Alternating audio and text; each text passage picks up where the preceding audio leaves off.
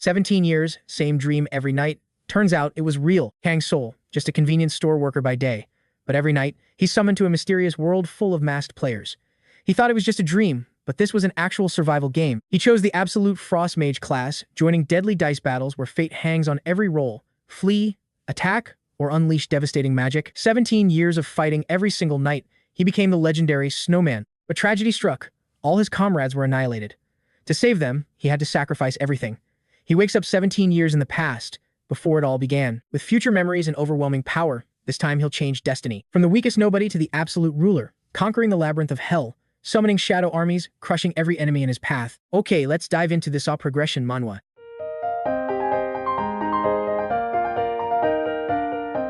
Whenever Kang Soul closed his eyes, a serene dreamscape unfolded before him.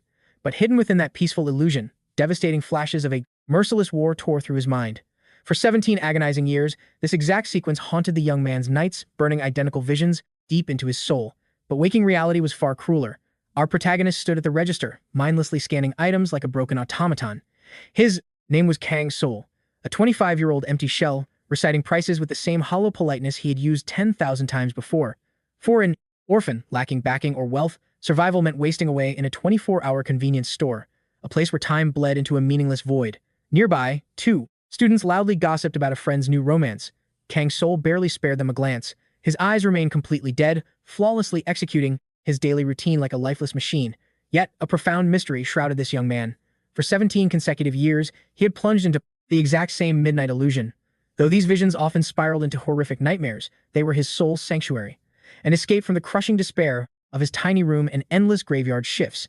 Kang Soul first witnessed this breathtaking phenomenon back at the orphanage, an innocent child who hadn't yet tasted the world's cruelty. Suddenly, his consciousness was pulled into an unknown dimension. A majestic fortress pierced the heavens, shrouded in thick, mystical fog. The boy stepped forward, guided by an overwhelming destiny that ignored his hesitation. At the towering gates, a mysterious figure emerged, wearing an eerie fox mask. Her graceful steps and melodic voice revealed her to be a young woman. The enigmatic guide escorted him inside an ancient banquet hall where hundreds of veiled figures concealed their true identities. Suddenly, an imposing guest wearing a terrifying eagle mask declared it was time to roll the dice. The suffocating silence instantly shattered. As the dice slammed against the table, blinding holy light erupted. It felt as though the heavens had crashed into the room. In a flash, Kang Soul realized his childhood body was gone. He was clad in mystical garments, wearing a heavy mask that obscured his face. A masked participant flashed a welcoming smile, gesturing for him to sit as if they were sworn comrades from a past life. The fox girl gracefully leaned in, asking what title he wished to bear at this table of fate. Overwhelmed, the young man convinced himself that this divine gathering was merely an illusion. He boldly claimed his gaming alias, Snowman. The fox nodded with deep approval. She declared that next, he must forge an avatar for the impending trial. Kang Soul froze. He was about to become a true player in an otherworldly survival match. A thrill of anticipation made his heart race. A glowing interface materialized. It felt exactly like a system Manhwa awakening, demanding his class and attributes from a sea of glowing runes. Convinced this dream meant zero real-world consequences, he fearlessly locked in his choice. A mage wielding absolute frost, to guarantee unwavering calm in this chaotic fantasy. The atmosphere violently quaked.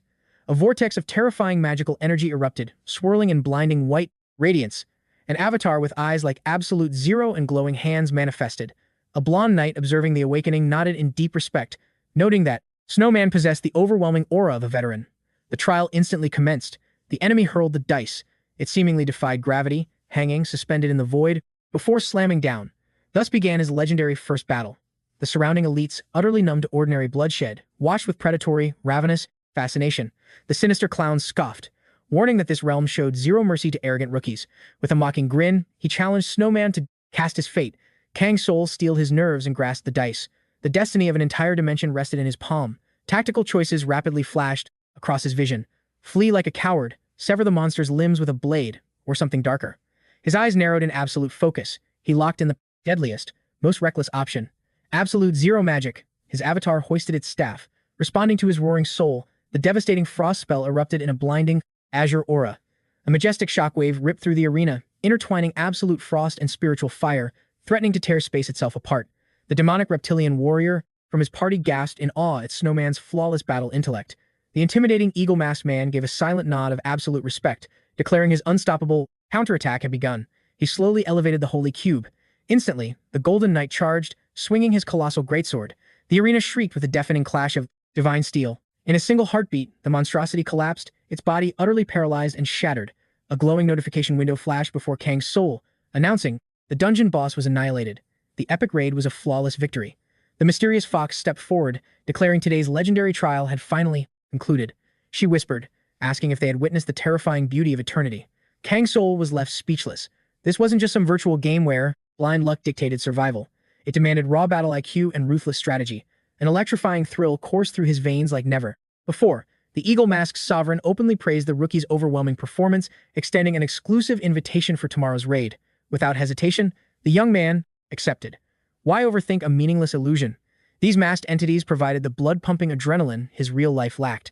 Ever since that fateful night, every single midnight was spent conquering the eternal abyss with his mysterious guild.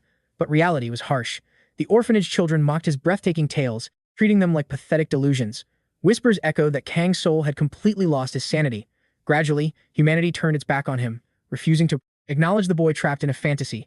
Thus, Kang Soul devolved into an isolated shadow, branded a lunatic, utterly suffocated by the bleak, colorless prison of modern society. Now, dragging his exhausted body into his dingy apartment, his limbs felt like crushed lead. His only burning desire was to collapse and surrender to the void. Yet, a fiery conviction burned within his chest. While ordinary humans blindly slept, he would ascend to his glorious realm of magic, where he could obliterate his mortal suffering. In a heartbeat, Kang Soul manifested before the colossal fortress, surrounded by that familiar, glowing mystical mist. The imposing man, wearing the eagle mask, smirked, noting that the legendary snowman was lagging behind schedule. The fox girl smiled warmly, confessing she had eagerly awaited him again. Kang Soul felt an unfamiliar warmth, something reality never offered. For years, he pondered the true identities of these mysterious players behind the screen. Were they spirits? Or perhaps gods? He feared that uncovering their true nature would shatter this dreamlike sanctuary. So, the young man simply tossed the dice. He laughed alongside them. Their digital cheers and radiant excitement became the single brightest anchor of his mundane existence. But today, everything changed. The blonde knight declared that Snowman would roll solo. His previous grand quest as a sage was left utterly incomplete, forcing the shift. The clown agreed, signaling a tactical retreat. Another voice chimed in. Past avatars were legendary, sure, but Zero had achieved true ascension. And right now was their absolute final chance. The warning echoed like a divine prophecy. The heavenly path awaited the ultimate trial within the world of eternity. Through 17 years of hardcore gaming, Kang Soul forged countless legendary avatars. He became a revered hero, grazing the very pinnacle of power. Yet, like any beautiful dream, this virtual realm was doomed to end. The system announced the trial version's absolute conclusion. The official release was rapidly approaching. Kang Soul sensed an ominous shift. His mysterious companions clearly grasped the hidden truth better than he did. They were being offered glorious ascension for this final match. A heavy sorrow silently gripped his aching heart. He just wasn't ready to abandon the virtual sanctuary he had called home for 17 years. If only the system had granted him a little more time, he could have crafted his 31st perfectly flawless avatar. The fox gently told him not to grieve. The beta phase was ending, but tomorrow heralded the official release. Their deepest fantasies would manifest into reality. The blonde knight sneered, stating they had lingered far too long. It was time to reclaim their lost divinity and exterminate the pathetic insects who stole their absolute power. Kang Soul was completely baffled by their cryptic words. Divinity? Insects? A chilling instinct warned him this was no ordinary game. This system Manhwa reality ran dangerously deep. He forced his creeping doubts away and intensely focused. Fate now hinged on one single roll of the dice. Only Ascension could deliver a legendary finale. Historically, a mere 9 out of his 30 meticulously crafted avatars had breached this sacred stage. This was his absolute last shot to immortalize his legacy within eternity's history. As he rolled the fateful dice, the atmosphere ruptured with a massive mana explosion. A blinding flash consumed the room, radiating the overwhelming might of accumulated wisdom. The system interface flashed red. Magical feedback brutally pierced Milan during the critical ascension phase. Gritting his teeth, Kang Soul fiercely pushed forward, once again treading the radiant staircase of ascension straight into a raging magical hurricane. But at a treacherous curve on the glowing steps, Milan violently stumbled, losing his footing. He plummeted toward the abyss, desperately gripping a crumbling ledge. A ferocious arcane gale instantly snatched the boy, tossing him into a dazzling vortex. He plummeted downward, completely voiceless and helpless. Milan, his prized avatar, tasted bitter defeat yet again. The 9th ascension attempt ended in absolute catastrophic failure. Luck had mercilessly abandoned Snowman. For several agonizing seconds, he remained paralyzed. He stared blankly into the digital void, a chaotic storm of burning rage, despair, and relentless stubbornness clashing within his soul. He grounded his teeth until his temples violently throbbed. This cursed history was repeating itself exactly like every single time before. The relentless system forced a brutal choice: terminate Milan's epic adventure, or risk rolling for one more chance. Kang Soul smiled bitterly through the crushing defeat, realizing that reaching heaven was brutally impossible, even in a system Manhwa. He glared at the monitor. His legendary character laid shattered and completely lifeless. With heavy fingers, he pressed yes, officially ending the grueling run, completely surrendering to the outcome. The system coldly chimed, confirming Milan's ultimate destiny was sealed. This epic, decade-spanning adventure was permanently over. Still, reality marched on. His guildmates offered their sympathies. Honestly, Snowman handled the devastating loss best. They had pushed past their absolute limits, securing a rare shot at divine ascension. It was all thanks to his strategic genius. He genuinely believed he could pierce the heavens this time. Sadly, fate cruelly turned its back. Regardless, the epic journey was unforgettable. Thus, the world of eternity officially closed its servers. But wait, the true nightmare had just begun. A blinding flash erupted, and the startled player stared forward, totally mesmerized. Endless seas of pure white clouds violently swirled around him. The atmosphere felt terrifyingly real. Kang Soul was absolutely positive that the game had ended. Suddenly, majestic voices echoed, greeting a newly summoned hero. The very same comrades he had bled with through countless system trials materialized right before his eyes. But their tone was venomous. They furiously accused him of grand deception. He had dared to play God, manipulating their destinies from a false throne. Now, the legendary player was a mere pawn on their twisted board. The blonde knight drew his blade, coldly ordering his immediate capture. Instantly, an overwhelming invisible pressure ruthlessly crushed his throat like a demonic energy chain. Kang Soul gasped, his body electrocuted by an unimaginably dense magical aura. Why had his loyal party suddenly decided to brutally betray him? The horrifying truth remained hidden, overshadowed by the agonizing burn around his crushing windpipe. Venomous insults rained down upon his fading consciousness. The very heroes who fought beside his avatars were now his lethal executioners. This arrogant mortal dared to deceive true divine beings. His penalty was absolute death. Kang Soul's eyes dilated in sheer, unadulterated terror. Only one frantic thought screamed through his mind. What insane reality was this? How had a simple system Manhwa game become terrifyingly real? The suffocating player frantically clawed at the glowing magical collar, but his betrayers were merciless, instantly unleashing a devastating barrage of high-tier magic. The arrogant blonde knight sneered, proclaiming this would be his pathetic grave. Kang Soul refused to accept such a meaningless, fleeting demise. Was this really game over? Suddenly, a commanding voice shattered the tension. He firmly declared he had not authorized this twisted execution. In a flash, a mysterious figure in a sharp suit and glowing mask materialized before the stunned deities. The blonde knight aggressively hoisted Kang Soul by the throat, glaring at the newcomer named Corden. He aggressively questioned this sudden interference. The other gods roared in agreement. This fake player had blasphemed their absolute honor and demanded divine retribution. Corden radiated an icy calm, ordering them to immediately stand down and cease their rash hostility.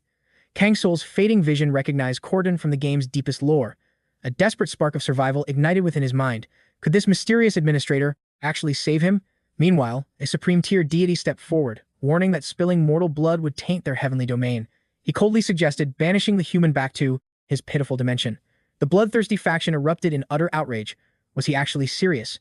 Letting the deceiver live was unacceptable. Unfazed, Corden seamlessly continued his imposing logic, declaring there was zero chance these higher beings would just let him walk away. Though they branded him a sinner, these arrogant fools had completely forgotten the significance of today's date. The masked executioners exchanged bewildered glances. What was he scheming? Suddenly, it hit 𝗦𝗦𝗦 like a physical blow. Today was the day of the harvest, and that meant this mortal trespasser had to be banished back to his own realm. The Grand Mage sneered, his voice dripping with venom, decreeing the boy's banishment to the gutter, sentenced to a realm where dreams turn into living nightmares. He was to die as a mere worm, sacrificed to pure madness. The sheer terror shattered Kang Soul's composure completely. The suffocating pressure peaked, scrambling his mind beyond all rational thought. His legs gave out. As the young man collapsed in utter exhaustion, vicious laughter echoed through the grand hall. Surrounded by enemies, they spat that their sacred heaven would never be tainted by a trash-tier nobody. He had entered this realm as an absolute beginner, naively thinking that there were zero consequences, just like playing a virtual reality game. The Divine Knight's chilling verdict echoed. His absolute destiny was to rot on Earth, forbidding him to ever meet the gaze of a constellation again. Drowning in absolute despair, Kang Soul's final lifeline snapped. Corden had zero intention of saving him, relishing only in inflicting maximum suffering. But wait, cutting through the chaotic noise, a bizarrely gentle voice whispered, asking how Snowman was holding up. Stunned by the nickname, he frantically scanned the room. The mysterious telepathy confirmed that only Kang Soul could intercept this transmission. He whipped around, his eyes widening in pure shock. It was Corden, secretly broadcasting a private message. The Supreme Mage confessed he knew his true player identity, Bypassing the tutorial-level exposition, he cut straight to the terrifying truth. The reality Kang Soul knew was facing an apocalyptic update. Today marked the server merge. Earth was forcefully colliding with the realm of eternity. The revelation hit the main character like a physical shockwave. How was a dimensional integration even possible? Why initiate it now? 𝗦𝗦𝗦 revealed the dark truth. The constellations abandoned faith for absolute madness to replenish their failing divine energy. Humanity's entire civilization, their myths, their history, would be converted into pure chaotic mana. This massive sacrifice would reboot the god's stats. Kang Soul's brain practically short-circuited, trying to process this cataclysmic system event. 𝗦𝗦𝗦 urgently whispered the ultimate hidden quest. There was only one impossible survival route. He needed to clear the final stage, the very dungeon he failed before his false ascension. He had to farm as much chaotic madness as humanly possible. Suddenly, the telepathic link crackled with a final warning. Stay off the divine radar, or the higher-ups would trigger a system purge. But how could he clear the ascension quest now? This was not a virtual simulation. He had already triggered the game over screen countless times.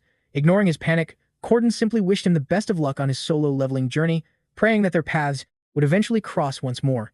Before Kang Soul could even check his status window, a terrifying surge of magical aura grabbed him, violently launching him into the endless abyss. Suspended in the stratosphere, he looked down. His beloved Earth, with its sprawling cities and oblivious millions, sat completely exposed. Above him, 𝗦𝗦𝗦's cruel public persona mocked loudly. Let's watch this pathetic bug squirm before his game over. The arrogant deities howled with laughter, but the absolute second the Grand Mage dropped his hand, the system matrix shattered. The divine domain dissolved as reality itself glitched out. Kang Soul's equilibrium vanished completely, sending him plummeting like a broken meteor into the atmosphere. A devastating mana hurricane violently swallowed his falling body. High above, his so-called party members watched with dead, indifferent eyes, displaying zero empathy for a deleted player. Instantly dismissing his existence, the Celestial Council greedily pivoted to discussing their upcoming madness farming strategy. Seizing the floor, 𝗦𝗦𝗦 confidently addressed the arrogant council of self-proclaimed gods. Meanwhile, Kang Soul crashed into an absolute void. Trapped in a pitch-black loading screen, he frantically scanned the endless darkness, desperately trying to analyze his coordinates. Holy crap, his HP had not hit zero. He had actually survived the drop. His mind raced as the puzzle pieces finally clicked into place. His craziest theories were 100% accurate. The bastards treating him like an NPC were not AI constructs. They were literal, physical deities manipulating human lives for sport. Real beings with god-tier stats. Kang Soul strained his eyes, mapping out this mysterious dimensional rift. Suddenly, a familiar blue holographic panel chimed, materializing right in front of his face. System notification. Initialization of the Eternity Realm server starting now. A split second later, the iconic welcome prompt flashed. He had officially logged into the brutal survival game known as Eternity. Our protagonist froze, his jaw dropping in absolute disbelief. How could this be real? Pandia was just a fantasy game setting, but before him, an ultra-realistic mountain range spawned, dominated by a terrifying fortress. He had quite literally been dragged into a real-life system, Manhwa. Despite his brain rejecting the logic, the sensory feedback was terrifyingly real. Ping. The system coldly announced that over 7 billion new players had been forcefully migrated into the Eternity server. A chilling realization washed over Kang Soul. He stared blindly at the massive player count, completely overwhelmed by the apocalyptic scale. But his rising panic was instantly cut short by a bizarre, heavy mana vibration rumbling the earth, forcing a defensive stance. Flashes of light erupted as countless confused civilians spawned. Ding! A new mandatory quest required him to finalize his starting stats immediately. The tutorial phase was starting. The sheer insanity of it all was staggering. Every single human had been drafted into this death game. The planetary merger was not a joke. It was absolute reality. 𝗦𝗦𝗦's ominous prophecy echoed in his mind. The peaceful modern era was officially dead, forcefully overwritten by this cutthroat fantasy system. He needed to snap out of it and focus. His thousands of hours of gaming were not wasted. They were the ultimate preparation for his new life. But a dark memory surfaced. The ultimate disrespect from those elitist constellations burned in Kang Soul's memory. They dared to look down on him, commanding him to avert his gaze, sentencing him to crawl and die like a worthless insect. They called him a bug, a glitch to be deleted by their overwhelming arrogance. A dark, terrifying aura began to leak from his body. His fists clenched until his knuckles turned white. Those arrogant gods had severely underestimated the ultimate player who had once outsmarted them all. An explosive, unyielding determination ignited his soul. He refused to be a pawn on their divine chessboard. He would grind his way to the top and survive.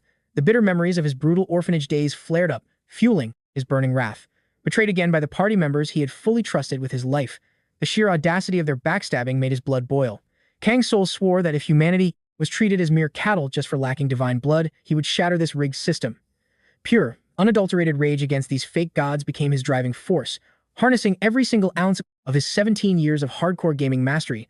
Our main character decisively smashed the character creation button. He was ready to break the game's limits. A glorious system chime confirmed his registration. Kang Soul made an unbreakable vow. He would evolve into the supreme hidden boss, the 31st figure who would absolutely... It was time for absolute payback. Snowman, the shadow summoner, manifested inside the eternal pandemic realm. In this twisted reality, foundational stats dictated absolute fate. The digital nightmare had morphed into reality, where a single mistake meant permanent deletion. He required an avatar destined for godhood, free from any limitations. Within the realm of eternity, players could stack multiple conditions, birthing entirely unprecedented builds. However, like any ruthless system Manhwa, the hierarchy of classes was brutally unbalanced. During his past lives, he foolishly depended on useless teammates, yet now, he stood absolutely solo. Among the countless build paths, one specific hybrid had remained untouched throughout his entire beta phase, and he finally chose to awaken it. The dark element funneling every single point into intellect, culinary arts, and sheer sensory awareness. A seemingly pathetic summoner build, lacking firepower, and utterly useless for boosting allies. Yet, fusing these trash-tier traits would spark a terrifying synergy. Moments later, our dark conjurer Snowman was forcefully dragged into Eternity's plagued dimension. The initial trial randomized instantly, flashing a glowing quest prompt dubbed Moonlight Dance right before his very eyes. Lethal snares littered this apocalyptic zone, demanding flawless evasion skills just to survive this twisted tutorial ground. The protagonist fearlessly charged into his debut scenario, approaching an uncharted temple. Here, he needed to conquer a single trial within the ruins of the Forgotten Moon, claiming the spoils or perishing horribly. Scanning the glowing text, a chilling realization hit him. This specific moonlit dungeon felt intensely familiar. Kang Soul immediately recalled this exact novice dungeon, originally designed to torture newbies while teaching Eternity's brutal mechanics. However, at first glance, the danger level was insanely spiked, normally forcing players to bleed just to progress. The ruins of the Forgotten Moon overflowed with hidden mechanics, presenting a fatal flaw since our main character possessed zero trap disarming abilities. To make matters worse, he was playing a shadow summoner, a notoriously sluggish magic user who dumped everything into raw intellect. Kang Soul knew this hellish path would be brutal, demanding absolute perfection. A fleeting regret crossed his mind, wondering if a combat-heavy job would have been better had he foreseen this specific starting zone. Yet, a cynical smirk formed on his lips. The pixels were now breathing reality, and he was the pawn on the board. The dreaded lunar temple loomed menacingly overhead, trapping Kang Soul before an imposing gateway. The system presented two critical choices to initiate the raid: touch the archaic portal, or pull the rusted lever. One meant life, the other certain doom. Suddenly, a blue holographic screen flashed right before his eyes, catching him off guard. Kang Soul's pupils dilated as he read the hidden command prompts, questioning if other players possessed this cheat-like vision. The interface was literally feeding him clues. Though he possessed encyclopedic knowledge of the beta test's mechanics, the official launch could have patched out those exploits. Luckily, the developers had not changed a thing. A predatory grin stretched across Kang Soul's face, knowing he could completely break this dungeon and claim the first clear rewards. After 17 grueling years of mastering this digital hellscape, dodging left then pivoting right was basically muscle memory. Min-maxing decisions was his absolute specialty. If the variables were truly randomized, he could not have leaned entirely on past strategies. Yet here, the outcome was guaranteed. With a heavy groan, the ancient stone gates parted. He peered deeply into the belly of the oppressive structure, a monument of suffocating despair. Kang Soul crept stealthily across the crumbling masonry, his veteran instincts tingling with intense nostalgia. The mastermind double-checked the holographic interface to verify his current coordinates. The glowing text confirmed he had triggered the initial death trap of the Forgotten Moon, a puzzle he had memorized years ago. The objective: traverse a grid of pressure plates. One single misstep would instantly trigger a bloodbath. Failure meant absolute annihilation. Dodging razor wire mechanisms would demand superhuman agility. This was not a virtual simulation anymore. This was grim reality, where our protagonist constantly danced on the razor's edge of the abyss. Having experimented with every single meta class during Eternity's golden era, Kang Soul knew exactly which secret pathways unlocked god-tier rewards. His encyclopedic brain was his ultimate weapon. It was the exact reason he gambled everything on those absurd starter stats. Gazing upwards, the solution to the deadly enigma literally materialized in his mind's eye. Despite lacking the scholarly perks of ancient decryption or divine sight to translate runes, his veteran intuition kicked in. The lion symbolized blazing arrogance, completely unyielding and saturated with majestic pride. Conversely, the lamb represented absolute submission, trailing behind with lowered eyes. The benevolent moon sheltered all existence, while the shadow wolf blindly trailed the apex tiger. The hidden lore was painfully clear. While newbies would panic at the cryptic mythology, the true trick was just tracing the beastly hierarchy in sequence. Kang Soul scoffed at the pathetic difficulty level. He merely had to walk the path of the apex predator to dodge execution. With a sudden rush of adrenaline, yet anchored by absolute certainty, he marched into the kill zone. Gliding smoothly across the deadly grid, he perfectly matched the bestial carvings etched into the bedrock. His boot slammed onto the lion crest. Utter silence followed, confirming his flawless strategy. Trusting his ironclad gamer logic, he advanced another tile, his pulse hammering with exhilarating anticipation. A triumphant smirk graced Kang Soul's features. The cryptic puzzle was utterly shattered. Everything unfolded precisely according to his master plan. Arrogance fueled his momentum with every calculated stride. In mere seconds, the Dark Mage was fearlessly and ruthlessly conquering the lethal floorboards toward the safe zone. Surviving the slaughter intact, he exhaled sharply, stepping into a massive chamber where the atmosphere pulsed with an ethereal lunar radiance. The main character arched a confident brow and chuckled, realizing this supposed death trap was an absolute joke compared to his expectations. A holographic chime praised his flawless no-damage run of the Forgotten Moon, instantly upgrading his pathetic copper loot box into gleaming iron. However, the interface offered a greedy gamble: forfeit the prize to dive deeper. Kang Soul's eyes narrowed. The current gear was decent, but pushing his luck meant securing god-tier artifacts. Without a shred of hesitation, our protagonist boldly rejected the chest to delve further. After all, his memory screamed that the Forgotten Moon existed to teach players humility. In this system, Manhwa reality, greed meant death. However, our main character wasn't worried. He swore he would never fall for those cheap system rewards. Peering cautiously down the shadowy corridor, a massive tunnel revealed itself. The young protagonist instantly recognized the second hidden trial of the Forgotten Moon ruins.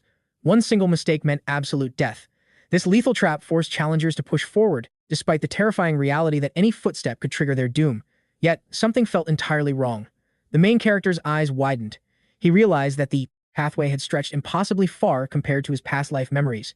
Kang Soul realized his regressor knowledge was useless here. The system interface flashed, warning he could only tread on the red, blue, and black tiles. The activation sequence shifted randomly every single time. He cursed under his breath. He severely lacked the required rogue skills like trap disarming or mechanical engineering to bypass this nightmare. Looking up, he suddenly caught his own reflection staring back from the polished wall. Bathed in eerie light, his own face looked like a stranger's. He paused to study his features. That dark brand marking his neck violently recalled the slave collar's cursed scar, a sickening gift from the lightning god. Blazing fury ignited within his very soul, and he swore a blood oath to repay them 1,000 times over. But right now, blinding rage wouldn't help. Kang Soul inhaled deeply, gathered his focus, and tentatively placed his foot on a crimson tile. Perhaps he could blindly guess the sequence and clear the quest. Despite his muscles trembling from the suffocating pressure, our determined hero carefully scanned the chaotic colored tiles stretching ahead like a massive, venomous snake's scales. Stealing his resolve, he stomped onto a sapphire tile, praying his desperate gamble was actually correct. Instantly, the dead air shattered with a deafening blast. Kang Soul froze as pure survival instinct kicked in. Agonizing pain ripped straight through his veins. He screamed out as brutal electric shocks violently seized every muscle in his body. Yet miraculously, this terrifying agony only ignited his battle thrill. Deep inside, he felt an insane rush from brushing against death. Now this was getting seriously entertaining. High above, the cosmic constellations were watching his struggle with absolute fascination. One demonic sponsor, known as Hell, gleefully tossed a madness coin into the donation pool. Meanwhile, Kang Soul stubbornly pushed forward. But the very second he triggered another wrong tile, deadly spikes erupted instantly from the walls. He swore viciously. The architects behind this hellish system Manhwa dungeon were absolutely sadistic lunatics. Seriously, who places 4 crimson death traps consecutively? Before him lay more red, blue, and black runes. Scowling intensely, the young regressor calculated that since red dominated the previous pattern, trying a different hue was statistically smarter. Weighing his odds, he bravely decided to roll the dice and step onto the azure path, praying his gamer intuition wouldn't betray him here. Tragically, this move was completely wrong too. Instantly, mocking laughter echoed viciously throughout the massive chamber. Kang Soul ground his teeth together. One more careless misstep meant total annihilation. The celestial audience was absolutely certain this arrogant mortal was completely doomed. A constellation mocked that this lunatic's only hope was blindly sprinting like a coward. But suddenly, shattering all their cosmic expectations, Kang Soul's aura exploded as he bolted forward at blinding speed. He flawlessly anticipated every single safe zone. His explosive footwork was terrifyingly precise. The arrogant gods, watching this nightmare trial, were utterly speechless. They frantically murmured in pure shock. They couldn't comprehend how this pathetic human had just achieved such a legendary transformation. Ding!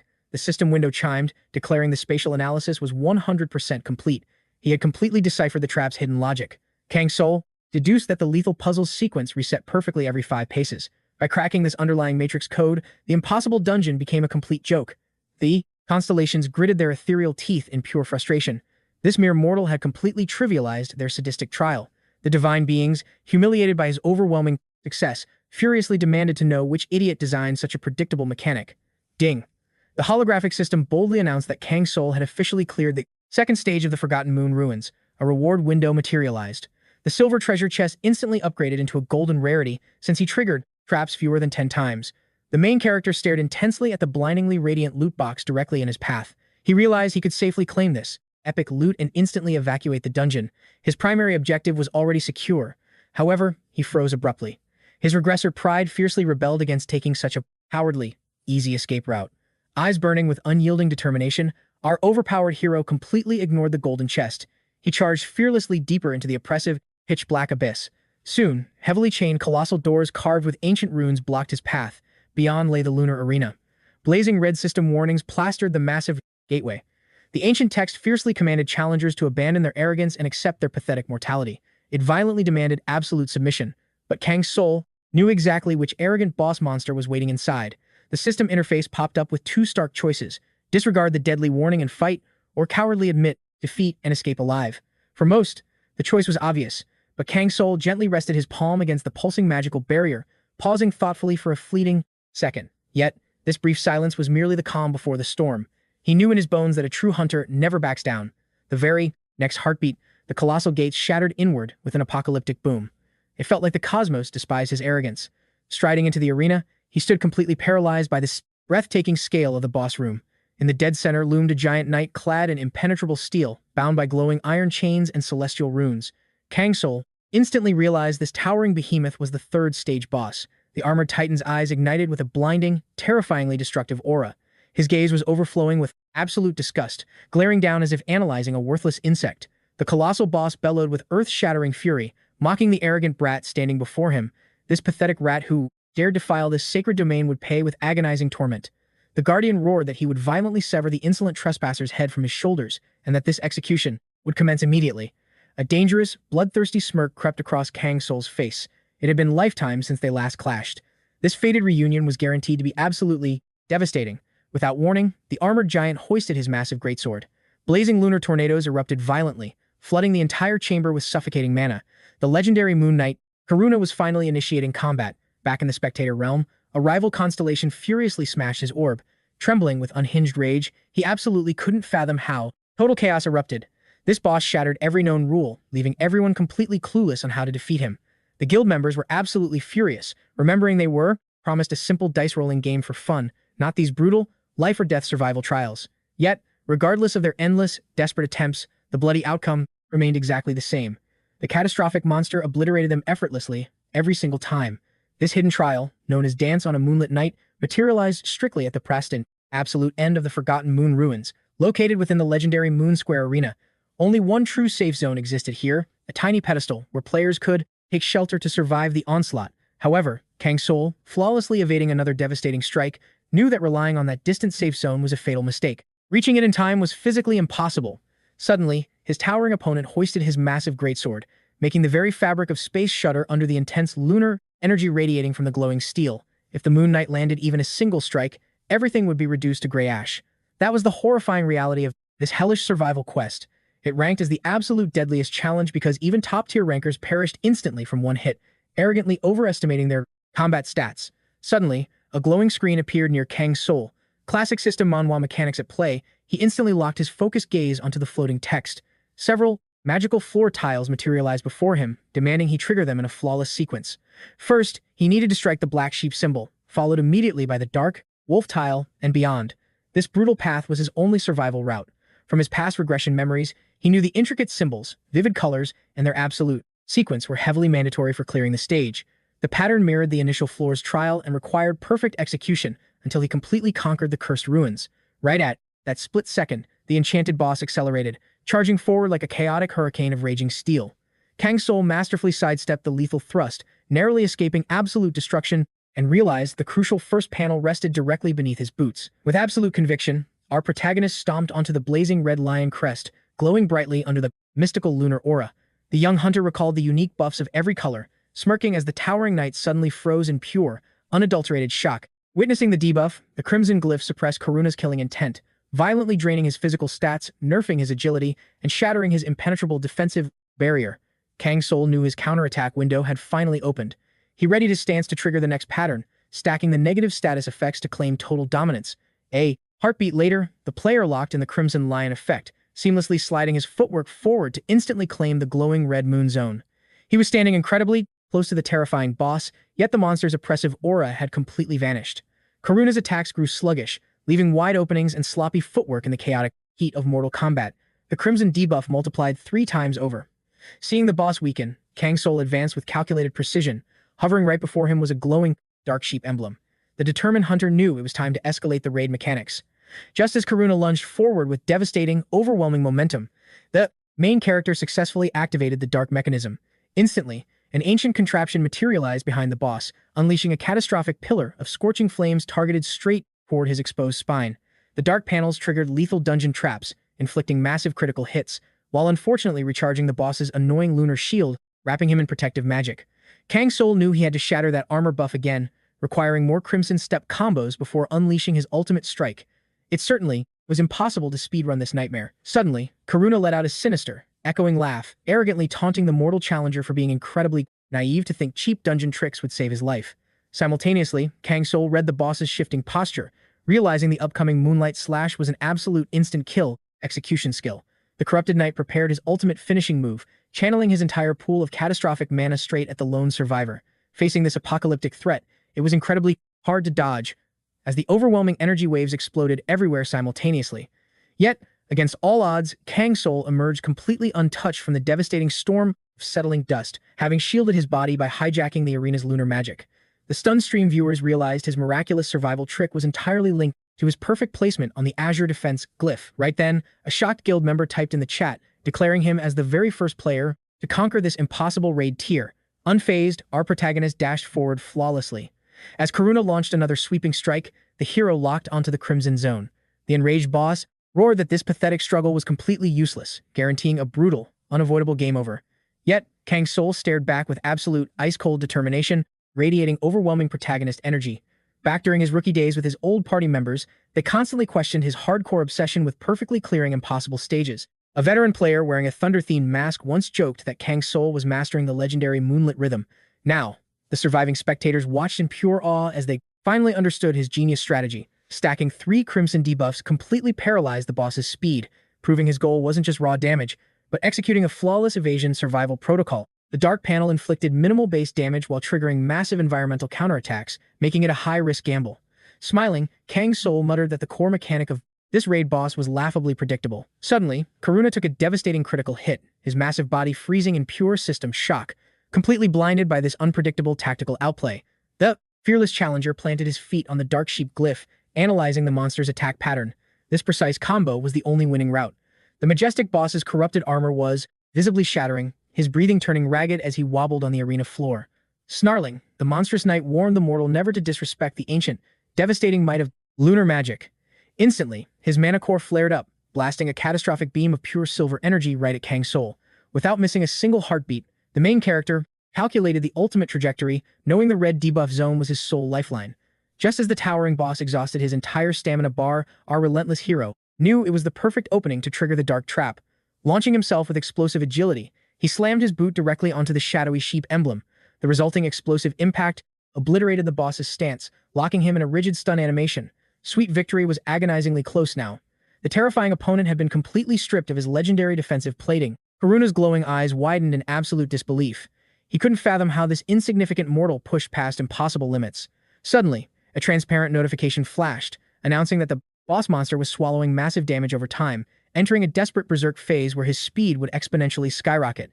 Gritting his teeth, the corrupted knight swore that without his lethal strike missed, but the infamous knight roared with fury, charging forward with bloodlust. However, Kang Soul noticed that the rhythm of the moon steps had shifted.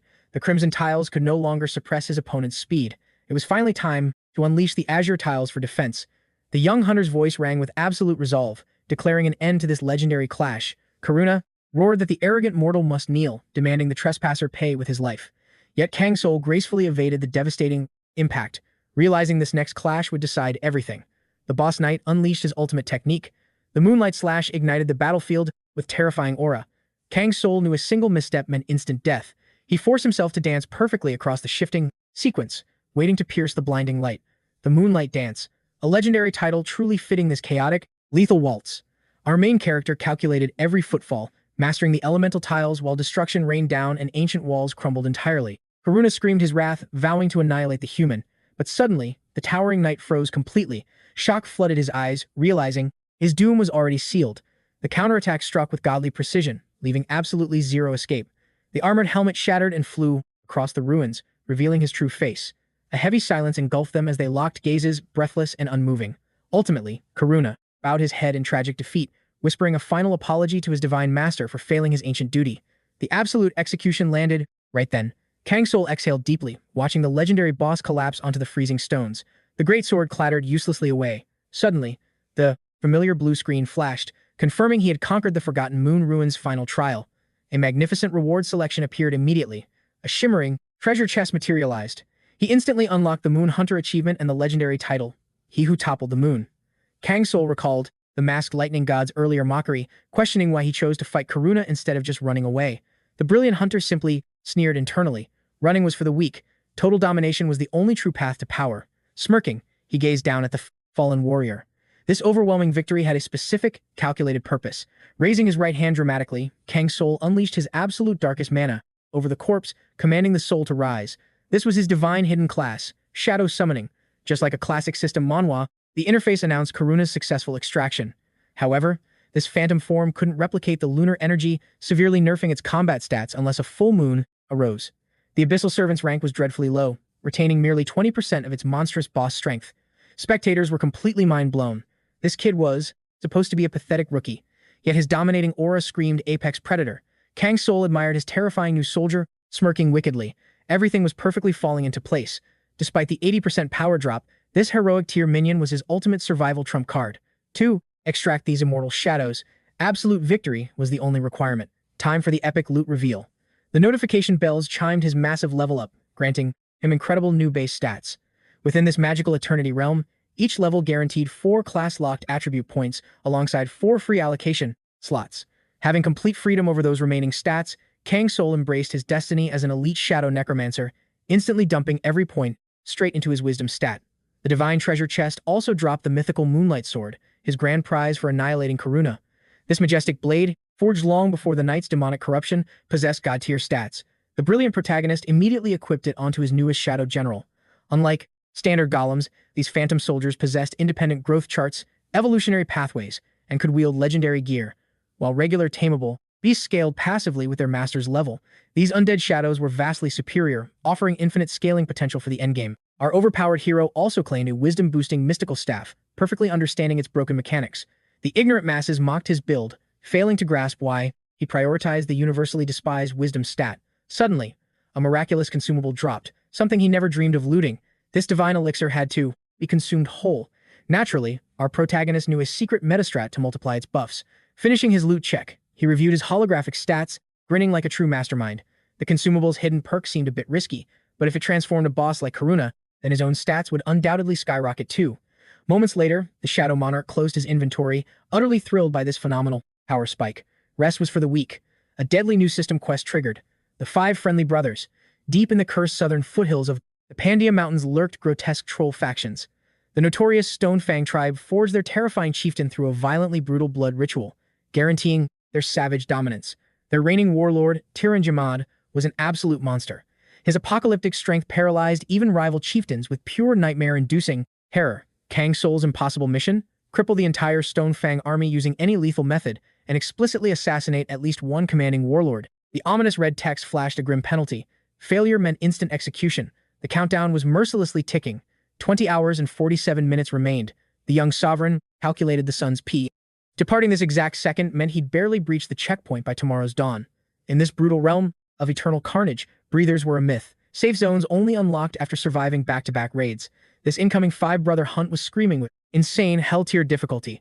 He had 5 potential assassination targets, all deeply entrenched within treacherous mountain peaks. These savage beasts memorized every single blood-stained cliff and hidden pathway. The fortress infiltration would be a total suicide mission against their massive army. Analyzing the map, Kang Soul locked onto his single, viable survival strategy.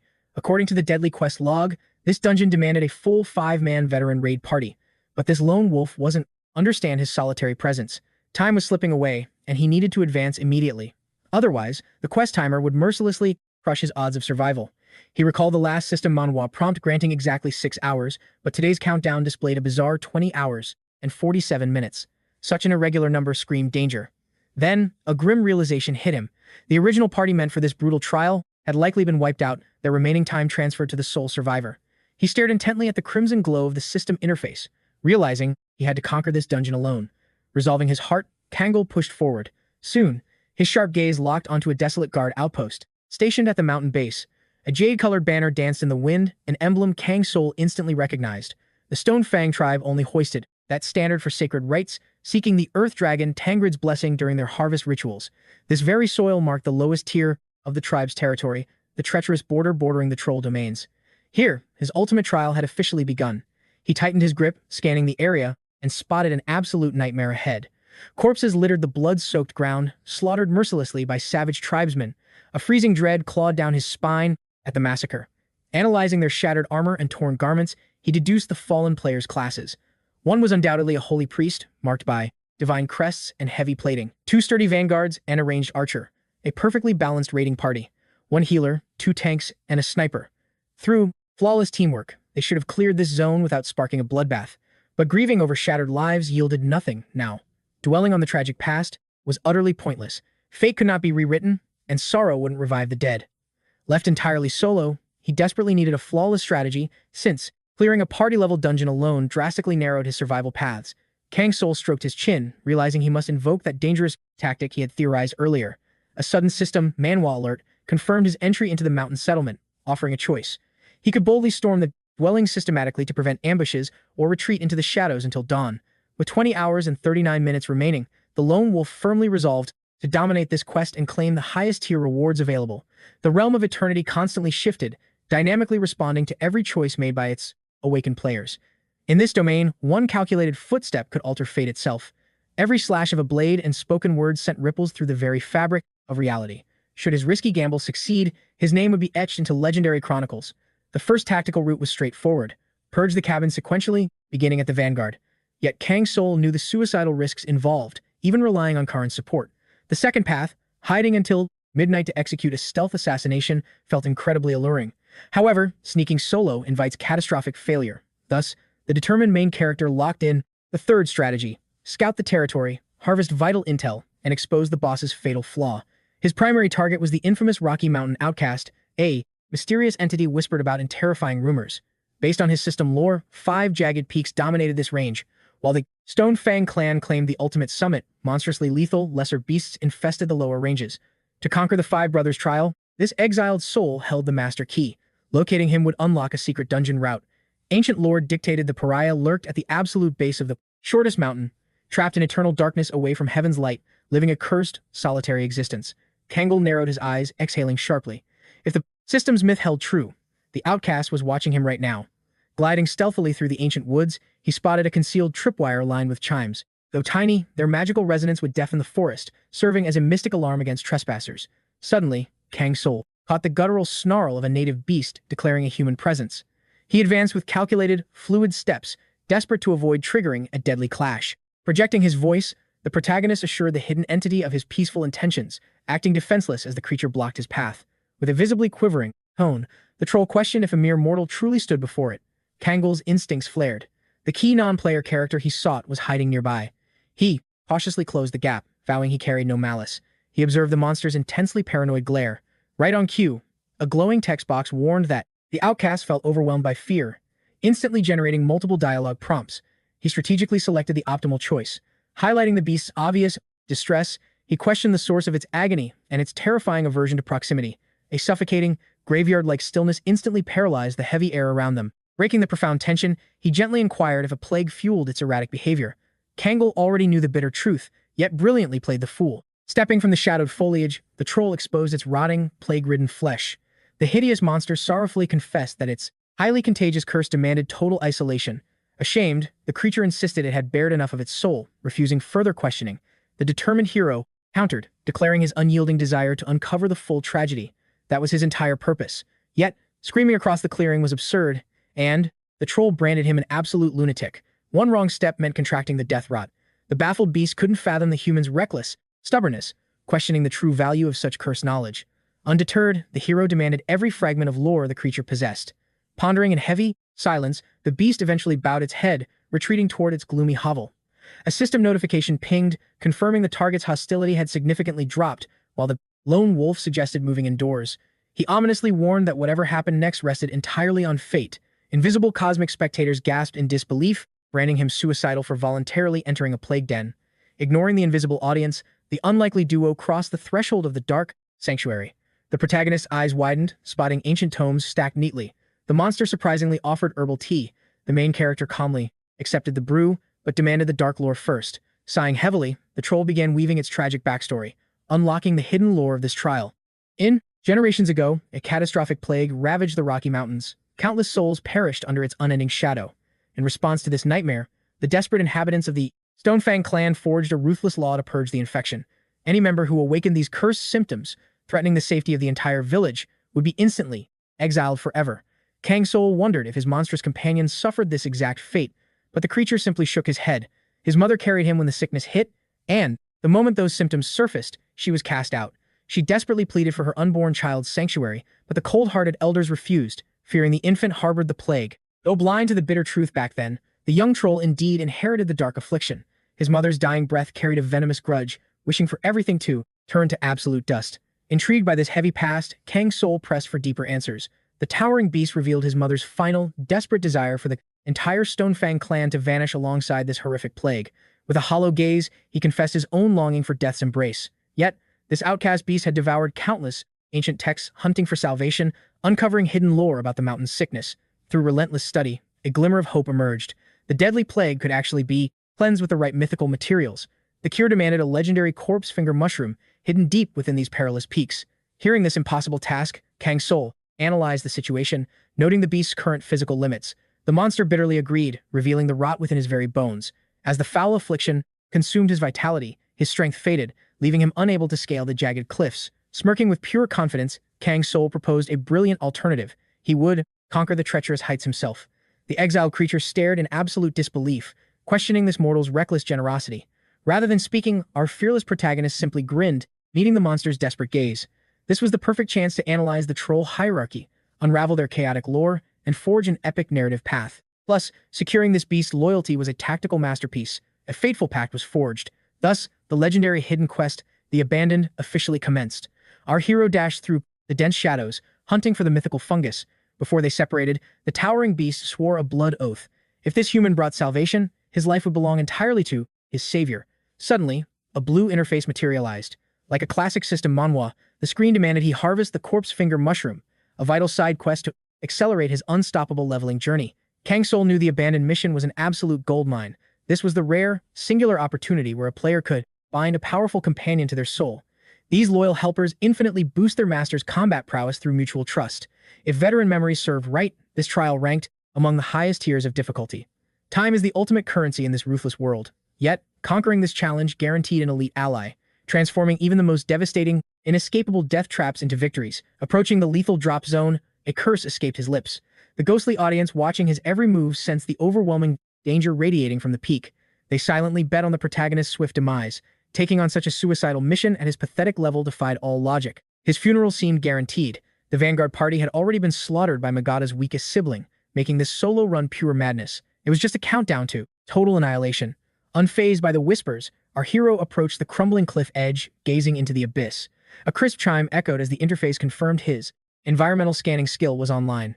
With no fungal traces visible, a crucial crossroads emerged. Should he hold ground, map the lethal terrain, retreat with useless data, or analyze the soil for spawn points? Like lightning, a buried memory struck Kang Soul's mind. He had stood on this exact precipice before, armed with his very first avatar.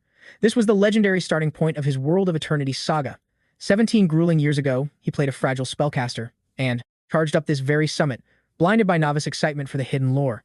He remained blissfully unaware that this specific tragedy would haunt his nightmares for endless decades.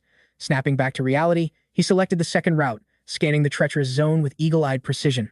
In his past life, reckless haste had bred fatal errors. Ignoring critical survival instincts, he paid the ultimate blood price.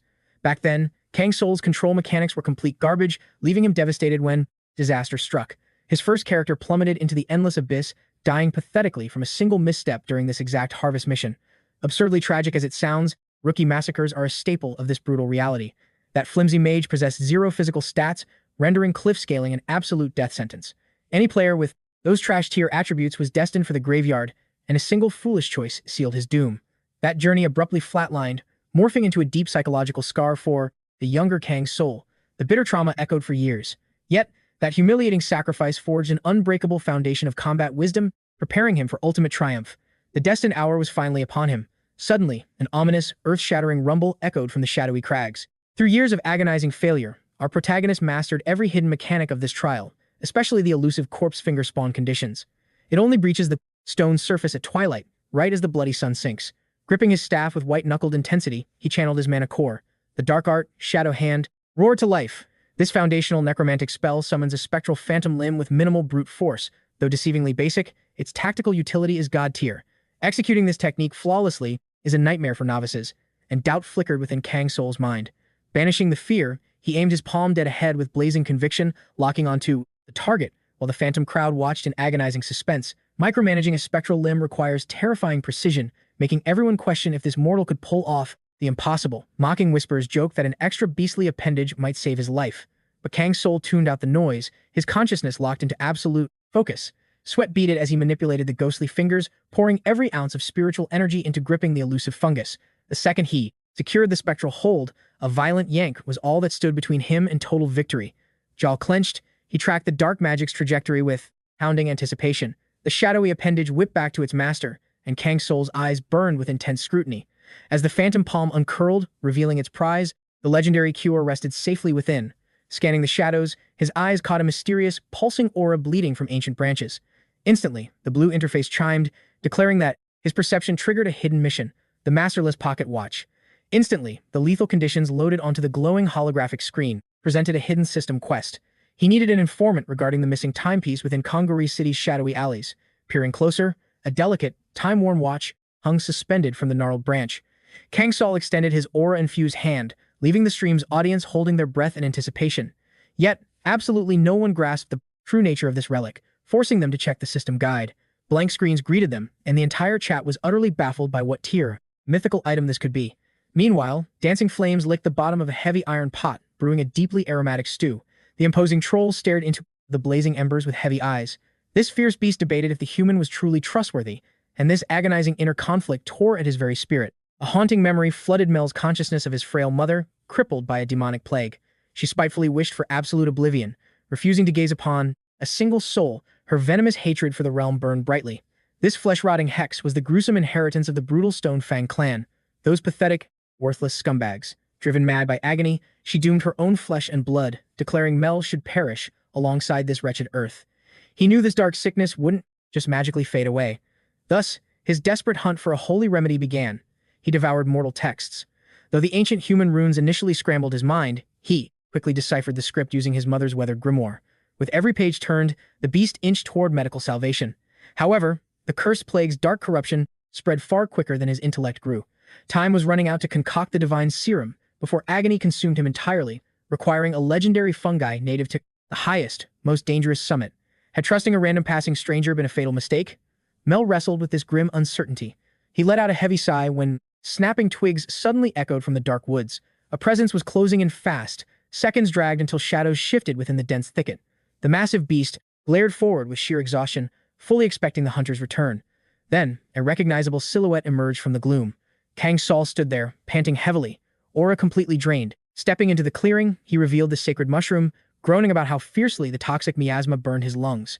In his trembling palm rested the glowing, mystical remedy, leaving Mel utterly spellbound by its radiant aura. It was the exact mythical ingredient from his wildest hopes. The stoic beast was absolutely paralyzed by what was unfolding before him. His rugged jaw quivered violently as hot tears breached his defenses. A mere human risking death for a monster shattered his reality. Overwhelmed, Mel dropped to his massive knees, bowing deeply to his fated savior. He desperately begged for the title of this valiant warrior who defied heaven's will for him. Kang Soul smirked, offering the humble alias Snowman. In turn, the beast revealed his true name, translating to Child of the Cosmos, swearing a blood oath to repay this monumental life debt to Kang Soul. Uncontrollable sobs racked the monster's giant frame, having never tasted true human warmth, and he pledged upon his core to permanently etch this divine grace into his memory. Suddenly, a blue screen flashed. The system Manhwa interface confirmed the abandoned child rescue quest was cleared, marking this legendary saga's epic conclusion. Through sheer willpower, the protagonist expelled the remaining toxins from his veins, triggering a satisfying 2-level stat boost to his base endurance. Mel also absorbed the restorative magic, his corrupted flesh purifying entirely. Bound by ultimate loyalty, the mighty beast vowed to become an unstoppable shield for the young conqueror whenever dark forces threatened him. A transparent system prompt offered Kang Soul branching paths for Mel's future combat role, flashing a strict warning that this vital choice required maximum strategic foresight. Analyzing the grim tactical odds, the seasoned player realized a frontal assault meant certain death, concluding that the Savage clan's absolute destruction required a flawless inside job. Mel knew infiltrating their ranks was practically suicide, yet a brilliantly ruthless scheme sparked within his awakened mind. A few hours later, the lone wolf stalked toward the heavily fortified Stone Fang encampment. Tonight was 0 hour, perfectly timed with their chaotic blood harvest festival. Kang Soul stealthily peered past the trunk of a colossal ancient oak, tracking the patrol routes.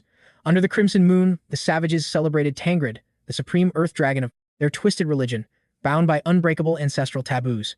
Every single warrior was mandated to consume the sacrificial beast's blood directly from a towering iron ceremonial vat, making this unholy communion absolute law. Mel possessed a devastating alchemy brew meant to taint the central cauldron during the chaotic revelry, a poison that would instantly cripple their combat levels. Kang Soul questioned the deadly consequences if his ally was captured, yet the monster stood tall, anchoring his resolve to and his fallen mother's chilling final decree. The beast knew his personal sacrifice couldn't rewrite fate, but it would finally grant his mother's wandering spirit the bloody clan massacre she endlessly craved. This epic system quest registered as suppressed vengeance, as Mel handed Kang Soul a lethal vial destined for the sacrificial feast brewing pot. Stepping away into the night, Mel watched his decrepit cabin erupt into a roaring inferno, carrying nothing but the miraculous anti-venom tightly against his chest. He also guarded a mysterious blank-page tome, prompting our protagonist to question its worth. Staring into the night, the beast confessed his secret ambition of becoming an explorer, seeking to document the boundless realm's forgotten relics and buried lore before they vanish forever. Locking eyes with his destined savior, Mel declared he would clear his debt and obliterate their foes, utilizing an ancient art dubbed the Star of Reason. A sudden chime signaled the system, rewarding our protagonist with the hidden achievement, Lonely Solitude, and the unique title Magnetic Being. Its stat boosts were insane. Down the line, these passive buffs would absolutely clutch impossible battles, especially when fate threw a deadly curveball. But right now, the bloody infiltration began. Kang Soul analyzed his acquired potions, the crucial trump cards that would dictate this entire stealth mission's success. 2 glowing flasks rested in his palms, a crimson brew triggering a monstrous transformation at the cost of his rationality, and an azure drop granting berserker fury, primal instinct, and absolute psychological immunity. Kang Soul gripped the bloody red flask, shivering as an icy, death-like aura seeped into his skin, and deliberately twisted the seal open. An overwhelming stench of oxidized blood assaulted his senses, yet without a flinch, he downed the chaotic elixir in one shot. Instantly, an explosive surge of hellfire ignited his mana core. His muscle fibers violently expanded, while his skeletal structure let out a horrifying, agonizing crunch, forcefully mutating. He swayed violently, desperately clinging to consciousness as his mortal vision shattered. His senses hyper-evolved to predator levels, while his once human flesh rapidly calcified into a thick, impenetrable, stone-like armor. Instantly, the savage perimeter sentinels sensed the murderous bloodlust, snapping their heads toward the disturbance with weapons drawn. They were about to discover a true. Guards barked at him, demanding to know his business. No one could leave the village during the festival. But Kang Soul, perfectly disguised as a troll, casually agreed to join their ranks. They growled in annoyance, ordering him to fall in line immediately. Suddenly, a blue holographic window appeared. The system announced that the player had acquired the troll language proficiency, along with a temporary 24-hour wood skill. Just like a classic system Manhwa, his infiltration was flawless. He slipped right past the guards. Now, all that was left was locating the main cauldron and dumping the elixir. It had to be deep inside the base. Kang Soul ventured down the damp, shadowy cavern corridors, his footsteps silent on the jagged stone. The Stonefang tribe ruled these mountain peaks, divided into 5 warring factions. They only united during absolute emergencies, tightly controlled by their respective chieftains. The shamans offered counsel, but the leader's authority had waned. The tribe was crumbling from within, making this the perfect window for a fatal strike. Kang Soul finally approached a massive iron cauldron. Bingo! He had reached the quest location. Thick animal blood bubbled wildly inside. The main character pulled out a glowing blue vial, knowing it was time to execute his master plan. But suddenly, a massive troll spotted him, barking a harsh demand about what he was holding. Without missing a beat, Kang Soul claimed he wanted to donate his daily blood collection. The guard scoffed, snapping that the sacrificial quota was already full. But the cunning player insisted, declaring it was the incredibly rare blood of a 𝗦𝗦𝗦-𝗥ส์. He promised it would skyrocket their tribal strength. The monster paused, his greedy eyes narrowing as he asked if that was true, staring heavily at the glowing vial. Greed won out. He agreed to bring the offering to the sacred altar. Kang Soul lowered his head in a mock bow, thanking the foolish guard. You see, the Stonefang tribe blindly believed that supreme sacrifices earned the absolute blessing of Tangrid, the legendary earth dragon, and 𝗦𝗦𝗦-𝗥's blood was practically a mythical drop rate in these peaks, making it a priceless treasure. Up at the altar, the chieftain snatched the elixir bottle. Examining it, with heavy suspicion, he popped the seal, taking a deep sniff to analyze its spiritual energy and origin. After a tense moment, the chieftain proudly announced the blood was top-tier quality. He ordered it dumped into the main cauldron. They never stood a chance of detecting the potion. Mal had flawlessly disguised it, and the unique passive of the Abandoned One title gave Kang Soul the ultimate stealth advantage. Completely oblivious, the massive monster dumped the glowing liquid straight into the violently bubbling crimson stew. The madness elixir was successfully merged with the festival broth. Anyone who took a single sip would be consumed by an unstoppable berserker fury, and the midnight hour was rapidly approaching. The chieftain roared to his people, declaring that every blessing of earth, blood, and flesh belonged to them, even those ripped away by brutal violence. The monsters hoisted their massive cups, ready to drink deep and slaughter in the mighty name of Lord Tangrid. This was the brutal way of the wilds. Deafening roars and thunderous cheers shattered the mountain's silence. Savage trolls from every warring faction crowded the massive square, with their terrifying faction leaders standing tall at the center. Scanning the chaotic crowd, Kang Soul spotted an elite group of trolls radiating an overwhelming aura, sitting apart from the rest. Mal whispered a grim warning. The only reason this bloodthirsty tribe hadn't annihilated itself yet was all because of one supreme being, a monster who had single-handedly slaughtered the entire previous generation of shamans. Forged from the raw, terrifying power of the mountains themselves, he was the absolute peak of the Stonefang tribe. His name was Tyrant Jamad, an HEA, apocalyptic boss-level entity that no ordinary mortal could scratch. Time ticked away, and the Bloody Harvest Festival reached its climax. Every single troll gulped down the tainted blood of madness. Not a single monster was spared. Even the elite chieftain swallowed a heavy dose. Though the debuff's intensity scaled with the target's stat level, Kang Soul knew the countdown had begun. Within an hour, a devastating frenzy would consume the camp. It was time to extract himself before the chaotic aggro locked onto him. Tonight, the Stonefang tribe would be completely wiped from the server, erased from existence forever. The solitary player smoothly moved out, ready to execute Phase 2 of his deadly quest. He crouched low, peering through the dense, shadowy brush. Right in front of him sat the tribe's ultimate vault, a hidden dungeon kept secret from the masses. Anyone watching would be shocked by his perfect map knowledge. Kang Soul simply smirked, knowing that Stonefang's most legendary loot was hoarded right here. The vault was protected by neutral elite guards. They might not boast chieftain-level stats, but their sheer combat power still made them terrifying mini-bosses. But then, chaos erupted. One guard suddenly smashed his massive claws into his comrade. The madness debuff had finally triggered. The victim stared at his battle partner in absolute shock, totally clueless as to why he had snapped, but his attacker's eyes glowed with psychotic rage, entirely consumed by the system's frenzy. He roared that his ally had to die as a blood tribute to Lord Tangrid. Screaming for absolute slaughter, the berserk guard suddenly met his maker. A blinding flash of steel erupted. Karuna cleanly decapitated the monster with a god-tier sword strike, stepping into the blood-soaked light. Kang Soul knew fighting these enraged mobs would drain their stamina fast. Even with his Shadow Summon's raw power, the player signaled his loyal subordinate to push directly into the vault. They would clear this dungeon together. Meanwhile, the last surviving guard stood frozen at the giant iron doors, his infected brain malfunctioning. Suddenly, his battle instincts flared. He whipped around, roaring at the deadly killing intent creeping up on him. Stealth was no longer an option. Karuna pushed forward, his aura exploding with killing intent. The undead warrior launched himself into the sky, gripping his glowing blade tight, preparing to unleash a critical strike. In a single, breathtaking moment, his blade crashed down like a falling meteor. It was an unstoppable slash that completely bypassed the guard's defense. The giant beast barely had time to process this terrifying new enemy's level. Karuna offered zero words, only the cold symphony of a master swordsman. His weapon ignited with explosive infernal energy, painting the dark canyon in crimson fire. The lethal edge locked right onto the guard's throat. Sensing his health bar vanishing, the troll unleashed a desperate counter-roar. Instantly, a deafening clash of metal echoed, followed by a heavy, sickening thud. The duel ended in a flash. Karuna exhaled a breath of white mist, staring at the slain mini-boss with cold, calculating satisfaction. Kang Soul analyzed the battle logs with a chilling smirk. His summon's combat stats were still absolutely monstrous, even with the penalty debuff. In his prime, Karuna would have one-shot a mob like this. Right now, he was just a fractured reflection of his legendary past. But a win was a win, and the loot drops were perfect. The heavy iron vault key had transferred straight into the player's inventory. Kang Soul marched up to the colossal, seal-covered gates, Beyond those heavy chains lay the tribe's hidden treasure. He could unlock the massive vault with a key, swipe the legendary loot, decipher the magical runes, or simply wait in the shadows for the perfect moment. He knew the prize behind that door wasn't meant for mere mortals. It was a divine relic from the earth dragon Tangred. The stone fists, gauntlets forged from petrified scales. They granted monstrous strength, capable of shattering mountains and amplifying earth magic. But the price was devastating. Centuries of bloody rituals and endless clan warfare. To stop this endless slaughter, an ancient shaman cast a blood curse on the chieftains. Killing a brother meant turning to stone, yet the hatred festered in their bloodline. Such was the clan's dark history. This system, Manhwa Quest, was ironically named Friendly Brothers. Kang Soul clutched the key and left the gauntlets untouched. Chaos would do the heavy lifting, drawing the mad chieftains directly to the vault. Seeing the slaughter guards, they would immediately suspect brutal betrayal.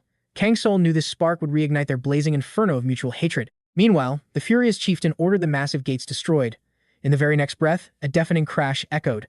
A devastating magical explosion shook the very earth, illuminating the dark night with raging flames. As the monsters breached the vault, the heavy air choked them with ash and ancient mana.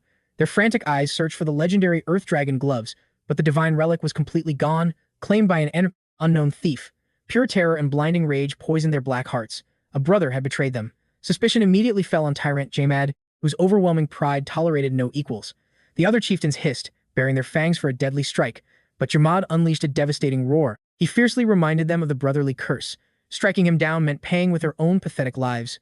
A wise elder shaman quickly warned that internal war would destroy them. The tribe was already crumbling.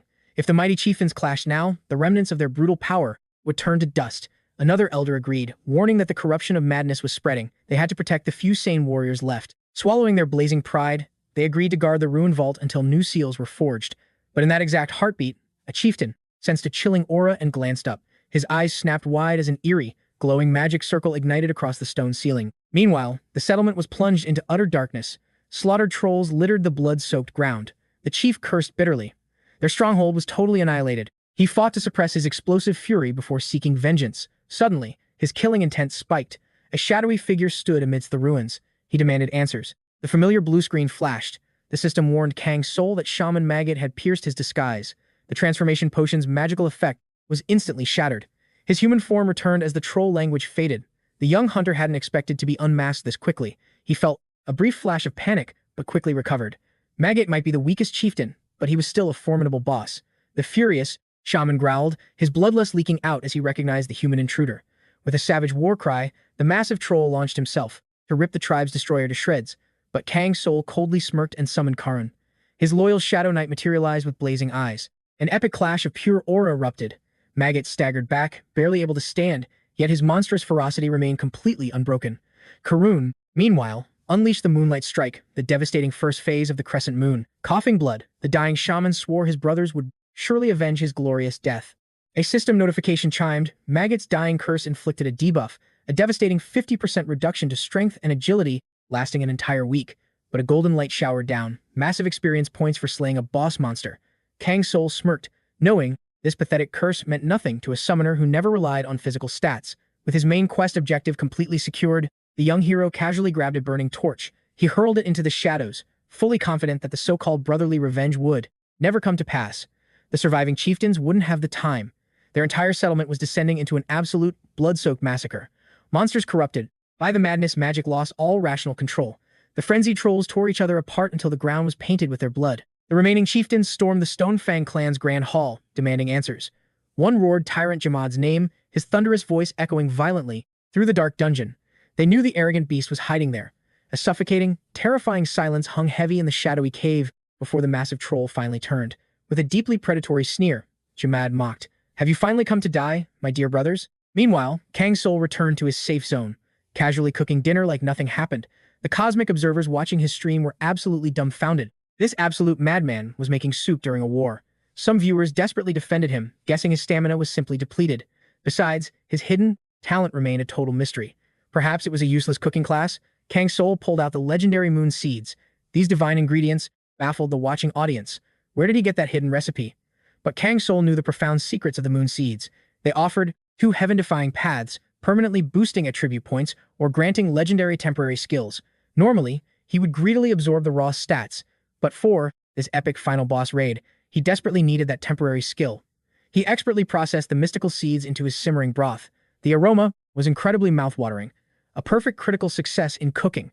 It lacked a spicy kick, but surviving this chaotic dungeon with a warm, magical meal was a true blessing. As he finished the legendary broth, a golden aura flared. The system announced he acquired the moon phase skill for 1 full day. Back in the war zone, the shamans surrounded Tyrant 𝗦𝗦𝗦. They commanded him to watch his arrogant tongue, as his treacherous. They demanded absolute truth without any deception. The shamans were entirely convinced an unseen player exploited the system's chaos to assassinate 𝗦𝗦𝗦. Tyrant 𝗦𝗦𝗦 remained silent, confirming his brother's demise internally. A dangerous red warning flashed in his mind. An external enemy had definitely infiltrated their ranks, causing this catastrophic dungeon break. The festival's blood offering had clearly inflicted a berserk status effect on everyone. An invisible rogue had poisoned their supply, driving the entire tribe into madness. This hidden antagonist raided the treasury, secured the master key item, and permanently deleted 𝗦𝗦𝗦 from the current stage. Low-level NPCs could never orchestrate such a brilliant questline. Their intelligence stats were simply too low. This terrifying masterstroke heavily resembled the ruthless tactics of Tyrant 𝗦𝗦𝗦 himself. Naturally, his brothers cast their suspicions on him. Suddenly, the tribal elite spotted the epic tier stone fists, violently accusing him of theft. He wouldn't escape this aggro so easily. They vowed to deny him a quick respawn. A high-ranking traitor must suffer the ultimate penalty. Tyrant 𝗦𝗦𝗦 boldly stepped forward, his legendary gauntlets radiating fierce mana, and shamelessly claimed full responsibility. The enraged trolls roared that his combat power hardly justified his massive ego. They mocked him, asking if he feared a permanent system curse. Instantly, the hulking monsters equipped their heavy weapons, fully preparing to execute the arrogant traitor. 𝗦𝗦𝗦 moved with terrifying agility, executing combat maneuvers with flawless precision. The monstrous boss channeled all his latent aura, preparing to launch a devastating strike. His colossal fist descended, unleashing a shockwave that tore through the atmosphere. The gauntlets erupted in blazing flames, obliterating boulders into deadly shrapnel. The surrounding mobs stood completely paralyzed by his overwhelming combat stats, refusing to believe 𝗦𝗦𝗦 possessed such godlike strength. Suddenly, one unlucky troll caught a critical hit and shrieked in absolute terror. The remaining fodder rapidly dispersed, desperately dodging the fatal area of effect. Meanwhile, Mud Shaman 𝗦𝗦𝗦 activated a targeted grudge debuff on 𝗦𝗦𝗦. This vicious curse drained his vitality, severely lowering his magical resistance and casting success rate. Finally, 𝗦𝗦𝗦 understood their true motive. They had been camping this spot, waiting for a chance to steal his guild leader title. Did they truly crave this worthless position despite their dying faction? His rival sneered, claiming 𝗦𝗦𝗦 over-relied on his legendary item, a tier of power far too overwhelming for one simple shaman to control. Suddenly, a heavy impact launched 𝗦𝗦𝗦 backward, his health bar shaking. The furious enemy roared that if these sacred mountains must be soaked in their clan's blood, he welcomed the slaughter. The rival shaman spammed aggressive physical skills, but 𝗦𝗦𝗦 perfectly parried every incoming attack. Swiftly, he built his combo meter, executing a lightning-fast dash that completely broke his opponent's stance. Without hesitation, he followed up with a brutal critical smash, declaring that only weaklings bleed. Instantly, Shaman 𝗦𝗦𝗦 applied another resentment debuff. A sudden system error flashed. 𝗦𝗦𝗦's equilibrium shattered, heavily distorting his spatial perception. A brutal penalty activated, slashing his strength and accuracy by 70%. The chaotic duel concluded. The defeated mob collapsed against the stony dungeon wall. Upon death, the fallen shaman inflicted a final post-mortem curse. 𝗦𝗦𝗦 received a severe cardiac debuff, rapidly draining his maximum stamina gauge for an entire week. The exhausted boss realized he was the sole surviving administrator. His mandatory quest was to rebuild his broken faction's ruined territory. But suddenly, echoing footsteps triggered his hostile aggro radar. The massive troll spun around to identify the intruder. Emerging from the shadows stood the imposing silhouette of a fearless player. Without hesitation, he unleashed a fierce sword aura, sending metallic shockwaves vibrating through the tense atmosphere. The protagonist cleaved the empty air, leaving a blinding trail of pure mana. Tyrant 𝗦𝗦𝗦 glared with burning fury, genuinely shocked to recognize the very human player who had challenged him earlier. It was Kang Soul. Beside him stood his loyal shadow summon, Karuna, fully prepared to defend his master. The confident main character smirked, advising the troll that fighting his own kin was a foolish tactical error. Forming a party yields better experience points, right? The bewildered boss demanded to know how a mere human manipulated this entire scenario. Instantly, Karuna aggressively pushed the front line. A special moonlight buff activated, rapidly channeling lunar energy into the dark knight's mana core. 𝗦𝗦𝗦 gritted his teeth, finally realizing the truth. Those low-level tribal idiots could never have coded such an incredibly complex trap alone. His epic gauntlets sparked with volatile electricity, leaking dangerous levels of aura. Did this human demon truly intend to conquer his dungeon zone? Kang Soul analyzed the boss's attack patterns with piercing focus. The towering monster rushed forward like a freight train, roaring a vicious challenge to the arrogant human challenger. Both warriors locked eyes, winding up their ultimate physical skills. Boom! The two opposing forces collided in an earth-shattering exchange of pure, unadulterated combat power. 𝗦𝗦𝗦 stone gauntlets reached maximum charge, glowing like miniature suns. Karuna executed a flurry of high-speed sword arts. Observing from the backline, Kang Soul calculated their respective power levels were dead even. However, 𝗦𝗦𝗦's stamina gauge was depleted from previous player versus player encounters. Knowing this, Karuna simply had to secure this victory. The beast roared, declaring this mountain raid would be an absolute nightmare. Unfazed, Karuna triggered a rapid thrusting skill, perfectly parrying the boss's heavy defensive maneuvers.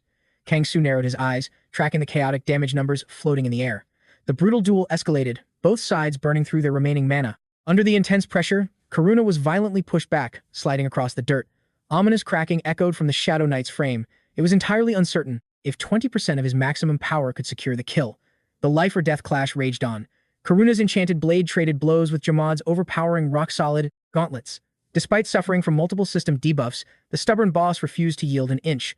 Swallowing his boiling rage, he stood tall like an immovable fortress, absolutely certain his unbreakable willpower could outlast them. Suddenly, Karuna triggered a perfect counterattack, brutally deflecting the boss's strike and knocking him off balance. A true Grandmaster Shaman commands the very elements themselves. The entire battlefield answered his call, every single particle of earth bending to his absolute authority. Karuna staggered backward, his health points dropping to critical levels. Kang Soul quickly checked the system window, realizing their current damage output couldn't break the defense. They desperately needed a critical hit or a sudden stat boost. Seizing the opportunity, Tyrant 𝗦𝗦𝗦 raised his massive arms, initiating the cast time for an ultimate earthquake skill. His stone fists utterly annihilated the ground beneath them. Blinding geysers of concentrated mana violently erupted from the shattered earth, sending the earth beneath the beast shattered, sending debris flying with an ear-splitting screech. Karuna slashed through the falling rubble, his blade dancing around massive boulders crashing from the heavens. The young warrior's eyes burned with unwavering resolve. He refused to back down, ignoring the unfolding apocalypse. Tyrant 𝗦𝗦𝗦 launched himself skyward, his blazing gauntlets whirling and leaving scorched trails of ash. A deafening roar ripped through the heavy atmosphere, making the very ground beneath his challengers quake in terror. A heartbeat later, the colossal beast unleashed a devastating, earth-shattering strike. Karuna's trembling sword barely blocked the lethal impact.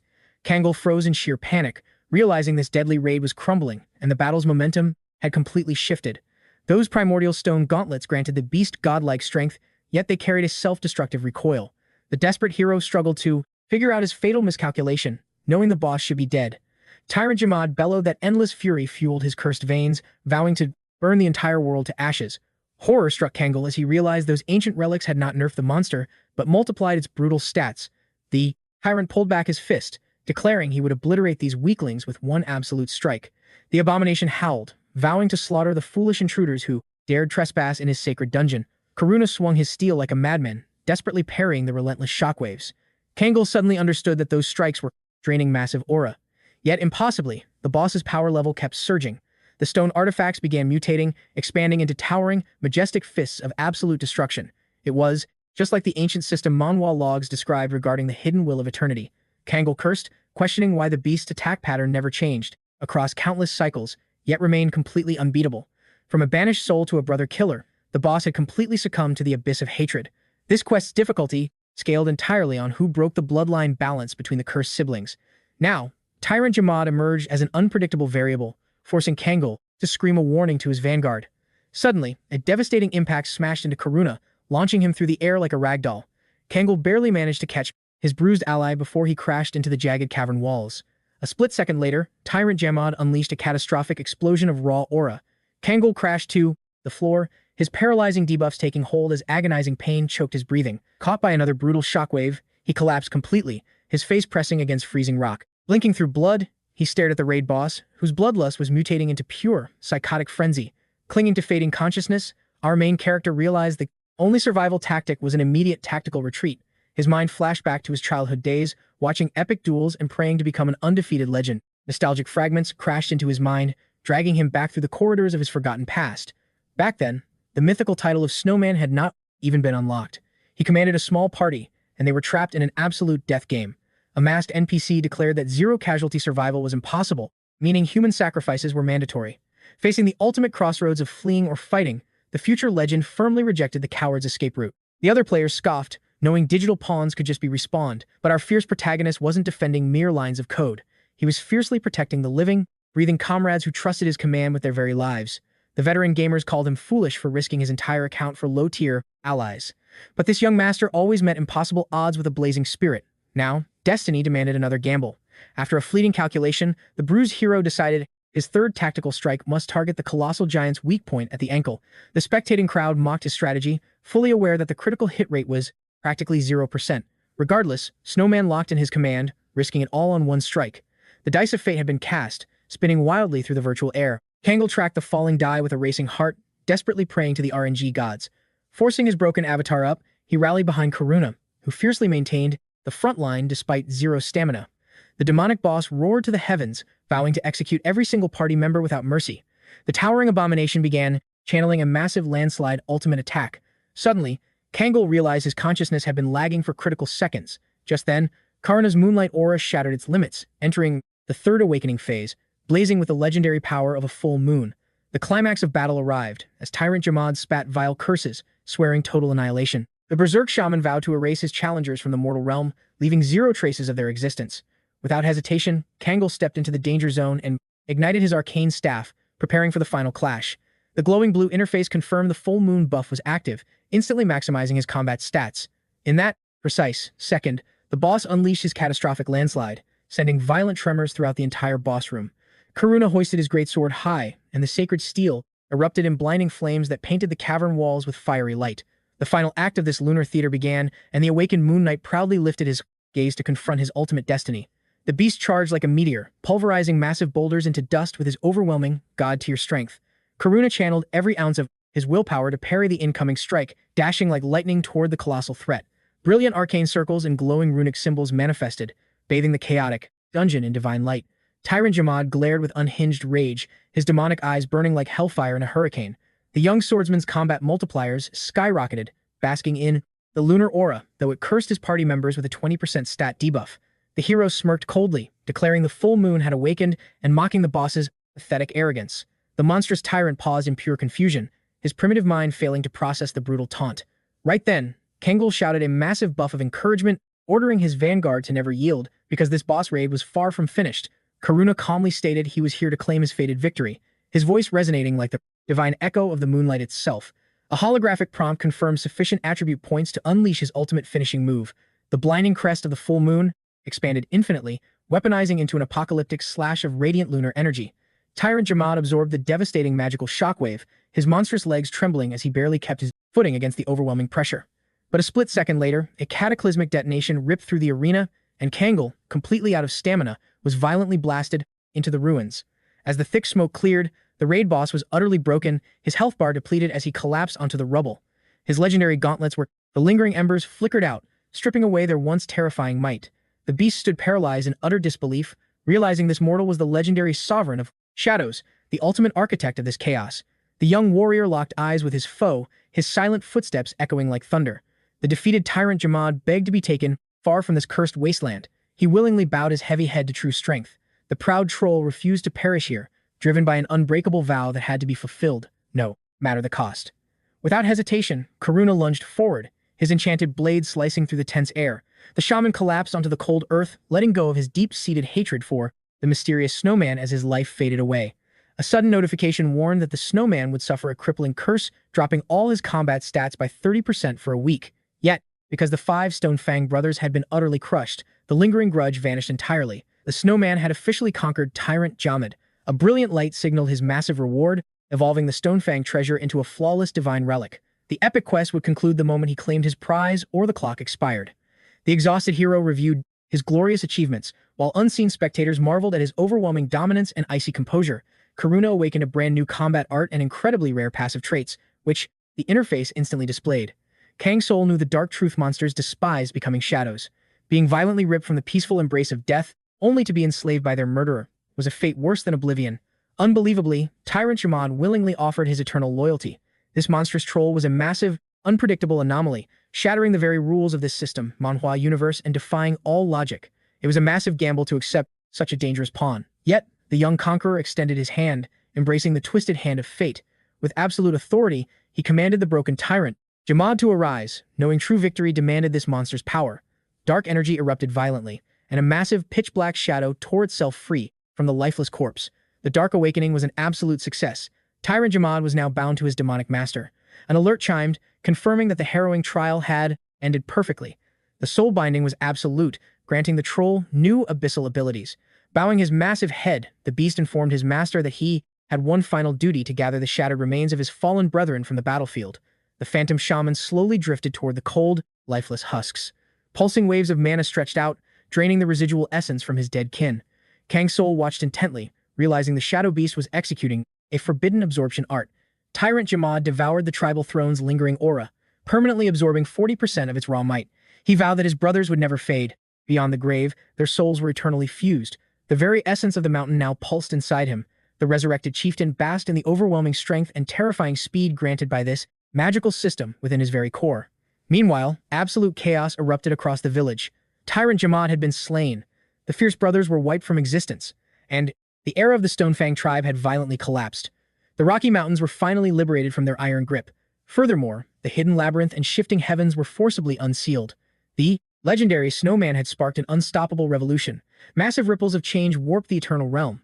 Across the lands of Pandia, rumors of the snowman's brutal conquest over the savage tribe ignited like wildfire. His terrifying moniker echoed through the darkest alleys. Even greedy merchants gossiped about his legendary feats. The grand city of Conger was liberated from Aram's shadow, forever engraving the hero's name into history.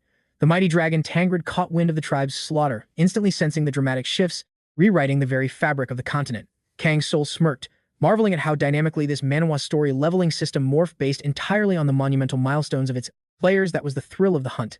Suddenly, a cascade of notifications flooded his vision, confirming the successful appraisal of the divine relic looted from the fallen Stonefang.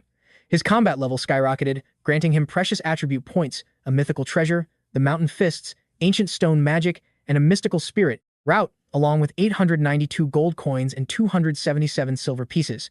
These brutal mountain fists radiated a destructive, bone-crushing aura guaranteed to obliterate enemies. The strategic player equipped them directly to Tyrant 𝗦𝗦𝗦, maximizing the hulking beast's raw offensive output. The protagonist then draped the stone cloak over his own shoulders, an elite defensive artifact, massively boosting his wisdom, stamina, and unbreakable willpower. He also secured the cryptic spirit route, a versatile but deeply mysterious item hiding its true potential. The victorious gamer knew he had struck an absolute goldmine today.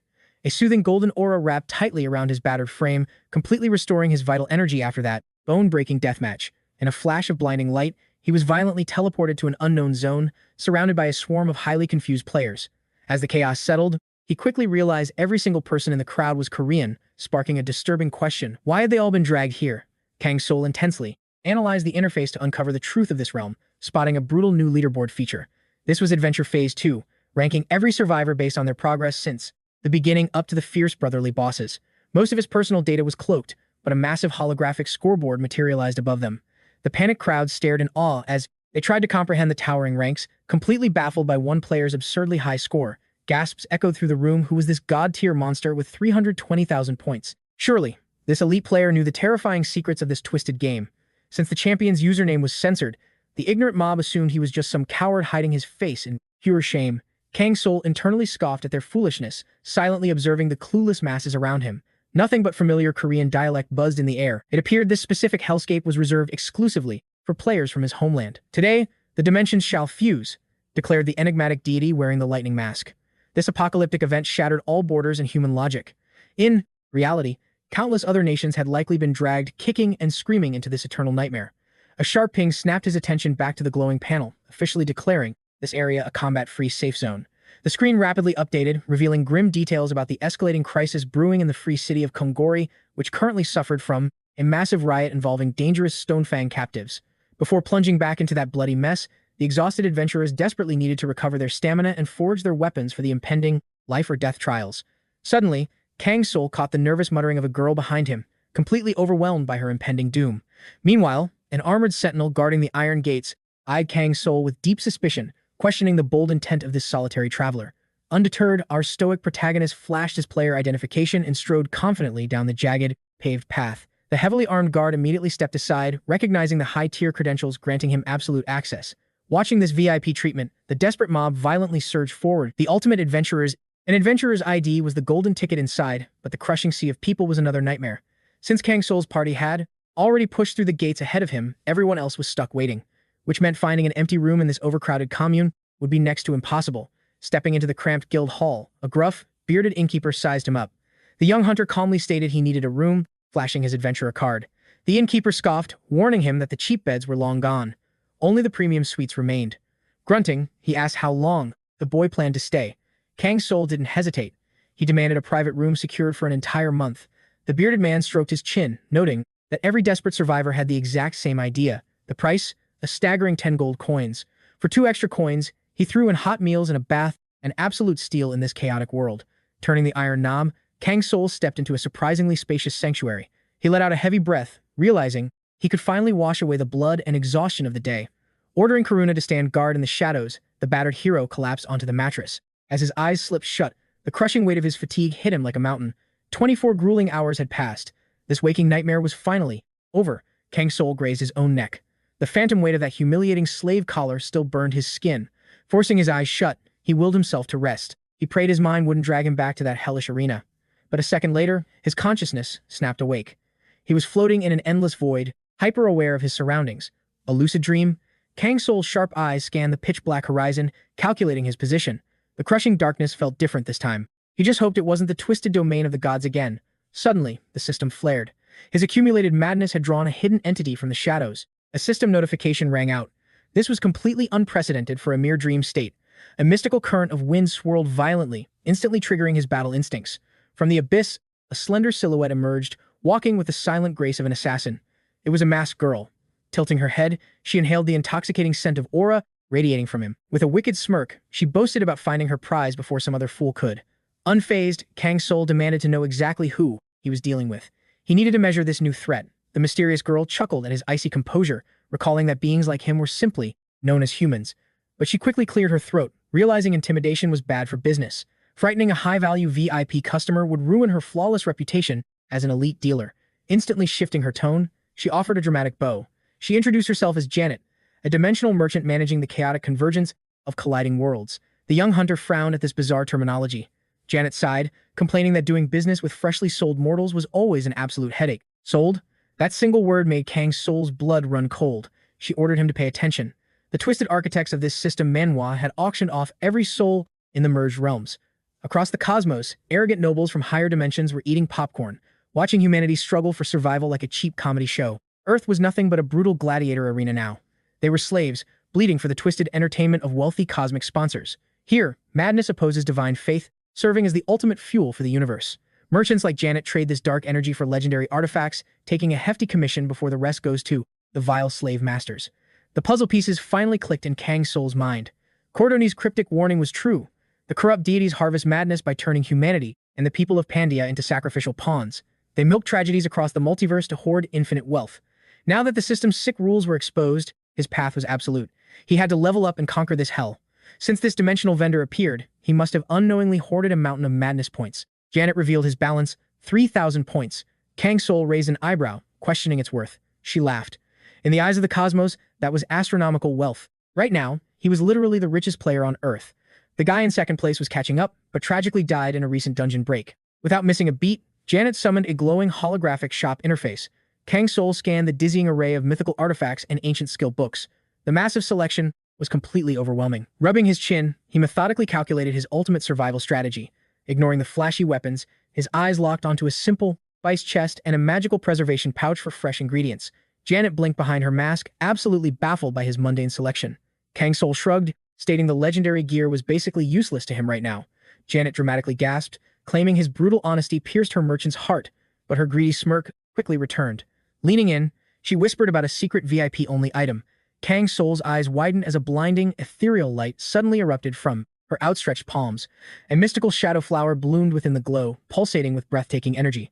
While native to the cursed lands of Plagaria, spotting one is a once-in-a-lifetime miracle due to its divine reality-bending properties. Janet confessed she practically never reveals such a god-tier artifact to a first-time buyer. He needed to grasp the absolute privilege he was being given. With a sly wink, she priced the legendary flower at exactly 3,000 madness points. This was fate knocking on his door. Kang Soul calculated the risks in silence. Janet tilted her head, playfully mocking his hesitation over the heavy cost. Honestly, the young hunter was totally flying blind. Without a standard market value for this cosmic currency, he had no idea if he was being massively scammed. Sensing his mounting suspicion, Janet threw in a sweetener. She offered the magical food bags as a free bonus, but there was a catch. He had to swear a blood promise to make her his exclusive merchant. Kang Soul smirked. She wanted a monopoly on his future growth. Janet promised even rarer treasures down the line, sealing their fate. The cosmic contract was forged. Fading into the shadows, Janet wished him luck surviving the apocalypse.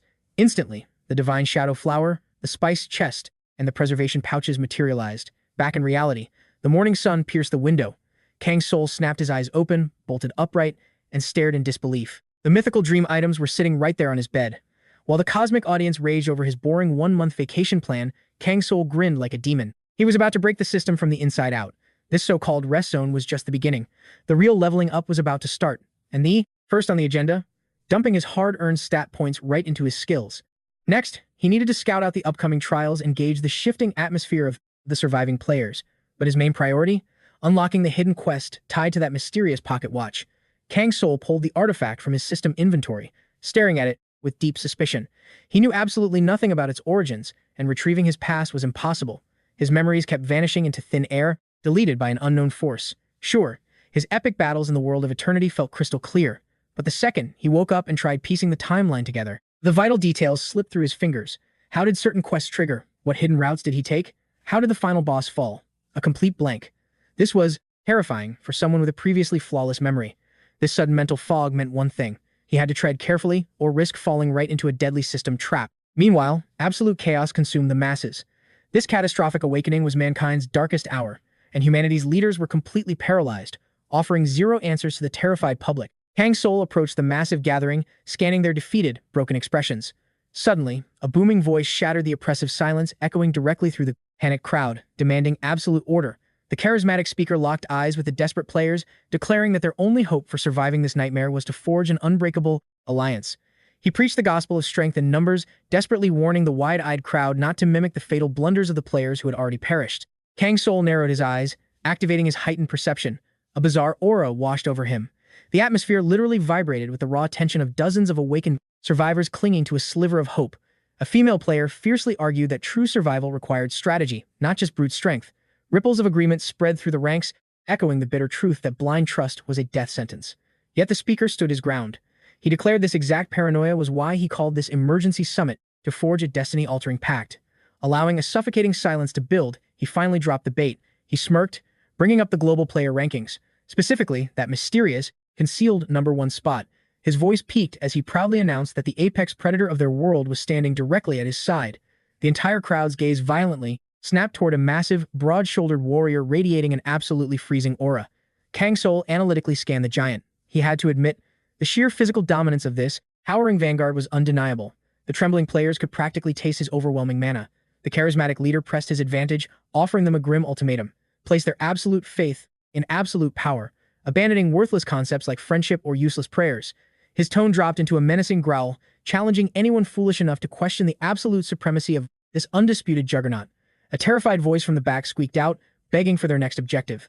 The speaker masterfully hit the brakes, letting the thick, dramatic tension choke the room. After letting them sweat, he finally dropped the monumental reveal. He was officially establishing a massive guild, an ironclad sanctuary where the weak could survive by hiding behind the strong. Kang Soul barely stifled a yawn. This grand heroic speech meant absolutely nothing to him. He knew exactly how this pathetic system Manhwa trope played out. Utopian guilds always rotted into vicious power grabs, poisoned by human greed. The lone wolf protagonist had shattered his rose-tinted glasses years ago. He refused to blindly follow anyone, and his heart felt completely numb to their desperate pleas. Cold calculations and razor-sharp paranoia were his impenetrable armor, woven into his very DNA. Growing up abandoned in a harsh orphanage, his childhood was a brutal masterclass in backstabbing and neglect. For 17 agonizing years, he had etched one bloody lesson into his soul. Trust is just a fast track to a knife in the back. Deciding this amateur hour wasn't worth his time, he completely ghosted the gathering.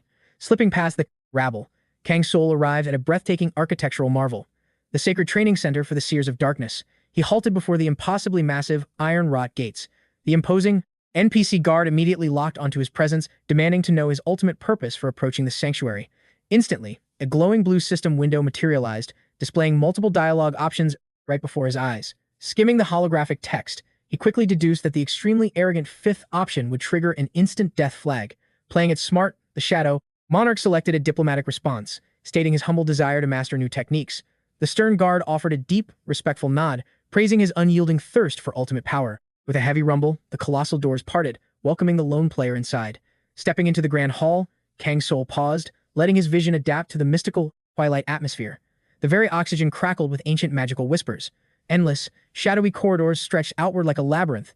Pushing forward, his eyes locked onto a brilliant, ethereal luminescence pulsing in the corner, the legendary skill tree. Witnessing its majestic, glowing branches in person, he finally grasped the sheer magnitude of the divine power hidden within this sanctuary. A confident smirk played on his lips. Having navigated countless intricate system mechanics before, exploiting this feature for massive gains would be an absolute walk in the park. Moving with ruthless efficiency, he immediately dumped 2 precious stat points into his core traits. He needed to accelerate his growth, ensuring he could steamroll the upcoming trials without breaking a sweat. Unlocking the next tier demanded 4 whole points, but it offered the tantalizing ability to permanently evolve his shadow summons. Without hesitation, he expanded his shadow dimension. This forged an unbreakable link with his loyal legion. He was placing his absolute faith in his spectral army. Soon, terrifying beasts like Tyrant, Jammed, and Karupa would become devastating weapons bound to his absolute will. But when he attempted to ignite the elusive skill flower, a glowing red system prompt coldly rejected him. Insufficient points, he exhaled a sharp breath. No matter.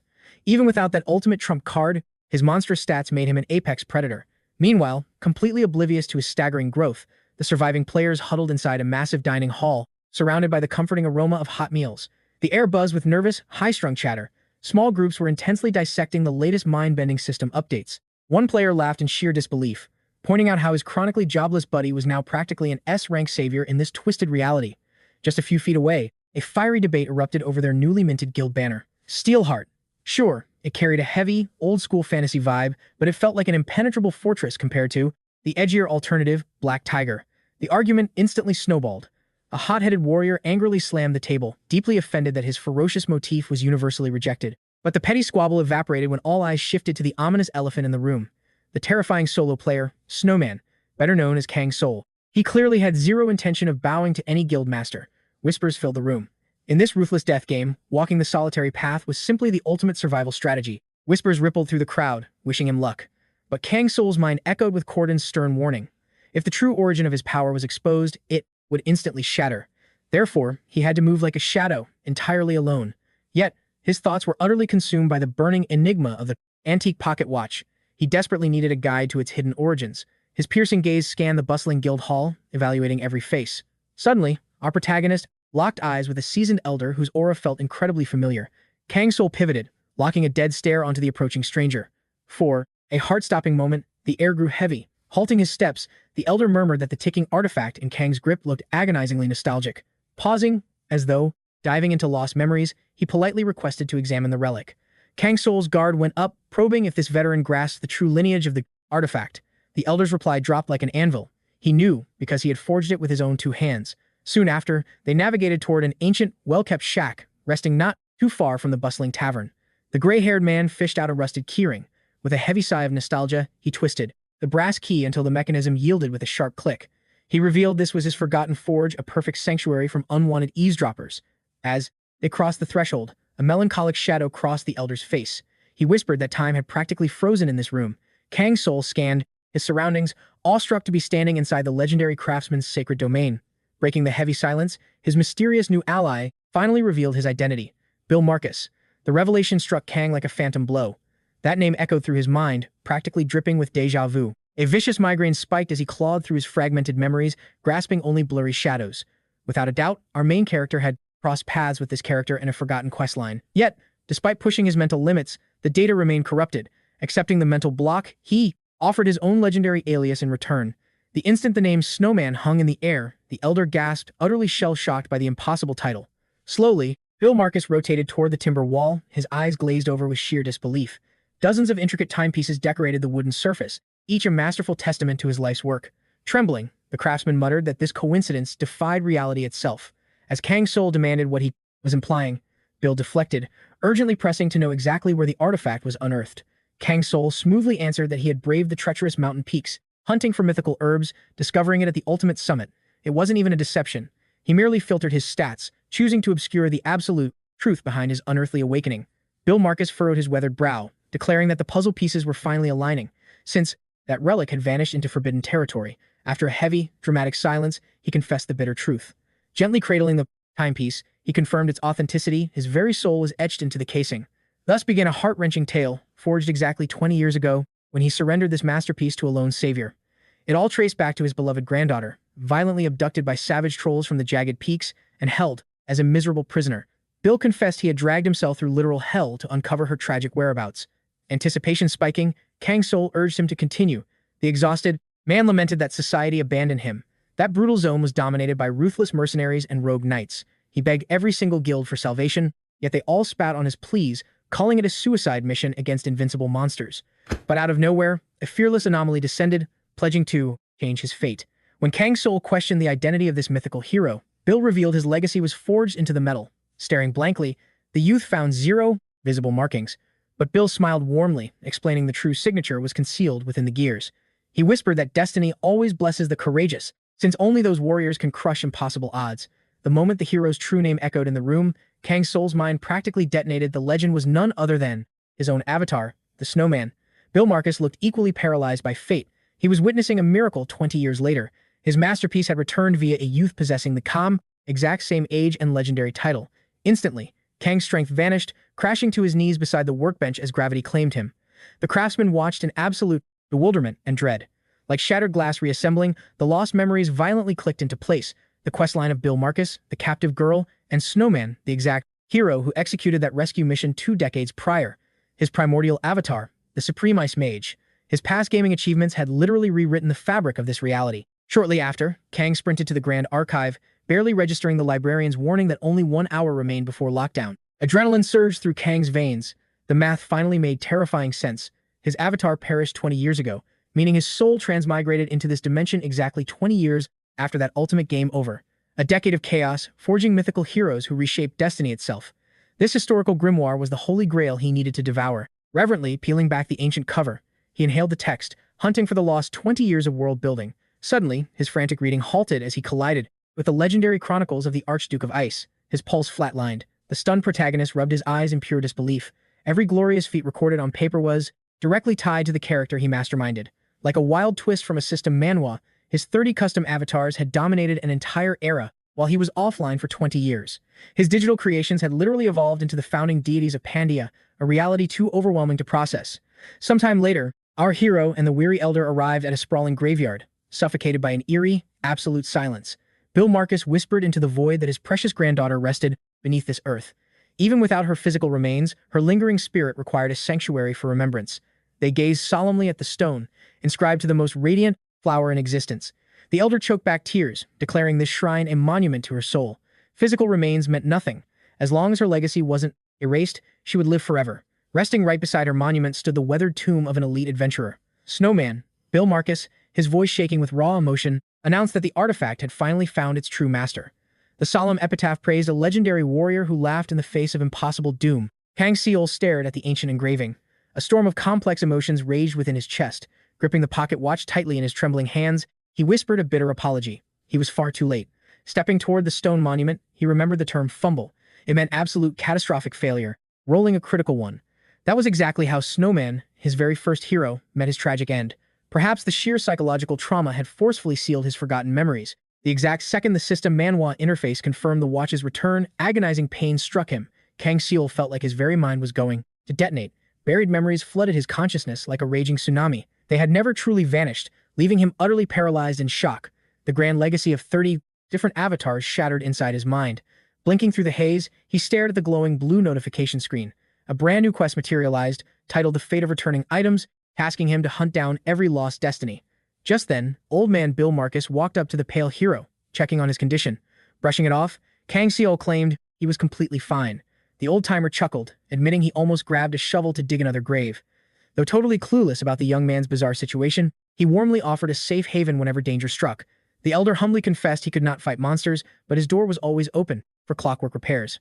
With their business concluded, it was finally time to escape this cursed forest. As they walked, our main character pondered the mysterious transfer phenomenon that occurred right here in the Eternal Realm, a sacred ritual of inheriting raw stats and divine artifacts. And now, through sheer willpower, Kang Soul could tap into the lingering souls of his past avatars. But tragically, this immense power fell to Tyrant Jamad, manifesting as an overwhelming aura of pure greed. He remembered sculpting his very first creation, Snowman. Only now did he grasp the absolute monstrous life force he had injected into that build. It possessed a god-tier passive skill that skyrocketed EXP gains, an overwhelming talent that even divine beings envied. Back then, he was completely blind to his own terrifying potential. Everyone assumed that fragile Avatar would evolve into an apex predator, but fate was cruel. Snowman perished prematurely, forcing Kang Soul to suffer his first devastating penalty. That pioneer build possessed boundless, heaven-defying limits. Yet from beyond the grave, that spirit was now guiding him toward his ultimate awakening. Fragments of his lost avatars lay hidden across Pandia. By reclaiming them, he would absorb their dormant combat abilities, instantly leveling up while simultaneously unlocking his sealed memories. This absolute truth burned like a beacon in his mind. It was the perfect foundation to rebuild his strength and ruthlessly crush anyone who dared to backstab him. 30 days later, a tense, whispering mob swarmed the local adventurer guild hall. Panic painted their faces as one anxious rookie demanded to know why the Imperial forces had abandoned them. A veteran quickly silenced him, insisting that divine rescue was still on the horizon. They merely had to survive this nightmare. Meanwhile, the majority stood utterly paralyzed, desperately praying for official guild orders. Though highly corrupt, the association remained their only lifeline. Behind the masks, pure selfishness reigned supreme. Sticking together was just a tactical maneuver to avoid dying alone in the wasteland. Kang Soul eavesdropped on the chatter. Most players had abandoned glory, choosing to stubbornly farm basic survival resources instead. Meanwhile, the global chat window exploded with frantic viewer donations. The mandatory safe zone period was rapidly expiring. Scanning the bustling quest board, a single hidden objective instantly locked Kang Soul's radar. This was an unavoidable fate. Lurking deep in the tavern's shadows sat a highly suspicious NPC. The protagonist's sharp instincts immediately locked onto him. His sinister, heavy aura screamed hidden quest trigger. He was definitely no ordinary background character. As Kang Soul boldly approached, the dark-robed figure coldly demanded to know his business. A transparent dialogue window popped up, offering multiple dialogue choices. Trusting his gamer intuition, Kang Soul locked in the fourth prompt, totally convinced this shadowy rogue held top-tier secrets. He casually questioned the stranger's motives. Stroking his stubble, the mysterious man gestured to a chair, revealing that he was recruiting mercenaries for an S-rank escort mission. A massive underground smuggling operation was about to begin. Highly classified cargo had to reach the fortified fortress of Noview, demanding elite vanguards for protection. Triggering his enhanced perception skill, Kang Soul's eyes glowed. The system instantly warned him that this shady client was spitting pure venom. Smirking, the hero questioned why top-secret cargo would be offered to a random rookie. The merchant smoothly deflected, claiming it was merely a harmless pitch. If the swordsman lacked courage, he wouldn't force the contract. Flash. The glowing blue interface updated, presenting new tactical dialogue paths to navigate this deception. Kang Soul deliberately selected the acceptance route, boldly signing the invisible contract. The shady broker's eyes gleamed with deep satisfaction, formally introducing himself as Arden. Without missing a beat, our hero adopted his fallen avatar's alias, Snowman. And just like that, the epic Noview escort quest officially triggered. This was merely stage 1 of a brutally locked questline. Meanwhile, lurking nearby, a sharp-eyed player wrapped in a thick crimson jacket was silently tracking every single movement from the shadows. Elbowing his armored teammate, the tension spiked. Annoyed by the sudden interruption, his bulky companion grumbled in sheer frustration, demanding to know the problem. The crimson-clad scout pointed out a bizarrely dressed player completely breaking the guild's atmosphere. It was blatantly obvious this undercover rogue was desperately concealing his overpowered artifact tier. He whispered that the robed freak was utilizing high-level stealth negotiation tactics. They had definitely stumbled onto a wildly lucrative hidden event. His partner hesitated, terrified of triggering a boss-level PK encounter, but the scout scoffed. Real rankers loved flexing their auras. This arrogant faker was clearly just masking a low combat level. Barking an order, he sent his tank to rally their guild's strike team. Meanwhile, he planned to violently interrogate the NPC merchant for all the exclusive quest details. Dawn broke over the chaotic Kungori Plaza. Thousands of awakened players swarmed the chaotic market. Yet fear hung heavy. Nobody wanted to breach the safe zone barriers. Kang Soul navigated the sea of cowards. A 30-day peace penalty had utterly eroded their hunter instincts, rotting their fighting spirit to ash. But for him, the third consecutive life-or-death raid was already locked in. Heated arguments erupted between rival parties. Defeatists whined that humanity was completely doomed, while the optimists desperately clung to false hope. Geographically, Pandia's southern territory was an absolute goldmine of mystical crafting materials. The crown jewel of this dangerous sector was the legendary Great Quiet Forest. That was their deadly destination to deliver the merchant's convoy. But there was one massive, unavoidable flaw in this escort route. The endless, ruthless bandits and ruined scavengers littered this route, guaranteeing a catastrophic encounter. Kang Soul analyzed the quest logs, sudden realization striking him like lightning. He had cleared this exact scenario before. Past life echoes flooded his mind, syncing with the snowman's residual data. His former avatar had tackled this hidden stage right before the Five Brothers raid mission. However, his alternate sub-character had completely failed this run. Meanwhile, the NPC porters were busily securing the payload, fully prepping the transport carts, stacking combat provisions and double-checking restraints. Arden welcomed our hero with booming enthusiasm, praising his perfect timing for this vital escort mission. He presented the ragtag mercenary party joining their vanguard, suggesting they form a proper party synergy. A smug-looking rogue introduced himself as Haken, standing beside his shadowy, hooded partner, Chicho. Kang Soul's danger sense flared instantly. These were the exact same creeps glaring daggers at him inside the Hunter Association. Yet, our protagonist refused to let petty grudges distract him now. The ultimate prize here was uncovering the buried system Manhwa's secrets, linking back to his alternate avatar's true identity. Arden briefed the squad, explaining that despite being a low-rank escort quest, they were strictly designated as backup muscle since the client lacked proper defensive guards. He further mandated that any scouting or night watch shifts would be managed internally among the players, but for this brief moment, they could actually catch their breath. Chicho scoffed with heavy skepticism, muttering that this entire setup felt way too peaceful. Pagan smirked, claiming he finally realized why that cowardly merchant initially wanted to solo the run. The difficulty rating was an absolute joke, making their hiring a massive overkill. Kang Soul silently observed these arrogant amateurs, pitying their blissful ignorance regarding the incoming bloodbath. Our veteran player knew these deceptive tutorial-tier quests always started out feeling insanely easy, only to abruptly mutate into an inescapable death trap. This chain questline possessed a dynamic difficulty scaling, and Kang Soul braced himself for an absolutely brutal survival challenge. Quitting simply wasn't an option on his status screen. Conquering this grueling death march was the only feasible method to track down his phantom sub-character. Slowly, the heavy payload lurched forward, grinding across the barren dirt trail flanked by withered shrubs and rotting timber. A suffocating tension choked the caravan. Absolute, dead silence reigned supreme, making every agonizing creak of the wooden wheels echo like thunder. Kang Soul covertly analyzed his temporary party members, desperately trying to read their hidden hostile intentions. Their exact objectives remained shrouded in mystery, yet their sinister smirks screamed betrayal. However, his gamer intuition confirmed one absolute truth. These bastards were hunting him. They definitely planned to PK him and loot his high-tier gear. Then again, Kang Soul considered a far less dramatic scenario. Maybe these foolish rookies were simply tailing him out of pure, unadulterated ignorance and idle curiosity. Meanwhile, Pakan wore a sickeningly smug grin, completely satisfied with their zero-risk environment, viewing this supposedly hazardous expedition as a total walk in the park. Their spineless client had basically handed them a free exgrinding zone.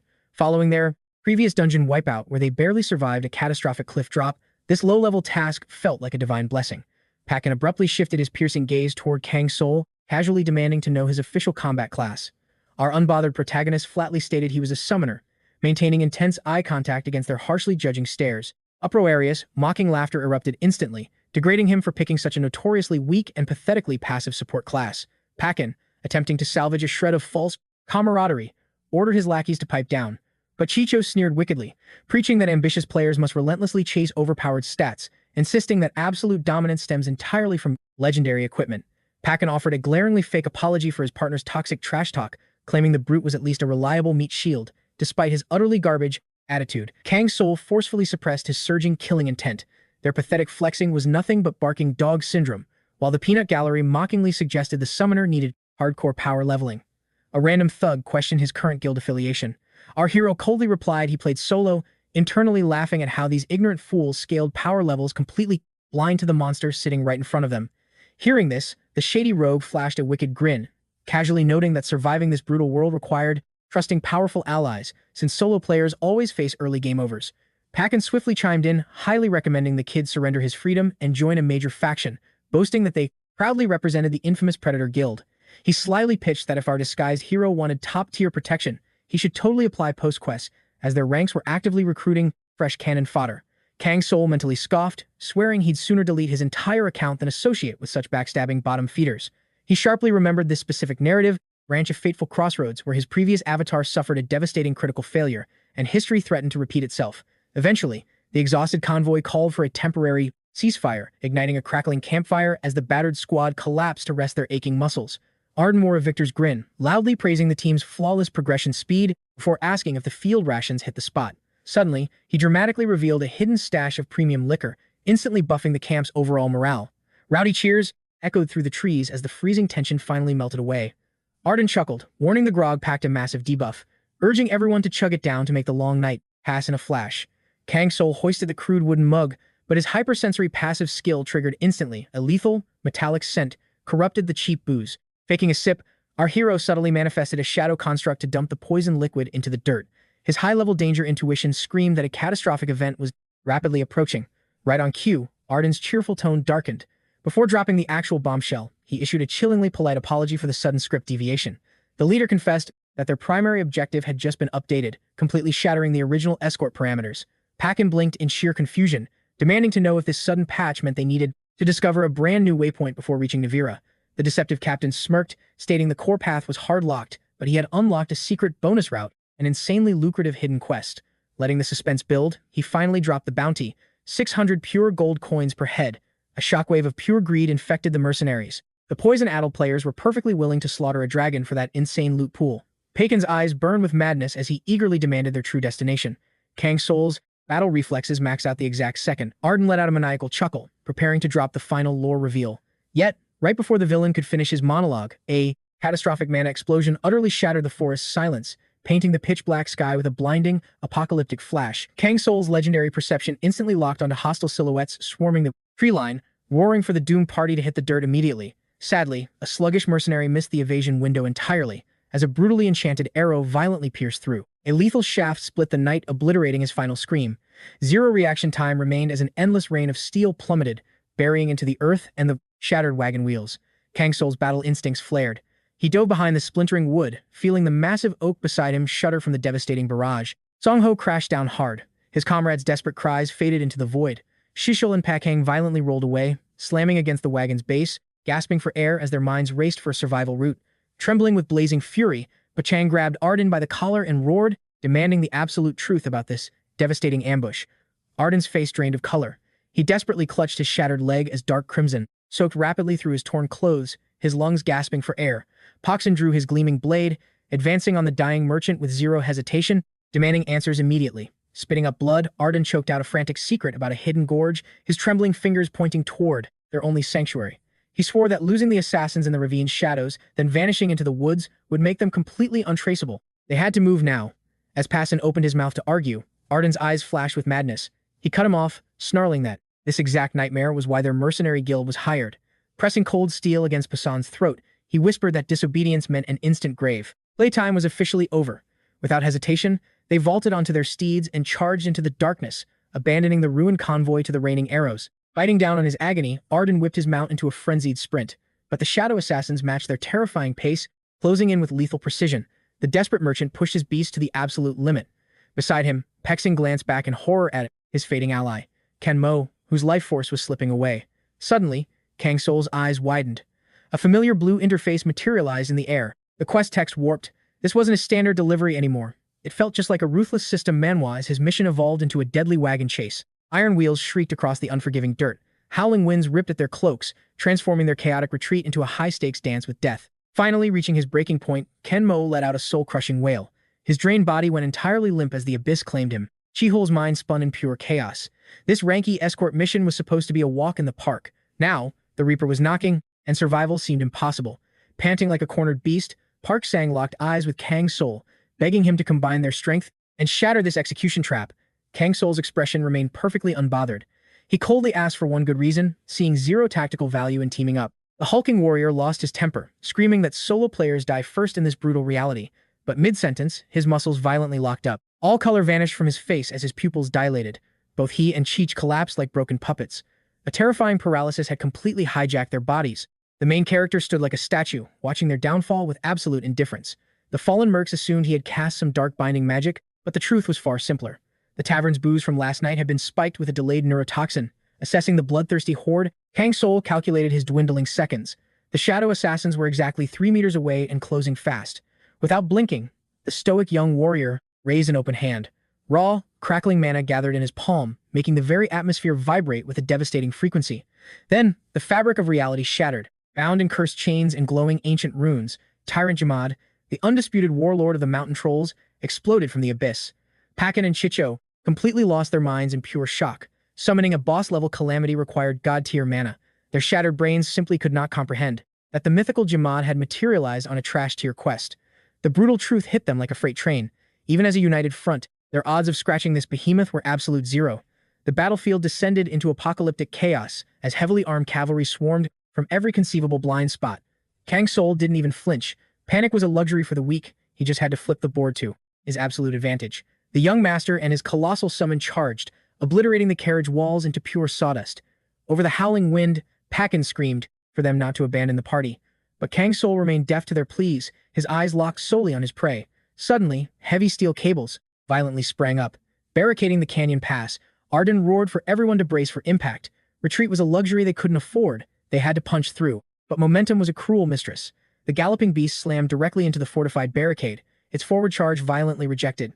The entire carriage launched into the air, spinning wildly before detonating into a shower of splinters and screaming steel upon impact. Groaning through the wreckage, Arden dragged his battered body up. Pure fury distorted his face as he cursed the heavens, roaring at his bleeding crew to stand their ground. Heavily armed killers stepped from the shadows. The warm-up was over, Arden growled. This was an all-out slaughter, where survival meant abandoning your comrades. The ambush leader mocked Arden's foolish hope. Did he truly believe escaping the net was that simple? Arden coldly smirked that he was already a ghost. His rival scoffed, daring him to show that same arrogant bravado in front of the fearsome Lord Borgo. The young fighter spat, disgusted by his former commander's cowardly tactics, and demanded an alliance to crush him. The traitor laughed, mocking that Arden couldn't save a single soul from Borgo's wrath, advising him to accept death quietly. The turncoat smirked, holding the ultimate trump cards, the master map and the vital cipher, granting him absolute foresight over their tactics. A heartbeat later, the two clashed, their killing intent erupting like a volcano as they sought absolute destruction. Steel sang a deadly symphony.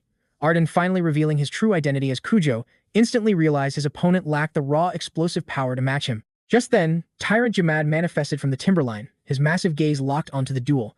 Analyzing the power scaling in real time, Kang Soul concluded, staying out of it. Joining this deathmatch would just drain his stamina. The young man realized he had already survived 2 brutal wagon pursuits. He quickly realized this twisted quest was far deadlier than a simple mission. Meanwhile, a notorious dungeon scavenger who ruled Novier, Borgo, kept his ruthless eyes fixed on Kugou. This bitter underling had recently unearthed a legendary map deep within the Forbidden Ruins, hoarding it to crack its ancient secrets for supreme power. Once Borgo caught wind of this treasure, he ordered a brutal manhunt, but Kugou slipped away toward Kangari, forcing his bloodthirsty pursuers to lay a deadly trap inside the Grand Forest. Kujou's dark scheme required exactly 5 gruesome, bloody sacrifices to unlock the ancient ruins' core, dragging heavily drugged hostages along to prevent any rebellion. If an all-out war had erupted between these savage factions, total annihilation was guaranteed. Our main character, Kang Soul, used his divine healing arts to slip away unscathed, while the other took a bloodier route.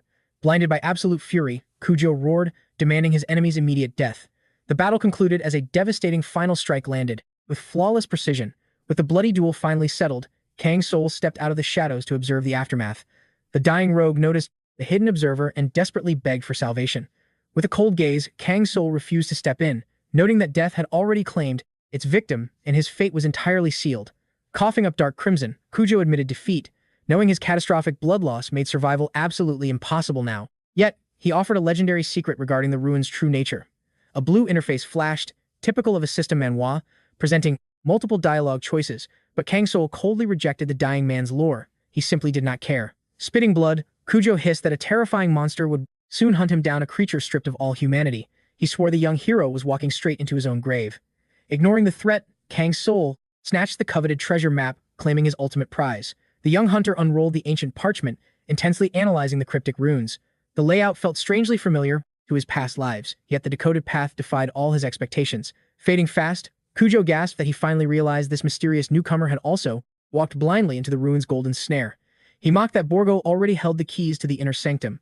Kang Soul narrowed his eyes, demanding an explanation. With a raspy, dying breath, the broken rogue sneered that greed was clouding the hero's judgment, promising absolute despair. Unfazed by the dark prophecy, Kang Soul gripped the map tightly as the glowing system interface generated new quest pathways.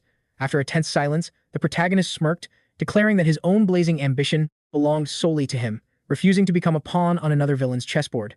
Back at the camp, Baek Sang and Chichel stood paralyzed in absolute terror. Their master plan had crumbled into dust, ruined by one unpredictable wild card. Suddenly, the earth trembled beneath the deafening thunder of approaching heavy cavalry, echoing with pure dread. Chichel panicked, desperate to flee, but his companion ordered him to stay perfectly still. Running meant instant death.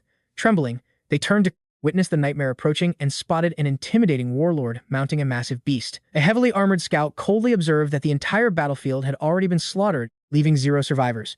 The tyrannical Borgo stormed onto the blood-soaked soil, his piercing gaze scanning the absolute carnage. His loyal grunts immediately scattered like hunting dogs, tearing through the debris and inspecting every mangled corpse. Suddenly, a scout yelled out to their vicious leader, confirming they had finally located Kujou's corpse. The traitor's broken body lay completely shattered in the dirt. Borgo slowly stalked toward the remains, his eyes narrowing as he violently yanked the corpse off the bloody earth. He aggressively patted down the shredded clothes, searching for the legendary artifact, but came up entirely empty-handed. The brutal warlord froze in silence, his aura growing dangerously heavy. Suddenly, Borgo erupted into maniacal, terrifying laughter, sending shivers down his minions' spines. He tossed the useless meat shield aside and roared that the ultimate prize was missing. The priceless map and its ancient decryption key were gone. Some invisible rat had snatched the loot first. Boiling with dark rage, Borgo desperately tried to piece together this infuriating puzzle. His eyes flashed with murderous intent, vowing to extract the bloody truth. To achieve this, an extremely brutal interrogation was required. 𝗥 and the trembling hostages sobbed on their knees, begging for mercy while swearing absolute cooperation. The monstrous Borgo cowered over 𝗥, roaring to know who dared steal his divine map. Paralyzed by overwhelming killing intent, the clueless boy stammered, having absolutely zero idea what this maniac wanted. 𝗥WHO witnessed this nightmare in a frozen daze, suffocating in pure despair. The surrounding executioners readied their gigantic, blood-stained axes, radiating an oppressive, soul-crushing terror. The towering butcher marched toward the next victim, swinging his blade while demanding the thief's identity. Sobbing uncontrollably, a totally broken 𝗥WHO desperately snitched, screaming that the mysterious stranger stole it, pointing out his magically vanished body. Right then, a panicked scout scrambled up to the furious warlord and reported a phantom-like figure slipping past their perimeter. Two elite trackers were already giving chase, perfectly matching the description of the man 𝗥WHO betrayed. Borgo grabbed the coward by the throat, demanding every single detail. Choking on fear, 𝗥WHO revealed the phantom was a powerful summoner, desperately praying this precious intel would buy his pathetic life. But Borgo's massive blade cleanly severed his head. Wiping the blood, the ruthless tyrant ordered a full-scale hunt, mounted his demonic steed, and charged into the shadows. His blood boiled at the sheer disrespect, vowing to make this invisible rat suffer an agonizing death. Meanwhile, our protagonist, Kang Soul, finally reached the legendary cave entrance, standing before an ancient, colossal gate humming with magical energy. Leaping off his mount, the cautious hero proceeded entirely on foot to avoid deadly traps. Soon enough, Kang Soul scanned the treacherous terrain, confirming his fateful arrival. The sharp-minded hero mentally retraced every single clue, absolutely certain that the ultimate hidden artifact lay buried exactly here. Sweeping away the decay, his eyes locked onto a tarnished bronze statue concealed beneath the forest debris. Recalling the map's encrypted puzzle, the young master twisted the heavy relic perfectly clockwise. Instantly, a blinding magical array ignited between three towering monoliths, its ancient light practically begging the chosen successor to step inside the portal. Victory was just a step away. The dungeon's architect had perfectly orchestrated this trial for the worthy. Suddenly, his status window flashed red, warning that Borgo wielded steel-shattering strength, supernatural tracking, and barrier-breaking traits. Kang Soul gripped his weapon tightly, his combat senses screaming as overwhelming danger approached. A lethal strike rained down, but Tyrant Jammin effortlessly crushed the incoming threat. Meanwhile, Borgo unleashed a deadly barrage of arrows straight toward the Darius. Shadowy pursuit hall, 𝗦𝗦𝗦 warned his master to sprint, sensing the bloodthirsty hunters closing in fast. Without hesitating, Kang Soul dashed toward the newly unlocked gateway. Suddenly, a glowing blue interface chimed. The system declared the player's upcoming reward, confirming this epic chain quest was far from over. Kang Soul would harvest this massive loot the second he cleared all active missions. Immediately, his status window flashed red. The fourth legendary trial, dubbed Restraint, had officially begun. His objective was to outsmart the ruthless trackers inside the Rain Hall or completely annihilate them. The livestream chat considered this stage practically impossible. However, living a true system Manhwa power fantasy, this snowman defied all logic. Lethal threats lurked everywhere, not just from the hunting party, but from the dungeon's hidden horrors the viewers dreaded. Kang Soul's eyes narrowed at the prompt, noting that 5 bloody sacrifices were required to unlock the massive gate. Without warning, the young hunter violently ripped the precious clue scroll to shreds.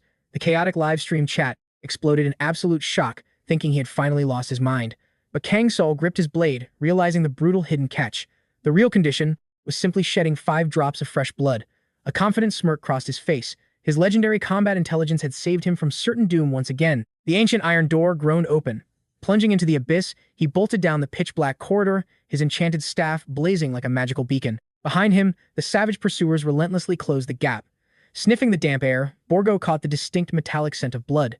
The prey was incredibly close. Aura flaring, he commanded his terrified subordinate, 𝗥WHO, to scout the area and completely lock down the perimeter. Surviving this dungeon required them to dismantle the deadly traps with absolute precision.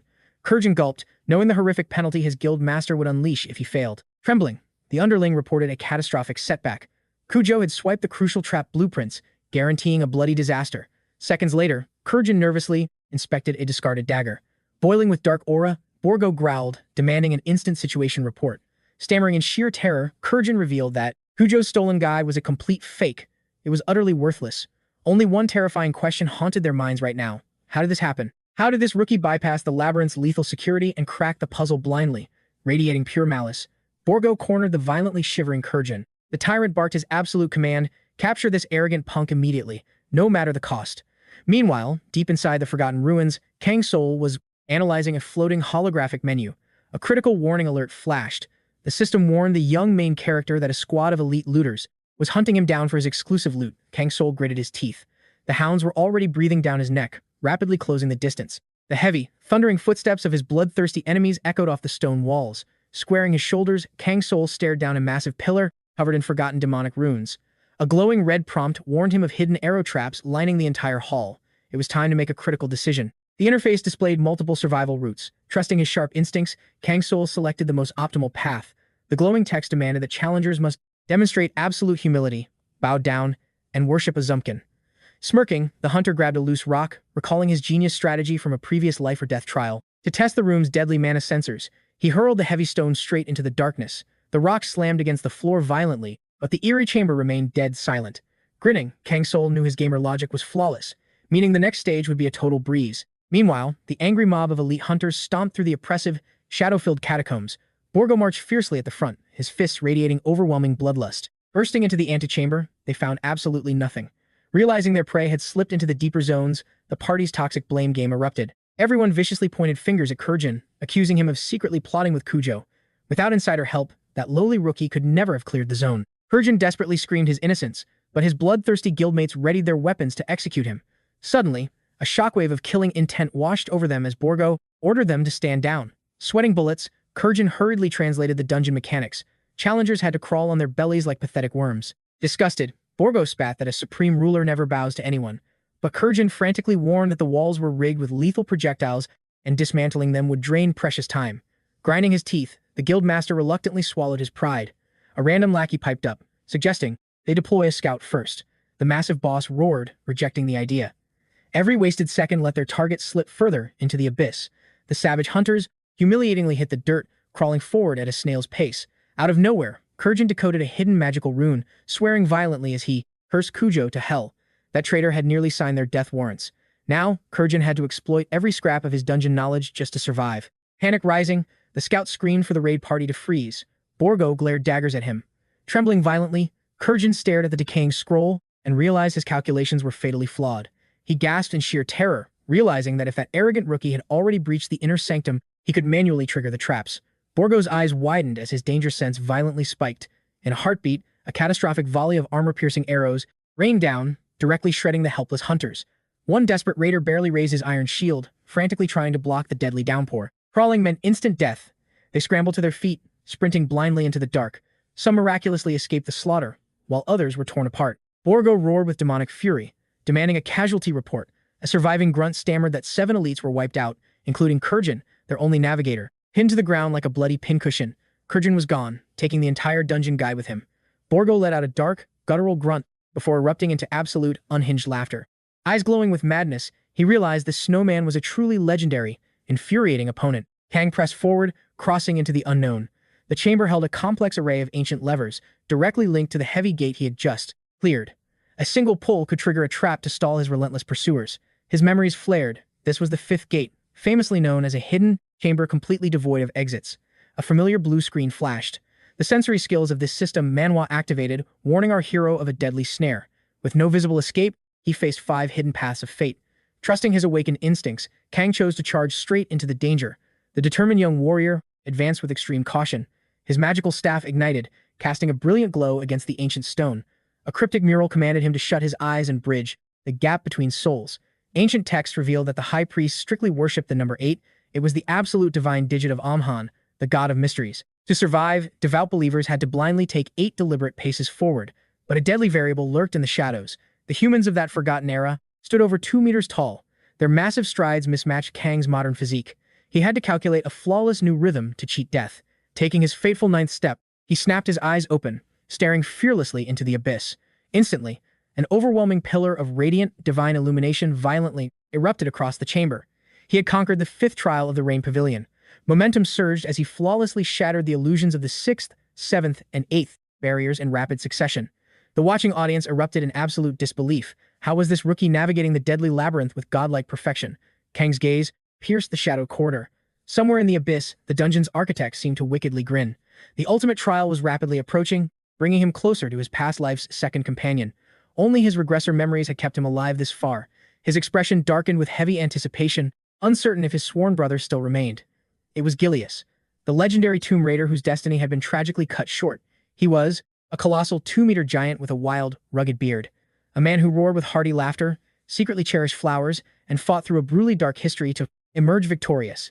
Kang sprinted faster, an unwavering conviction burning in his chest. He had previously discovered the spiritual echoes of his first comrade carved into stone. So, logic dictated that 𝗦𝗦𝗦's final legacy awaited at the legendary 10th gate. Tearing through a series of breathtaking, ancient corridors, he finally breached the grand sanctuary. Kang had conquered the 10th trial, the fabled Hall of Light. Meanwhile, back in the shadows, the enemy commander stepped ruthlessly over his own fallen men. Pierced by deadly traps, they bled out as he coldly tallied the casualties. 4, 5, lifeless meat shields. 6, 7. More corpses littered the path, skewered by merciless arrow rays. Without a shred of empathy, 𝗦𝗦𝗦 commanded his next pawn to march forward, his voice dripping with tyrannical absolute authority. Terror gripped the surviving grunts, but 𝗦𝗦𝗦 smirked, relying on the stolen dungeon manual that mandated walking 5 to 10 paces. His twisted confidence swelled. Soon, he would butcher that arrogant brat who dared to humiliate his guild. Back in the glowing sanctuary, our protagonist frantically scanned the majestic architecture. Desperation flared in his eyes as he hunted for any trace of his giant friend. Suddenly, time seemed to stop. His blood ran cold, his pupils trembling in pure shock. Reality violently shattered his hopeful expectations. Resting upon the cold marble was a broken, weather-beaten skeleton. It was the remains of the mighty 𝗦𝗦𝗦. Trembling, Kang knelt beside the shattered bones of his past-life brother. A devastating wave of profound grief crashed heavily against his soul. The same suffocating sorrow from discovering his first fallen comrade had returned to haunt him. Kneeling before this second tragedy, the agony was unbearable. Reaching out with a shaky hand, he caressed the frosty skull. Bzzz. An agonizing surge of scorching energy exploded inside his brain. It felt like a million volts of divine lightning striking his consciousness. He collapsed to his knees, clawing at his skull as the world spun into absolute chaos. The system initiated a brutally painful memory synchronization. Visions flooded his mind. He saw the boisterous giant flexing his massive biceps, laughing proudly about being an unkillable juggernaut. While the guild members stared in intimidated silence, the towering warrior roared his name into legend. He swore on his life that he would conquer every cursed labyrinth in existence. Kang's knuckles turned white as he gripped his staff, his own aura violently fluctuating under the intense emotional weight. Tears threatened to spill from his lowered eyes. The tragic flashback continued. He witnessed 𝗦𝗦𝗦 desperately holding his comrade over a deadly precipice, muscles tearing from the sheer exertion. The cinematic illusion felt terrifyingly real to Kang. He watched the clever giant decode the ancient ruins puzzle, realizing that taking exactly 8 steps was the key, a leap of blind faith. Even with treacherous sand dragging at his boots, the giant confidently believed the trial was a mere walk in the park. But when he triumphantly shouted back to his squad, only a haunting silence answered him. The horrifying truth crashed down. His entire party had been slaughtered, bleeding and completely isolated. A final, cursed arrow impaled the great warrior's heart.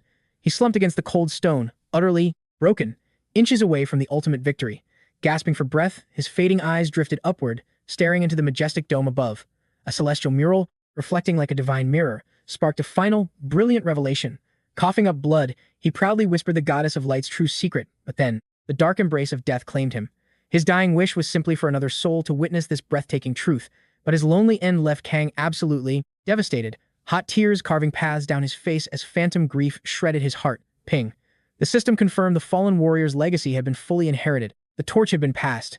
An influx of legendary rune-exploring skills surged into Kang's status window, transforming him into an absolute master of dismantling deadly traps. With his regrets finally washed away, the giant's remains peacefully crumbled into glittering stardust. Beyond the screen, the spectators erupted into chaotic uproar. Why was this mere rookie absorbing the legendary powers of a master tomb raider? Brushing away his tears, Kang whispered a tragic apology for his late arrival. But weakness vanished in a heartbeat. He firmly secured his fallen brother's scarf around his neck, a blazing fire reigniting in his eyes. Ready to dominate this dungeon, our hero prepared to aggressively unleash his newly awakened powers. A holographic menu spawned before him, detailing multiple survival paths. The ultimate secret to conquering this grand hall required exactly 4. The ceiling painting held the ultimate answer. He instantly aligned the massive mirrors, pointing them toward the celestial goddess. Reflecting the light upward was the only key. He tilted the heavy glass, sensing the ancient magic finally resonating. Beside the immortal phantoms of the past, our main character called out. He begged the divine light for guidance. The heavens answered his plea. A blinding, majestic spiral staircase materialized from the pure, divine radiance above. The final gate of the trial shattered open. Only the ticking clock or his ultimate reward remained in this dungeon. As he ascended the towering magical steps, a crazed stream viewer tipped 300 madness points in pure hype. The chat went absolutely wild over his insane progress. Reaching the perilous peak, a colossal iron door blocked his path. Pushing past the freezing, heavy metal, he entered the grand chamber. The majestic statue of Ismahan stood between towering pillars.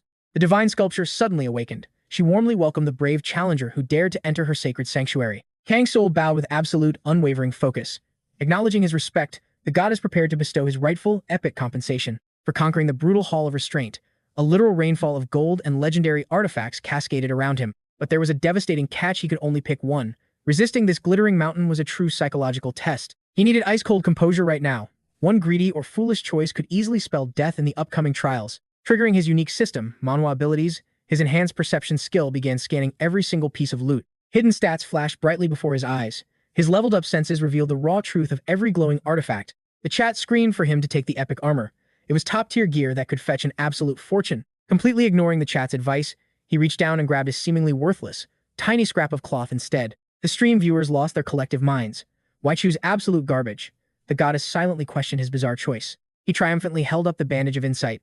In this magical realm, visual system powers were the stuff of legends. Entire ruling clans were built upon special visual traits. This rare artifact would grant him exactly that overpowered ability. This blindfold would unlock an absolute, penetrating sight. Yet, when offered even more treasures, he humbly declined the rest. His incredible humility triggered a hidden condition. The goddess declared that true wealth always flows to the purely modest. A colossal bonus chest materialized before Kang Soul. Without even opening the lid, he knew it was packed with vital riches. But first, he needed the massive upgrade. Bracing himself, he firmly tied the ancient blindfold tightly over his eyes. Boom! Absolute agony exploded inside his skull. The overwhelming, tearing force immediately drove him straight to his trembling knees. Violent magical surges viciously rewired his entire brain. This torturous awakening pain was utterly beyond any normal human limits. His very soul felt like it was burning to ash. After an eternity of sheer torture, the volatile system finally stabilized. He opened his eyes, now blazing with intense divine fire. The invisible layers of the world were completely laid bare. Enemy levels floated clearly above in glowing text. With further training, his power-scaling growth ceiling had just shattered completely. Item rarities pulsed with incredibly vibrant colors. His leveled-up perception had permanently transformed his entire grip on reality itself. This overpowered skill made trap detection completely automatic. Suddenly, the hunt resumed as a massive, heavy battle axe slammed down. 𝗦𝗦𝗦 confidently stepped from the dark shadows, his terrified minion trailing behind. The bloodthirsty brute had finally cornered him. Staring down the giant, Kang Soul casually asked about the missing enemies. 𝗦𝗦𝗦 merely scoffed with pure, unadulterated arrogance. The brute roared that dead men do not ask questions. He promised to brutally and mercilessly rip the boy apart. Completely unfazed by the intense killing intent, our main character smirked at the pathetic number of remaining foes. 𝗦𝗦𝗦's violent fury erupted like a massive volcano. How dare this absolute weakling show zero fear before his legendary might? Suddenly, his minion noticed the glittering mountain of loot. If they slaughtered the boy, the ultimate jackpot was entirely theirs. But blinding greed corrupts completely. 𝗦𝗦𝗦 mercilessly swung his massive axe, instantly striking down his own loyal subordinate. As the confused minion collapsed in brutal betrayal, the ruthless brute claimed the entire magical treasure hoard for himself. Kang Soul watched the chaotic friendly fire with a knowing smirk. 𝗦𝗦𝗦 aggressively snatched up the precious, glowing jewels. The hero coldly challenged him to try and take it all. The crazed beast plunged his greedy claws into the gold. Blinded by sheer madness, 𝗦𝗦𝗦 violently seized the legendary armor. He quickly strapped the ultra-durable gear to his massive frame. Insane, unprecedented energy surged through the savage beast. He roared loudly, completely drunk on the armor's sudden, massive stat boost. Convinced he was now absolutely invincible, he prepared a lethal strike. But Kang Soul just let out a chilling, dark laugh. Did no one tell you the name of this room? The confused monster froze right before the devastating trap finally sprang. The Iokan statue behind our hero flared to life, bleeding streams of magical fire. The goddess was absolutely furious. This greedy miser, who dared defile her sanctuary with his endless avarice, had to pay. The system echoed her judgment. Yielding to temptation meant death. But 𝗦𝗦𝗦 smirked, claiming greed was his greatest weapon. Without it, he never would have reached such heights. The massive beast scoffed, believing himself invincible, while Ian burned with wild, blinding rage. Suddenly, a devastating magical blast slammed into the monster. A massive explosion rocked the room. Kang Soul watched calmly as the thick smoke cleared. Through the chaos, 𝗦𝗦𝗦 gained unrestricted access to every artifact in the Hall of Rain because he had just triggered Ishizukan's curse. Our hero stared at the apocalyptic blast right beside him, his mind flashing back to how this nightmare started. The curse severely warped 𝗦𝗦𝗦. His raw physical strength skyrocketed, but the system interface confirmed all his other stats plummeted by 50%. Now, he was merely a puppet bound to the goddess. The corrupted villain swung wildly, gripping a glowing magical spear. In a flash, 𝗦𝗦𝗦 launched the deadly weapon with terrifying speed. The spear shrieked through the air, locked onto its target with flawless precision. Kang Soul tracked the incoming strike, his eyes flashing cold. If his reflexes had been even a second slower, that strike would have meant instant death. Dodging perfectly, he watched as the monster let out an earth-shattering roar and lunged forward. But suddenly, a massive shadow broke through the smoke. Tyrant 𝗦𝗦𝗦 had arrived, ready to crush everything. The troll chieftain mocked the puppet, laughing that the fool couldn't even control his own limbs. Meanwhile, our hero's vision flared, revealing the enemy's hidden traits on the floating blue screen. Just like in a classic system Manhwa, his high-level insight unlocked a hyper-detailed status window for 𝗦𝗦𝗦. The beast suddenly roared that he was reduced to a cursed puppet because of him. Dripping with killing intent, 𝗦𝗦𝗦 vowed to rip him limb from limb. But Tyrant 𝗦𝗦𝗦 effortlessly blocked the devastating strike with terrifying, raw power. He locked onto his enemy like a vice, while the raging 𝗦𝗦𝗦 screamed frantically to be let go. However, the Troll King smiled cruelly, binding the puppet's wrists in unbreakable magical chains. Without a second's hesitation, Tyrant 𝗦𝗦𝗦 unleashed a soul-crushing punch that sent his enemy flying like a broken ragdoll. The impact was so severe, 𝗦𝗦𝗦's arm was completely ripped off, left dangling in the chieftain's grip. The cursed monster crashed backward, letting out an agonizing, beastly growl. He smashed into the stone floor, kicking up a massive dust cloud. 𝗦𝗦𝗦 ordered the pathetic villain to rise, but the mutilated brute just snarled.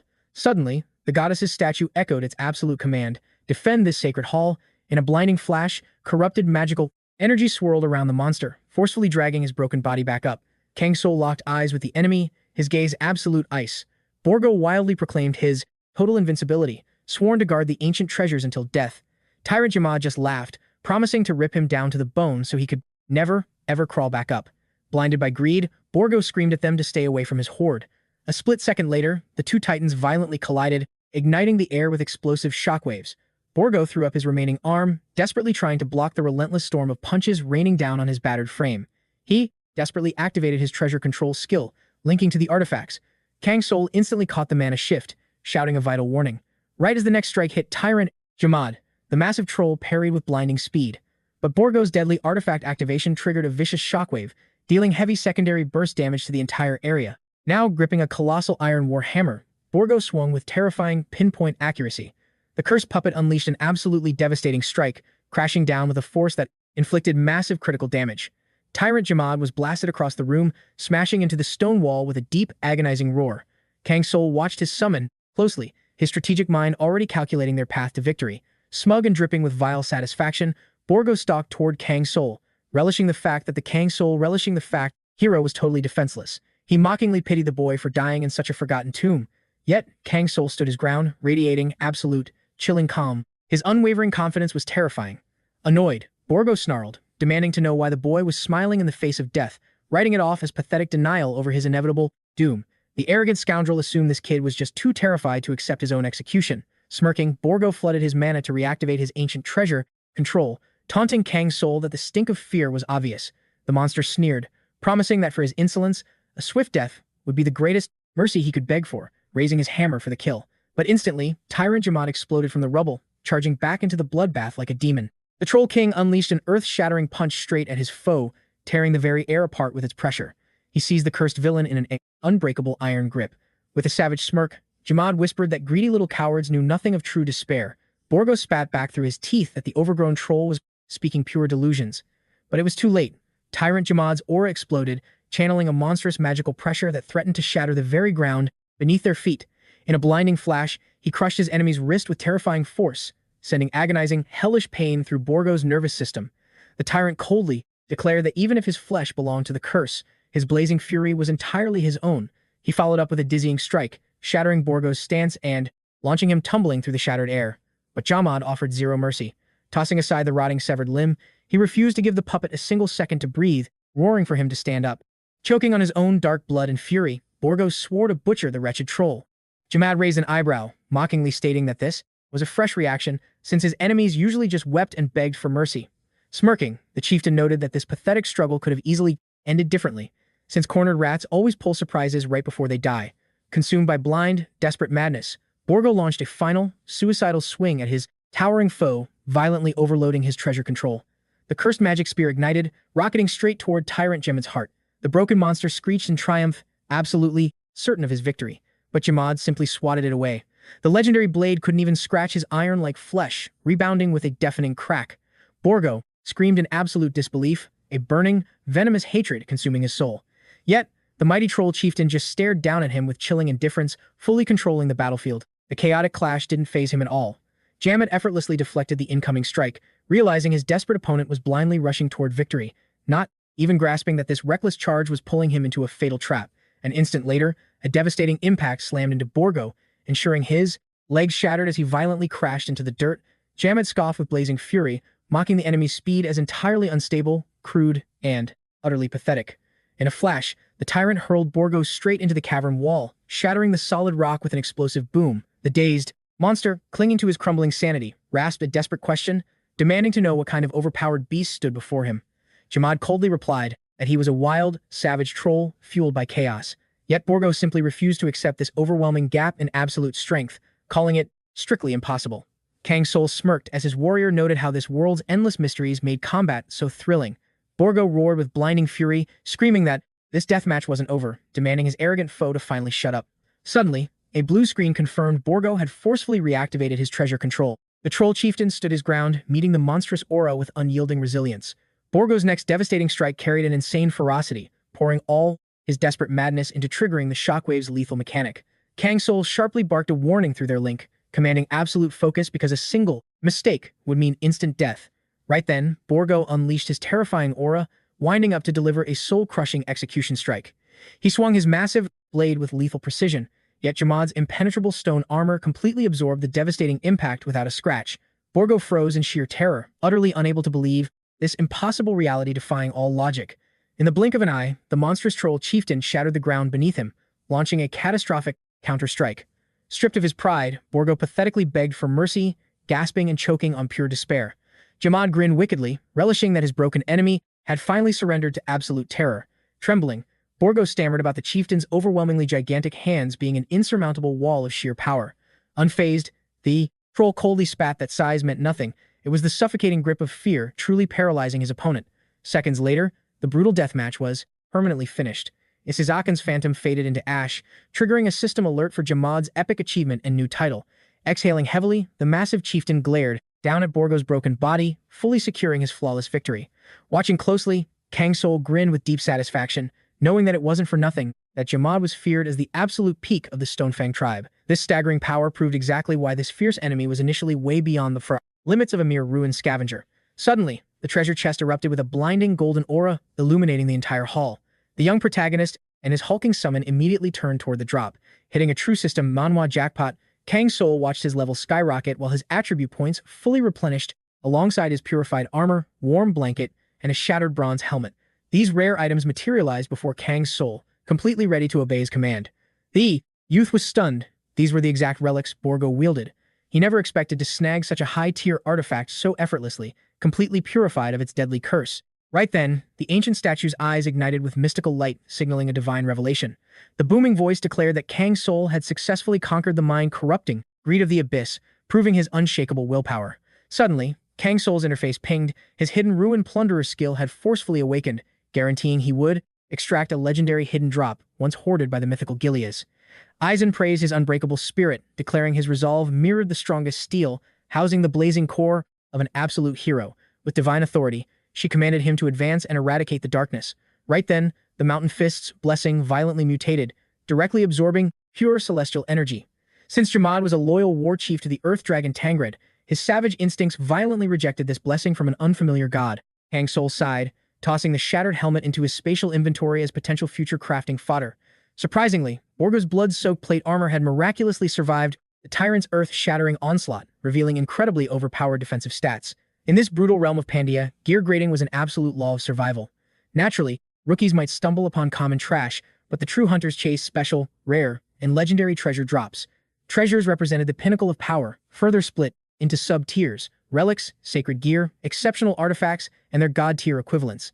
However, cursed drops functioned as vicious blood relics, violently demanding a holy class or intense purification. Borgo's armor fit this dark profile, completely stopping Jamad from equipping it. Strategizing, Kang Soul realized the best play was transferring this plating to Moon Knight Karuna, instantly skyrocketing his ally's defense. Checking his inventory, the young protagonist realized he only held a few truly game-breaking artifacts.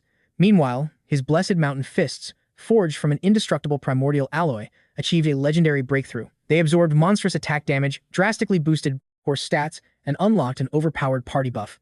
Checking his status window, Kang Soul noticed his titles had reached an epic tier, perfectly matching the insane rewards he completely monopolized. Kang Soul smirked, relieved he had trusted his gamer instincts and baited out Borgo's spawn, turning a lethal crisis into an absolute jackpot. However, there was zero reason to linger here. Without hesitation, the young conqueror tapped the exit button, securing his massive wave of well-deserved points. The system confirmed his player ID remained completely anonymous while his score shattered the 500,000-point threshold. A global ranking board suddenly materialized across the screen, leaving viewers utterly paralyzed by this god-tier ranking. Now, it was time to rest in a safe zone like Kungori. The free city was renowned for its radiant prosperity. Here, battle-hardened adventurers rested, trained, and geared up for their next deadly dives. Walking home, Kang Soul glanced at the glowing windows of the towering apartments, realizing the other hunters had already finished their dungeon raids and returned to rest. Dragging his exhausted feet forward, the young protagonist craved nothing but collapsing into his rented bed. Exhausted, the young man suspected nothing, completely oblivious to the sinister stalker tracking him from the murky alleyway around the corner. The mysterious stalker locked onto his target, his unblinking gaze burning with intense curiosity. But instantly, Kang Soul's supernatural intuition violently spiked, and he snapped into combat readiness, assuming a shadowy guild enforcer was hunting him. He recalled that his 4 treacherous companions had died, and the chilling news of this word might have already reached the high-ranking guild masters. Still, there was a tiny chance this stalker wasn't affiliated with them at all. The player decided to strike. Immediately, the shadowy figure peeked around the corner, desperately trying to locate his missing prey. However, no matter how intensely he strained his vision, through the pitch-black night, his target had vanished. Suddenly, Kang Soul materialized right beside him. With his aura-infused blade pressed firmly against the stalker's neck, he took absolute control of the encounter. Totally paralyzed by overwhelming fear, the stranger choked on his own words, gasping for air. Kang Soul coldly demanded a valid reason as to why this rat was tracking his movements. His chilling gaze promised that if he refused to speak, the system would gladly help extract the truth by force. The terrified observer stammered with a shaking voice that he knew the grand secret. Unfazed, Kang Soul calmly asked what exactly he had figured out. The stalker confessed that Kang Soul was a hidden player, the sole anomaly who spawned in the beginner's zone after the world's power rankings shifted. The young system Manhwa protagonist figured this guy held no deadly, killing intent, but still demanded to know why he was lurking. The stranger desperately begged for a favor. Pleading for just a moment of his time, they relocated to a quiet tavern nearby. The absolute first detail catching Kang Soul's sharp eyes was the man's corrupted black arm. This clearly wasn't a standard status ailment. At first glance, the dark flesh looked completely decayed, but the texture was unnervingly smooth and pristine. It looked like some twisted magical mutation. Meanwhile, his new companion frantically ranted about his beloved younger and older sisters. The man suddenly dropped his gaze, and an ocean of devastating sorrow washed over his pale face, radiating a heartbreaking aura. He confessed that his older sister perished during their second major dungeon raid in the Cursed Mountains. This deadly quest was known as 5 Friendly Brothers. It was right there that fate betrayed them, springing a deadly cliffside trap. She unleashed her skills desperately, but the monster swarm was endless, leaving her dangling helplessly over the terrifying void. Her brother pushed his stats to the absolute limit to pull her back, sweat mixing with tears of sheer panic. But the brave girl realized the grim reality of their doom, begging him to drop her so his own HP would not hit 0. Yemen screamed with a shattering voice, commanding her to grip harder, swearing upon his life he would pull her up. But Sebek had already accepted her tragic end. Smiling weakly, she whispered her final words of profound sibling love, her voice echoing with haunting melancholy. With one last heartbreaking look, she released her grip and plummeted into the freezing darkness below. Her dying wish was for him to protect Noi, leaving their innocent younger sister entirely alone. Sebek's fading voice, her tragic sacrifice, and her parting words were permanently burned into Yemen's soul. Ever since that traumatic day, his fallen sister has haunted his restless nightmares, desperately begging for salvation from the abyss. Kang Soul instantly recognized this specific hidden event, a legendary scenario known as the Unexpected Tragedy, where Yemen didn't contract a debuff, but awakened a legendary trait called the Phantom Limb. However, even if he purged the vengeful spirit's dark aura, that corrupted hand was currently entirely dominated by phantom energy, rendering its combat stats practically useless. Yet, if this supernatural possession was successfully sealed, Yemen would instantly unlock overwhelmingly explosive power. Kang Soul cut to the chase, demanding the actual main quest objective. Turns out, this entire dramatic plea centered around his surviving younger sister. She had pledged loyalty to a rising faction.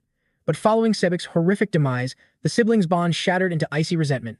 This emotional rift shattered Yemen's heart. Narrowing his eyes, Kang Soul questioned exactly which combat guild claimed her. Yemen revealed it was the infamous Justice Guild, assuming a high-level player like him knew their reputation. This shady organization was established during the initial server outbreak, baiting vulnerable rookies with rumors of an S-class ranker leading them. But since this supposed Masters player ID was completely hidden, anyone with a brain knew it was absolute garbage. Shockingly though, this corrupt guild was officially backed by high-ranking government officials.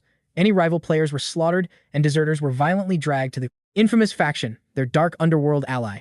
Kang Soul's expression screamed extreme skepticism, but Yemen swore on his life this wasn't mere gossip. This was a classified intel leak verified directly by his younger sister. This meant Little Noi was caught up in a deadly endgame trap. The lone wolf player pondered this, stating that even if this entire tragedy was real, his quest log showed zero personal incentive to interfere. Yemen's body went completely stiff, utter devastation flooding his trembling eyes as he struggled to process such a cold-blooded rejection. With absolute zero hesitation, Kang Soul stated he wasn't some cliché hero of justice, every single awakened being carried their own heavy burdens, and he absolutely refused to waste his precious stamina on a side quest that offered no epic loot. Crushing, devastating despair swallowed Yemen whole. He simply could not fathom how such an overpowered hunter would ignore a life or death plea. Suffocating hopelessness paralyzed him, especially knowing Kang Soul's terrifying stats. Endless skill points could crush those corrupt guild bastards flawlessly. The absolute badass stood up from the tavern table, casting a heavy glare at his broken companion. He made it clear he hadn't leveled up just to be a meat shield for pathetic cowards, commanding Yemen to conquer his own personal dungeon.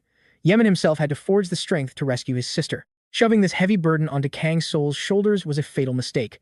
The unstoppable protagonist simply turned his back and vanished into the shadows, leaving the pathetic adventurer completely shattered, bowing his head in utter defeat. Yet, just before exiting the zone, Kang Soul stopped and mentioned the guy's corrupted phantom limb. He casually noted that it wasn't a cursed debuff at all. He ordered him to conquer his inner demons because true strength was the only way to protect his sister. With that mic drop, Kang Soul deemed the party chat officially closed, leaving Yemen staring blankly at his retreating back. The system Manhwa readers were absolutely stunned by the main character's ruthless ice-cold logic, sparking a massive debate. Some praised his survivalist mindset, while others called him a villain. But Kang Soul knew the harsh truth. Playing White Knight for every random non-player character meant certain death in this brutal apocalyptic world, and grinding time was his most vital resource. Still, his gamer instincts tingled, knowing unlocking the legendary lore behind that phantom arm could massively boost his progression. Furthermore, absorbing that ghostly power would become the ultimate trump card for future boss raids. These tactical calculations spun endlessly in his mind. After running the simulations, Kang Soul realized triggering this hidden quest was totally worth the experience points. After all, if a broken player finally awakened their true potential, they would never again drown in pathetic despair. Thus, our lone wolf marched straight to the hidden underground broker. The intel dealer bragged about having endless data on the Justice Guild, but Kang Soul only demanded their darkest, most corrupt secrets.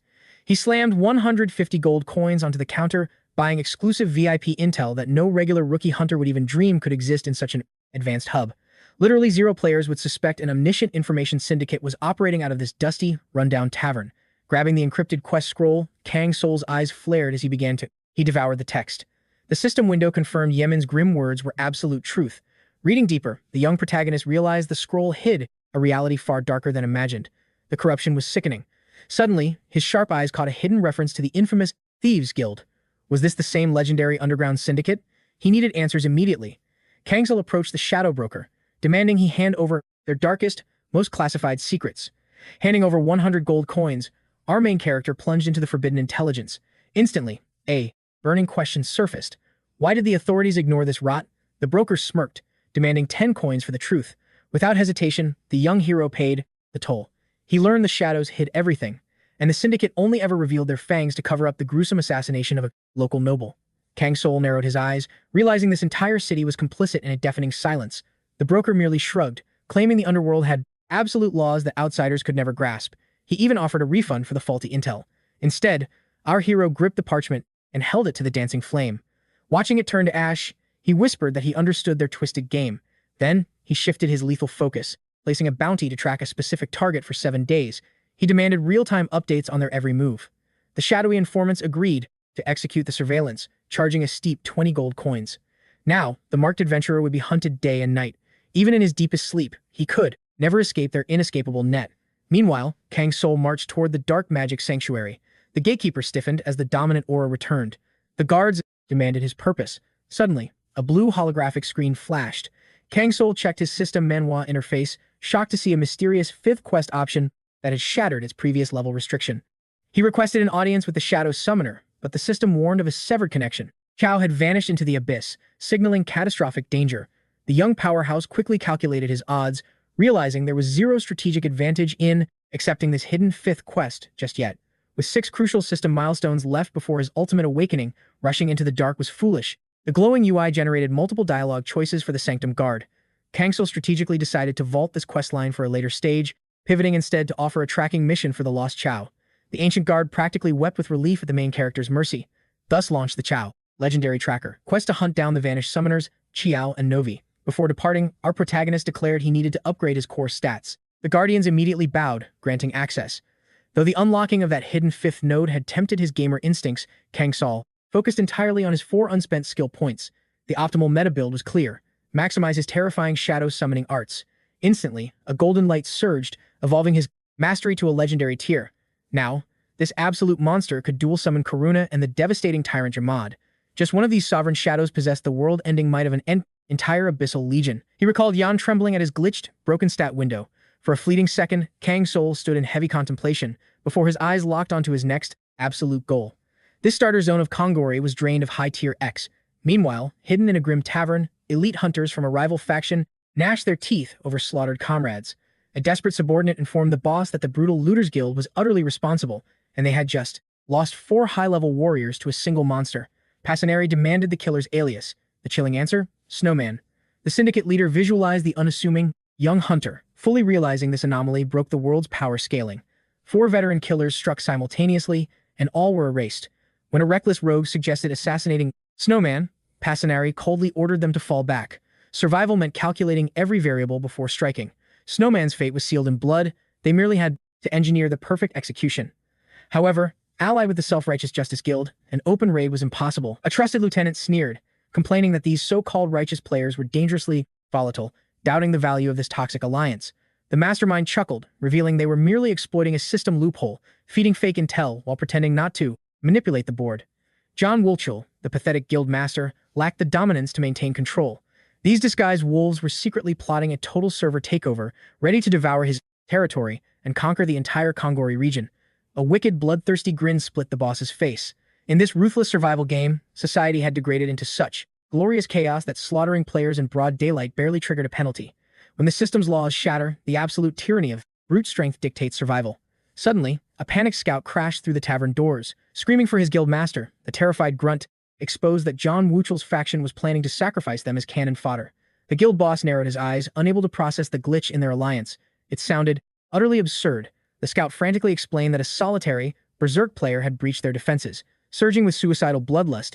Even when a dozen elite guards tried to block the raid, the lone warrior cleaved through them like a demon.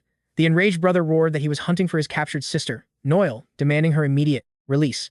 Suddenly, the cursed seal on Yemen's arm blazed with necrotic fire. Through the static, the haunting echoes of his fallen sister pierced his soul. She desperately wept, begging for salvation. Instantly, an overwhelming spectral aura materialized right behind him.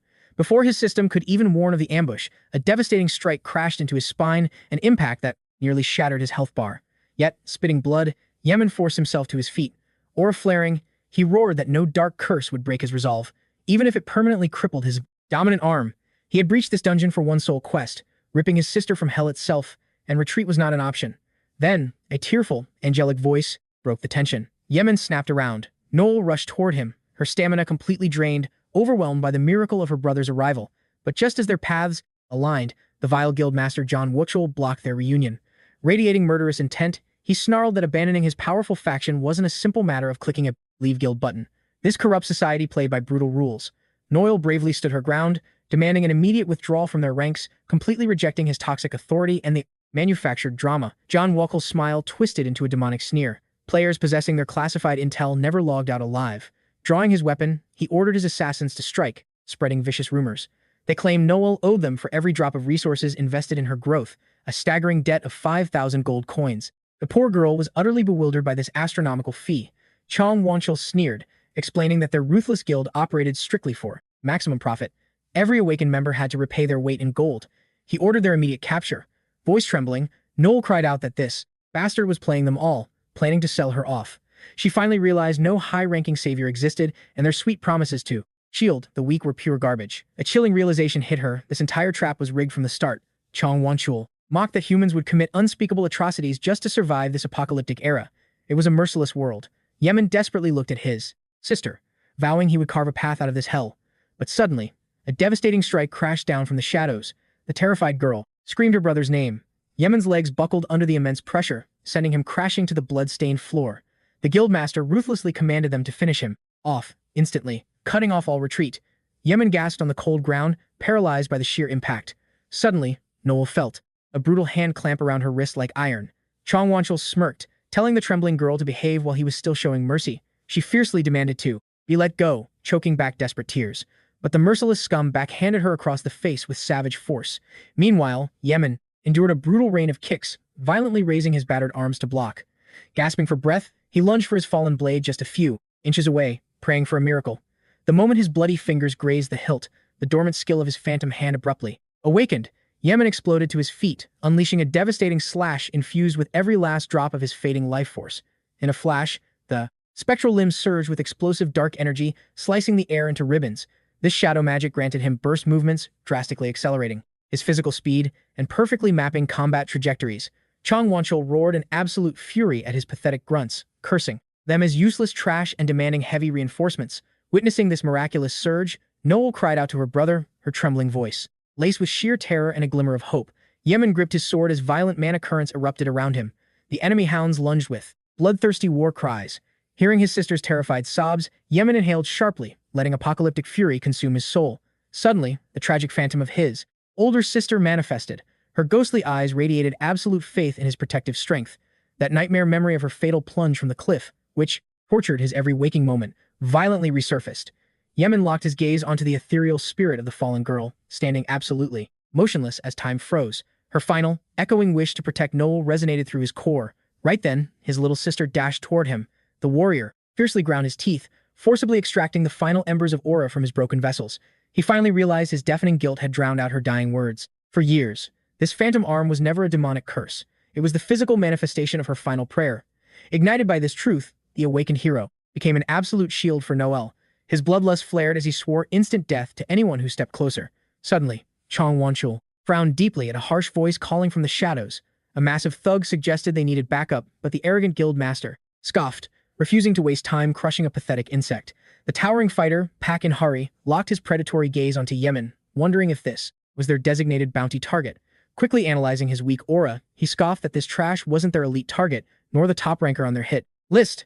With a sinister grin, the brute launched himself like a cannonball straight at 𝗦𝗦𝗦. The bleeding hero raised his blade, bracing for impact. 𝗦𝗦𝗦 smirked, deciding 𝗦𝗦𝗦's combat stats were utterly pathetic. Acting like a ruthless boss in a system Manhwa, the brute triggered his iron fist and monkey agility skills, readying his fatal critical strike passive for a one-hit kill. Running on empty, 𝗦𝗦𝗦 desperately swung his blade, trying to parry the avalanche of merciless strikes, but his blurred vision betrayed him. 𝗦𝗦𝗦's ironclad hands suddenly locked onto him, entirely crushing his evasion. The giant violently hurled 𝗦𝗦𝗦 into the concrete with earth-shattering force, palming his skull like a vice grip. Spitting blood, 𝗦𝗦𝗦 fiercely demanded why a high-level awakened wasted his life terrorizing the weak. 𝗦𝗦𝗦 chuckled darkly, amused by the boy calling him a petty bandit. He certainly didn't see himself as a villain. 𝗦𝗦𝗦 spat back that he was nothing but scum. The brute just threw his head back in roaring laughter. Glancing at Noel, who was trapped by his grinning goons, he sneered that morality was a dead concept in this hunter era. Only raw power dictated survival. The muscular tyrant proudly declared that absolute justice always belonged to apex predators, the absolute law of this ruined world. Hearing this garbage, 𝗦𝗦𝗦's eyes blazed. He locked bleeding fingers around his blade as seething mana erupted from the trembling steel. Channeling his sheer despair into one final strike, the hero launched a suicidal thrust straight at his enemy. But 𝗦𝗦𝗦 yawned, effortlessly catching the glowing blade barehanded. Mocking the telegraphed attack, he applied terrifying pressure. Snap! The trusted weapon shattered into useless fragments. 𝗦𝗦𝗦 stared in utter horror at his broken blade. A chilling shadow of death loomed over him. Without a literal divine intervention, they were dead meat. The suffocating tension snapped. A sudden, heavy knock echoed through the blood-stained room. 𝗦𝗦𝗦 clicked his tongue in pure annoyance, glaring at the entrance and roaring at whoever dared interrupt him. The lower-level goons panicked, assuming city guards heard their brawl.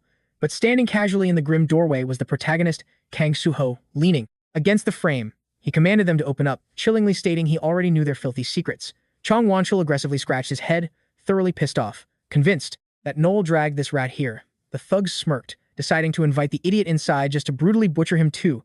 Barely clinging to consciousness, Yemen faded into darkness until a lazy voice asked if he was still breathing. Kang Soul casually strolled inside, leaving every single villain completely speechless. The young hunter locked eyes with Yemen. "Have you forgotten me so soon?" he asked softly. Coughing up blood, the battered boy whispered that Kang Soul had finally arrived to answer his desperate system plea. But the overpowered protagonist smirked, revealing he had hidden quests to finish here. Plus, the foul stench of corrupt players demanded his immediate, absolute attention. His piercing gaze scanned the arrogant mob. Yemen rasped that he clung to Kang Soul's teachings, placing his absolute faith in this ruthless system Manhwa world's twisted justice. The Shadow Monarch coldly stated he didn't grind levels to babysit cowards who cowered in the rear. Yemen had bled, pushing his limits, yet a bitter wave of despair crushed him as he confessed his weakness. Kang Soul tilted his head, a dark aura flickering around him, fully comprehending the grim tragedy that had just unfolded. Fixing a predator's glare on the hostile guild, he declared he was claiming these two survivors. His absolute dominance left zero room for negotiation. 𝗦𝗦𝗦-𝗥 scoffed at the sheer audacity. Just another suicidal rookie challenging apex predators. Stepping from the shadows, the brutal enforcer 𝗦𝗦𝗦 cracked his massive knuckles and smugly declared he had been dying to crush a cocky hero. He bragged about slaughtering those pathetic players, Park Sang-yu and Jin Cho, claiming their loot for himself. However, Kang Soul's icy laughter cut through the tension. He exposed their pathetic lies, revealing their kills were entirely fake. Snarling like a cornered beast, the massive thug retorted that the truth didn't matter, because this arrogant brat was about to be deleted. Unfazed, Kang Soul calmly raised a finger. Fixing his gaze on the entire party, he then offered the bloodthirsty crowd a single chance. Walk away now, or face the ultimate penalty for crossing his path.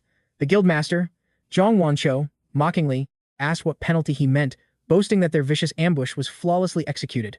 The god-tier protagonist sighed heavily. It seemed this entire alliance of corrupted awakeners had absolutely zero desire for redemption. Smirking, the wicked leader commanded his subordinates to erase this trash. 𝗦𝗦𝗦 surged with aggressive mana, igniting his devastating brawler-class skills, fully expecting an instant, bloody victory. The villain smugly revealed his status as a hidden-class player, radiating an oppressive killing intent that usually paralyzed ordinary hunters instantly. Yet Kang Soul's expression remained absolute zero. Extending his hand, he tore the spatial fabric to summon his Abyssal Legion. The legendary shadows, 𝗦𝗦𝗦 and Karuna, instantly materialized with overwhelming murderous intent. The entire guild froze in sheer, unadulterated terror. Was that massive beast the mythical boss-level troll? The once arrogant 𝗦𝗦𝗦 felt his health bar drop, his brain short-circuiting at the impossible sight. Shivering uncontrollably, he demanded to know this monster's true identity. Kang Soul's eyes glowed with an ominous blue light, revealing his own hidden player status right back at them. The sheer pressure of his mana exposed the horrifying truth. The panicked raiders instantly recognized the demonic troll summon as the legendary anomaly, possessing double the combat stats of any top-tier ranker. 𝗦𝗦𝗦 burst into maniacal, desperate laughter. He had spent countless hours tracking down this notorious anomaly, only to stumble right into his lethal trap. Trying to salvage the disaster, the guildmaster proposed a sinister alliance. Surely a player of such terrifying caliber would want to rule alongside them. He launched a twisted monologue. When the world collapsed into a chaotic dungeon survival game, the weak were always destined to become stepping stones for those who saw this apocalypse as the ultimate level-up opportunity. Fates were forged through pure violence now. They had built an unstoppable empire, hoarding desperate survivors like disposable NPCs to violently exploit for infinite resources and power. Kang Soul tilted his head, his voice dripping with deadly calm. Why should he submit to a bunch of low-level tyrants? It was utterly pathetic. While the guildmaster choked on his words, the brawler snarled, "That might makes right. In this ruthless hierarchy, the highest level dictates reality." The apex predator merely smirked at their logic. Violence only breeds superior violence. Did these amateurs understand that universal law? The burly thug barked in agreement, arrogantly declaring his dominant guild would reign as the absolute apex of this bloody food chain. Kang Soul dismissed their pathetic invitation instantly. His shadow aura violently expanded as he reminded the doomed party of his earlier warning. Since 0 players chose to repent, their fate was permanently sealed. Kang Soul triggered his eradication protocol, marking every soul except 2 for immediate deletion. The frenzied mob of greedy adventurers charged, activating their ultimate skills to annihilate the solo player. Yet Kang Soul didn't even blink. He commanded his immortal shadow commanders to execute a total massacre. Obeying their sovereign, 𝗦𝗦𝗦 and Karuna shattered the ground beneath them. The abyssal nightmares launched forward like guided missiles, swinging their legendary weapons to ruthlessly harvest the heads of the unworthy. Karuna flawlessly triggered his lunar sword art, unleashing the devastating first phase of Moonlight Recharge. Meanwhile, the colossal beast 𝗦𝗦𝗦 activated his lethal, indestructible steel gauntlets. The terrified guild members couldn't even dodge the supersonic shockwaves. The massive shadow beasts swatted fully armored tanks like pesky flies, absolutely obliterating any foolish raider blocking their path. The berserker troll hurled broken players like ragdolls, their bodies cratering into the dungeon walls with sickening crunches. The once smug guild master watched his elite forces evaporate in absolute horror. This insane damage output broke every known game mechanic. Meanwhile, the arrogant brawler 𝗥𝗦𝗦 found himself locked in a deadly clash against the monstrous tyrant 𝗦𝗦𝗦 as their power violently collided. Blinded by sheer ego, the villain foolishly believed his stats could overpower a shadow commander. 𝗥𝗦𝗦 desperately activated his supreme class skills, unleashing the catastrophic Stone Crusher and Meat Grinder combos. 𝗦𝗦𝗦 cheered from the sidelines, completely convinced his vanguard would crush the summon. No mere beast could possibly survive those metal-shredding punches. But to the immortal 𝗦𝗦𝗦, this so-called heavy hitter was just a pathetic bug struggling in a web. The human's desperate battle cries sounded like a whimpering infant facing an ancient god. Begging for mercy wouldn't save him now. In a split second, the troll unleashed a devastating critical strike, completely shattering his opponent's foundation. Violence truly begets violence, a universal truth brutally demonstrated on this blood-stained floor. 𝗥𝗦𝗦 was nothing but a fragile stepping stone. Watching his strongest fighter get deleted instantly, the paralyzed leader stared at the impossible entity. 𝗦𝗦𝗦 mockingly asked how a human could comprehend true abyssal power. The shattered guild master dropped to his knees, sobbing for his life. But the shadow giant coldly rejected his plea, booming that absolute order was the true pinnacle of strength. Seizing a split-second window, the cowardly 𝗦𝗦𝗦 burned his stamina to flee, sprinting frantically toward the safe zone. Instantly, Karuna materialized before him. A single flash of lunar silver severed both of the leader's arms. The ruined tyrant crashed into the dirt, screaming in terror, his health bar plummeting. Stepping through the carnage, 𝗦𝗦𝗦 approached the bleeding boss. His eyes burned with unquenchable vengeance as he demanded to know why. This monster had destroyed his innocent sister. The armless coward groveled in his own blood, swearing he'd change his ways. But his pathetic apologies fell on deaf ears as 𝗦𝗦𝗦 begged for his life. Sobbing uncontrollably, he screamed that the apocalyptic system made him this way. In a broken world of survival, players had no choice but to devour one another. Without systemic laws, humanity was just a pack of wild dogs fighting for scraps. He hypocritically cried that he was merely a tragic victim of the stronger apex predators who ruled. Kang Soul recalled the Information Guild's cold truth. He had demanded to know why the ruling authorities ignored such blatant lawlessness. They claimed they only stepped in when a citizen's blood was spilled. The young hunter scoffed at the endless stream of new regulations popping up on his status screen. Let the system generate as many pathetic rules as it desired. He would shatter every single one without hesitation. The defeated foe choked back a terrified gasp, calling him an absolute lunatic. Dictating the battlefield with overwhelming dominance made him look like a true monster. Kang Soul didn't bother denying it. Maybe he was. 𝗦𝗦𝗦 stared intensely at his terrifying ally, shocked by the main character's cold detachment. Without skipping a beat, the shadowy sovereign drove his blade deep into his opponent's chest, echoing the thought aloud. Finally, the protagonist scanned the desolate battleground. The chaotic clash had ended, leaving behind nothing but an eerie, blood-soaked silence. As the adrenaline faded from the surviving warriors, Kang Soul promised to summon 𝗦𝗦𝗦 for the next raid. The companion agreed, though he doubted his meager strength would be of any use. The young hero casually dismissed his modesty. He only asked for one simple favor, simply grateful his ally had survived the brutal encounter. Kang Soul secretly analyzed his new pawn, knowing 𝗦𝗦𝗦 was now tethered to the underworld syndicate. He would act as a crucial informant.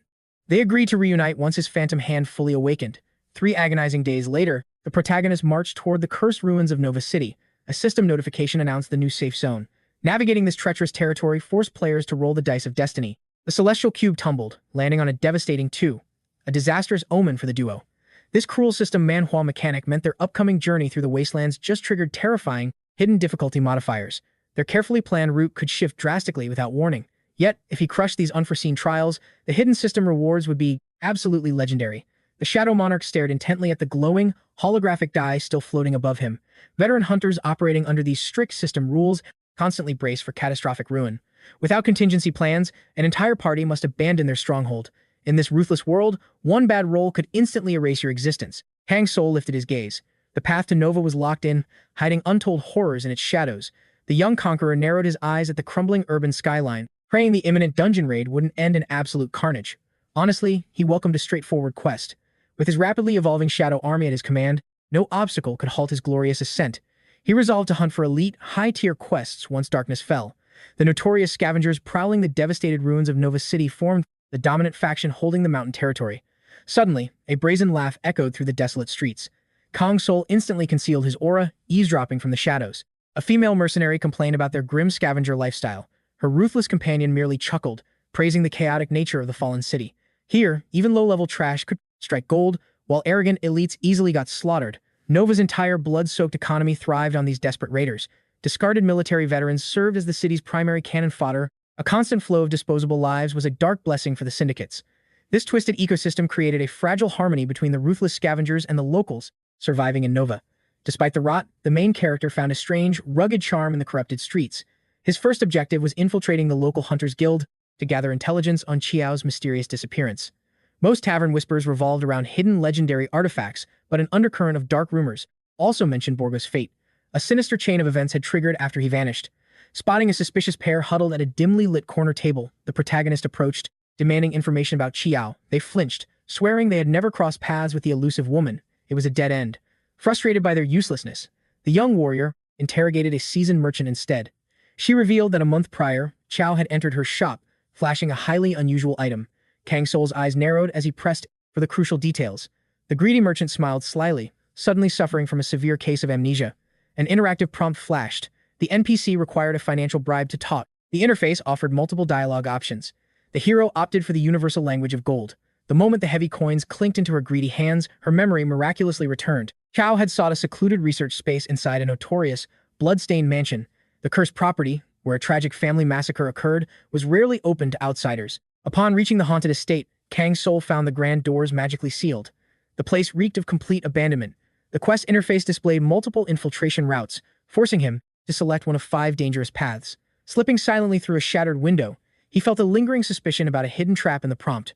The oppressive darkness inside swallowed him, yet faint traces of aura lingered. Someone had definitely occupied this space, but his heightened senses confirmed the cold truth. The trail had been dead for weeks. Kang Soul summoned the fearsome tyrant Jamin. He ordered his mighty shadow to scan Qiao's hidden laboratory for any powerful artifacts or clues, but the arrogant troll's spirit completely ignored the command. Forced to pivot, he summoned the loyal knight, Karuna. While sweeping the dusty perimeter, Karuna broke his usual icy silence, explaining his quiet demeanor. Wandering endlessly through the desolate ruins had stripped away his voice. Furthermore, his memories of his glorious past life as a noble elf were entirely shattered. Kang Soul pondered the mystery surrounding this ancient warrior. Since no necromancer had ever commanded him before, unlocking his hidden lore was a vital quest. After tearing the Forsaken Mansion apart, their only loot was a pile of cryptic documents. A complex puzzle hung ominously on the cracked wall. The Shadow Monarch stepped closer to decipher the bizarre, mismatched blueprints. The scattered pages were overflowing with incomprehensible alchemical formulas. Yet, his gamer instincts flared. A massive revelation was hidden here. The legendary secret laboratory of 𝗦𝗦𝗦 was located somewhere deep within the Great Forest. Kang Soul recognized that legendary name instantly. 𝗦𝗦𝗦 was revered as the ultimate mastermind of the entire Pandia realm, a peerless inventor who forged divine-tier artifacts. Greedy factions ruthlessly hunted him for his godlike intellect. To escape, the eccentric genius vanished without a trace, scattering hidden dungeons across the entire continent. Back when he played the original system game, the protagonist had encountered this mythical figure only once, yet that single interaction lasted ages. 𝗦𝗦𝗦 possessed a beautifully twisted, eccentric personality. Kang Soul knew perfectly well that any dungeon designed by this madman would be riddled with lethal traps and absolute despair. He prayed Qiao had safely reached the Great Forest facility. Suddenly, a glaring system alert shattered the silence. The main storyline had shifted. The missing summoner questline officially concluded. A terrifying new trial initiated. Stepping into the ancient, towering trees of the Great Forest, the protagonist readied his weapons. The legendary dungeon was hidden right beneath his feet. Armed with the critical cipher snatched from Qiao's study, the Shadow Sovereign plunged into the abyss to rescue her. 𝗦𝗦𝗦 wasn't just a genius, he was a madman. Rumors claimed his hidden labs were death traps. He refused to share his legendary loot. Now, our main character had a clear quest. Raid the lab, survive the traps, and track down Qiao. Who knew what hidden loot awaited? Skill, insight activated. Kang Soul's eyes glowed. He spotted an unnatural pattern in the forest. The massive trunks were perfectly aligned. Too perfect. He held his breath. The secret base had to be right under his nose. He crept through the towering grass like a phantom. Zero noise. Zero footprints. But his heightened senses were already screaming. Warning, threat detected. A chilling aura spiked nearby. Then, he saw it. High-tech mechanical eyes guarded the hidden entrance. 𝗦𝗦𝗦's security was flawless. In a classic system Manhwa, a prompt would offer safe routes, but every option here spelled instant death. The failure rate was absolutely staggering. Kang Soul rejected every predictable strategy. He needed an irregular method to shatter this stalemate. Sniping the drone seemed logical, but one missed strike, the entire forest would turn into a heavily armed war zone. He gripped his blade. A ruthless plan formed. He summoned Karuna. The Shadow Elf assassin executed the fatal strike without a single doubt. A perfect critical hit. The Iron Overseer shattered instantly. The security grid fell blind. creating a split-second window to infiltrate. "Clear the path," he commanded Karupa. The loyal shadow beast surged forward. It ruthlessly dismantled every hidden scout lurking in the canopy. The aerial spies were completely eradicated. Finally, Kang Soul stood before a massive steel vault, an anomaly buried deep inside the wild woods. Viewers were stunned by this bizarre setup. Kang Soul unleashed Tyrant 𝗦𝗦𝗦. "Smash it," he ordered. The colossal troll hesitated briefly. Would breaking it trigger a fatal trap? Kang Soul smirked. "Total destruction is permitted." The giant's eyes lit up with pure bloodlust. 𝗦𝗦𝗦 grabbed the reinforced steel, muscles bulging. He ripped the heavy doors clean off their hinges. Pure, overwhelming brute force. Fans were utterly speechless. He peeled open the high-tech vault like cheap foil. Kang Soul suddenly recalled 𝗦𝗦𝗦's legendary eccentricity. The mad genius had once explained this door. 𝗦𝗦𝗦 had laughed like a maniac. The locks were jammed, so he just left the giant gate as a meaningless decoration. He simply did not care. Dealing with arrogant nobles bored him. 𝗦𝗦𝗦 only chased true science. Kang Soul realized this fake entrance was a psychological trap for ordinary minds. It shattered all common sense. A massive number 2 was carved into the wreckage. This meant Qiao's trail might actually be burning hot right here. The labyrinth had multiple layers. Now, the mysterious third lab stood before them. Suddenly, Kang Soul's sharp ears picked up a faint mechanical whirring. A ventilation fan was spinning nearby.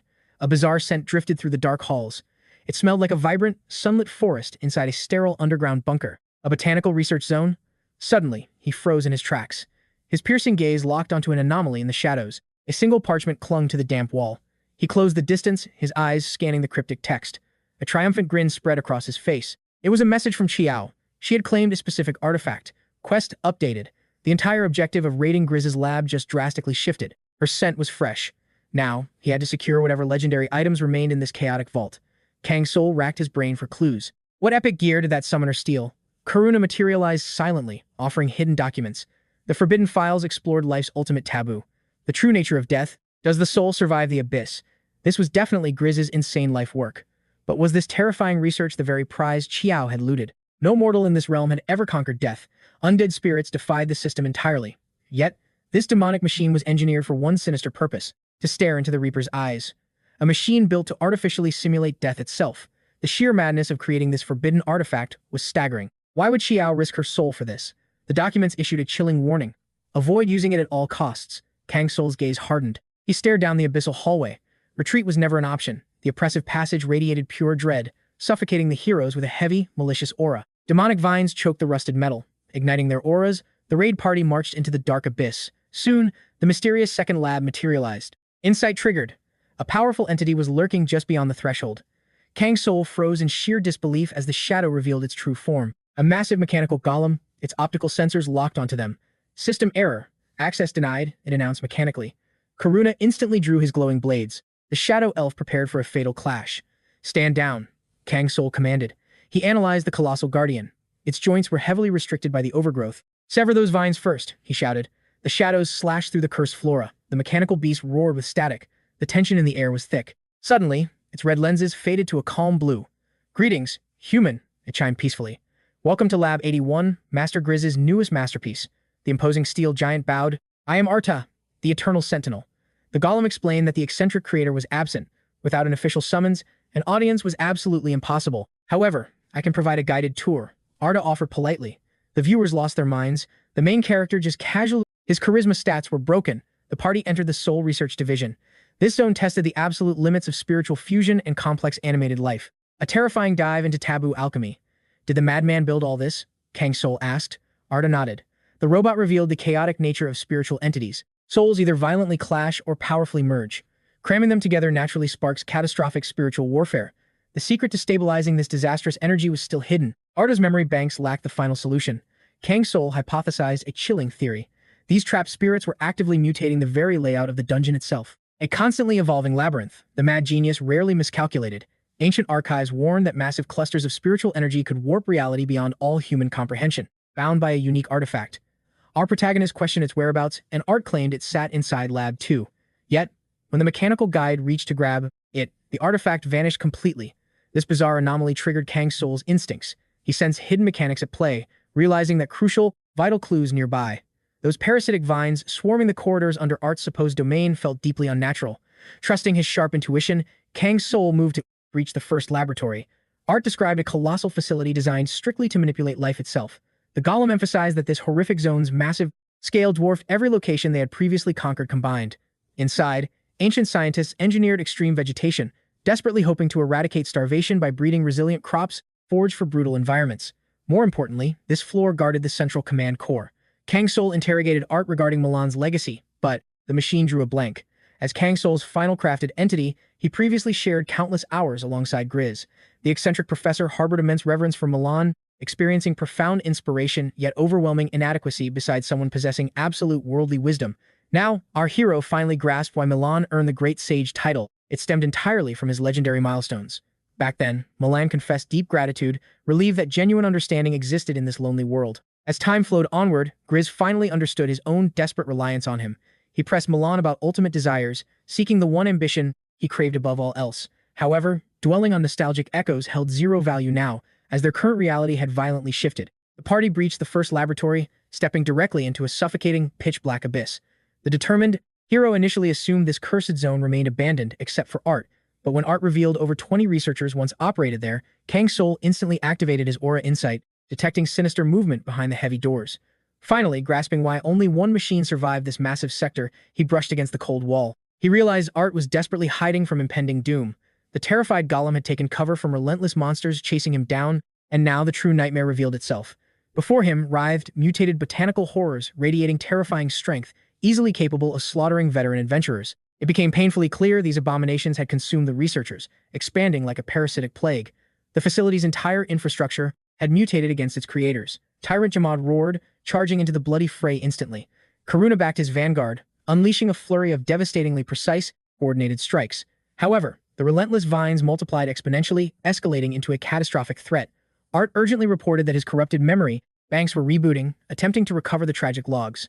Just then, our protagonist closed the distance, noticing the monstrous speed of the creeping vines. This overwhelming difficulty spike felt absolutely brutal, mirroring a high-ranked solo raid where survival seemed mathematically impossible without backup, especially this early in the awakening. Suddenly, a realization struck him like lightning. Was he truly fighting solo? At that exact moment, Art's fragmented files restored, unlocking the dark truth. It started with minor mutations detected within the local flora. But, while reporting this anomaly to 𝗦𝗦𝗦, the central command fell, severing all vital communications. The sector's elite administrators were known as mechanical homunculi, bizarre entities boasting terrifying intellect and overwhelming combat capabilities. In one brutal instant, rogue roots swallowed the helpless researchers completely. To preserve its core, Art fled through Laboratory 2, eventually barricading inside Lab 3. These beasts possess fatal flaws. They despised corrosive insects and ignited beautifully. Yet, unleashing an inferno against a colony, this massive risked burning the entire party to ashes. Still, they lacked better options. To secure a path toward the command core, Kang Soul commanded Art to flood the ventilation with volatile oil. The golem confirmed readiness, executing the dangerous protocol immediately. Simultaneously, Karuna unleashed a breathtaking sword arc, tearing the pipes open as black oil gushed outward. Blazing magical flames instantly coalesced around the elven warrior. 𝗦𝗦𝗦's hidden domain transformed entirely, officially triggering the 5th-tier legendary trial. They had to incinerate the botanical plague while rescuing every dormant golem. Kang Soul ordered Tyrant 𝗦𝗦𝗦 to push the vanguard. The massive troll smirked, noticing the vines recoiling in absolute terror. Now, they just needed to ignite the specific sector, where Art remained trapped. 𝗦𝗦𝗦 unleashed a devastating magical pulse, his steel fists blazing brightly. Art calculated that freeing the researchers from their botanical prisons would secure powerful allies. However, since their cores were deactivated, Kang Soul had to conquer 𝗦𝗦𝗦's puzzle directly. He quickly deduced the hidden password requirement, glaring at the glowing terminal. The system Manhwa interface asked to name the world's absolute greatest genius. He read the twisted riddle carefully. Scanning the dialogue choices, he locked in option 4, 𝗦𝗦𝗦 himself, knowing the eccentric creator possessed catastrophic narcissism. Instantly, another heavy chassis rebooted. The machine bowed, formally introducing itself as Albert 23. This high-stakes sequence perfectly mirrored a tactical defense game, requiring him to awaken maximum allied golems before reaching the control core. The terminal flashed its second trial, identifying the absolute fastest steed across the entire continent. Without hesitation, Kang Soul inputted the legendary truth. A second ally, Ho-1011, flared to life. The next prompt questioned which awakening power would dominate the changing era. Securing the answer, Jarita 7 booted up. The rescue mission rapidly hit 10 out of 20 offline units. They were inches from victory, staring down the massive central command doors. Suddenly, Tyrant 𝗦𝗦𝗦 roared a blood-chilling warning, commanding his comrades to brace for an overwhelming ambush. A colossal mutant vine erupted from the shadows, launching a lethal barrage of razor-sharp tentacles straight toward them. Kang Soul glared at the incoming behemoth, gripping his blazing torch tightly as the abomination unhinged its massive, thorn-filled maw. Our protagonist cursed bitterly, realizing this catastrophic raid twist shattered his perfect strategy. In a flash of raw power, Jamad physically grappled the monstrous beast, screaming for his master to retreat immediately. Despite Kang Soul's stubborn refusal, the battle-hardened troll growled that he wouldn't repeat his fierce command. These demonic vines wielded that enchanted pollen was a lethal weapon. Noticing the enemy closing in, Tyrant Jamad assumed his devastating earthquake stance. Meanwhile, Kang Soul gasped for air, his nerves stretched to the absolute limit. Seriously, placing the control center dead center in this hellish lab was pure madness. The hero knew the system quest required an update, but Arda declared a critical error, demanding the professor's direct override. Suddenly, the mutant plants violently swarmed the machines, crushing steel under monstrous vines. Acting on emergency authority, Arda triggered the lab's ultimate lockdown protocol. A fresh wave of demonic flora lunged at him. With the network severed, he broadcasted a desperate command to every surviving researcher. All vital research data must be purged. Instantly, the machines unleashed torrents of magical fire. The Scorched Earth Protocol incinerated everything in its path. The massive botanical beast felt the blistering heat and began to wither, twisting wildly to escape the inferno. Tyrant Jamad charged like a freight train to pin the monster, but in the very next breath, the mutant vines unleashed their own dark magic. The enemy activated a parasitic colonization skill, aiming to shatter Jamad's iron will, but the Troll King simply scoffed at this pathetic desperation. Thinking the lonely beast had finally lost its mind, he crushed the twisting vines in his massive grip and roared that victory was only seconds away. This cursed mechanical nightmare would soon be nothing but a pile of melting slag and ash. Meanwhile, Karuna unleashed the third phase, Full Moon Strike. The Elven Swordmaster moved with blinding precision, raining down a storm of devastating slashes. With every ounce of his aura, he leaped back from the absolute destruction. The elf's flawless blade work severed the monster's core entirely. As they watched their dying foe, a massive shockwave rocked the facility. Kang Soul exhaled sharply. The fatal threat was finally neutralized, buying them a brief rest. The twisted flora was eradicated. Like any epic system, Manhwa, glowing screens announced a level up and bonus skill points. The robots resumed their relentless, programmed labor in perfect synchronization. The mechanical units presented a legendary animated belt, along with its intricate crafting blueprints and a crystallized chunk of pure life force pollen. Kang Soul's heart raced with triumph. He knew this legendary artifact was hidden here.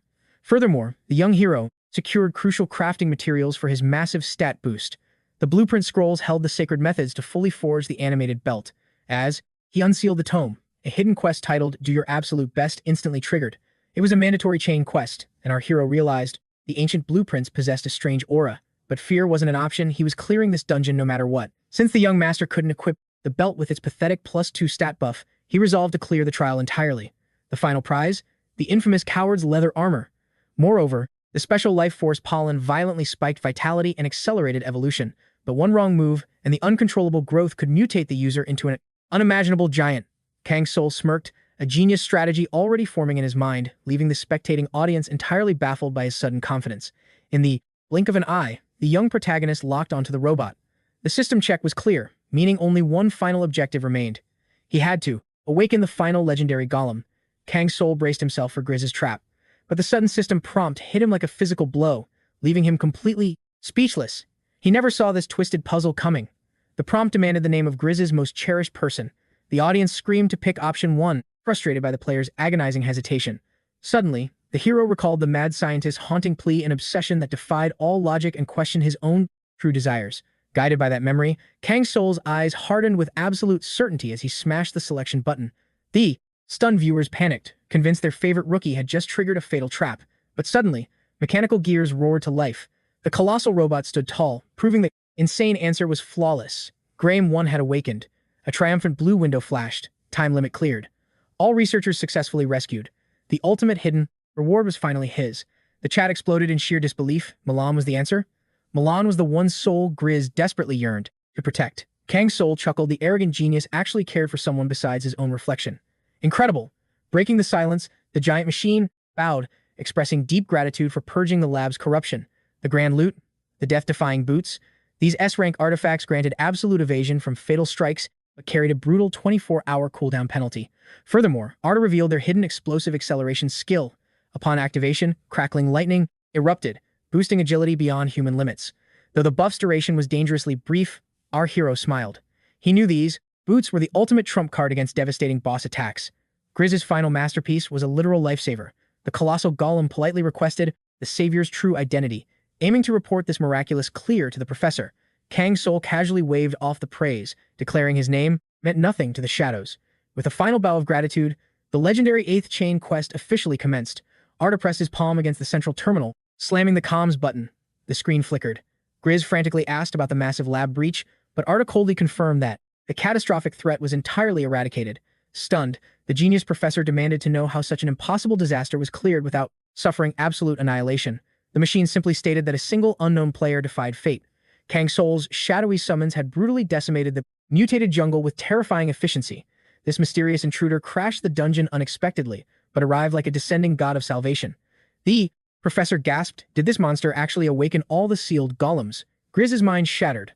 A player only gets one single chance to unlock a legendary golem. It was downright impossible. How did a total stranger ace the final psychological test? Convinced the player exploited his hidden bond with Milan, the scientist furiously demanded the thief's location. Hearing the rogue had cleared the floor and vanished, 𝗦𝗦𝗦 scoffed bitterly, completely rejecting the reality of Milan's return. And so, the hidden chapter, unfinished blueprint research truly began. These lingering spiritual auras were absolute proof that this realm could hold such alternate realities. These adorable little mages looked completely harmless, right up until their games spilled into zones where they triggered apocalyptic disasters. This chaotic cycle had plagued the Novira region for ages, culminating in a massive spiritual flood that swept through the Great Forest alongside the Divine Stone. The system window gave Kang Soul exactly 1 month to clear this quest. Such a strict time limit felt incredibly suspicious. He couldn't shake the feeling that he had stumbled into yet another tedious grind. The young hunter gazed up, feeling like he was living in a classic system Manhwa. What bothered him most was the eerie fact that not a single spirit's aura could be detected nearby. Suddenly, shadows shifted. He spotted several figures lurking between the ancient trees. A voice whispered to its partner, warning that this newcomer was likely a rival player, urging them to just ignore him. Kang Soul immediately realized these guys were fellow awakened users, likely locked onto the exact same system mission. In these survival zones, alliances were fragile, and players could turn into deadly enemies in a heartbeat. He watched them closely as they grumbled among themselves with bitter frustration. Following their tracks, the duo seemed locked onto a hidden pavilion deep within the woods. Naturally, Kang Soul headed to the exact same coordinates. A young receptionist at the front desk announced he had entered the Aquarius Magic Tower's lobby. The hunter calmly stated he was summoned here by the direct request of Navira. The manager sighed, mentioning that swarms of players flooded this hub daily, demanding to verify his hunter license. But the moment she scanned his ID card, she shockingly discovered his base was registered to the notorious Kongori region. Her eyes narrowed with intense suspicion, but a split second later, outright panic replaced her doubt as she read the legendary player's actual name. Her colleague nervously asked what was wrong, wondering what caused such a violent reaction. With her voice completely shaking, she whispered that they were staring at the infamous snowman, the absolute strongest ranker. The terrified clerk bowed deeply, carefully returning his ID with immense respect, praising him for making a massive contribution to annihilating the savage Stone Fang clan. Kang Soul offered a humble shrug. He wasn't tracking his kill count, but yes, he had actively farmed experience in that raid event and did his part. The young ranker had initially skyrocketed to fame during the 5 Friendly Brothers campaign. Because of those achievements, now even the elite mages of Pandaea bowed to him. Suddenly, an administrator named Finn stepped up, declaring he was officially ordered to issue the absolute highest tier spirit hunting gear, an artifact reserved strictly for the legendary snowman. Kang Soul politely nodded at the VIP treatment, but bluntly confessed that his inventory already held a similar tool. The shocked manager blinked rapidly, desperately insisting that he must at least register his personal gear into the database. When the hunter revealed the metallic belt, Finn gasped. The glowing aura proved this was no ordinary low-rank item. Unfazed by the reaction, Kang Soul casually explained he claimed it as a quest reward. The staff exchanged wide-eyed looks, absolutely mesmerized by the divine craftsmanship. A burning question was written all over the receptionist's face, yet she seemed completely terrified to speak her theory out loud. Just then, a system notification confirmed the unfinished study quest line had dynamically evolved. Kang Soul smirked, realizing this sudden update was incredibly convenient. Snapping out of her daze, the clerk nervously requested a blueprint of his gear. The main character decided to track down the Emerald Spirit first to analyze the unfolding situation. He recalled the item's tutorial logs were stored back in 𝗦𝗦𝗦's secret lab, detailing exact capture rates and the stat buffs each elemental soul provided. Yet, an ominous chill kept crawling up the protagonist's spine, leaving a heavy sense of pure dread. 𝗦𝗦𝗦 was heavily cloaked in mystery, and a masterpiece like this defied all basic crafting logic. The young warrior faced the praised guild staff, asking if the system registration was finally complete. Finn confirmed the artifact was fully bound to him, grimly adding that countless players had recently vanished and sending rescue parties was utterly useless. In this dungeon, solo survival was the only rule. The hunter realized that if the almighty magic tower couldn't even control its own territory, this spiritual corruption was a boss-level threat far deadlier than anyone calculated. Kang Soul stared intensely into the abyssal woods, observing towering mutant trees piercing the sky. The earth was violently splintered, venting demonic heat from the fissures and radiating pure malice. Initially, it was impossible to accept this wasteland was the once majestic great forest, yet the corrupted man approved it. He calculated that if the stray spirits remained unsealed for too long, the ecosystem's health points would hit zero. The zone was already collapsing into ruin, meaning the hidden timer was running out fast. 3 days vanished, and Kang's soul hacked through the dense thorns, his stamina draining constantly, with zero results. While he rested, his elite summons, Karuna and Jamad, locked down the perimeter, yet the target spirit had essentially evaporated from the map. The sheer scale of this dungeon zone was a logistical nightmare. Even the magical border stone was miles past this cursed thicket. If it lurked inside, the aggroed monsters would block all escape routes. Suddenly, Kang Soul's danger sense flared. He stopped instantly as a massive mana spike erupted right ahead. An unnatural phantom wind shredded through the canopy. The suffocating scent of ancient moss exploded, followed by a brilliant emerald flare illuminating the darkness. Finally, the ultimate quest target was locked in Kang Soul's sights. Multiple glowing spirits glided through the shadows, and his summoned guards immediately tensed up, alarmed by the overwhelming aura of these tiny beings. Instantly, a glowing blue system window populated, offering multiple dialogue choices. The young ranker calculated the options, predicting only the third or fourth path would yield positive affinity. The rest were garbage-tier choices. Initiating a standard parley was a total dead end. He clearly didn't possess the translation skill, so he clicked the stealth option, choosing to observe from a safe distance. The fragile entities dashed toward an ancient tree, desperately embracing its trunk, like a lost child violently clinging to their long-lost mother.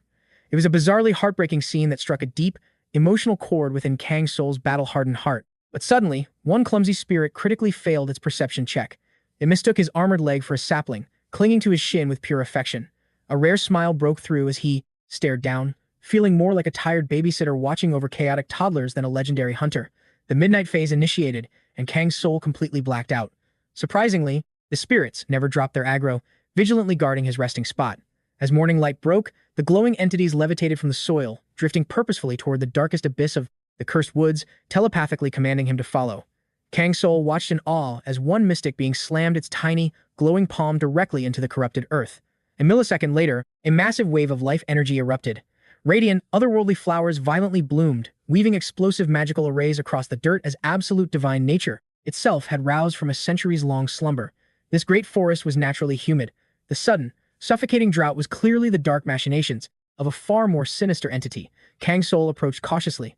The tiny woodland spirit trembled, scanning the shadows as if dreading an ambush. Suddenly, the ethereal creature grasped his hand. It gazed into his eyes with absolute awe, finding a glimmer of salvation. The young hunter felt his very core freeze. A desperate system message seemed to radiate from its soul. He couldn't hesitate anymore. Suddenly, he realized the tiny beings wanted him to kneel. The elemental gently crowned him with a radiant, blooming floral wreath. Instantly, Kang Soul experienced a profound, unparalleled warmth washing over his soul. The forest had officially acknowledged him. He had only felt this legendary resonance once before, back when he rolled the dice of fate beyond the eternal realm, feeling the constellation's genuine faith for the very first time. It matched the fleeting peace he found stepping away from blood-soaked battlefields for a brief, quiet side quest. Those last 5 death-defying trials had been an absolute nightmare. He had bulldozed through them without rest, ignoring the soul-crushing difficulty of the path. Only in this moment did the player realize how the endless combat had drained him, wringing out his last drop of aura. Ding! Kang's soul felt his willpower undergo an awakening. His base resistance to elemental magic leveled up significantly. He smirked, amused by this unexpected yet incredibly satisfying hidden stat boost. The protagonist offered the spirits a spot in his party. Stunned, the tiny beings eagerly nodded their agreement. The main character hovered his hand over his artifact belt, triggering the capture sequence. In a flash of light, the woodland familiars turned into glowing energy, vanishing into the device's ancient mechanisms. He successfully secured a verdant spirit named Chien. The first elemental species was now registered within the artifact's inventory. Lore stated that 𝗥ส์belt would only unleash its ultimate power after absorbing 3 distinct spirits. Kang Soul had to accelerate his hunt for the remaining 2. Meanwhile, a rival party wandered deep into the cursed woods, griping about stamina depletion. Morale was rock bottom. After 7 days of fruitless grinding, the hunters were ready to abandon the raid entirely. They bickered endlessly, completely blind to the lethal shadow, closing in with terrifying stealth. A vanguard suddenly halted his guildmate, swearing he sensed a hostile presence ahead. Yet, peering into the gloom, he found empty air. The monster had used a cloaking skill. In a heartbeat, devastating killing intent erupted from their blind spot, making the players whip around in sheer terror. Elsewhere, Kang Soul enjoyed a brief safe zone rest, gazing at the floating orb while reviewing his status window. Alongside the verdant elemental, he had successfully tamed the dawn spirit at sunrise. Just 2 catches in 5 days was a terrible drop rate. He knew he couldn't afford to waste a single second. His primary target was the nocturnal spirit, an elusive entity possessing absolute stealth within the sprawling forest's midnight shadows. Snap! Kang Soul's sensory perception picked up a faint rustle. He spun around, tracking the entity that dared intrude upon his camp. A trembling hand parted the dense underbrush. Someone was fighting their way into the safe zone. A young female NPC cautiously emerged, her voice shaking as she addressed Kang Soul. She begged him not to attack, drawn to his campfire's life-saving warmth. The protagonist graciously offered her a spot by the blazing hearth, and the girl smiled with deep relief, confessing she had lost her way. Introducing herself as Han Soren, she explained she had been flying solo since spawn and asked the name of this kindly older mister. Being called an old man dealt Kang Soul emotional damage, but he gritted his teeth and stated his player ID, keeping his cool. The chat went wild, shocked that the icy loner finally dropped his name, sparking a flurry of amused comments. Then, Han Soren flinched. She stared into the abyssal tree line with trembling pupils, her face drained of color. The girl had detected an eerie phenomenon and braced for a monster wave, but Kang Soul casually assured her it was perfectly safe. Moments later, the protagonist spotted the incoming woodland familiars, realizing the hearth's glow had acted as a beacon. These glowing sprites appeared completely harmless, floating around like vulnerable little lambs. For the most part, they held zero aggro toward humans. Upon closer inspection, their status clearly indicated the sleep debuff. They merely wanted refuge. Han Soren was completely dumbfounded. The breathtaking sight of elementals clustering around the flames left her breathless. Finally, Kang Soul shattered the heavy silence, gently engaging the new spawns. He guessed they needed a safe zone to recover their stamina. Reading their passive aura, he confirmed these magical entities only sought peaceful slumber, devoid of bloodlust. The mystical beings exchanged meaningful looks, humming in an ancient, melodic frequency, clearly negotiating a pact. System alert. Kang Soul's artifact suddenly glowed.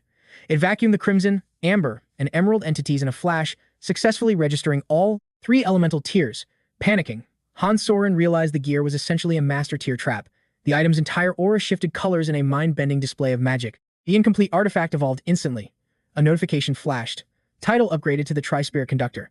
This epic item's hidden passive meant that the elemental barrier multiplied its defense points with every successful capture. The overpowered gear was leveling up exponentially. The hunter analyzed the defensive stats, realizing this was an absolute counter-skill. It reflected magical damage flawlessly. Originally, it only blocked mid-tier wizard spells. Yet, with every freshly sealed spirit, its magical resistance and counter attributes scaled to terrifying heights. Just then, Han Soren pleaded for a chance to inspect the legendary gear. She simply couldn't fathom how such a compact accessory functioned as a spiritual prison. However, the icy main character denied her request, declaring it was time to log off and sleep. He ordered the newbie to rest while he took the night watch. Now fully awakened with 3 elementals, the artifact displayed its hidden stat window. The protagonist studied the blueprints, captivated by a UI schematic straight out of a system Manhwa.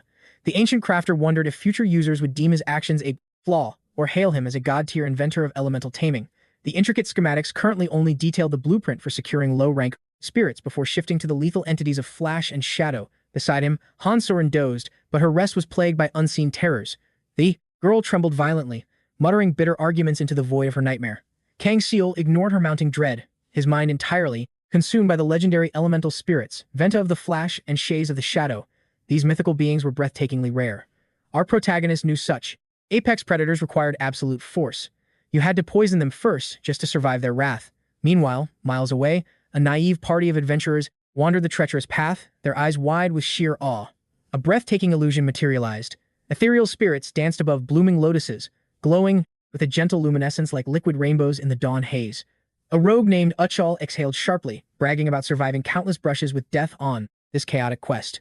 Now, he plotted to boast about discovering this miraculous sanctuary. His comrade, however, scanned the glowing clearing, a heavy sense of caution in his voice. He noted their third-party member, Hunmin, had vanished entirely. They needed to wait before celebrating. But, suddenly, a chilling instinct spiked. One of those deceptively adorable spirits darted straight toward them. Yet, the serene illusion quickly shattered, revealing that these alluring beings were dragging them off the path, promising some hidden treasure. The clueless adventurers hesitated, completely utterly baffled by the phenomenon, but foolishly chose to blindly follow the gentle lights. A split second later, 𝗦𝗦𝗦 felt a terrifying murderous intent, but doom had already arrived.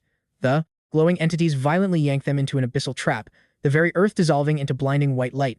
In a heartbeat, the battered warriors broke free, crashing hard against the unforgiving dirt, gasping for breath in utter disorientation. Their missing friend finally appeared, but a vile, unnatural aura warped his familiar silhouette. Ignorant of the creeping despair, 𝗦𝗦𝗦 extended a trembling hand, begging his companion for help.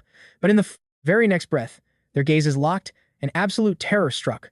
That thing was not human anymore. Its flesh twisted grotesquely, limbs snapping with unnatural spasms, and its hollow eyes blazed with demonic energy. A bloodthirsty abomination now towered over them. Instantly, a soul-piercing roar echoed from the darkest depths of the ancient woods as blinding lightning annihilated a massive tree. Kang Soul's hunter instincts flared. He hissed a sharp command to maintain absolute silence, knowing panic spirits triggered devastating disasters. One wrong move meant total annihilation. The young protagonist shot a deadly serious glare at his trembling companion, demanding flawless stealth. Soren, suffocating beneath waves of sheer panic, desperately clamped both hands over her mouth. Suddenly, their hyper-focused senses were hijacked by an electrifying presence darting through the shadows. A high-tier lightning spirit, crackling with pure, devastating voltage. Kang Soul fearlessly stepped up, his eyes locking onto the ethereal predator, entirely unfazed. A classic system Manhwa notification suddenly chimed. Target identified. Shockingly, the electric entity actually spoke, with a terrifying curiosity toward mortals. Kang Soul's mind raced, instantly recalling 𝗦𝗦𝗦 his's tutorial on taming this exact thunderous beast. Gathering his unwavering resolve, he boldly offered his services. 𝗦𝗦𝗦, the arrogant lightning spirit, sneered viciously. Did this pathetic mortal genuinely think he could assist a supreme elemental? Yet, Kang Soul stood like an unmovable mountain. He boldly declared that despite the unknown difficulty of this quest, he would absolutely shatter his limits to aid the supernatural being. That dominant aura commanded respect.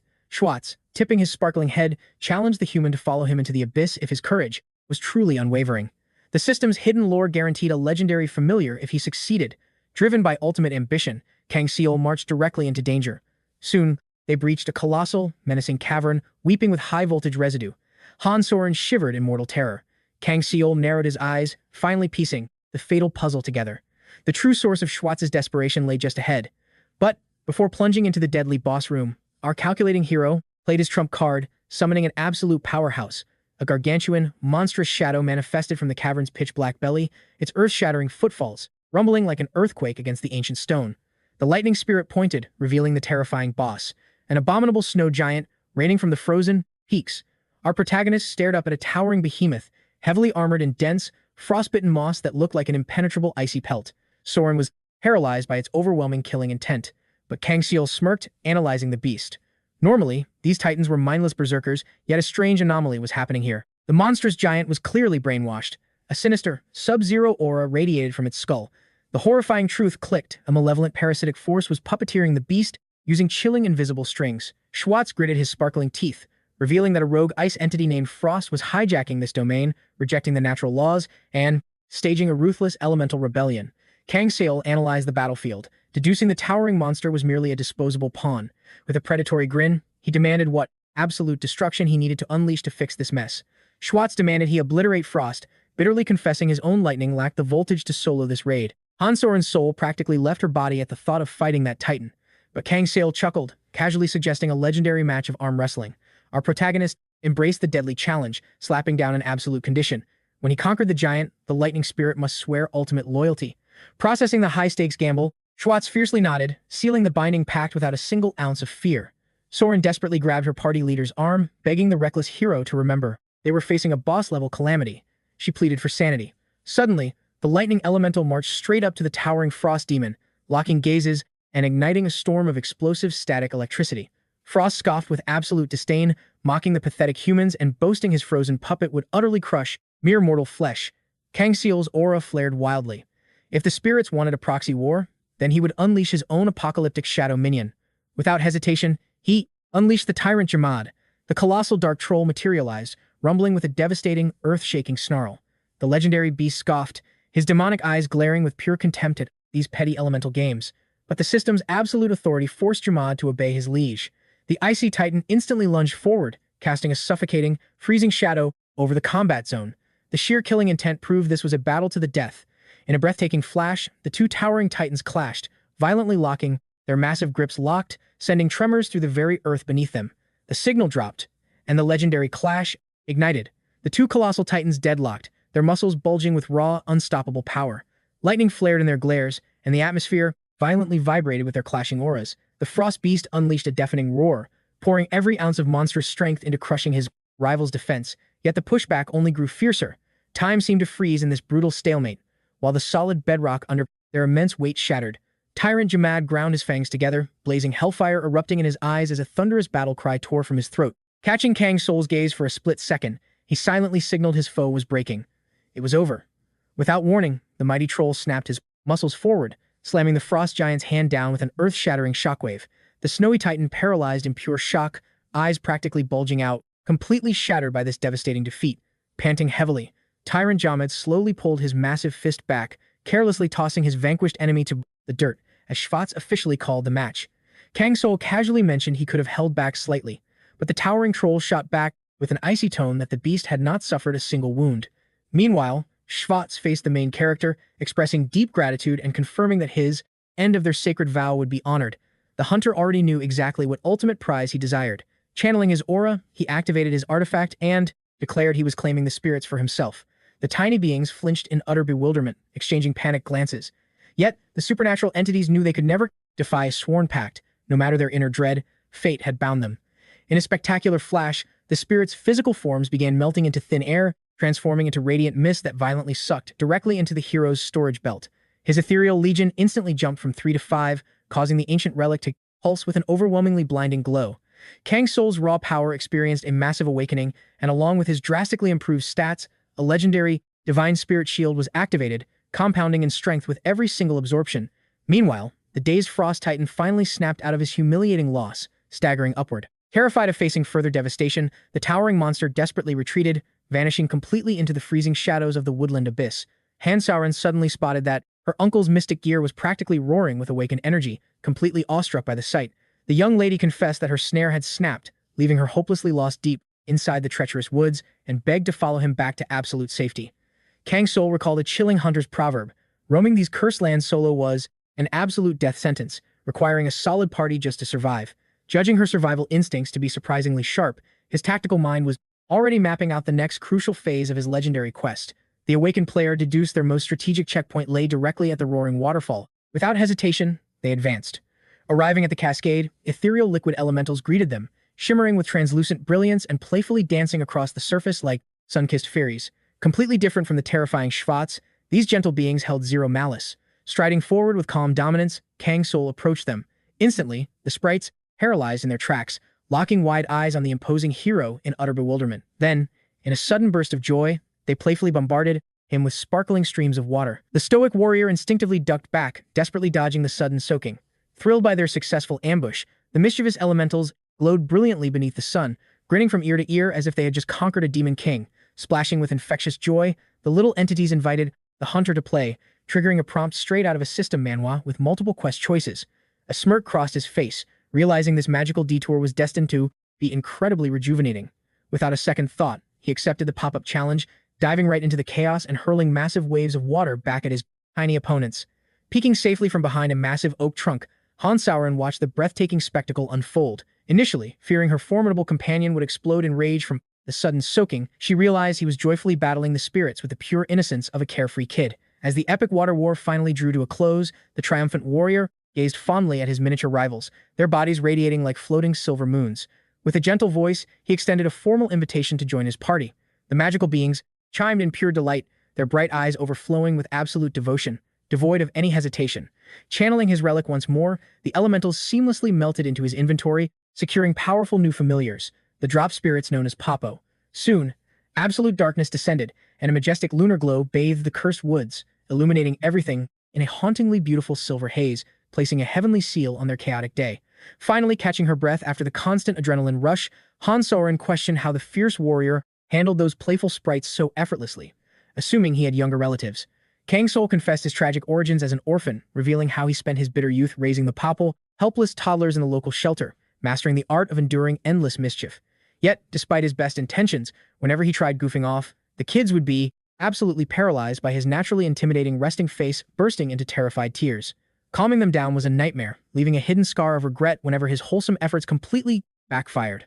Suddenly, his killer instinct flared. His piercing gaze locked onto a sinister rustling in the dense underbrush. Just as 𝗦𝗦𝗦𝗦 opened her mouth, the sharp-sensed player ruthlessly signaled for dead silence. An unknown entity was stalking them. A mysterious shadow slithered cautiously through the thorny vines, and the veteran hunter instantly identified the extremely rare prey. At long last, the elusive spirit of the night had revealed its unpredictable form. For countless, agonizing nights, our determined protagonist had sacrificed sleep for this exact encounter. Analyzing the bizarre phantom with a predator's focus, Kang Soul rapidly scanned its stats and movement patterns, confirming that capturing this ultimate prize was his final objective. Projecting a calm aura, he boldly offered the dark phantom a binding contract to join his unstoppable faction, praying the shadowy phantom would accept the tame. Tracking this unparalleled master of stealth through the perilous labyrinth was absolute hell, yet claiming its loyalty was shockingly simple. Channeling his spiritual artifact one last time, the legendary night spirit, 𝗦𝗦, instantly submitted to his rule. Without warning, the magical storage belt erupted in an overwhelmingly blinding flash of cosmic energy, leaving the stoic warrior completely stunned. Han-Sarin gasped in pure awe, her eyes trembling as she bore witness to the unbelievable miracle unfolding. The artifact spun violently. The girl panicked, questioning its stability. Our main character instantly realized the glitch stemmed from 𝗦𝗦's custom system settings. Suddenly, the five-spirit belt exploded in a blinding rainbow aura, and the spirit veil buff mutated with every single soul absorbed. The onlookers gasped, completely overwhelmed by the breathtaking spectacle of this system, Manhwa tier artifact. He knew the belt was rare, but now? It was a god-tier legendary item. Han-Sarin realized it was the ultimate spirit trap. Who could even equip such an overpowered relic? Out of nowhere, her companion cut the tension. His eyes locked onto her brutal injuries. He softly demanded the truth behind those scars. Han-Sarin looked away. She revealed the dark truth of her midnight forest raid. The adventurer had teamed up with a girl, plunging deep into the shadows for loot. They moved silently, completely unaware of the lethal boss monster lurking in ambush. She fought furiously, slaying the beast, but the tragedy was already sealed. Her friend was gone. Han-Sarin recalled those heartbreaking final moments, her dying words lost to the wind. Kang Soul's gaze softened. He told her to drop the guilt and move forward. What happened was out of her control. She had fought with absolute honor. Gathering their resolve, the party pressed on, but the archer's memory of the map was completely wiped. Kang Soul deduced that wild spirits manipulate the environment. They alter the terrain effortlessly. Relying on her elite tracker stats, he hoped she could navigate this shifting maze and find the objective. Their quest pointed straight to the 8th spirit's domain. Han-Sarin mentioned spotting a rare white spirit, an entity capable of phasing through shattered barriers. Kang Soul recognized it as a light spirit. Luckily, she knew its exact spawn location, just steps away. She offered to guide him to the raid zone. The protagonist calculated his strategy. The Rainbow Belt's passive skill evolved per soul devoured. Its active state proved there were still spirits left to farm. Venta and Shay were lethal, high-level mobs, but the legendary stat boost was worth the gamble. Arriving at the coordinates, Han-Sarin froze, whispering that this was the danger zone. Kang Soul's system map confirmed the target area. Suddenly, the Venta manifested, parasitic spirits weaving a breathtakingly deceptive death trap. These anomaly-type monsters lacked offensive abilities, relying purely on draining life essence from their hosts, shattering the border seals in the process. Their favorite farming targets? Unsuspecting human prey. Just then, the party spotted 3 mysterious players trapped in the zone. Han-Sarin did not recognize them, and Kang Soul's memory of them was foggy at best. He remembered them receiving soul traps outside the magic tower. Despite their decent combat stats, they were just novice hunters, nothing like the infamous Thieves Guild. Summoning her courage, the agile archer pushed forward to gather intel and report back. She promised a swift scout mission. If a threat triggered, Kang Soul was ready to unleash his combat arts. The plan set, she dashed through the eerie clearing. Crack! Her boot snapped a hidden branch. The stealth check failed. The spirits instantly detected the noise, their predatory instincts kicking in as they locked onto her. The Venta swarmed her path but maintained a safe distance. Kang Soul realized these mobs were not programmed to attack head-on. As she reached the stranded targets, Kang Soul activated his observation skills, noticing an incredibly bizarre interaction. She waved back happily, shouting that the safe zone was clear and the white spirits were docile. Kang Soul stood his ground, flatly refusing to step forward. Han-Sarin's eyes widened in confusion, completely baffled by his sudden hostility. She insisted her health bar was full and the area was secure, but Kang Soul's piercing gaze caught the packet. Horrifying truth. His companion cast no shadow. The system glitch was glaring. The false Han-Sarin feigned ignorance, begging him to explain himself. The protagonist knew white spirits had low attack stats, but Shay, their elite boss, possessed terrifying shape-shifting abilities to assassinate prey. Spawning this hidden boss was rare, but if a low-level player strayed from the party, the demon would possess their vessel. The disguise was flawlessly executed, slipping past all basic perception checks. This was their twisted strategy to lure the party into an area of effect ambush. Solo players were perfect targets. Anyone with a lower level than Shay faced an instant death penalty, especially against its corpse mimicry skill. A perfect trap to farm human mana. It was a masterclass in deception. The imposter wearing his ally's face tilted its head. Is my dear friend really accusing me? Then, from Han Sauron's stolen voice, a bone-chilling scream tore through the air, begging for mercy. In a flash, her face twisted into a demonic, bloodthirsty smirk. The creature snarled, cursing Kang Soul for ruining its perfect hunt. Its monstrous aura exploded, shattering the human facade. This rift-born shadow spirit boasted immense intelligence, operating with ruthless, calculated precision. Weak alone, their combined mob mentality multiplied their combat power exponentially. But the guild receptionist had tipped Kang's Soul off early. The mages tracked the missing players devoured by Shay's trap. High-tier stealth mechanics meant that showing fear would cause the mobs to instantly vanish. That is exactly why Kang Soul played the clueless rookie, lowering his guard to bait the ultimate boss out of the shadows. He noticed her missing shadow. The masquerade was finally over. Shays lacked a shadow but desperately hid the truth. If she failed, those phantom entities would scatter instantly. True to the blueprint's warnings, this trial tested only the boldest souls. Anyone skilled enough to steal the plans could conquer this spectral threat. Right then, a disguised Han Sauron flashed a wicked smirk. She mocked how easily she had played the innocent victim.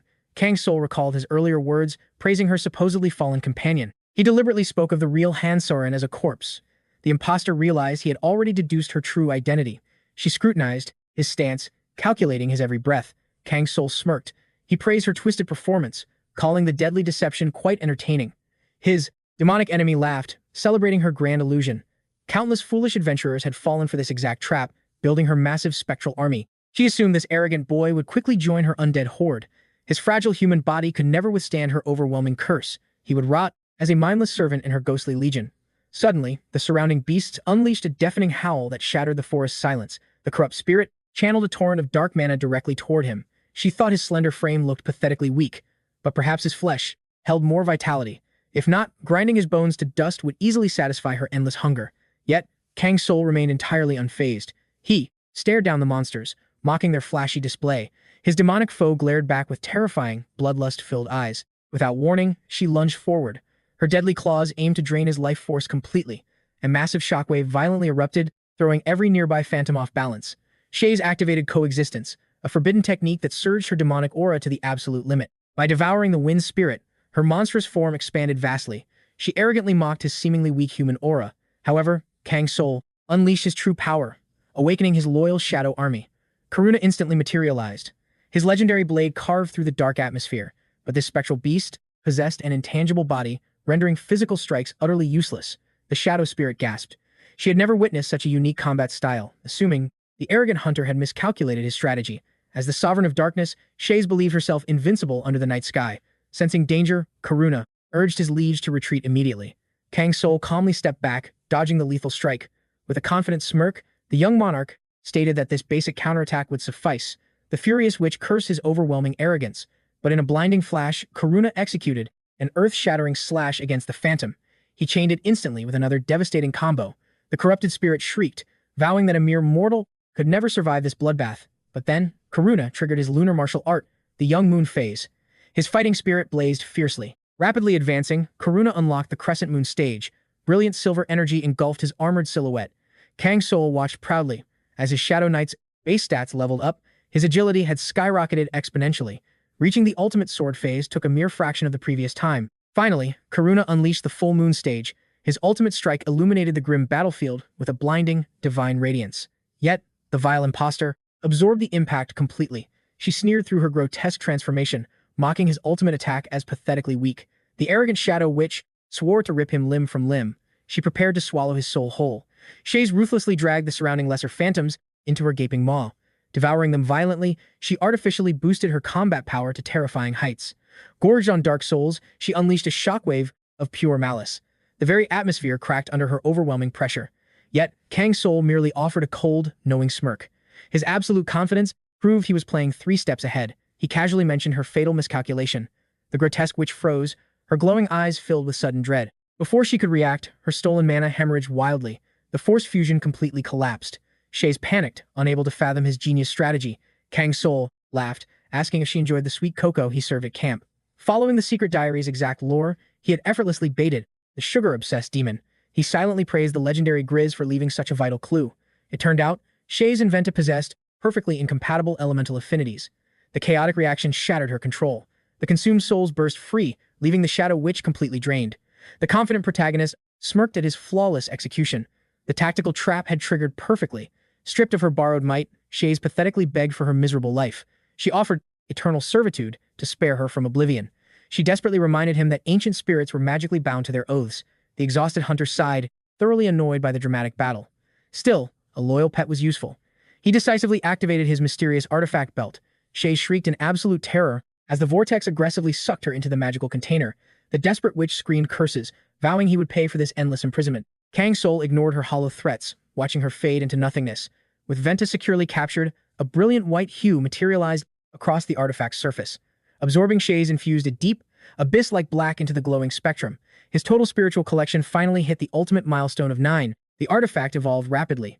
Like a hidden quest in a system Manhwa, the shocking twist revealed Han Soren had been the deceptive shadow all along. Instantly, the celestial belt erupted with blinding divine light. The combined essence of 9 ancient beings achieved perfect harmony. A boundless, cosmic dimension materialized right before the stunned protagonist. Its breathtaking, infinite scale defied all logic. Kang Soul stood paralyzed, absorbing the awe-inspiring reality of his reward. Every single captured entity twinkled like a vibrant constellation. He gazed at his masterpiece, totally speechless. Suddenly, a blue holographic window chimed. The system announced that his 9 spiritual cores had forged an ultimate mythical artifact, the universe. He had just unlocked an absolutely legendary tier achievement, a legendary existence previously unknown to this world. The blue interface chimed, confirming his unique universe had awakened its fundamental abilities. Kang Soul's eyes widened at the early awakening, but a confident smirk followed. His newly unlocked skills included overpowered traits capable of boosting his combat stats by 25 massive points. The holographic data confirmed this buff extended to Nain, granting him total freedom to unleash this insane power-up. Pressing the core, his belt flared to life, initiating a breathtaking transformation sequence. The elemental energies of every nearby spirit materialized before our hero. His evolution depended entirely on the chosen affinity. Being a master of the shadows, only one path made sense: the pitch-black abyss. Dark energy violently erupted. A sinister aura synergized with his summoning mastery, forcing his shadowy domain to expand by 15%. This massive territorial growth meant he could now command an even larger army of spirits. Suddenly, a hidden passive effect awakened. The elemental star buff spiked his magic resistance by 10%, forging an impenetrable defense. The epic title, Kang Soul, just earned flashed across the screen. Owner of the exceptional. Awarded only for hoarding mythical tier artifacts, it was a supreme achievement, but he needed to accelerate his grinding process to fully unlock it. Without wasting time, he marched back toward the city, the exact starting zone where this crazy journey kicked off. The admissions committee members were currently slumped over, utterly drained from their grueling 24-hour shift. But the second Kang Soul stepped up, declaring he was ready for the test, their exhaustion vanished. A female proctor from the guild eagerly admitted she had been anticipating his return. Her eyes sparkled with curiosity as she demanded to know, did he actually capture the spirits, or completely obliterate them? Kang Soul smirked, confirming their capture. Yet, he casually admitted to essentially destroying them too, clueless on how to extract the entities from his new gear. The evaluator's jaws dropped, staring at his mysterious belt in absolute disbelief. Their minds were blown. After a tense silence, they desperately begged the young rookie to wait. Since these low-level managers were merely magic apprentices, they lacked the advanced insight to analyze spiritual traps. Panicking, they requested permission to summon their master. They swore their teacher was stationed nearby and it would only take a second. Finn quickly cast a familiar summoning spell, sending a magical bird soaring to alert his superior. Kang Soul casually guessed that if their master belonged to the legendary Zodiac, they might have crossed paths in a past life. Asking for his identity, Finn proudly declared their master was Blaine, the brilliant pioneer of grad magic. Surely the rookie recognized that name. Finn excitedly babbled that Blaine was directly connected to Prince Moraz, the almighty founder of the Zodiacs and supreme mage. Kang Soul smiled, admitting the epic tales of Prince Moraz had deeply impacted his very soul. Within the vast realm of Pandia, 12 sovereign magic towers officially ruled. Each bore a sacred constellation's name, and united, they formed the Pandia, glorious Zodiac faction. Their legendary architect was none other than Prince Moraz, a mythical icon whose grand statues Kang Soul had personally sculpted and whom he once knew intimately. Continuing his lore dump, Finn revealed Blaine had hit a massive bottleneck, but Prince Moraz ruthlessly shattered that wall of knowledge. Since then, Blaine ascended into a celebrated pioneer of grad magic. Kang Soul nodded respectfully, acknowledging he was truly dealing with a top-tier figure. The eager student boasted his master was an absolute VIP, as merely meeting Lord Morris was a massive flex. Suddenly, Kang Soul's memories drifted back to the era when he stood beside that wizard, a lost soul consumed by freezing isolation. He vividly recalled the profound sorrow haunting the Grand Mage's eyes, realizing such tragic despair was completely unnatural. The city's absolute zero ice magic had ruthlessly stripped away all his human emotions. After hitting a transcendent level, the spellcaster crashed into the wall of loss, an emotional void that only a divine guide could shatter. Kang Soul figured if their master was the exact Blaine from his past, negotiations would be a breeze. Suddenly, an imposing figure materialized, glaring with heavy disappointment at his embarrassingly weak disciples. Striding toward the icy youth, he formally introduced himself as the supreme manager of the Aquarius Tower. Shockingly, the elite noble extended his hand for a respectful greeting. Blaine locked eyes with the rookie, stating the rumors claimed he hailed from Stone Fang and was supposedly the rogue talent who activated the ultimate spirit trap. The Grandmaster demanded to inspect the item. Kang Soul firmly warned that channeling mana would be required to analyze it. Seconds later, Blaine's jaw dropped as he stared at the divine miracle. The sheer spiritual density completely eclipsed anything he had encountered in his life. The veteran mage desperately interrogated the boy about its origins. Kang Soul kept his cool, smoothly claiming it was gifted by an intimate ally. Without warning, Blaine's overwhelming mana erupted. Frost violently swallowed the surrounding air, freezing the very thoughts of those nearby. The terrified students stared in absolute horror, instantly paralyzed by the high-tier domain. Kang Soul narrowed his eyes. Why would this guy unleash such hostile magic on his own disciples? It felt incredibly suspicious. Blaine quickly justified his actions. This top-secret conversation was strictly classified, and absolutely zero eavesdroppers could witness what came next. He dropped a massive bombshell.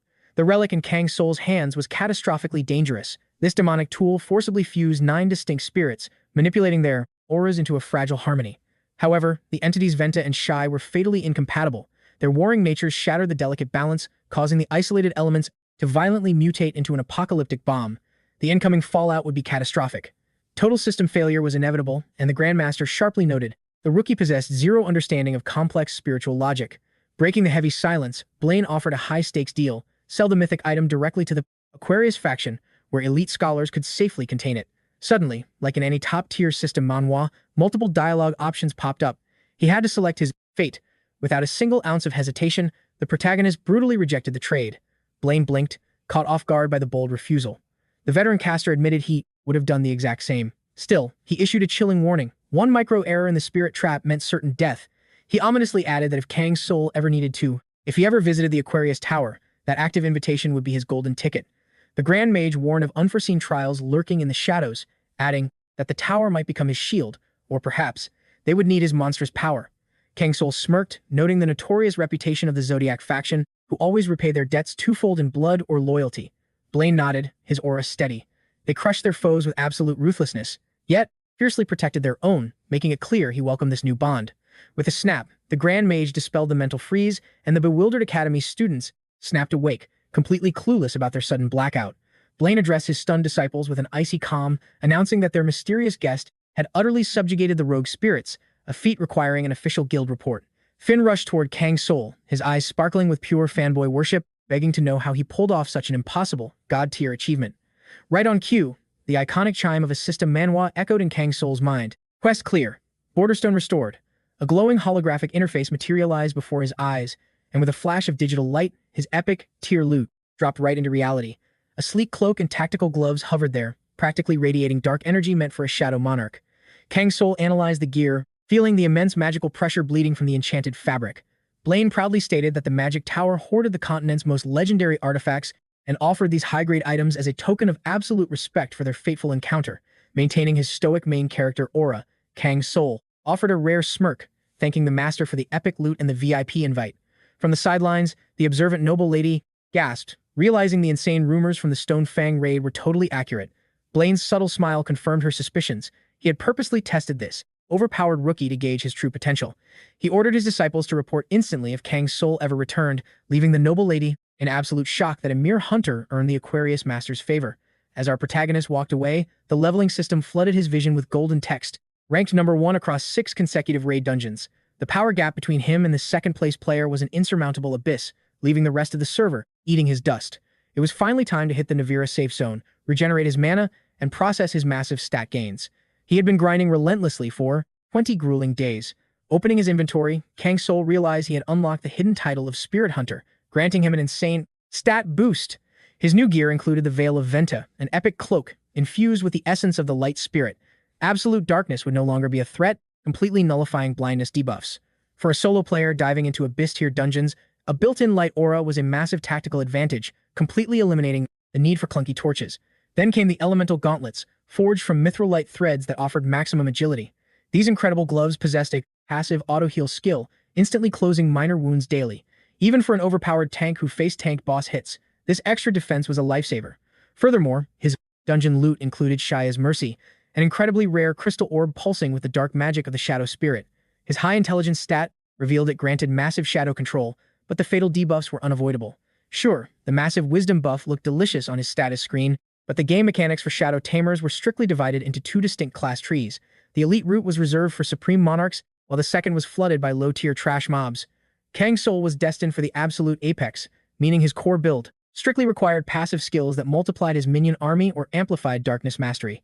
Unfortunately, this specific artifact triggered an annoying stat penalty. It would severely nerf his full moon technique, making the wisdom boost a double-edged sword he had to calculate carefully. Weighing his options, our hero made the ultimate player's choice: hit the player auction house. The Grand Plaza was absolutely chaotic, overflowing with rowdy guilds aggressively haggling over drop rates. Navira's auction house was the southern continent's undisputed hub for high-level trading, the absolute center of the merchant underworld. It was the perfect place to exploit the system's global search function to hunt down rare items. First on his agenda was aggressively purging his overloaded inventory, dumping all the trash-tier mob drops he had farmed during his brutal leveling grind. Lacking the merchant class's haggling skills, dumping it all into the automated auction system was his most profitable play. He knew these low-level enhancement materials would sell out instantly. Now, it was time to scour the digital marketplace for endgame gear, filtering the massive database strictly for the summoner class. Scrolling through the holographic pages, a legendary listing made his jaw drop. Displayed before him was the Tongue of 𝗦𝗦𝗦, a legendary catalyst that insanely buffed shadow units, but carried a lethal curse, inflicting shadow poison every 6 hours. 𝗦𝗦𝗦 were monstrous nightmare serpents lurking in the ancient forest ruins. Their toxic venom was basically a death sentence, almost impossible to cleanse with standard status recovery potions. Kang Soul never planned on farming these boss-level beasts directly, as they spawned in the continent's most lethal abyss zones, where survival rates were 0. Yet, some crazy top-ranker actually managed to slay one. This was a god-tier core for any Shadow Monarch, and he vowed to secure it regardless of the astronomical cost. The only reason this overpowered item hadn't sold was its crippling debuff and a buyout price so ridiculous that it practically mocked his current gold reserves. Refusing to give up, our protagonist bypassed the system entirely, heading straight to the VIP trading lounge to confront the chief appraiser, Rita. Projecting absolute confidence, he announced he had a premium item to list. The professional broker simply gestured for him to place his loot on the appraisal desk. With dramatic flair, Kang Soul unveiled the mesmerizing 𝗦𝗦𝗦. Rita's breath hitched, completely paralyzed by the artifact's raw aura, but her merchant instincts quickly suppressed her shock. She nervously asked for his starting bid. When the words 200 platinum coins left his lips, her eyes nearly popped out of her skull, warning him that such a monstrous price tag was market suicide. Kang Soul simply smirked, declaring that true whales always bite eventually. He relied heavily on the agency's exclusive network, demanding daily trips to the underground auction. The young summoner calculated that whoever held the 𝗦𝗦𝗦 tongue would inevitably take the bait, likely proposing a high-stakes trade themselves. Rita's gaze tracked his departure, a flicker of nervous tension betraying her composed facade before she hastily slipped away. Unlocking a hidden passage to a dimly lit chamber, she paused at the threshold. A shadowy figure waited within, extending his hand as the anxious manager passed him a hastily scribbled intel report. Meanwhile, Kang Soul's mind raced. Anyone capable of listing the 𝗦𝗦𝗦 tongue on the black market wasn't just wealthy, they wielded terrifying, underworld influence. Diving deep into the Nova Travelers Association's intelligence network, our hero scanned the encrypted guild reports, his eyes locking onto a notorious alias, 𝗦𝗦𝗦, a shadowy operative linked to Qiao. Nira's underworld was ruled by 5 dominant scavenger factions. However, since the Borgo Syndicate's brutal annihilation, the Axeling's Wardle annihilation, the delicate balance of power had shattered entirely, igniting a silent war among the survivors. Yet, a different system notification immediately hijacked Kang Soul's focus. 𝗦𝗦𝗦 had breached the city limits. It was a legendary name that struck fear into the hearts of elite rankers. The young hunter theorized that with Yaoman prowling the streets, 𝗦𝗦𝗦's fate was already sealed, saving him the hassle of drawing his blade. For now, securing a hidden base of operations became his top priority. By the praise following dawn, Kang Soul leased a vacant, unassuming safe house with an outrageously steep price tag. Money was mere pixels to him now, so he finalized the contract instantly, claiming the iron keys. Once his perimeter was secure, our protagonist hit the underground intelligence hub, hunting for any breadcrumbs leading to Qiao. Unfortunately, the broker's Swar's data file was completely wiped. The only solid intel he extracted involved a rogue scavenger unit that had recently smuggled SS rank loot into the sector, specifically the coveted 𝗦𝗦𝗦 tongue. The puzzle pieces clicked. A top-tier looter syndicate had listed the cursed artifact. Whispers in the dark web pointed to KBO, a notoriously lethal shadow summoner operating within their ranks. While unverified, KBO's inner circle embraced the terrifying rumors, and the Dark Mage himself was ruthlessly scouring the syndicate's encrypted channels for this very relic. Elite data always demanded a bloody price. Kang Soul, gripping the freshly decoded intel parchment, calmly held it against a blazing torch, watching the crimson flames devour the evidence. His tactical mind raced. Kaibo wasn't just a brutal warlord commanding a massive looter faction. He wielded overwhelming authority and shared Kang Soul's exact hidden class, a summoner of shadows. If this dark magic user was the one dangling the 𝗦𝗦𝗦 at the auction, the quest log perfectly aligned. The boss was undoubtedly corrupted by the lethal shadow poison dripping from the artifact. Kang Soul deduced that KBO's desperate search was actually for an elusive antidote. A cold, victorious smirk crossed our hero's face. His strategic profiling was flawlessly accurate. Right at that second, a VIP bidder at the Nova auction triggered the holographic display to scan the latest drops. The crowd gasped as a brand new legendary relic unexpectedly dominated the auction board, boasting a jaw-dropping starting bid of 200 platinum coins. Shocked whispers swept through the hall, players frantically guessing which madman possessed such godly wealth, concluding this mystery vendor had unlocked infinite gold. Meanwhile, masking his true aura, Kang Soul casually strolled up to the elite manager's counter, where Rita offered a practiced, welcoming smile. She gently reported 0 bids on his artifact, Shah's Mercy, delicately advising him to nerf the asking price to bait potential whales. The young hunter smoothly rejected her advice, proposing a direct item trade instead. This unexpected maneuver sparked a sharp gleam of curiosity in the facts in the manager's eyes. He played his role perfectly, lamenting how impossible it seemed to find an item of matching rarity. Feigning deep thought, Rita paused for a heartbeat, crossing her arms deliberately. Then, her voice dropping to a conspiratorial whisper, she revealed the existence of a single, equally devastating treasure. The target had surfaced. It was the 𝗦𝗦𝗦, the exact mythical drop Kang Soul had been hunting all along. A micro-expression of pure, unadulterated triumph flickered across the Shadow Master's face. His trap had snapped shut flawlessly. The system's algorithm was bending entirely to his calculated will. Yet, the young strategist buried his bloodlust, acting like a clueless newbie hearing this legendary lore for the first time. He murmured his mild intrigue. Rita, possessing the sharp instincts of a top-tier NPC, studied his reaction intently, sensing the monstrous potential hiding beneath his calm exterior. She stated protocol strictly forbade exposing the VIP seller's true identity, but offered to act as his proxy, personally relaying the trade request to the shadow boss. Hiding his smirk, Kang Soul accepted the manager's terms, casually remarking it was a solid deal. Rita instructed him to stand by, as she needed time to ping the hidden owner with his high-stakes proposition. With a curt nod, the hunter vanished into the city. Instantly, the manager retreated to her secure vault, where the mysterious informant awaited Kang Soul's exact coordinates. Back at the safe house, our protagonist accessed his inventory, pulling out the Shadow Flower, a lethally corrupted artifact acquired from the Merchant of Madness. It was a chaotic item begging for an upgrade. He realized crafting was non-negotiable now, as this dark bloom granted a one-time shadow summon capable of absolutely shattering his own combat limits.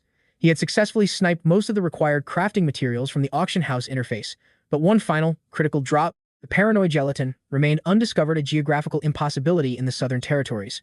Furthermore, with the 𝗦𝗦𝗦 nearly in his grasp, Kang Soul knew formulating a cure for the fatal shadow poison was mandatory. Otherwise, the legendary gear would inflict a permanent debuff. His piercing gaze fell upon the mysterious invitation Blaine had dropped. The system timer had hit 0. It was time to activate the item.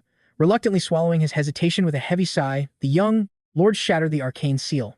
Instantly, reality warped. His physical space dissolved into corrupted data, dragging his soul straight into a hallucinatory, high-level lucid dreamscape, a realm where the celestial aura felt incredibly suffocating. A massive, imposing boss figure materialized right before our hero, flanked by a snarling, chaotic horde of monstrous trolls. Kang Soul's eyes narrowed. He was staring down a Merchant of Madness, who ominously declared their fates were already linked. The hunter boldly interrogated if Janet was trapped there, but the shadow dodged the query.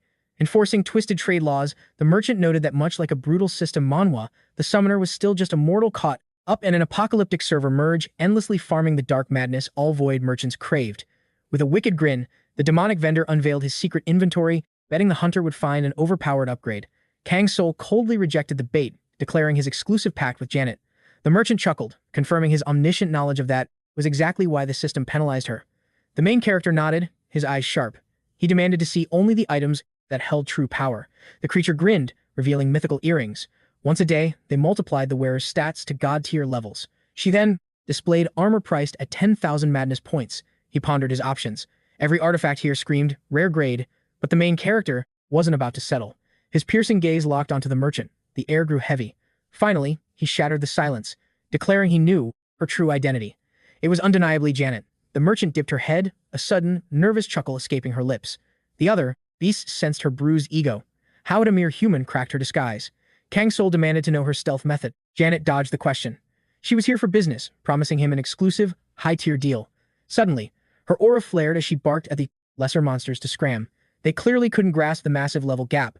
The mob hesitated.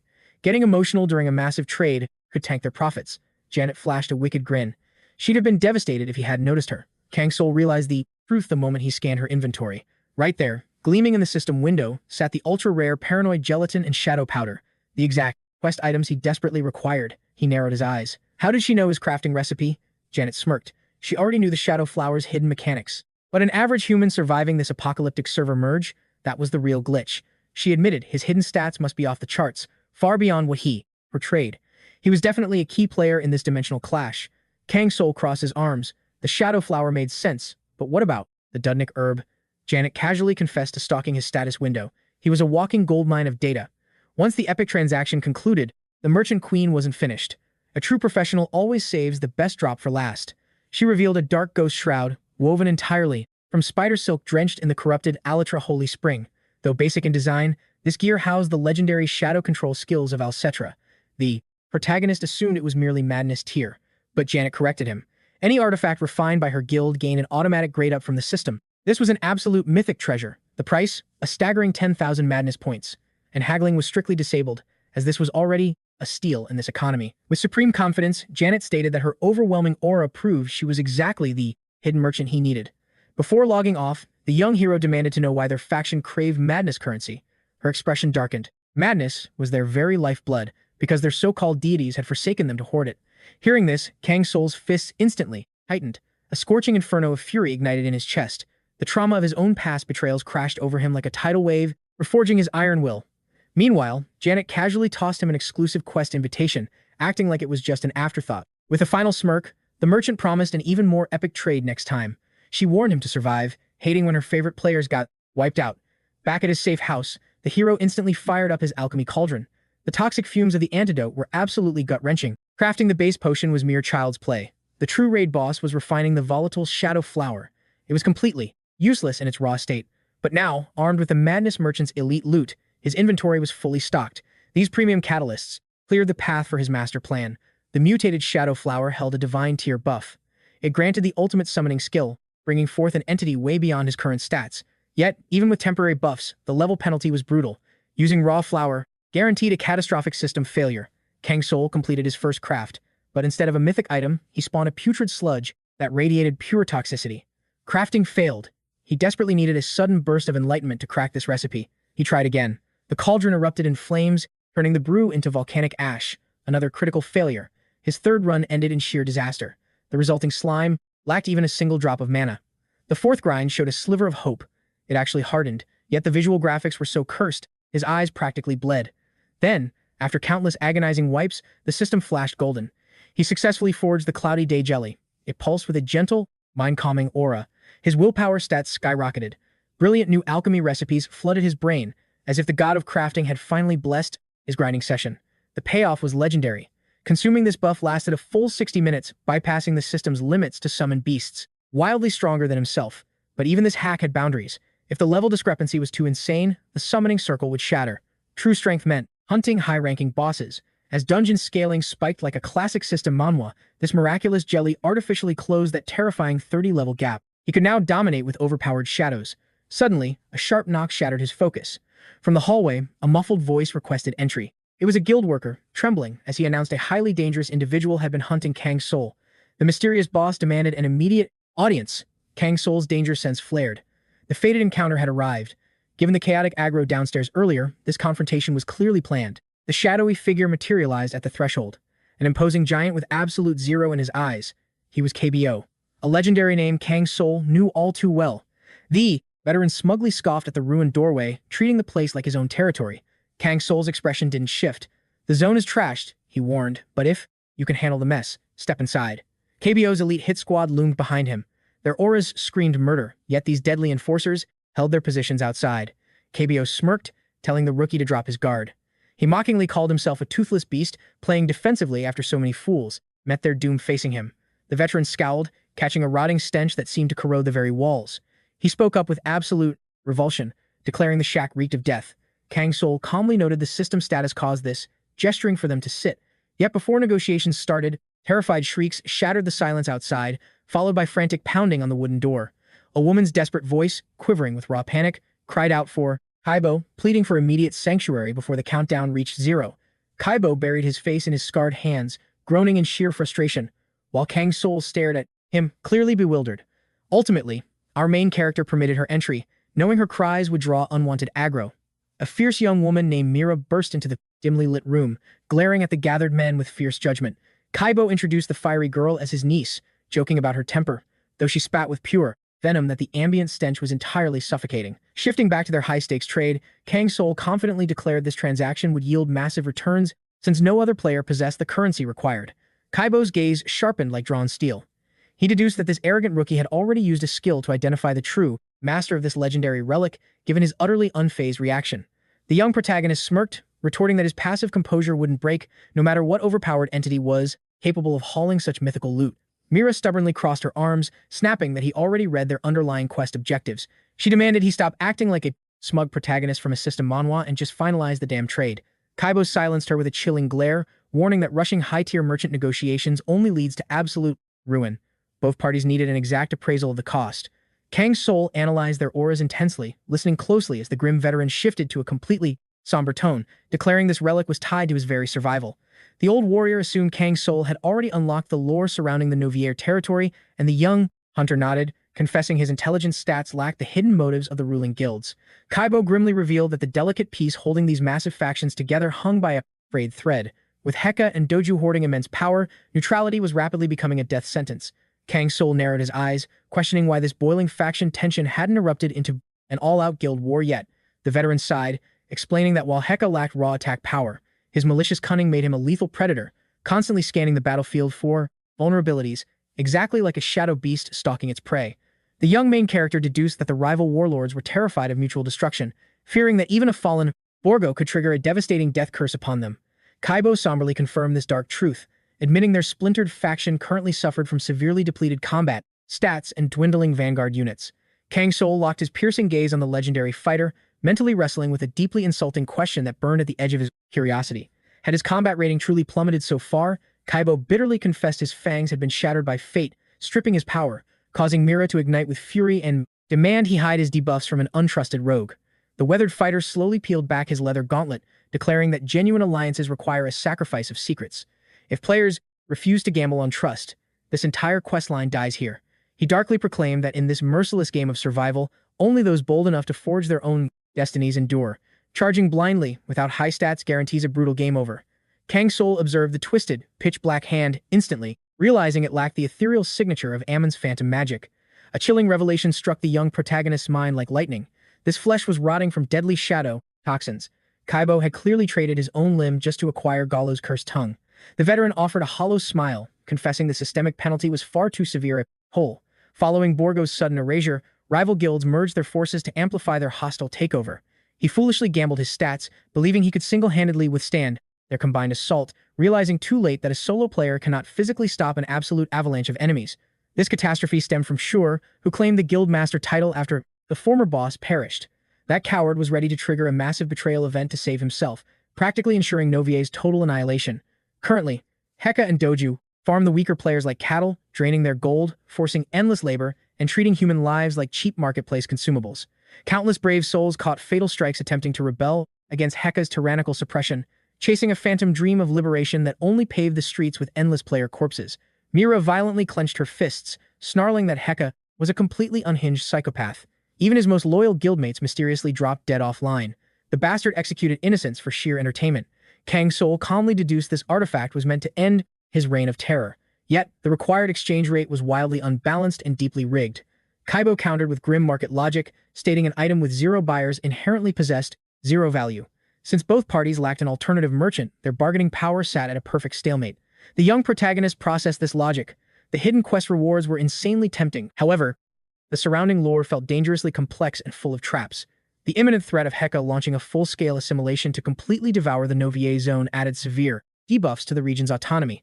Furthermore, Kang Soul was fundamentally a player himself. The mere concept of allying with a dark guild dedicated to hunting his own kind triggered deep internal alarms of disgust. If 𝗦𝗥's syndicate successfully monopolized the ancient dungeon ruins and scaled their power, an inevitable boss fight would occur. A clash where our hero would undeniably burn through valuable resources and suffer critical damage. Despite his tactical hesitation, letting Novier plunge into pure chaos was unacceptable. Such a disaster would instantly mean all the grinding and defensive strategy he invested would turn to absolute ash. Mira shot a fierce glare at 𝗦𝗦, pointing out that this smug rookie was obviously dodging the deal, demanding they abandon this useless lobby immediately. The scarred veteran calmly replied that her level was simply too low. She hadn't survived long enough to fully integrate and secure a trusted clan.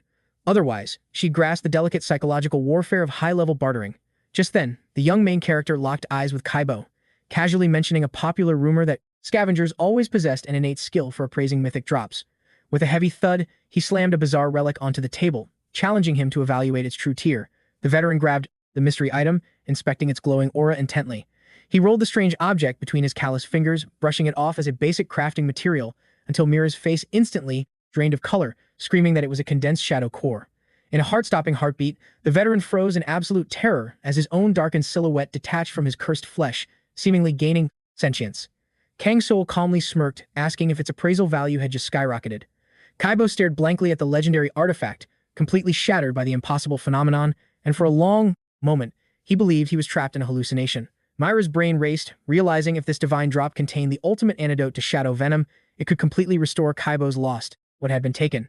The guildmaster pierced Kang's soul with a heavy gaze, questioning the price for this legendary-grade loot. The young player simply smirked, stating the artifact was a mere bonus for the trade. He demanded high-tier crafting materials, hidden dungeon coordinates, or top-secret intel. 𝗦𝗦 let out a heavy breath, confessing that their bitter turf war with 𝗦𝗥's faction had completely drained their guild vault. Every single high-rank item had been liquidated to fund the ongoing conflict. He pleaded that the player might show some mercy, considering this was basically a rescue mission. Hearing her uncle beg instantly ignited Mira's temper, and her aura flared with raw, absolute fury. However, Kang Soul coldly reminded them that he brought the cleansing elixir here first. Imagine the absolute catastrophe if he had offered this system-defying cure to 𝗦𝗥 instead. Our main character grinned, realizing 𝗦𝗦 had fully swallowed his bait and placed utter faith in him. Suddenly, the veteran warrior began sliding a massive aura-infused ring off his hand. Mira frantically leaped forward to stop him. That relic was the absolute core of their guild's foundation, their sacred emblem. But 𝗦𝗦 stood unyielding, declaring that the true strength of a leader lay in his soul, not some equipable gear. Protecting his guild members outweighed any legendary stat boost. The ancient accessory, slipping from his grasp, was a tribal relic blessed by the wolf god itself. This unique grade item carried an insane passive skill, drastically amplifying the user's base stats and triggering a danger detection alarm. Kang Soul grinned, feeling like the protagonist of his system Manhwa, completely captivated by this artifact practically overflowing with the broken power of foresight. Without hesitation, he locked in the trade. 𝗦𝗦 grimly warned the rookie to guard the treasure with his life, emphasizing that it was not just a priceless relic, but a target for player killers everywhere. With the transaction officially sealed, the trio marched out into the open training grounds to test the newly acquired system reward. 𝗦𝗦 firmly gripped the glowing vial of elixir he had traded everything for, resolved to consume it instantly. He raised the mysterious potion to his mouth, downing the contents in one massive gulp as Mira watched in absolute, heart-pounding terror. A split second later, a terrifying system notification seemed to override his physical senses. Hellfire violently erupted down his throat, bringing agonizing, soul-crushing pain. Kang Soul simply watched with chilling indifference, noting that this brutal side effect was completely normal since the primary crafting ingredient was pure lethal toxin. Mira's murderous aura instantly exploded. She lunged at the main character, screaming for an explanation for what he had just done, but 𝗦𝗦 desperately threw up his arm, blocking her path. Gasping for breath, he groaned that despite the catastrophic damage alerts, the toxic status effect was actually regenerating his HP. The veteran's blackened arm began miraculously reforming right before their eyes, leaving the entire guild completely paralyzed in awe. Rita, desperate to steer this chaotic quest toward completion, firmly declared that the transaction phase was over and demanded her broker's fee. The mythical item known as the Tongue of 𝗦𝗦 was an epic tier drop harvested from a demonic shadow serpent, literally overflowing with abyssal energy. Equipping this cursed item applied massive buff multipliers to anyone using dark summoning skills, but carried a deadly debuff. It corrupted the user's mind, causing severe addiction.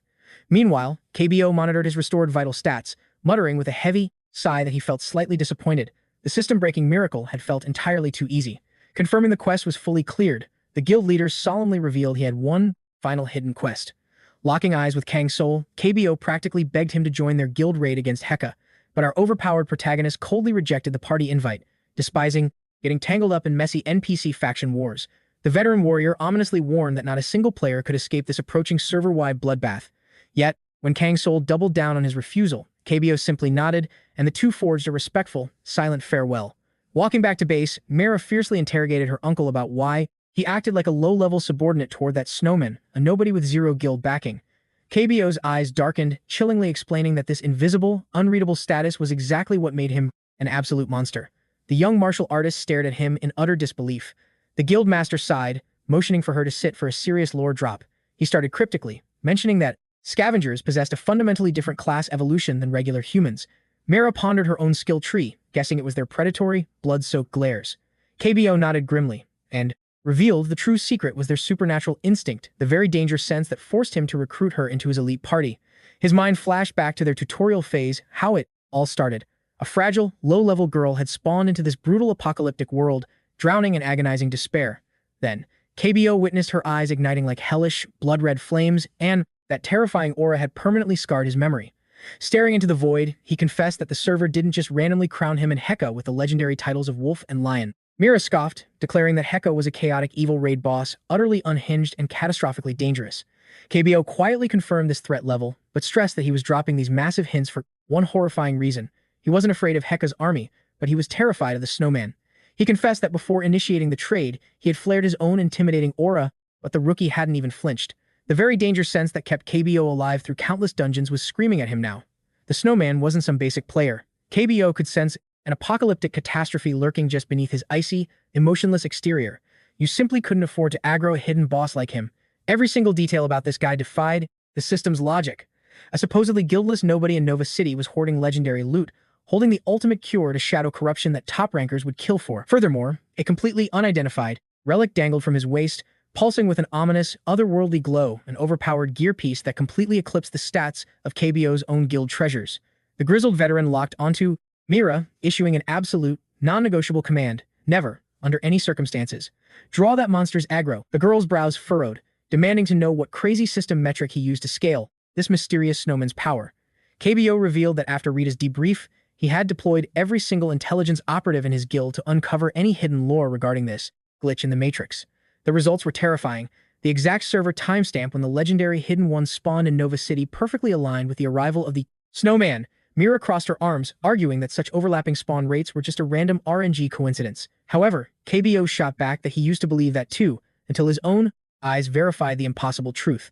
The snowman's stealth stats were far too absolute for mere coincidence, and it was highly probable that 𝗥's radar had already detected his monstrous true identity. It was a soul-crushing nightmare imagining this overpowered anomaly joining the enemy faction. If a server-crashing guild war with 𝗥 truly erupted right now, the snowman would single-handedly dictate the meta of the entire battlefield. They could only pray to the system that this god-tier variable wouldn't wipe them out. 2 days evaporated, and Kang Soul's crafting sequence hit 100%. The curse item had fully synchronized. Now, every shadow minion he summoned possessed an absolutely broken, passive poison-inflicting critical strike. The foe fell to his shadow poison. He manifested a lethal whip, dripping with neurotoxins guaranteed to inflict instant paralysis. Now, the weapon's form was far more concealable and practical. Our main character knew it was time for a live combat test. Once his guardian skill activated, no explosive auras erupted. Yet, his shadow summon leveled up to stage 3, and shadow enhancement hit level 2. The sheer gap between his past abilities and this new power was like heaven and earth. His wisdom stats skyrocketed, and his endurance easily eclipsed even veteran fighters like Karun. Thanks to these hidden bonuses, our protagonist unlocked overpowered abilities without spending a single stat point. The Shadow Realm's base capacity expanded for fresh recruits, and his army's level spiked by a few extra %. A minor buff, but their terrifying growth rate felt straight out of a system, Manhwa. Plunging into those death-defying dungeons finally paid off, heavily rewarding him with massive experience points. Corden, the exact same man who maliciously exiled him to this hell, gambled that his explosive growth would draw powerful eyes and unlock true madness. The young hunter swore that from this moment on, he would play the arrogant powerhouse to perfection. He strode into the bustling plaza, surrounded by roaring crowds, chaotic chatter, and a sea of countless faces. Meanwhile, 2 shadowy figures tracked his every move from an alleyway, their eyes burning with intense curiosity and nerve-wracking tension. Our hero breached the laboratory, desperate for any lingering trace of Cow, only to find a desolate void. If this quest yielded Zero clues tomorrow. His absolute final lifeline would be hidden data locked within ancient records. For now, his destiny dragged him toward Novu, straight onto 3rd Avenue. He needed to uncover the hidden truth behind this twisted plot. Inside the Hunter's Tavern, an absolute storm of gossip echoed as mercenaries traded whispered secrets. Kang Soul claimed a table, casually requesting some grilled eggplant. But before the waitress could even reply, a chilling anomaly triggered his danger sense. His aura spiked instantly, and the waitress froze, watching his entire demeanor shift into deadly silence, as if tracking a predator. Suddenly, the sickening, metallic stench of fresh blood pierced his very soul, forcing him to scan the shadows. The tavern doors blasted open, revealing a monster in human skin. Absolute silence choked the room as suffocating terror crushed the adventurers. The blood-soaked tyrant, 𝗦𝗥, had arrived, and it was violently obvious no one dared cross his path. Kang Soul's mind raced, instantly realizing this was the exact stalker tailing him. Since dawn, that creeping killing intent had haunted his system radar for hours. Now, the puzzle pieces slammed together. This villain radiated such thick slaughter aura that it was impossible to count the thousands of souls he had mercilessly butchered. 𝗦𝗥 loomed over our young protagonist, sneering about whispers regarding a fool who gifted a divine artifact to a mere wolf. The giant scoffed, coldly announcing himself as 𝗦𝗥, before mocking that our hero seemed to hide explosive strength beneath a trash-tier disguise. Kang Soul didn't even blink, demanding his business, while the brute's lips twisted into a wicked grin as he vowed to rip the absolute truth from his cold corpse. Baring his fangs like a rabid beast, his oppressive glare literally crushed the gravity in the room. The tyrant commanded answers, demanding the exact drop location of those legendary items, warning him that playing dumb would lead to a gruesome game over. Without a drop of fear, our main character coolly asked exactly who leaked this intel. Roaring with massive fury, the warlord threatened to rip his tongue out and barked at his grunts to drag the hostage forward. Seconds later, Rita was violently thrown to the floor. Bound and drained of hit points, an unbreakable fire still blazed within her gaze. Kang Soul turned, locking eyes with her, and in a fraction of a second, an absolutely freezing, murderous wrath detonated within his core. She had been brutally interrogated. Her health bar was flashing red, critically injured, and she could barely keep her balance. Her gear was shredded, her skin painted in sickening bruises. A shockwave of disbelief hit Kang Soul. He couldn't fathom that these low-level scumbags dared to commit such horrific atrocities. Meanwhile, a massive raid party had assembled at the Wolf Guild's sanctuary. Dozens of awakened players sparked heavy tension. KBO realized that Nover's squad had decent numbers, but a scout quickly reported that the enemy alliance possessed an overwhelmingly massive army, making the combat power absolutely one-sided. KBO smirked, mocking the enemy's foolishness as the wolves were passively leveling up. New players had entered their party, and defying all dark prophecies, Sure remained entirely loyal, igniting a beacon of hope. With the Nova territory fractured, they officially triggered a full-scale guild war to crown the ultimate ruler of the server. Mira channeled her aura, accepting her desperate quest to guard KBO with her very life. Suddenly, a panicked scout crashed through the doors, gasping for breath and visibly terrified, screaming that the emergency alarms had triggered. 𝗦𝗥 had forcefully initiated a brutal player-versus-player slaughter on 3rd Avenue, transforming a local tavern into a savage battlefield. Confusion paralyzed the guild members, as every known ally was currently locked inside the safe zone. However, the terrifying truth quickly surfaced. They realized that a lone, unregistered anomaly was solo-tanking the villain, KBO instantly connected the dots. Formulating a grand strategy, he ordered his main strike force to raid the dojo, and his warriors roared in bloodthirsty agreement. Shifting gears, the guildmaster commanded Mur and Germo to instantly assemble an elite vanguard and warp straight toward 3rd Avenue. Gritting his teeth, the boss muttered that if this mysterious main character was pulling the strings, this deadly scenario was only just beginning. Back at the tavern, the giant glared directly at Kang Soul, growling that this seemingly weak rookie was manipulating the entire bloody chessboard. He confessed his dark desire to finally hunt him down, face to face, proudly bragging that breaking the girl's bones was just a method to draw aggro. Choking on heartbreaking sobs, Rita continuously gasped that she had absolutely zero involvement, trapped as a mere non-playable character in their high-stakes artifact trade. Smirking viciously, the raid boss declared that the godly item handed to the Wolf Guild was never meant for their filthy paws, and since this arrogant brat fully understood the consequences yet handed over the loot anyway, it was an absolute declaration of war against his empire. Suddenly, 𝗦𝗥 locked onto the mythical ring glowing on Kang Soul's finger. Sensing the dynamic shift, our hero stood totally unbothered and coldly stated he was skipping the villain's monologue, daring 𝗦𝗥 to trigger the main event. Grula sneered, assuming this suicidal fool had finally sworn allegiance to the Wolf Guild's banner. Yet, radiating overwhelming confidence, the protagonist casually dropped that he hadn't aligned with any faction yet. 𝗦𝗥's eyes narrowed with deep suspicion, before flashing a sinister grin and saying, he mocked the boy's resilience, calling him the absolute peak among the players. But his sneer twisted into pure malice, his voice dropping as he spat out his absolute disgust for all system users. These arrogant outlanders just invade foreign realms, shatter every established rule, and plunder resources without a single ounce of respect. To him, their skulls deserve to be crushed, or at least chained like obedient hounds, to remind them who truly ruled this domain.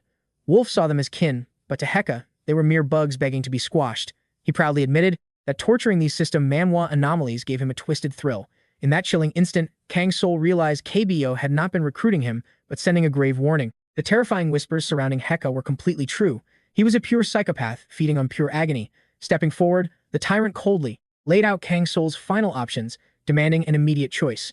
𝗥 offered a sinister bargain. He could slaughter Wolf and walk away breathing, dodging a fatal clash with a local overlord.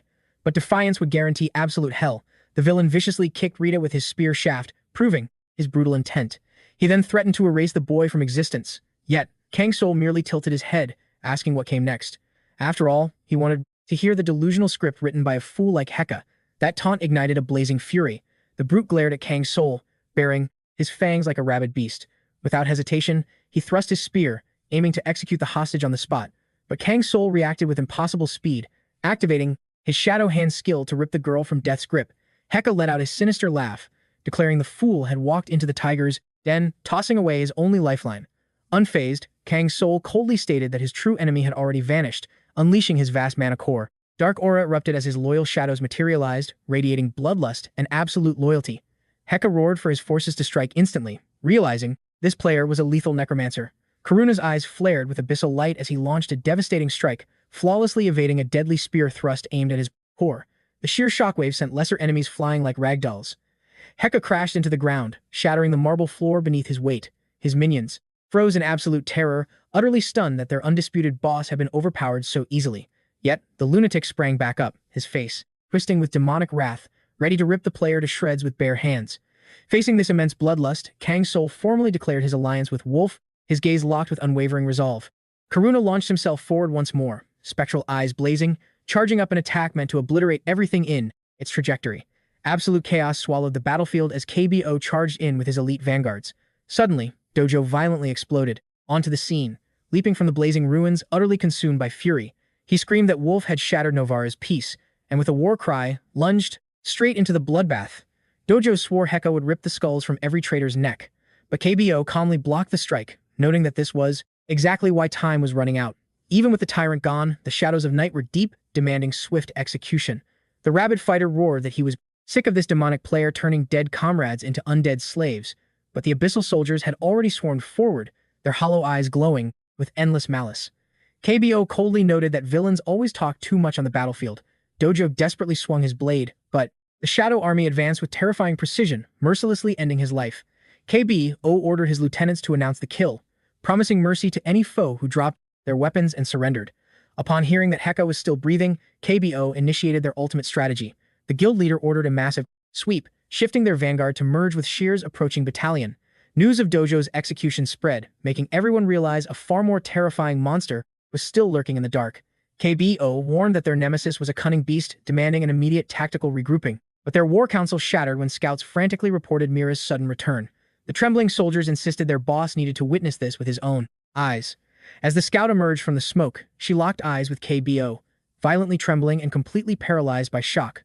While relieved she had survived the carnage, 𝗦𝗙 instantly sensed the crushing dread surrounding her. Then, his eyes fell upon the chilling prize clutched in her trembling hands, and his breath stopped. Mira just stared into the void, haunted by what she witnessed. 𝗦𝗙 realized his insane theory was right, yet his mind refused to process the sheer scale of the bloodbath. When the strike team finally breached the tavern, they found only the snowman, sitting amidst absolute silence. Kang Soul casually glanced at them, casually noting their late arrival to the massacre. From that fateful moment, the tides of war shifted flawlessly, and the broken city slowly started breathing again. 𝗦𝗙 and Shear completely crushed the enemy resistance, crowning 𝗦𝗙 as the absolute sovereign of Novara. That legendary night marked the dawn of a supreme ruler over the scavengers of the ruined city. Days later, the system user visited the new overlord, finding the lavish headquarters strangely suffocating. 𝗦𝗙 smiled warmly, noting how their fates had reversed. Mira finally asked the burning question, why did the snowman execute 𝗥, and what was his ultimate objective? He simply smirked, crediting a binding quest, even if he hadn't planned on playing hero at first. While 𝗦𝗙 felt a twinge of regret that the player hadn't joined them sooner, he swept those feelings aside to offer a legendary reward. But the rising system user hadn't chosen his loot yet. only asking for something of immense value.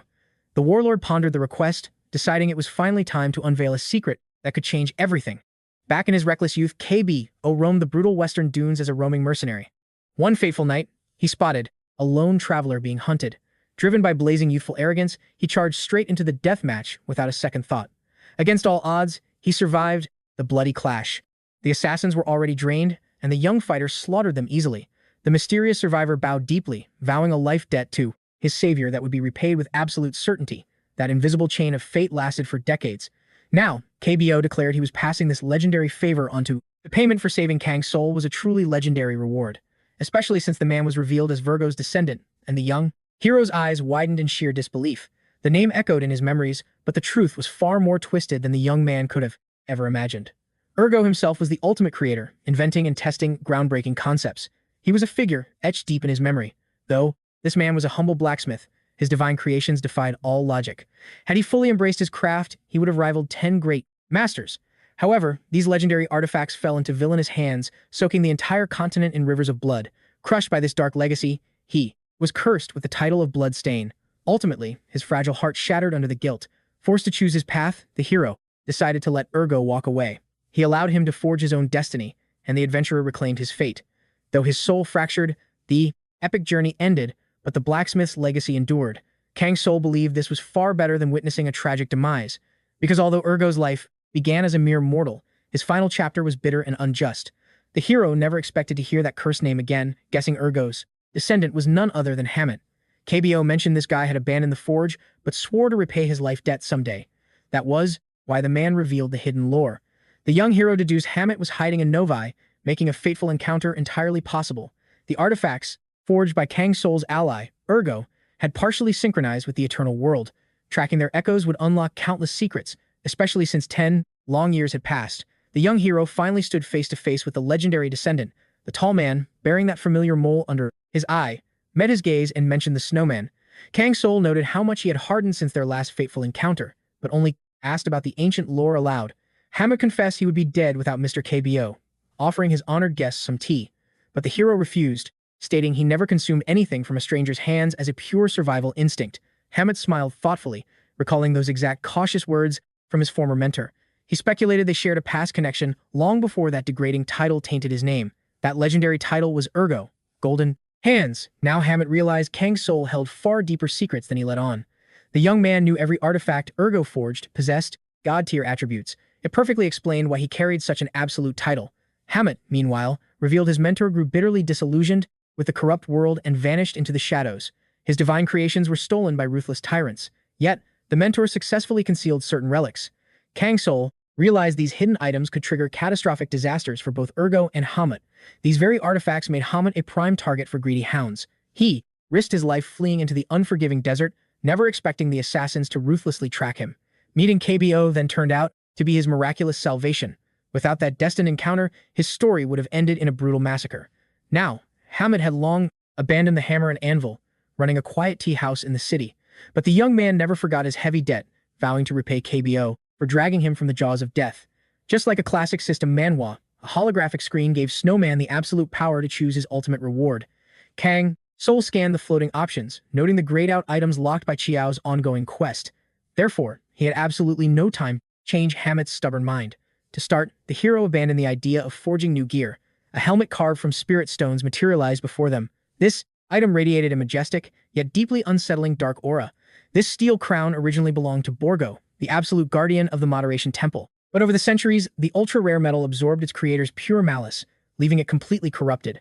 𝗦𝗦𝗦 observed that the cursed helmet would likely require total remelting.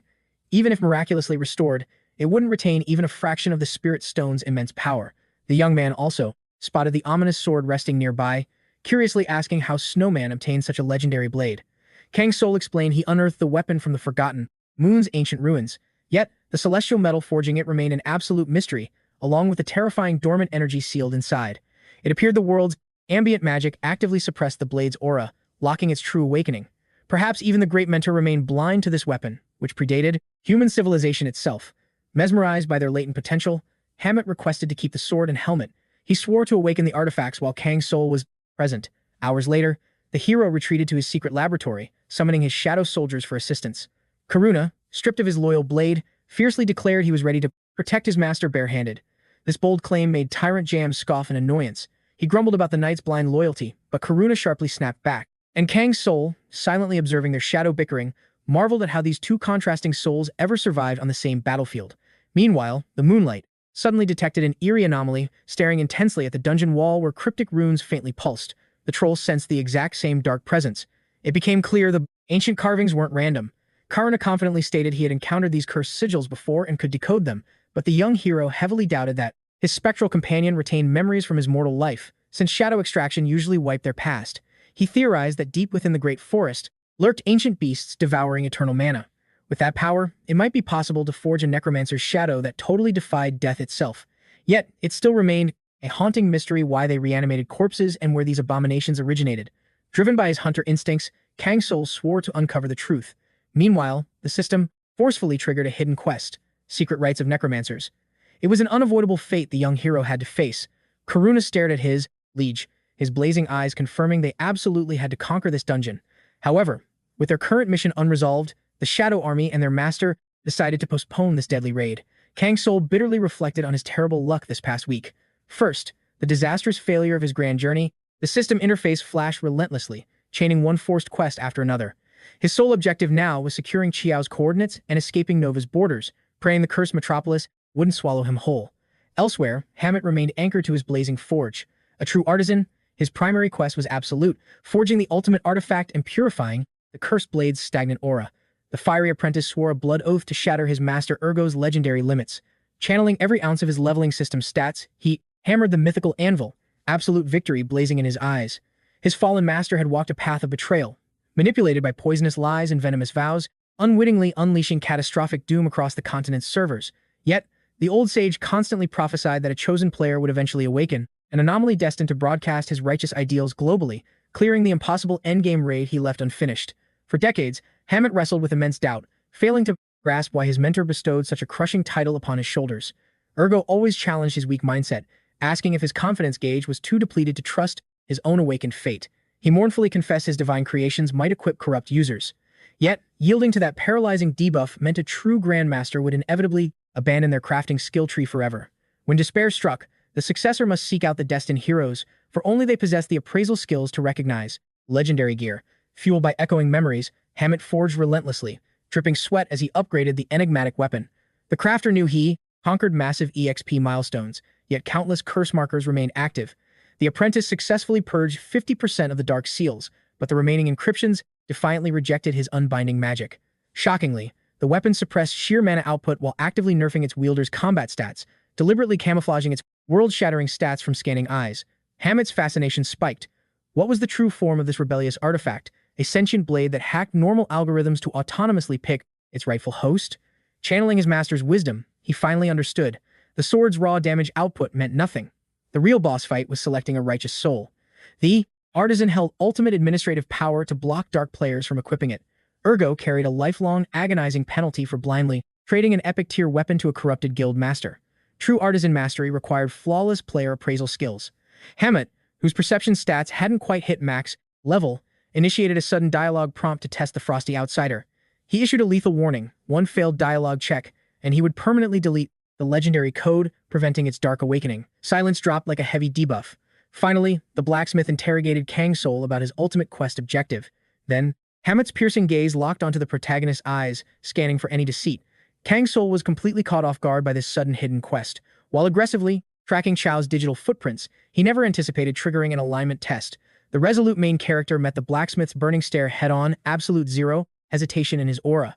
Hammett had personally witnessed his master's tragic suffering, validating his extreme caution. Moreover, the smith undoubtedly possessed the intel that Kang Soul commanded the terrifying Shadow Monarch forces. The protagonist suddenly realized this agonizing dialogue tree was the direct karmic penalty for his reckless role-playing during Urgo's questline. The hero's mind blanked completely. Navigating the system Manhwa interface usually provided multiple-choice text prompts, but right now, the system demanded a manual input. He lacked the lore regarding Urgo's actions after rejecting the Divine Ascension quest and grinding in the abyss. Furthermore, he possessed zero quest logs detailing the master's final tutorial. Cornered, Kang Soul frankly admitted ignorance. However, Hammett furiously rejected this low-effort answer, instantly demanding a more complex justification. The protagonist explained that combat strategy heavily relied on shifting aggro dynamics. Facing a mob, a player might unleash an ultimate or strategically retreat. To him, Ergo seemed trapped in an RNG loop, second-guessing his own skill paths. Pausing for dramatic effect, Kang Soul stated that predicting future patches was utterly foolish when the server's destiny remained unwritten. Silence consumed the forge. Suddenly, Hammett formally triggered the item transfer. This cold-hearted warrior had officially passed the hidden requirement for this max-level weapon. The main character grasped the hilt, instantly feeling an explosive mana surge rewrite his physical limits. It was an artifact, forged for pure domination, turning catastrophic debuffs into game-breaking buffs. Kang Soul's system pinged. The sentient sword had soul-bound to him. Hammett revealed that, just like the Grandmaster decreed, the blade rejected arrogant players, binding only to those who questioned their own stats. Kang Soul remained utterly mind-blown that such epic-tier gear was crafted with such a brief cooldown timer. Furthermore, the artisan gifted him a legendary helm named Cold-Blood, granting a massive synergy set bonus. Restored, using a high-grade spirit stone, its raw defense stats were unfortunately handicapped by a nasty hex. Still, Hammett had limit-broken his crafting abilities to optimize it. Then, the artisan finalized the transaction, initiating their dramatic farewell while leaving an open invitation for future gear repairs. He confessed that his blacksmithing class was practically abandoned, but he could act as a hidden NPC merchant if absolute chaos erupted. Kang Soul deeply respected the stubborn crafter's resolve, bowing with immense gratitude. Suddenly, a massive system notification triggered a new main quest, the 9th Forbidden Necromancer Ritual. His minimap pinged, forcing an expedition deep into the corrupted forest to investigate a demonic anomaly at the ancient ruins. Plunging into the venomous canopy, the hero instantly activated his sensory skills, detecting suspicious stealth markers carved along the bloodstained path. The Archbishop's fury gauge was undoubtedly maxing out over this heresy. Previously, the Immortal Sovereign ignored his summons, but the aggro had spiked way too high for casual observation. If these footsteps weren't coded to dark mages, they absolutely belonged to Qiao. Kang Soul's danger sense flared violently. He needed to stealth deeper into the abyss, tracking the nauseating toxic aura of rotting undead. Instantly, the dungeon route revealed brutal overlapping trap zones. The protagonist had to calculate a flawless evasion route. Kang Soul's toxicity meter spiked as the necrotic stench overwhelmed him, confirming that high-tier dual-layered barrier spells heavily blockaded the path ahead. Even if his agility stats bypassed the debuff, hidden mob spawns waited in ambush. Destroying the core magic circle was absolutely mandatory. Scanning the environment, he successfully pinpointed the dark mana generator. Equipping his lethal whip, Kang Soul locked onto the target, his pupils glowing with predatory system light. Executing a blinding, hypersonic strike, he shattered the curse's core. The toxic debuff instantly vanished from his UI. A catastrophic raid event was clearly brewing in the shadows of this cursed woodland. The quest title literally screamed of an elite necromancer invasion. Replaying Xiao's dialogue logs, the player analyzed the terrifying endgame implications of the absolute truth behind this so-called eternal life. His true foe was a primeval shadow bound to immortality itself, the very calamity that once shattered the continent. The sovereign of dark magic and monarch of death, Kang Soul narrowed his eyes at the abyssal forest. If the absolute master of eternal life had already vanished, this anomaly felt like a system Manhwa-level threat. If that original overlord still ruled, the power scaling would be entirely different. But crashing this fanatic gathering blindly was a death wish. Therefore, our awakened hero chose stealth, needing to verify if this wicked phenomenon was truly linked to eternal life before striking.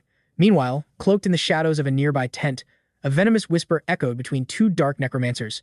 They argued about a parasitic demon that consumed 20 souls. Now nesting inside a rotting corpse, Kang Soul's aura spiked when he caught whispers of an ancient relic, the Crystal of Death Sentence. These warlocks were shattering taboo laws to revive the fallen. When a spirit fought back, they violently crushed its will using past memories. A Dark Knight grunted, calling this forbidden ritual a suicidal gamble, since no interface could predict if they could maintain absolute dominance over the resulting necrotel. The second mage hissed back coldly, revealing that this exact danger was why the High Archbishop descended in person to oversee this unholy ritual. However, the Archbishop's killing intent proved he was utterly disgusted by the current delay. For ages, the Eternal Life faction had completely abandoned them. Despite the apocalyptic stakes, no reinforcements arrived. Kang Soul's heart raced as he stealthily moved away, but a final terrifying echo chilled his blood. If the Archbishop successfully weaponized this corpse into a necrotel, the balance of power would shatter. The Hunter commanded his Shadow Knight, Karuna, to scout the remaining camp for anomalies. Meanwhile, a cultist lackey was dead to the world, snoring like thunder, utterly blind to the encroaching doom. The protagonist scoffed inwardly. This fool was sleeping like a rock, despite boasting about laying high-level detection traps all over the perimeter. Relying on his supreme instincts, Kang Soul pinpointed the main chamber instantly, a cavernous, eerily silent space. Resting ominously at its core was the legendary Crystal of Death Sentence. This abyss-born relic devoured lingering spirits, its dark aura leveling up exponentially with every single stolen life force. Kang Soul grasped the ominous gem. Nearby, forbidden scrolls revealed that a fanatic splinter faction, the Order of the Dead, had claimed these cursed grounds. While their mana signatures were trashed here, their twisted ambition was clear, forcibly mutating a sacred corpse into a mindless 𝗦𝗦𝗦, defying heaven's laws. Sweeping his gaze, Kang Soul discovered a series of ancient, blood-stained murals. One specific carving violently seized his entire focus. His expression darkened as he traced the familiar silhouette, realizing this had to be the legendary vessel Qiao had warned him about. To verify this insane theory, our hero summoned his fiercely loyal Shadow Knight, Karuna. The ethereal warrior materialized, his glowing eyes locked dead onto the cursed portrait. Finally, the player whispered in absolute disbelief. There was zero margin for error. This was the exact face from his buried past, a ghost whose blazing memory still scarred his soul. Wasting no time, the duo resolved to abandon this chamber and blitz straight toward the demonic ritual's epicenter. Analyzing the quest clues, they realized this forbidden sorcery was the exact catalyst that allowed the Order of the Dead to shatter the church's brainwashing and rise from the ashes. Hesitation meant certain death. Their previous experiment to forge a 𝗦𝗦𝗦 had spectacularly backfired due to the soul's terrifying resistance, draining massive amounts of vital life force. Thus, the altar was relocated to the abyssal forest to weaponize the death crystal. Yet 21 elite warlocks were wiped out, triggering absolute panic within the high church. Now, the moonlight-drenched Karuna surged forward, his aura flaring, as he prepared to obliterate this core of darkness himself. It was brutally obvious that the Order of the Dead lacked the stats to craft an ultimate 𝗦𝗦𝗦. Moreover, if helpless spirits were being forcibly devoured by that cursed gem, it was a terrifyingly high possibility that Qiao was burning inside it. Meanwhile, Karuna began glitching violently, his spectral form trembling after witnessing the dead man's face. Kang Soul remained completely paralyzed. His flawless raid strategy was crumbling, and a failed quest penalty seemed imminent. But before despair could set in, an unnatural chill swept the room. They realized the actual legendary corpse from the mural was suspended right in front of them. The pitch-black armor encasing the husk was a flawless duplicate of Karuna's own gear. Seeing his own reflection in a dead man, the stoic knight experienced a catastrophic mental breakdown. The party's decision-making halted. Should they risk tracking Qiao without triggering the death crystal? That apocalyptic artifact possessed enough gravity to suck Kang Soul's very soul into the void. A low-level mob's corpse might be worth the gamble, but if this vessel housed a transcendent boss-tier entity, a total wipeout was guaranteed. Ignoring the danger, Karuna drifted toward the macabre figure suspended against the cold stone. His fragmented mind couldn't process why this intimately familiar comrade was crucified here. Kang Soul roared his summon's name, desperate to snap him out of the death trap, but the knight violently gripped his skull, drowning in a devastating tsunami of resurfacing memories. Instantly, a torrential vortex of blood-red mana erupted around them. Kang Soul clenched the pulsing red artifact, his heart hammering against his ribs as the chaotic lore unfolded. The Crystal of Death had forcefully initialized its awakening sequence, seamlessly hijacking the dimensional transfer straight into the corpse's consciousness. The necromancer's forbidden ritual parameters had been completely rewritten. This fateful hidden quest, titled A Bloody Promise, finally gifted the young sovereign tangible clues of the dark arts. An intense adrenaline rush fueled his hope that this terrifying dive would unearth Qiao's coordinates. Now, our overpowered protagonist was literally trapped within a dead man's mental labyrinth. To break the system lock and log out, he needed to conquer this shattered dreamscape. Suddenly, a cinematic memory played, a regal figure smiling gently, asking for the true identities of two rugged orphans. A fiery, crimson-haired girl stared back defiantly, stating they possessed no names, for in their cruel, war-torn slum, titles were a meaningless luxury. Leaning forward on his gilded throne, the imposing emperor declared his absolute will. The fierce boy with freezing blue eyes would henceforth be christened Karuna, while the blazing crimson-eyed girl would be Karen. Yet, instead of gratitude, raw killing intent flared in the orphans' eyes as they mentally cursed the tyrant to hell. They instantly paid for this rebellious insolence when a terrifyingly fast assassin's blade materialized at Karen's throat. What deep-seated trauma drove these children to despise Emperor Monter so intensely? What horrific backstory fueled such blinding vengeance? Spitting blood, Karen snarled that this pampered emperor knew nothing of freezing starvation. His glorious conquests were built on the ashes of their stolen lives, ravaged by his endless soldiers of his empire. Tears streamed down the girl's face. Without these ruthless invaders, her village would still be thriving. The imposing emperor instantly recognized they meant the elven village. He had just seen the incident notification during a heated clash with Unid, a man he considered a dangerous rebel. Intrigued, he chose to hear out these young survivors, making his court lady instantly tense up. Slowly, the supreme ruler rose from his golden throne.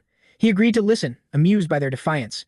He noted their fate wasn't unfair at all, because one day these kids would become the absolute strongest knights of his empire. Then, they could try to claim their bloody revenge. Karen gasped in sheer disbelief. Why should they become imperial knights, when she would rather die than serve the monsters who burned her home? Watching this memory play out like a dark system Manhwa, Kang Soul realized they could destroy the Manhwa Empire themselves.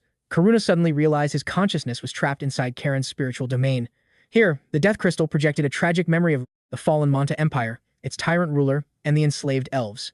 Over the years, these captive survivors leveled up into respected royal defenders, but their tragic past was never forgotten. The Emperor, a man of absolute cold logic and unbreakable will, possessed flawless combat abilities. Yet, he still suffered the critical flaws inherent to anyone blinded by absolute power. Karen manifested before him once more.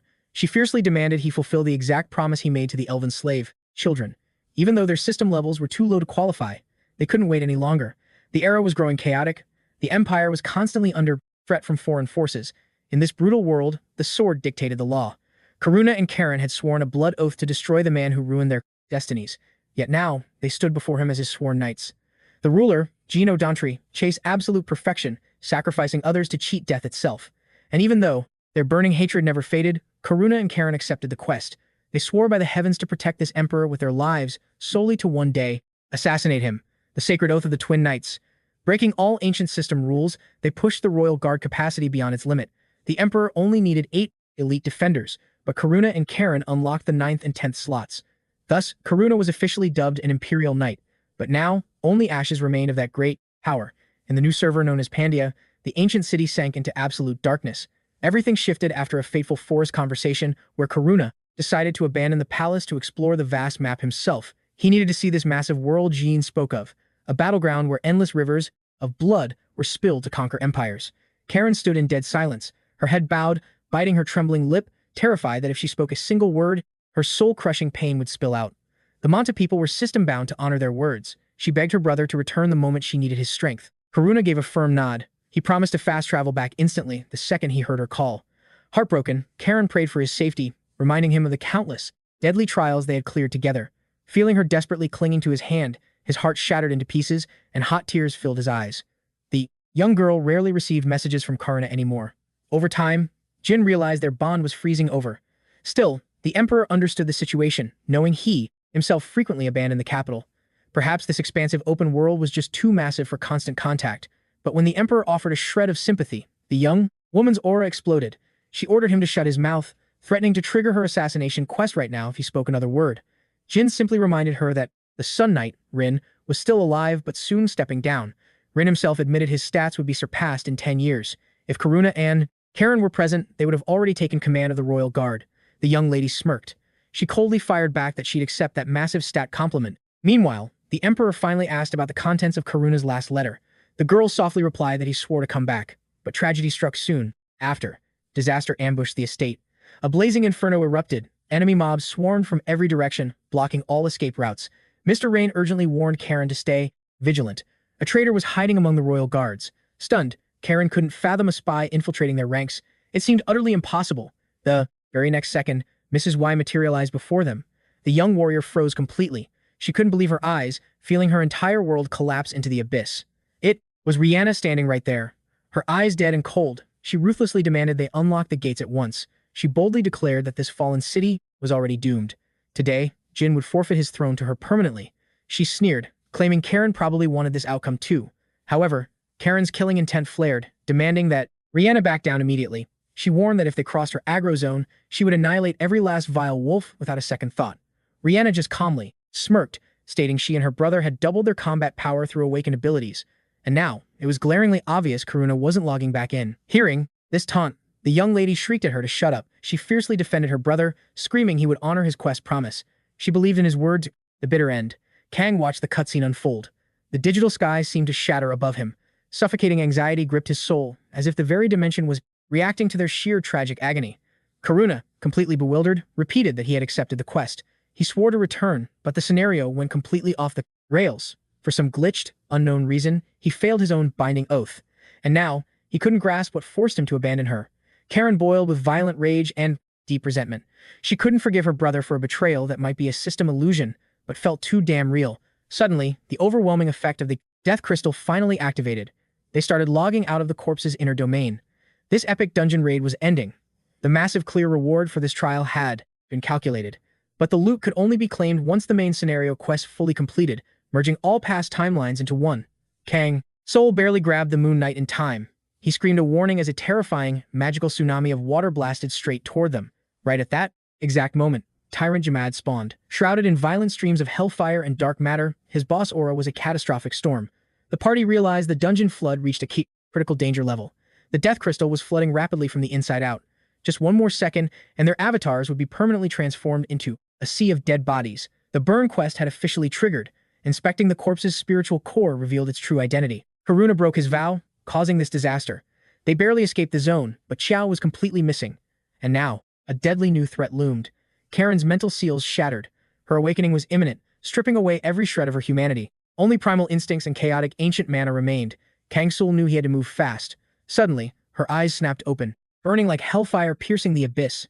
The stat difference was terrifying. During her rebirth, Karen devoured the forest's life force, turning ancient trees to ash.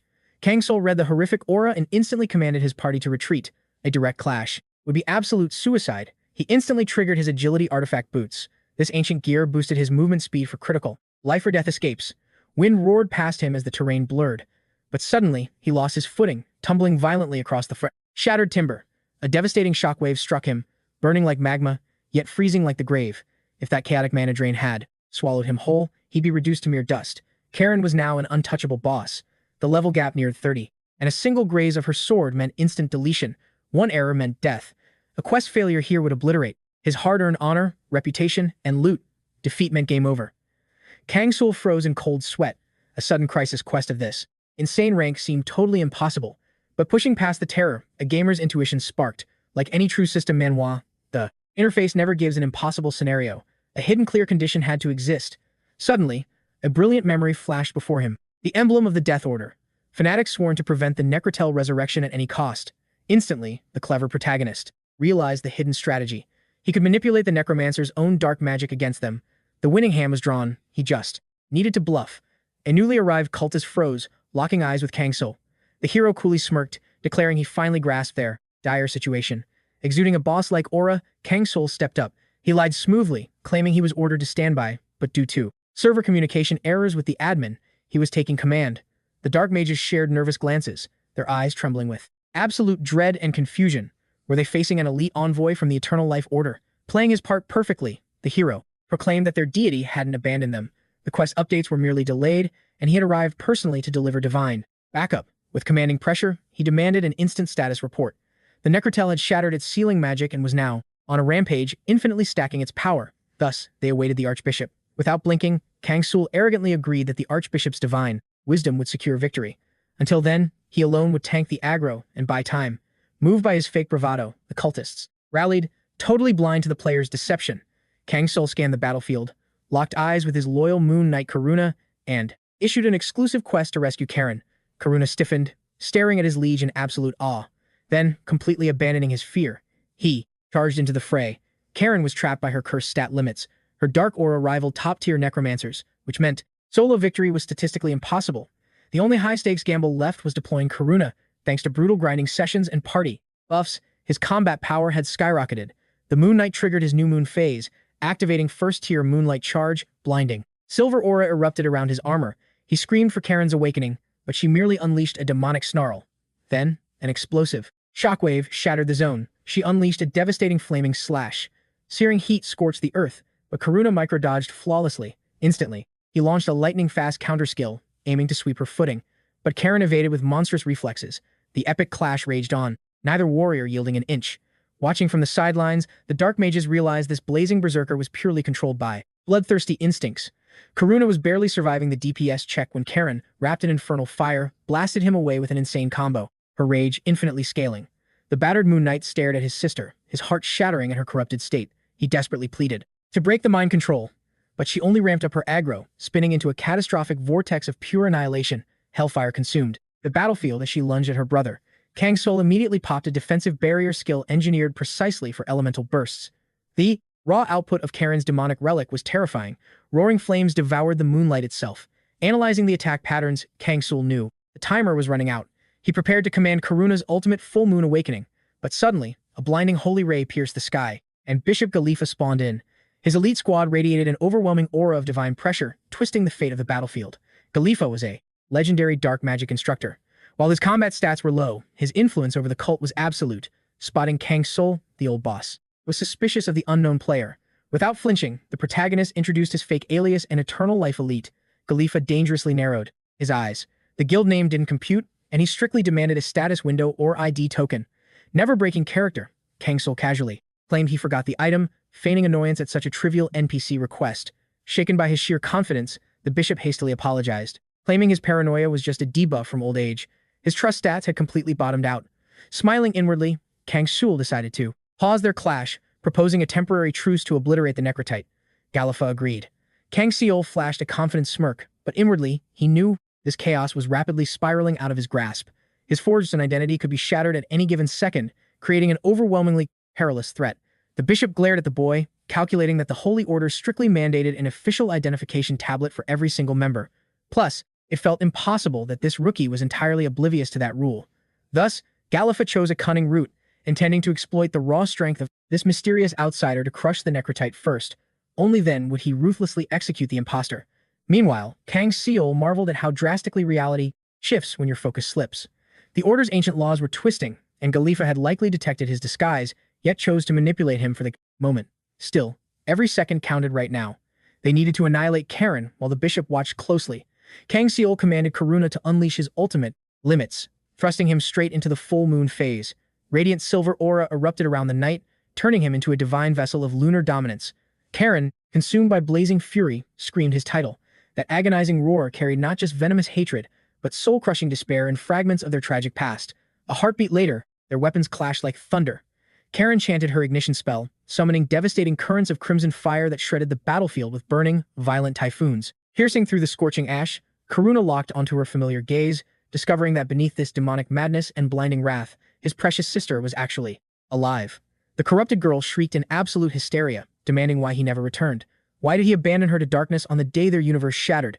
She howled that she utterly failed to shield their loved ones, all because her sworn brother betrayed his promise. Karuna desperately wanted to explain himself, to swear that his sacred vow remained eternal, and he finally came to rescue her. But time was merciless. Karen unleashed a devastating sword strike, launching his battered body several yards backward through the air. The catastrophic impact sent Karuna flying like a rag doll caught in a violent hurricane. Kang Soul, his voice shaking with dread, screamed his loyal knight's name, struggling to comprehend this nightmare and why fate was twisting so ruthlessly out of bounds. Meanwhile, Karen, her demonic visage twisted with fury, roared her venomous accusations endlessly. She aggressively demanded the truth. Why did he forsake his return? Why did he break their oath? Why did he leave her rotting alone? Every single word dripped with agonizing sorrow, her piercing cries lacerating both the tense atmosphere and his fragile heart. But without warning, creeping right behind Kang Soul, an ominous vibration rumbled. It was a suffocating growl, signaling an apex predator's arrival. The hero whipped around, realizing this demonic frequency was not born of a beast, but from 𝗦𝗦𝗦. Spreading his arms, the bishop suffocated the order in dense waves of destructive magic. The atmosphere violently crackled with overflowing mana as he arrogantly announced that while this felt like a pathetic waste of aura, he would gladly rip his enemy into bloody shreds and rebuild them, merely to flaunt his absolute dominance. A split second later, he unleashed a catastrophic magical vortex, pulsating with pure malice and blazing wrath. He boldly decreed that this undead abomination would suffer divine judgment. 𝗦𝗦𝗦 roared that despite Karen's terrifying strength, she was merely a masterless 𝗦𝗦𝗦. To him, she was nothing but decaying flesh destined for the graveyard. Provoked by this arrogance, the corrupted warrior erupted into blinding crimson flames, awakening her pride ability. Her entire physical form was instantly shielded by a radiant, impenetrable barrier, completely nullifying standard magical assaults. Karen danced through the battlefield with phantom-like velocity. Her supernatural frame effortlessly glided across the sky, dodging every single lethal spell that aggressively ripped through the surrounding dimensions. 𝗦𝗦𝗦 barked that pathetic corpses could never outrun his concentrated fury and would inevitably disintegrate beneath his divine magic. He coldly stated it was time to finish this theatrical spectacle and obliterate Lord Kendrick permanently. Kang Soul stood tall, locking eyes with the corrupt bishop in a cold, unyielding, and utterly fearless stare. Suddenly, his fierce focus snapped back to Karuna. The loyal knight kept swinging, refusing to surrender despite his bone-crushing exhaustion. Panting heavily from the clash, Karen slowly faced her estranged brother. Her chilling voice pierced the chaotic battlefield, mocking Karuna for remaining a pathetic coward incapable of taking responsibility for his past sins. Following that venomous insult, she cast her eyes downward, bitter sorrow poisoning her tone. This traitor had shattered their sacred vow and forsaken the glorious empire, leaving their home entirely in ashes. Karuna practically begged for her sanity, screaming that the Supreme Emperor had fallen centuries ago. The mighty empire was ash. Their timeline had shifted entirely, and it was definitely time to bury their ancient history. He pleaded with his sister to awaken from this delusion, swearing the war was over. But weeping blood, Karen declared that even though her heart stopped beating, the Grand Empire still breathed inside her soul, and amidst these cursed ruins, she would eternally protect its honor. Kang Soul suddenly sensed a terrifying paradox of blistering heat and freezing dread. The battlefield was literally melting from her demonic flames, yet a chilling terror paralyzed his spine. With absolute, frozen tranquility, Karen promised the Empire thrived eternally within her veins, and she would murder anyone attempting to erase its legacy. Instantly, a sinister, blood-red aura exploded from her physical vessel, activating a devastating counter-skill designed to reflect all sustained damage with multiplied, catastrophic magnitude. 𝗦𝗦𝗦 stumbled backward in absolute horror, watching his supreme magic instantly evaporate into thin air. His flawless spells literally dissolved into the void. Right then, as if trapped in a hardcore system Manhwa, Kang Soul's interface flashed a fatal danger warning. A holographic notification blinded his vision. Ultimate Wolf warning activated. The core quest parameters of this trial had forcefully mutated. The Burnt One had evolved directly into the Prussian Calamity of Smoldering Embers, meaning the universe's laws for this boss raid were entirely rewritten. Survival odds plummeted, blocking any escape route. Now, the rising protagonist's only remaining objective was brutally simplistic. Survive the onslaught until Karen's ultimate destruction, waiting for her demonic curse to burn itself out. Kang Soul tightened his gripping fists in suffocating despair. His brilliant strategy was completely shattered. Karen had fully regenerated her prime stats, and her surging aura dwarfed any threat he had ever encountered. While she had remained dormant, calculating her true combat power was impossible. But staring at this godlike entity now, the hero realized he was battling an anomaly whose level shattered all logical power scaling. 𝗦𝗦𝗦, trembling on his weak knees, recognized his holy magic was officially useless. Forcing his broken body upward, he locked eyes with Kang Soul and croaked hoarsely that only one grim strategy remained. The fanatical bishop believed the absolute only method to purify this disaster was to unconditionally slaughter everyone on the field, sparing neither allies nor undead monsters. Blinded by twisted faith, 𝗦𝗦𝗦 triggered a forbidden ultimate skill, Night of the Dead. He mercilessly sacrificed the final embers of his mortal life force. Now, legions of rotting undead marched at his command. The bishop's eyes gleamed with sheer madness, commanding his gruesome horde to slaughter anyone who dared cross their path. Barking a manic laugh, he mocked Kang Soul as a clueless brat, a fool entirely ignorant of their dark syndicate's absolute rules and true hierarchy. With a twisted smirk, 𝗦𝗦𝗦 sneered that the boy would soon join his undead ranks, ripped to bloody shreds in mere seconds. But as the rotting corpses lunged forward to deliver a fatal strike, Kang Soul did not even blink. His expression remained as calm as a still lake. Boom! Tyrant Jamid crashed into the fray. The colossal stone-armored troll activated his mountain fist technique with a deafening roar. He let out a hollow, booming laugh. These corpses exploded on living flesh, but as a shadow summon, he was completely immune to their vile death curses. Without hesitation, the massive beast started tossing the undead horde around like broken ragdolls.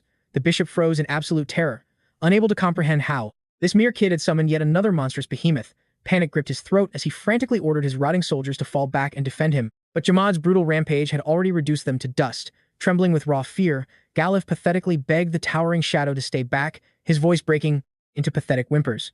But the absolute beast showed zero mercy. Jamad slowly raised his colossal foot, and with a single, earth-shattering stomp, sent the bishop to his eternal nightmare. The shockwave pulverized the enemy instantly. A classic system Manhwa prompt flashed, announcing a brand new achievement, an epic title. Kang Soul exhaled deeply, thanking his lucky stars he had saved Jamad for this exact moment. If not, this boss fight would have been a fatal game over. But the relief shattered instantly. The real nightmare was far from over. Consumed by berserker madness, Karen was still brutally overwhelming Karuna. Her last-minute return skill window glowed ominously, proving all incoming damage was delayed. Like a ticking time bomb, it made her completely unstoppable. No magic could pierce that cursed invincibility phase. Kang Soul stood completely paralyzed, watching the crazed warrior while realizing attacking her now was pure suicide. Surviving until her death timer ran out seemed impossible. The countdown was ticking, and they were drastically out of time. Meanwhile, Karuna desperately screamed over the roaring aura, begging his corrupted sister to understand. He was only fighting to honor the eternal oath he had sworn to her, but Karen viciously demanded to know why he betrayed the glorious empire they had bled for. As the final seconds bled out like sand in a broken hourglass, the frenzy peaked. The fallen lady unleashed a devastating Red Lotus strike, forcing her desperate brother to trigger his legendary full moon technique. The very air ignited. Light and crimson flames clashed violently, triggering a catastrophic shockwave that shattered the battlefield. Karuna stumbled backward, gasping for air as explosive mana burned through his ghostly veins. Watching the duel unfold, Kang Soul quickly realized his crucial miscalculation. He assumed the impact had overpowered his shadow, but incredibly, the legendary Moon Knight hadn't taken a single scratch. The power gap was massive. Karen could have effortlessly severed her brother's head with one merciless slash if she truly craved his death, but she didn't. Her bloodstained blade halted inches away, trembling as her killing intent flickered. A heartbreaking internal war was tearing the young lady apart. Madness clashed with lingering affection.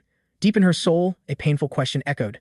Did the outside world Karuna chose over their empire truly transform him into a hollow monster? Boom!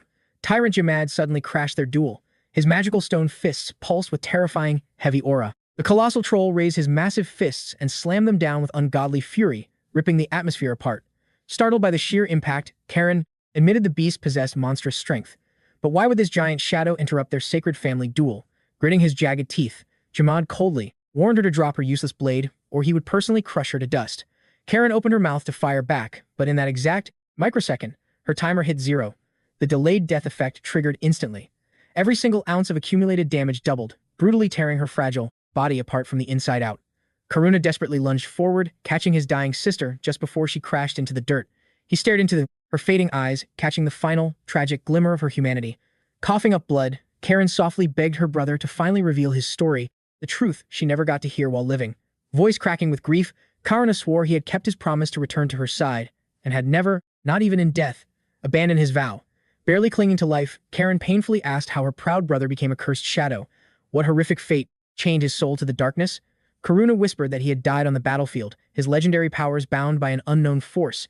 Even he didn't grasp the full truth, only remembering the freezing abyss of death. Karen weakly smiled, whispering how her invincible, shining knight had fallen so low, it shattered her heart to see him serving a random master. Tears spilling down his spectral face, Karuna declared their original emperor was eternal, but his new liege wasn't evil at all. In fact, this young master orchestrated their miraculous reunion. Karen slowly closed her heavy eyes, admitting that if this necromancer had saved her brother's soul, he possessed true light. With a fading voice, she pleaded to hear about the outside world, the vast lands she would now never witness. The Shadow Knight gazed toward the horizon.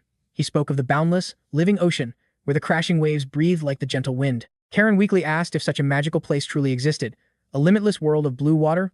She thought it was a sweet fairy tale, a desperate lie to comfort her dying heart. She whispered he was still that naive hero chasing miracles. Meanwhile, she had burned away her own humanity, evolving into a corrupted monster. Karuna broke down completely. He screamed at her to stop, crying that no matter what happened, she would always be his beloved sister. He desperately gripped her freezing hand, vowing they would explore that beautiful ocean together.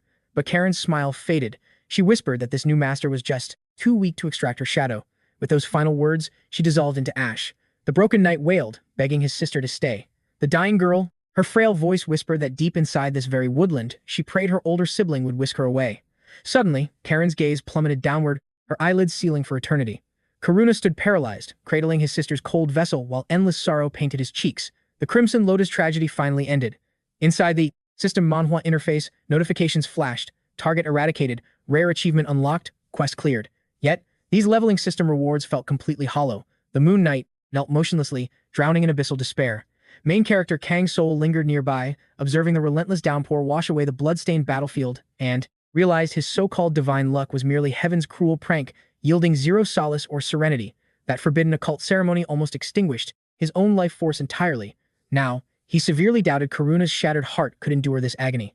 Echoes of Karen mourning that pathetic monarch who abandoned her constantly tormented him. Those devastating syllables pierced his consciousness like poisoned daggers, forcing his trauma to endlessly replay that tragic confession.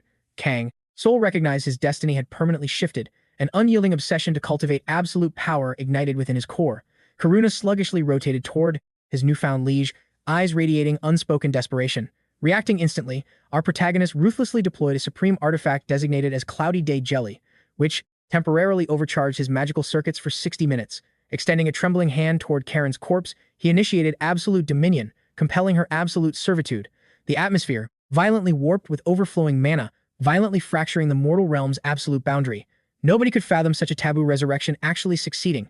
Furthermore, even Kang Soul remained skeptical of this fragile miracle. Across 17 agonizing years, he constantly gambled with destiny's rigged mechanics, desperately grinding repeatedly to discover a flawless route.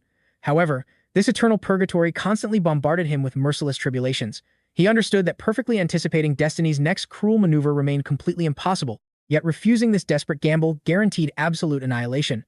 Currently, a singular burning obsession dominated his psyche, obliterating this cruel game and conquering this dimension entirely, regardless of the catastrophic consequences. Suddenly, tyrannical spiritual pressure erupted into a blazing vortex. Karen levitated weightlessly, her vessel radiating an ethereal glow like a phantom spirit forcefully tethering back to reality. Immediately, the soul-binding protocol successfully triggered, weaving luminous magical chains directly linking her alongside Kang Soul, fusing their spiritual life forces together. Simultaneously, Karuna endured a devastating shockwave of aura, triggering agonizing muscular spasms, resembling a cosmic entity ruthlessly extracting pieces of his foundational existence. Following this forbidden ritual's completion, the Manhwa story leveling system logged an ominous milestone named Bones. Then, Kang Soul forcefully inherited the vile criminal moniker. Fortunately, Karen's chaotic spiritual frequency finally harmonized perfectly. Fully restored, the bewildered maiden could gracefully accept Kang Soul's summons toward an unknown universe. Karuna somberly revealed that the Monter Empire had completely collapsed. Every cherished comrade perished, including herself alongside their sibling. Yet this grim reality was utterly meaningless regarding her rebirth. Processing this absolute devastation, a traumatized Karen softly whispered that Captain Jin surely met a gruesome demise defending against those demonic conquerors. Karuna philosophically countered that mortality remains nature's unyielding absolute law, dictating that all breathing entities must inevitably surrender to the void, regardless of lingering regrets. Deeply bewildered, the maiden struggled comprehending why she must journey elsewhere after witnessing her entire existence burn to ashes, perceiving zero purpose in reincarnating. However, her sibling's unexpected declaration paralyzed her core. He vehemently vowed to protect her endlessly across all lifetimes. This warrior passionately declared their ruined kingdom merely represented dust compared to this infinite cosmos, overflowing with undiscovered divine mysteries. Furthermore, if Karen genuinely lost her entire universe, this represented the perfect catalyst to discover fresh purpose. Suddenly, an earth-shattering explosion severed his speech. The duo whipped around defensively, completely clueless regarding the ominous ambush lurking behind their backs. Meanwhile, immersed within profound contemplation, Karen subconsciously echoed that desperate philosophy regarding discovering a singular motivation to survive despite overwhelming despair. Concurrently, the legendary Moon Knight gently urged his younger sibling onward, offering a reassuringly peaceful smirk alongside absolute devotion. He swore an unbreakable oath that they would eventually witness the mythical ocean, experiencing that infinite aquatic horizon entirely devoid of boundaries. Eventually, Karen yielded, and they vanished deep within that treacherous forbidden woodland. Mid-journey, Karen sharply confronted Kang Soul, boldly confessing that despite officially transforming into his personal shadow soldier, she fundamentally rejected acknowledging him as her supreme commander. This ferocious maiden boasted overwhelming physical prowess, boundless stamina, and godly innate talents clearly dominating the status window. Nevertheless, she brutally clarified her lingering hesitation regarding unconditionally surrendering her absolute loyalty toward this mysterious stranger. Processing this brazen defiance, Kang Soul experienced massive astonishment. Across countless timelines, he never encountered a spiritual summon possessing such rebellious free will. Meanwhile, Karen's gloomy aura completely dissolved and gracefully acknowledged the monstrous troll alongside that youthful monarch. Simultaneously, Kang Soul triumphantly shattered the 1 million experience threshold, unlocking an unprecedented leveling milestone alongside his debut prefix, the Concealed Plutocrat. He completely dominated the Supreme Dimensional Drifters leaderboard, hoarding legendary accolades and godly achievements endlessly. Following endless apocalyptic warfare, he desperately required a temporary recuperation phase, prompting our protagonist to seek the crumbling historical sanctuary of Navira. This decaying metropolis rested deeply within southern Pandaea, shadowed by the colossal primordial woods where legendary dungeon loot constantly flooded the black markets. However, Kang Soul completely ignored pursuing epic quests, exclusively prioritizing discovering a peaceful sanctuary to casually rest and rapidly regenerate his drained stamina. Inspecting the holographic interface regarding safe zones, the protagonist instantly detected an ominous glitch, particularly that horrifying highlighted warning predicting catastrophic anomalies. Regardless, equipping his Concealed Plutocrat status granted massive passive buffs to his combat arts, empowering our champion to effortlessly widen the monstrous power gap separating him from rival awakeners. Suddenly, a deeply irritated Karen glared at our protagonist, demanding fulfillment of his previous vow to purchase premium aesthetic gear immediately. The furious maiden indignantly swore she refused to infinitely parade around wearing Mantra's embarrassingly degraded military equipment. The legendary tyrant 𝗦𝗦𝗦 sarcastically observed that while Karuna maintained stoic silence regarding this pathetic wardrobe, the swordsman desperately craved a stylish equipment upgrade too, considering he exhaled exhaustedly from the darkness. Karen ferociously ordered the colossal troll to cease insulting her older sibling, which he mockingly accepted provided she permanently discontinued addressing him as an elderly uncle. Karuna remained absent from this chaotic banter, his spirit temporarily contained. The exact moment Kang Soul violently manifested Karen's dark aura, apocalyptic obsidian thunderbolts violently shattered the heavens. Our protagonist instantly recognized a catastrophic dimensional anomaly, yet remained utterly paralyzed. He could only helplessly witness an unimaginably colossal, a crackling sphere of lightning materialize in that exact spot. Kang Soul could only watch the blinding dome, praying his shadows, Karen and Karuna, would survive the ordeal. An eternity passed before the veil finally broke. Karen stepped forth, reborn as a shadow soldier. The mysterious cloudy jelly catalyst had worked flawlessly. Chanting the Galadan tongue, Kang Soul shattered her limits. A legendary rank awakening. Her core strength and endurance instantly shattered the 200 threshold. But wait, where was the Moon Knight? Karuna had completely vanished from the battlefield. Suddenly, glowing blue skill transfer notifications bombarded Kang Soul's vision. Endless windows overlapped wildly, leaving the young master completely stunned. He felt like the protagonist of a chaotic system, Manhwa, having never witnessed such erratic interface behavior before. The divine system announced its decree. The shadow abilities were being forcibly fused together, only to be equally redistributed between the two distinct entities. Soul integration had officially commenced. Kang Soul realized they were melting into one core before perfectly splitting apart. The system's keyword was twin, indicating Haruna's hidden dormant trait had finally awakened. Breathtakingly, both Shadow Knights ascended from mere heroic tier to the almighty legendary rank. A flawless skill distribution followed. Absolute equilibrium was forged without a single flaw in power. An incredible power-up, but this forced evolution process temporarily sealed Karuna away. Kang Soul gritted his teeth at the tactical disadvantage. Beside him, Karen playfully twirled in her newly materialized dark armor. Seeking her master's validation on her new aesthetic, she posed. Kang Soul gave a subtle nod of approval. Surprisingly, even their massive troll companion grunted a rare compliment. Though the brute secretly found human fashion baffling, he wisely kept his monstrous aesthetic critiques to himself. After all, a mountain troll hardly grasped high society elegance. Kang Soul smirked quietly, watching his chaotic shadow army banter back and forth. The usual fierce but friendly bickering warmed his heart. Upon her shadowy rebirth, Karen shed the tragic armor of her demise. Reclaiming her breathtaking mortal beauty, the young monarch stared intently. The only lingering scar of her tragic death that refused to heal was her permanently altered hair. Some curses transcend even death. Breaking the silence, Karen urged them forward. Kang Soul's eyes locked onto their next destination. Entering the bustling stronghold, the city's commoners whispered and pointed. This mysterious group radiated an overwhelming aura, especially the elegant shadow girl, who possessed the grace of high nobility. The crowd muttered rumors of her elite status, mistaking the fierce sovereign beside her for a mere slave. A soft smile graced Karen's lips. The modern architecture of this era fascinated her ancient soul. A millennium of progress unfolded before her very eyes. Catching her wonder, Kang Soul raised an eyebrow. Had the world truly shifted that drastically? The ghostly knight murmured with a hint of sorrow. She was merely a relic frozen in time. Kang Soul gave a solemn, understanding nod. Their footsteps finally halted before a blazing forge's entrance, home to the legendary blacksmith, Hamd. Spotting the unusual entourage, the craftsman immediately sensed the heavy weight of destiny entering his workshop. Without a single word, Kang Soul presented the shattered artifact, a ruined hilt craving rebirth. Ham grasped the pathetic remnants with absolute gravity. Tracing the fatal cracks, the master smith gasped. It was an absolute miracle this weapon had not dissolved into dust. This was Karen's iconic blade, claimed during Kang Soul's hellish previous raid.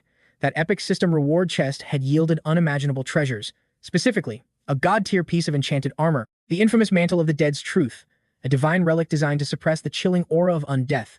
This masterpiece allowed our sovereign to completely overhaul his battle gear. Even the savage tyrant Jamad upgraded his basic equipment. The loot also included the mythical gloves of fortune, granting flawless dexterity and absolute thermal protection, a warrior's ultimate dream. But the secret bonus chest held only two fateful items, those exact lucky gloves that Karen desperately desired, and this tragic, shattered red lotus sword, a weapon destined for future carnage. Kang Soul's piercing gaze locked onto the blacksmith. Could he reforge this legend? The burly smith scrutinized the ruined steel, an agonizing silence filling the sweltering forge. Finally, with a heavy sigh, he spoke. This is no mortal steel, and Kang Soul already knew the grim truth. Ham's pride shattered as he confessed his absolute powerlessness. The ancient runes etched inside were monstrously complex, far deadlier than the previous artifact they repaired. Reconstructing this demonic blade from scratch was a fool's errand. Every single shard required divine-grade substitution materials, which simply did not exist. Even the weapon's intrinsic spirit was completely extinguished. Ham swore that any attempt at restoration would merely produce a pathetic, hollow imitation of its glorious past might. Kang Soul's blood pumped with pure excitement. If the exceptional rank was this overpowered, what god-slaying abilities did the prime weapon possess? Karen stepped forward, her voice dripping with reverence. Her liege knew any lesser blade would disintegrate from his power. Ham flinched at her royal title. Refusing to elaborate, Karen unleashed a terrifying wave of abyssal mana, phasing her corporeal body into pure, untouchable shadow essence. The master smith staggered backward in pure shock. He had sensed a demonic, unnatural distortion lurking beneath her delicate elven exterior all along. Wiping sweat from his brow, Ham's eyes burned with a mad craftsman's passion. If this blade is for a shadow, there is one forbidden method. Had Kang Soul heard the myth of the fiery weeping queen? The young hero's mind raced. You mean the legendary calamity? Anacrea. Ham gave a grim nod. Every child in the southern territories feared that bedtime story. The nightmare beast Anacrea, a demonic, blazing spider, that trapped heroes in scorching webs, devouring their very life essence, a creature of pure, repulsive terror. Kang Soul swallowed hard, bracing for the quest. Don't tell me you need that monster's blood. The smith barked a harsh laugh. Impossible. That ancient calamity was eradicated centuries ago. But the bloodline survived. Rumors spoke of a horrifying final descendant lurking in the abyss. The time had come for a legendary hunt. They needed to harvest its cursed blood, fusing it with the mythical fire spirit stone. Only then could the demonic forge ignite and restore the weapon. Blood. That sheer lack of stats could be balanced. Kang Soul finally grasped Hammet's warning. This dark forging method was strictly for shadows. If a mortal fused the spirit stone and weeping blood, their sanity would shatter instantly. Securing this legendary artifact felt like an impossible system quest, but it was a necessary grind. The durability on Karen's armor was critically low, and she desperately needed a new blade. The young protagonist glanced at his Shadow Knight. Was her defensive gear completely broken too? Karen hesitated, confessing her armor's durability held up better than her weapon, but her stats were still debuffed. Trusting the blacksmith's hidden quest was their only option. The epic mission, The Last Descendant, officially commenced. Heading back, the knight complained bitterly. Hammet's complex crafting lore was completely over her head. Kang Soul smirked, replying, she didn't need to read the tutorial texts. Simply put, it meant massive gear upgrades. Either way, securing high-tier equipment was vital, and she had to prepare perfectly, or this upcoming raid would be a guaranteed game over. Karen's eyes narrowed with sharp suspicion. Was he truly confident that she would willingly submit to his command? The young player merely smiled. Based on their affinity levels, it was inevitable. He warned her against making hasty choices, urging her to calculate the odds carefully. Suddenly, Karen murmured that the boss name, 𝗦𝗦𝗦, triggered a hidden memory. That giant spider possessed 12 terrifying legs. Kang Soul's eyes lit up with gamer excitement. Did she actually possess the boss monster's hidden lore? The shadow clarified she only knew rumors of 𝗦𝗦𝗦 claiming a treacherous Imperial Gorge as its dungeon, totally blocking the capital's main route. She had never fought it herself. The protagonist paused, analyzing his mental minimap. He knew that high-level zone all too well, fully realizing the sheer stamina drain this raid demanded. That massive gorge, where no sane NPC merchant ever dared to spawn, was an absolute death trap of jagged cliffs and elite-tier monsters. Furthermore, the fast travel was disabled here, making the trek from Nova take 30 grueling days. Kang Soul's traumatic past playthrough memories resurfaced. Karen suddenly shattered his thoughts, urging him to check out the imposing stronghold ahead. The destination marker was reached. Exhausted, he groaned. If the entrance was locked again, he would just skip the puzzle and vault through the window. But Karen scoffed. Sneaking around ruined a knight's pride. Unleashing a burst of aura, she obliterated the sturdy door with one devastating strike. Kang Soul stood completely paralyzed. Was this her usual aggro method back in the Imperial Army? The Shadow Knight flashed a dangerously predatory grin, declaring her playstyle had simply evolved for their epic new campaign. Once the young hero's shock debuff finally wore off, he urgently pinged the map. They needed to infiltrate the secret lab before triggering any alarm scripts. Karen boldly took the vanguard, while he merely directed her path. Suddenly, his wolf companion's danger sense flared violently, triggering a critical system warning. Invisible hostility choked the air. The knight remained unfazed. Her sensory stats were maxed, having tracked a creeping, murderous intent all along. Stepping from the shadows, an imposing figure materialized, mocking the duo. They weren't registered hunters, just reckless newbies who bypassed the locked door. An elusive young woman finally revealed her presence, arrogantly assuming her fame preceded her. Scanning her aura, Kang Soul correctly identified the elite NPC, the legendary shadow summoner Qiao, hailing from Kongori. The sorceress smirked at his intelligence stat. Kongori was just a low-level starting zone to her, barely a blip in her grand backstory. Those lands meant nothing, and she demanded his player ID. He introduced himself under the alias Snowman. Qiao tilted her head. That uniquely bizarre username wasn't in her database. This random encounter felt completely unbalanced. Feeling utterly disrespected by this one-sided knowledge, a terrifying, fiery mana instantly ignited within the summoner's eyes. Kang Soul's danger sensors screamed. He was paralyzed by the overwhelming pressure of her impending spell. The very second Qiao initiated her combat sequence, Karen intercepted the aggro. She effortlessly deflected the fatal strike. Qiao's lips curled into a thrill-seeking grin. This high-tier shadow summon was a worthy opponent. Kang Soul gritted his teeth. A masterclass summoner's appraisal skill was passive. She had instantly scanned Karen's true undead nature. You couldn't trick. A veteran of the dark arts. Qiao casually canceled her spell, admitting her attack was merely an aggro test. After all, they forcefully breached a safe house where the owner herself used the window to evade traps. Kang Soul questioned her stealth mechanics. The sorceress confessed she had a massive bounty on her head, making max-level stealth a daily survival requirement. Qiao analyzed his pathing. He must have unlocked the Seers of Darkness Information Guild, which explained his access to her hidden lore. She deduced Snowman's spawn point was also Kongori. Piecing the puzzle together, she figured out he had once been imprisoned by hopelessly naive dungeon masters. Regardless, she firmly rejected any escort quest back to Kangori. Frustrated, Kang Soul clicked his tongue. This dialogue tree was totally failing. Chow chuckled cruelly, mocking his wasted travel time. Kang Soul quickly countered. He wasn't there for an escort mission, he simply had an urgent message to deliver. More importantly, he needed a master's guidance, the real reason he logged all those miles. Caught off guard, Chiao demanded to know what this crazy player truly wanted. He revealed his stats were hard stuck. Every fan of a system, Manhwa knows that when a player hits the dreaded level cap, their EXP bars freeze completely. Grinding in specialized dungeons becomes totally useless. Only a class advancement quest from a legendary veteran can shatter this agonizing limit. The pieces finally clicked for Chiao. This persistent rookie had been tracking her NPC pathing for months just for an awakening. Kang Soul ignored her mocking tone, demanding her to accept his mentorship request.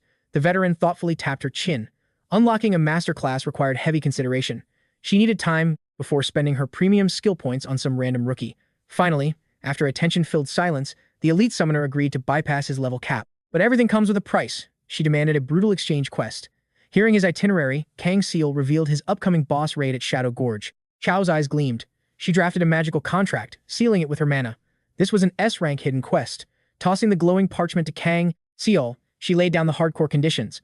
After clearing his current dungeon run, he must execute her exact orders. The system timer was set, 3 months, to trigger the next quest phase.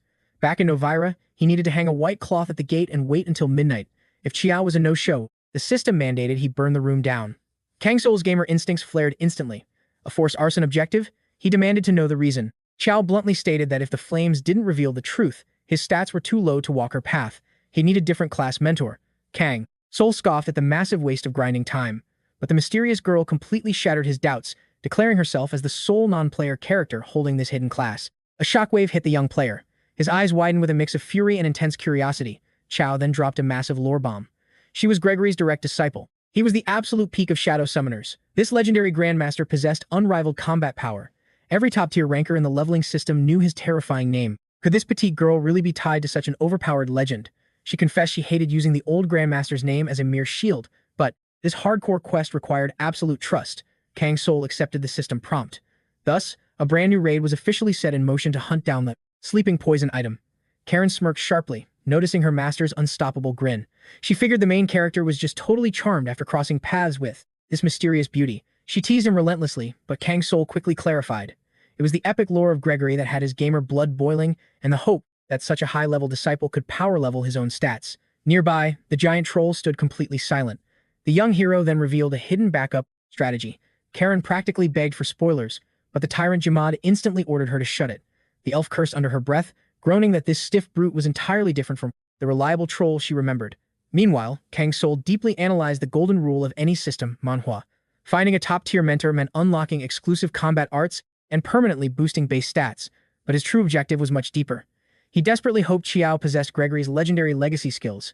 If so, the drop rate for him learning those ultimate techniques wasn't zero. In this world, hidden class secrets were infinitely rarer than legendary tier artifacts. He knew following Chiao meant triggering extreme difficulty quests. She was leagues above any ordinary shadow summoner.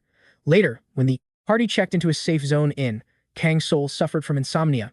He stared blindly at the ceiling, his mind haunted by dark flashbacks of the Shadow Gorge. He hadn't entered that cursed map in ages.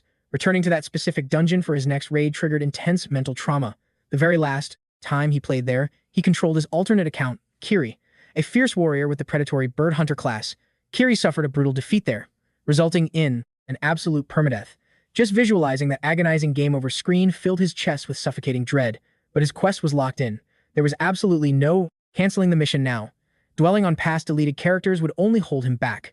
He braced for an entirely sleepless night, but out of nowhere, his dark brooding was shattered.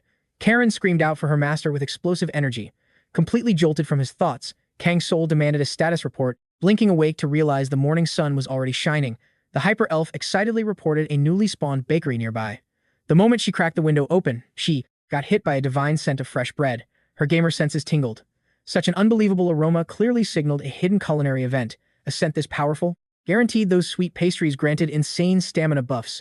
Kang Soul sweat dropped, asking if a spirit companion even possessed taste buds. She immediately fired back, claiming her sensory stats were maxed out.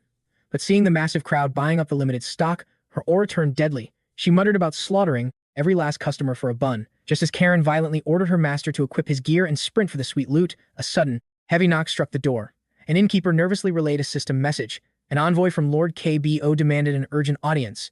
He was waiting for Kang Soul on the ground floor. Karen's world shattered instantly.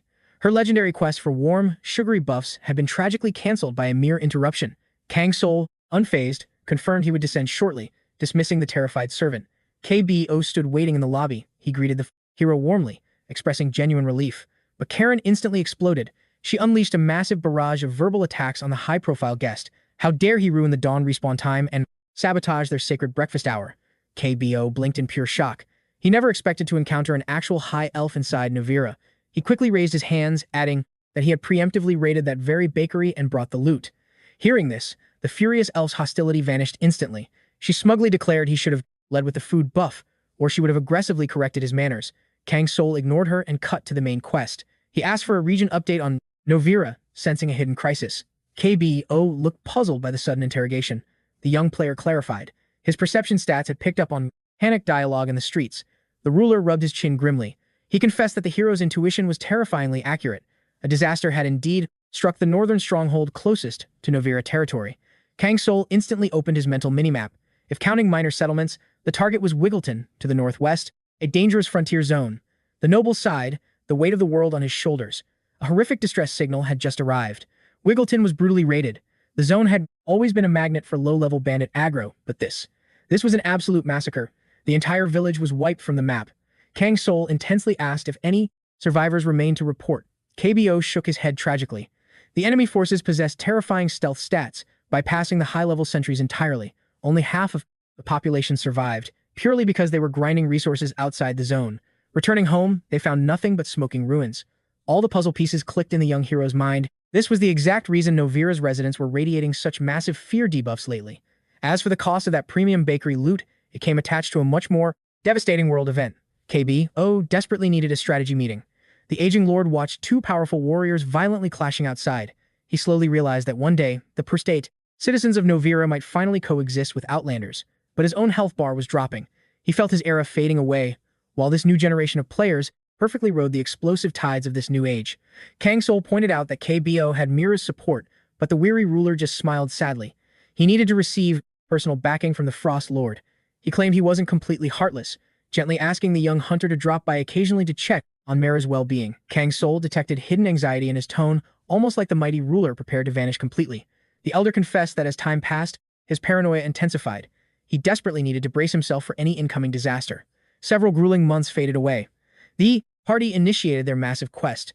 Karen constantly wondered when they might circle back, having developed a profound bond with this territory. Kang Soul teased that her affection stemmed solely from delicious meals. She fired back, claiming it was pure nostalgia for 𝗦𝗦𝗦's vibrant, mouth-watering southern gastronomy.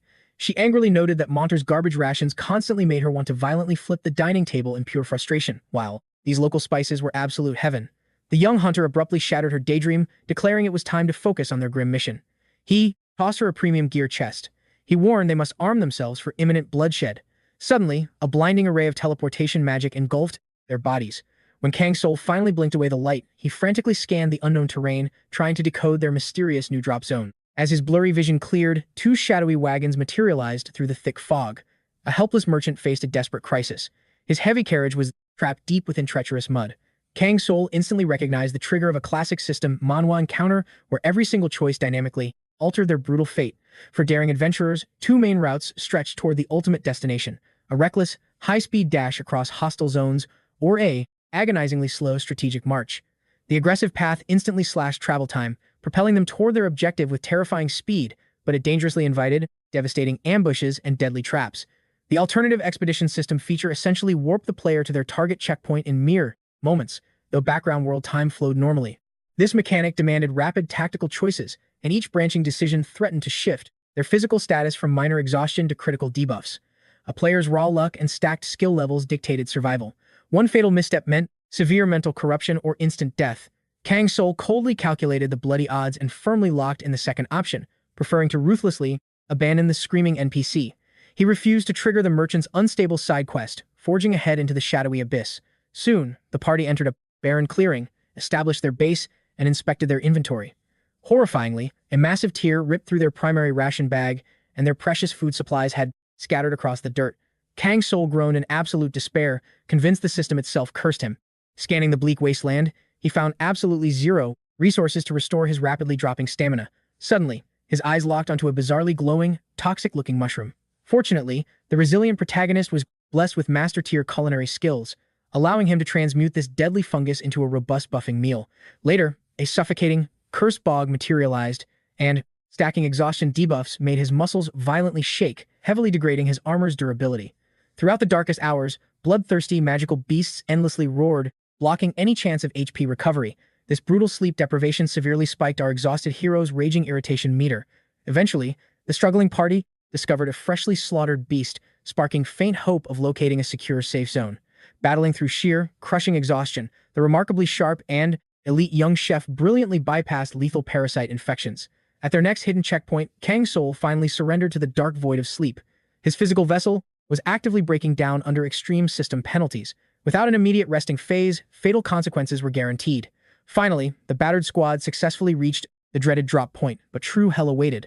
They stood before the terrifying Shadow Gorge. Here sparked an epic new chapter titled The Final Descendant, where the ultimate quest objective demanded securing the sacred bloodline of 𝗦𝗦𝗦. Kang Soul realized 5 grueling days had vanished, and this monotonous grinding began to drain his sanity. Karen, conversely, reveled in the chaotic thrill. Completely ignoring that hellish moment, they sank into the death trap and viciously cursed all muddy dungeons forever. The terrifying tyrant 𝗦𝗦𝗦 boldly roared he'd hunt for blazing flames in 2 days. Trapped inside endless shadows, his colossal, battle-scarred fists were fiercely itching for a bloody massacre.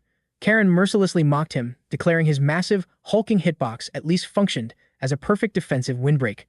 The giant troll angrily scoffed, boasting his raw tanking stats remained undeniably superior to the rest. She subtly eyed Kang Soul, anticipating his snarky counterattack, but her stoic companion bluntly noted she still hadn't formally pledged absolute loyalty to him. Karen let out a silvery laugh, cheerfully confessing her stubborn rebellion.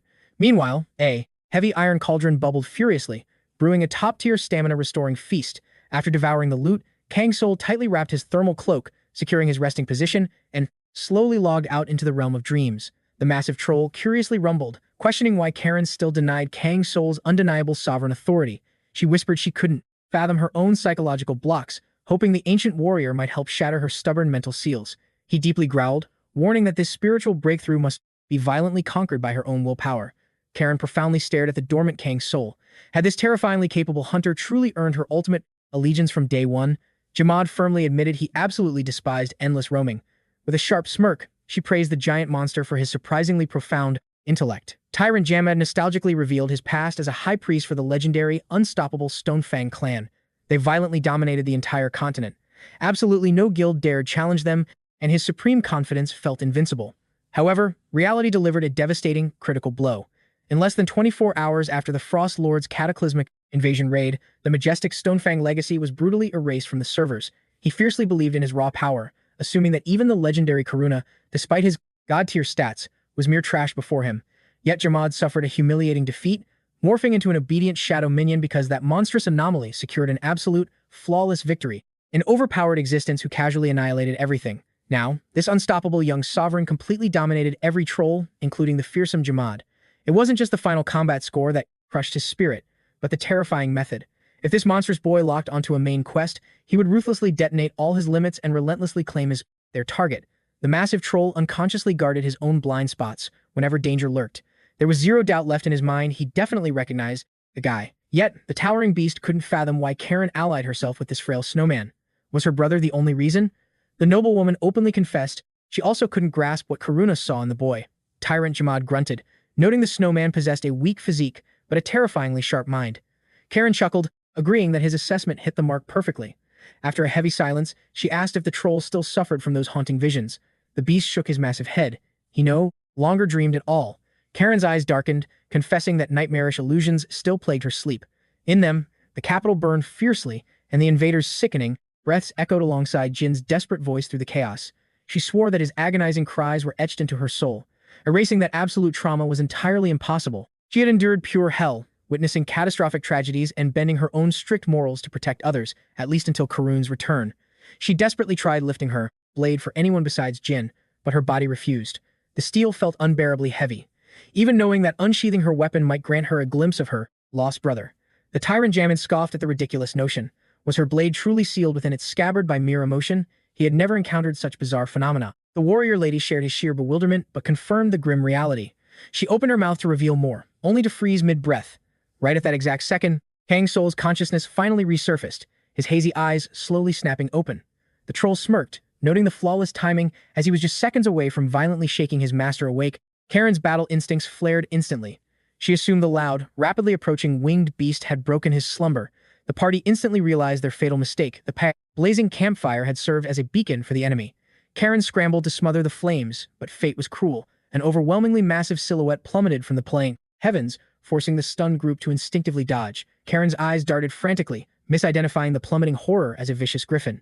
However, the troll calmly and confidently declared it was merely a giant avian beast. The apex predator of the Shadow Gorge, a colossal vulture named 𝗦𝗦𝗦, crashed down before them. Its system stats boasted elite tracking skills, flesh-shredding talons, a sonic boom screech, boulder-hurling strength, and feathers like reinforced steel. Although this boss-tier monster had never consumed human flesh, its menacing glare suggested it was eager to change its diet today. Kang Soul locked eyes with the towering monstrosity, utterly paralyzed by absolute shock. In his wildest dreams, he never expected their paths to cross in this lifetime. Suddenly, brutal phantom chains constricted around Karen's body. The fierce warrior spat vicious curses, desperately struggling to unsheath her trusted weapon. Realizing the binding skill was too overpowering, she aggressively clicked her tongue. If blades failed, she vowed to brutally gouge the enemy's eyes using ordinary scissors. Yet, ignoring their battle-ready stances, the bizarre bird merely snapped up their boiling cooking pot with its iron beak. With one catastrophic flap of its wings, it rocketed back into the dark stratosphere. Kang Soul stood completely paralyzed, his lungs forgetting how to draw oxygen. After what felt like an eternity, a breathless whisper escaped him. 𝗦𝗦𝗦 was actually alive. The troll's rough grunt shattered his stunned trance, urging them to reignite their ruined campfire. But the exhausted main character sighed heavily, declaring they needed to immediately locate a secure hideout. A suffocating sorrow crushed the boy's chest. 𝗦𝗦𝗦 had been the fiercely loyal summon of the legendary avian hunter, 𝗦𝗦𝗦. This cursed gorge was exactly where 𝗦𝗦𝗦 perished, leaving the massive vulture behind as the tragic, solitary guardian of a shattered flock. The masked cordon bitterly complained that their snowman should permanently avoid the summoner class. Familiar beasts strained excessive mana, blatantly ignored commands, devoured endless rations, and reeked of death. Kang Soul desperately defended the creature, explaining the bird was exiled from its own nest, and he simply wanted to offer it a lifeline. His emotional plea completely failed to sway his cold-hearted companion. The masked rogue dryly pointed out they could just unbind the summon and release it into the wild. Taming it wasn't mandatory, but our hero fiercely defended his past choice. 𝗦𝗦𝗦 obeyed his voice, and Kang Soul knew the beast's dormant, legendary potential would inevitably awaken.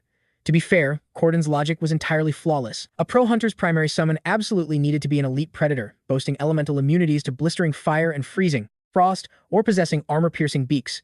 Those overpowered species dominated the meta for top-tier avian hunters. Meanwhile, scavenger vultures were universally blacklisted as useless trash. Back then, Kang Soul hadn't unlocked his terrifying reputation. He was just an ordinary player in this unforgiving system Manhwa. So, when he officially registered a vulture familiar, he instantly became the server's biggest laughingstock. As their brutal quests dragged on, 𝗦𝗦𝗦's physical mass exploded daily, making it practically impossible for the boy to support the beast on his fragile arm. Then, destiny dealt its cruelest hand. 𝗦𝗦𝗦's elite raiding party aggressively pushed into the Shadow Gorge, establishing a forward camp on the fourth perilous night. When dawn broke, absolute horror struck the community as news of the player's sudden death spread. Countless veteran guilds soon met the exact same devastating wipeout. The game's hidden mechanic was ruthless. Sleep equaled instant death, but ignorant players completely failed to decipher this fatal trigger. Over the years, the zone was abandoned, shrouded in terrifying rumors of an inescapable curse. The tense party navigated the treacherous pathway, and Tyrant Jamad practically celebrated their sheer luck at finding such a comfortably wide trail. Karen raised an eyebrow at the grumpy troll's sudden wave of optimism, prompting the beast to defensively grumble that the elf simply ran her mouth too much. Unlike the stoic 𝗦𝗦𝗦, the massive vulture 𝗦𝗦𝗦 relentlessly circled the skies above them. The party aggressively scanned the bleak environment for any trace of the target spider, praying they wouldn't trigger its aggro. Without warning, Karen froze completely. Her razor-sharp aura detected an ambush. A grotesque pack of low-level goblins blocked the road ahead, blissfully unaware of the hunters lurking in their blind spot. Karen's bloodlust spiked, eager to massacre them, but Kang Soul instantly vetoed the strike. He warned that initiating unnecessary combat would alert the entire dungeon. Stealth was their absolute priority here. In the unforgiving world of Pandia, mindlessly farming trash mobs yielded zero valuable system rewards, simply because massive EXP bonuses were strictly locked behind defeating key boss monsters or looting ultra-rare artifacts. Calculating the awful drop rates, the tactical young hero ordered them to silently bypass the worthless mobs entirely. Meeting his gaze, Karen felt a shiver down her spine. His eyes held the terrifying intensity of a seasoned commander. Meanwhile, deep inside the cavern, the oblivious goblins obsessively continued their dark excavations. They sparked a blazing inferno, superheating massive runestones to fuel their twisted, chaotic ritual. The grotesque creatures danced maniacally around the roaring flames, tragically failing to sense the overwhelming presence of death stalking right behind them. This marked their fifth grueling day surviving the shadowed gorge. Staring at the walls, cold dread washed over Karen. This cave layout was identical to their previous goblin encounter. The horrifying truth hit her. The party had been trapped in an endless, maddening loop for 5 straight days. Gritting her teeth, she announced their lack of progress. Zero signs of the boss spider or its curse webs anywhere. Kang Soul exhaled a weary sigh, muttering that she didn't need to state the painfully obvious. Suddenly, Tyrant 𝗦𝗦𝗦 reported that he gained 0 system experience, and the goblin mob had vanished completely, leaving 0 traces. Though, they might just be lurking right beneath them. Suddenly, Kangle's detection skill triggered, revealing abnormal footprints. He signaled the party, and they stared, utterly stunned by the Kangle's detection. Macabre scene before them. Crushed bone fragments littered the ground like discarded loot drops. This grim discovery finally explained why they hadn't found a single monster track. Just then, Troll smashed his fist against the earth. The terrain felt unnaturally hollow, hinting at a hidden dungeon, lurking just below the surface. The party instantly recognized the signs of a subterranean maze, but the identity of the hidden boss remained a total mystery. 𝗦𝗦𝗦 noted that their current stats couldn't identify the threat, but Karen had already leaped down, arguing that if their system window wouldn't tell them, she'd scout it herself. Kangle just watched her vanish, while 𝗦𝗦𝗦 coldly noted that trying to stop her was completely useless. Moments later, the fiery rogue vaulted back up, delivering her scouting report. She announced that the underground passage was completely blocked off. The cavern was massive, but collapsed debris barricaded the path, and her attempts to smash through the barrier were completely useless. Troll mocked her low-strength stat, but she snapped back that the barrier was ridiculously reinforced. Even his brute force couldn't have shattered it. Kangol analyzed the enemy's bizarre aggro pattern. The beast burrowed out, then perfectly sealed the exit, hiding its tracks. Therefore, the missing goblin squad had definitely been wiped out by this subterranean predator. Karen chimed in, noting the barricade's structural weakness felt incredibly unnatural. The rock formation was full of hollow gaps, a crucial clue for their quest. The young player racked his brain. Part of the barricade looked artificially created, while the rest was just loose rubble. Suddenly, another massive logic gap struck his mind. How did the boss pinpoint the goblins' exact coordinates? Karen guessed their campfire had triggered the monster's aggro. After all, the burning flame was the only variable differentiating the goblin camp from their own party. 𝗦𝗦𝗦 dismissed it as a wild theory, but the girl argued fiercely. On day 1, they camped on high ground, and the boss completely ignored them. Plus, they were wide awake. Kangol suddenly connected the clues. The blazing campfire, combined with a sleeping party. That was exactly how his fallen comrade 𝗦𝗦𝗦 had died to the gorge's curse. Instantly, he summoned his shadow familiars, ordering a full perimeter sweep. The young player declared they needed to test this aggro theory immediately. Their system quest was updated. Hunt some low-level mobs, set up a campfire with the fresh meat, hide in stealth mode, and wait for the trap to spring. As the bait roasted, Karen grumbled that she expected a giant spider boss, her eyes burning with an intense desire to clear this dungeon and escape. 𝗦𝗦𝗦 smirked, teasing that her current level was too low for spider hunting. The fiery girl blushed red with anger, ready to duel him. But Kangol's sharp warning cut through the tension. He ordered absolute silence. Something was coming. Karen froze, tightening her grip on her weapon, ready for a life-or-death clash. Suddenly, a massive coop of bird dove from the sky, circling the blazing trap. The majestic creature snatched the party's roasted bait with blinding speed and greedily devoured the meat in seconds. With a powerful beat of its wings, the avian beast launched skyward, completely destroying the campfire in its wake. The party stood absolutely paralyzed by this ridiculous plot twist. Karen furiously drew her blade, ready to hunt the arrogant bird for ruining their trap, but Kangol calmly ordered them to simply craft another bait. Still, the bird's strange behavior felt like a hidden system puzzle. Why did it specifically target the flames? A heartbreaking theory struck the young player's mind. It was so tragic, he barely dared to acknowledge the truth. This was all connected to 𝗦𝗦𝗦. Putting out the flames was this loyal beast's final mission. If 𝗦𝗦𝗦's party had been wiped out because their campfire drew the monsters' deadly aggro, then this lone bird's survival made perfect sense. The traumatized creature despised the flames and deliberately extinguished them to protect other travelers from triggering the exact same death flag. Koopa was incredibly intelligent. Bound by loyalty to 𝗦𝗦𝗦, the bird had processed the tragedy and sworn to prevent it. Kangol's heart shattered all over again. If only his stats had been high enough to drag 𝗦𝗦𝗦 to his system resurrection point back then. That agonizing guilt tore at his soul, but his dark spiral of memories was abruptly shattered when Karen loudly called out to her party leader. Kangol snapped back to reality, confirming he was ready. The fiery rogue smirked, noting his lowered guard, joking they were grinding levels like total noobs. 𝗦𝗦𝗦 instantly scolded her disrespect.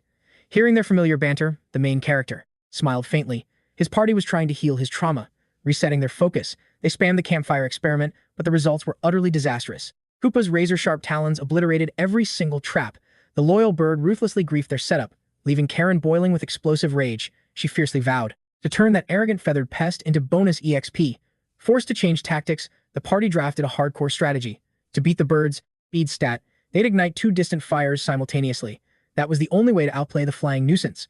Karen eagerly volunteered for the ignition duty. However, utilizing his tactical system Manhwa mindset, Kang Soul realized 2 fires weren't enough to split the bird's aggro. For a guaranteed clear rate, they needed 4 blazing targets. The party immediately sprinted into action, refusing to waste another second on this frustrating side quest. The plan was executing flawlessly. They set the coordinates, and Karen sparked the first 2 zones. Kang Soul and 𝗦𝗦𝗦 perfectly synchronized the final 2 ignitions, completing the trap. The squad vanished into stealth mode, absolute certain that this multi-target strategy would secure the win. Minutes ticked by building intense suspense. Karen whispered that the annoying bird was officially missing, but suddenly they spotted the beast, already devouring the bait from above. Karen bit back a bitter curse. Meanwhile, Kang Soul coldly analyzed the battlefield. Koopa's slow flame extinguishing proved his cloning strategy was a flawless success. The multiplicity tactic had worked perfectly, yet the monstrous spider had completely vanished. A heavy, sinking feeling warned our hero that fate might betray them again. Disaster lingered in the shadows. Suddenly, his companion's eyes widened in sheer disbelief. Something absolutely impossible was happening right beneath their very feet. The earth violently shattered. Choking dust filled the air as a deafening roar shook the cavern. Karen stared in absolute horror at the collapsing ground. The dungeon floor was tearing itself apart. This was no mere illusion. From the abyssal depths, a colossal nightmare finally decided to show its terrifying face. A grotesque arachnid clawed its way up from hell. Its crimson shell bristled with thick, monstrous hairs. The creature radiated an aura of pure, unadulterated terror. A truly vile beast. Yet, Kang Soul frowned. Where was the suffocating, sinister malice? Could this weak monster really be 𝗦𝗦𝗦's true, legendary descendant? It just didn't fit the legend. Suddenly, the giant locked its deadly, 8-eyed gaze upon them. From the heavens, Koopa plummeted downward like a falling meteor. Karen screamed in utter frustration. That reckless bird was ruining the master plan again. In a split second, Kang Soul watched the monstrous spider prepare its strike. A lethal venom needle shot toward Koopa, but the majestic vulture gracefully barrel-rolled through the air. The deadly strike hit nothing but empty, useless space. Like a true apex predator, Koopa's iron talons seized the monstrous beast. With effortless ease, the bird snatched up the massive, terrifying nightmare. It was treated like mere prey. Karen stood utterly paralyzed by shock. The beast was gone, and for a wild second, she possessed a fleeting desire to give chase. Kang Soul immediately blocked her path. No need to pursue the prey. Heaven had blessed them today. The beast's violent exit had left its subterranean tunnel wide open. A perfect, unblocked path straight into the abyss. The spider's hidden lair lay beneath the ravine. Without hesitation, our hero led the perilous descent into the dark unknown. Activating his aura curtain, brilliant light flooded the pitch-black dungeon. Karen stared at his glowing, divine form in absolute awe. Arguing with his methods was completely useless. The blinding magical power was undeniably magnificent. Just like a classic system, Manhwa, a translucent window, appeared. The quest instantly shifted to Predator of the Gorge Dungeon. They plunged deep into the subterranean cavern. 𝗦𝗦𝗦's true descendant awaited them in the shadows, radiating deadly hostility. Kang Soul calculated his next tactical move. Splashing into the icy subterranean waters, Karen cheered at the sight of the hidden underground lake. The mighty tyrant 𝗦𝗦𝗦 crossed his massive arms in deep confusion. With the beast snatched away, what was their next target? Kang Soul smirked confidently. That weakling was never the true descendant of 𝗦𝗦𝗦. The beast was massive, yes, but claiming this colossal dungeon all alone? Impossible. The endless ocean of thick cobwebs proved it was not a solitary apex predator. A web of this scale meant an entire demonic army. That beast was merely a disposable pawn. Suddenly, an eerie, ghostly whisper echoed directly inside Kang Soul's mind. It beckoned him deeper into the pitch-black abyss. He glanced sharply at his party, but their confused faces confirmed the chilling truth. No one else had spoken a single word. They heard absolutely nothing. Karen's brow furrowed in deep, sudden concern. Kang Soul frowned, his mind spinning from the cryptic, ancient whispers invading his brain. Was this high-tier mental interference? Karen puffed out her chest proudly. As a control magic master, she demanded he trust her. But Kang Soul chuckled inwardly. How could she help while her true powers remained tightly sealed away? 𝗦𝗦𝗦 scanned the perimeter. His beastly instincts detected 0 physical threats within the immediate vicinity. The unseen enemy was manipulating minds from a vast distance. An overwhelming display of magical dominance. Kang Soul realized this dungeon boss possessed terrifying, unparalleled intelligence. If it ruled this abyss, its deadly skills were limitless. A bloody history of massacres painted this cursed cave. Could Carrie have perished in this very nightmare? He grasped a chalky, ancient skeleton from the damp floor. As he analyzed the bones, a crimson light violently ignited within the skull's empty, hollow sockets. A demonic voice swore the young hero would share its gruesome, bloody fate. Then, the tone agonizingly shifted. A desperate plea echoed, weeping over its own tragic demise. Please, I don't want to die in this hell. Repulsed, Kang Soul hurled the cursed skull into the darkness. He clutched his ringing head, fighting the maddening mental invasion. The mental assault was completely overwhelming, but the relentless phantom voice drilled deeper. It seduced him, begging him to embrace the dark blessing of the eternal flames. Sacrifice your flesh. Save our fallen tribe. Suddenly, the shadows violently writhed. A horrific swarm of mutated spiders surged from the darkness, completely thirsty for blood. Eyes blazing with absolute resolve, Kang Soul issued the command. Wipe them all out, 𝗦𝗦𝗦 roared, his flesh hardening into impenetrable rock as the mountain fist technique fully activated. The earthen aura spread, granting snowmen absolute defensive buffs. With bone-crushing force, the mighty troll launched a devastating right hook straight into the monstrous, advancing swarm. Experience points flooded their vision, but 𝗦𝗦𝗦's sharp eyes narrowed at a new threat. He roared a fierce warning to the young elf as toxic blood splattered. The monster corpses reeked of highly explosive sulfur. Unfazed, the elven warrior smirked. She unleashed a flurry of deadly strikes, ruthlessly farming the advancing horde for massive level-ups. The experience points rained down beautifully. Is this a joke? Are they already dead? She scoffed. But the dungeon was not done playing its twisted, deadly games. From the absolute blind spot, a monster fired a sticky snare. A fatal, arrogant mistake. The fierce lady grabbed the incoming thread, aggressively twisting the enemy's attack against it. She yanked the foul beast forward with brutal, overwhelming strength. I absolutely live for the thrill of a blood-boiling battle. Murderous delight violently ignited within her shining eyes. She vowed to mercilessly slaughter every last arachnid in this cursed abyss. The kill streak generated massive experience. Meanwhile, Kang Soul unleashed his lethal shadow arts. The gray beasts were instantly and totally eviscerated. Yet, that maddening, parasitic voice returned.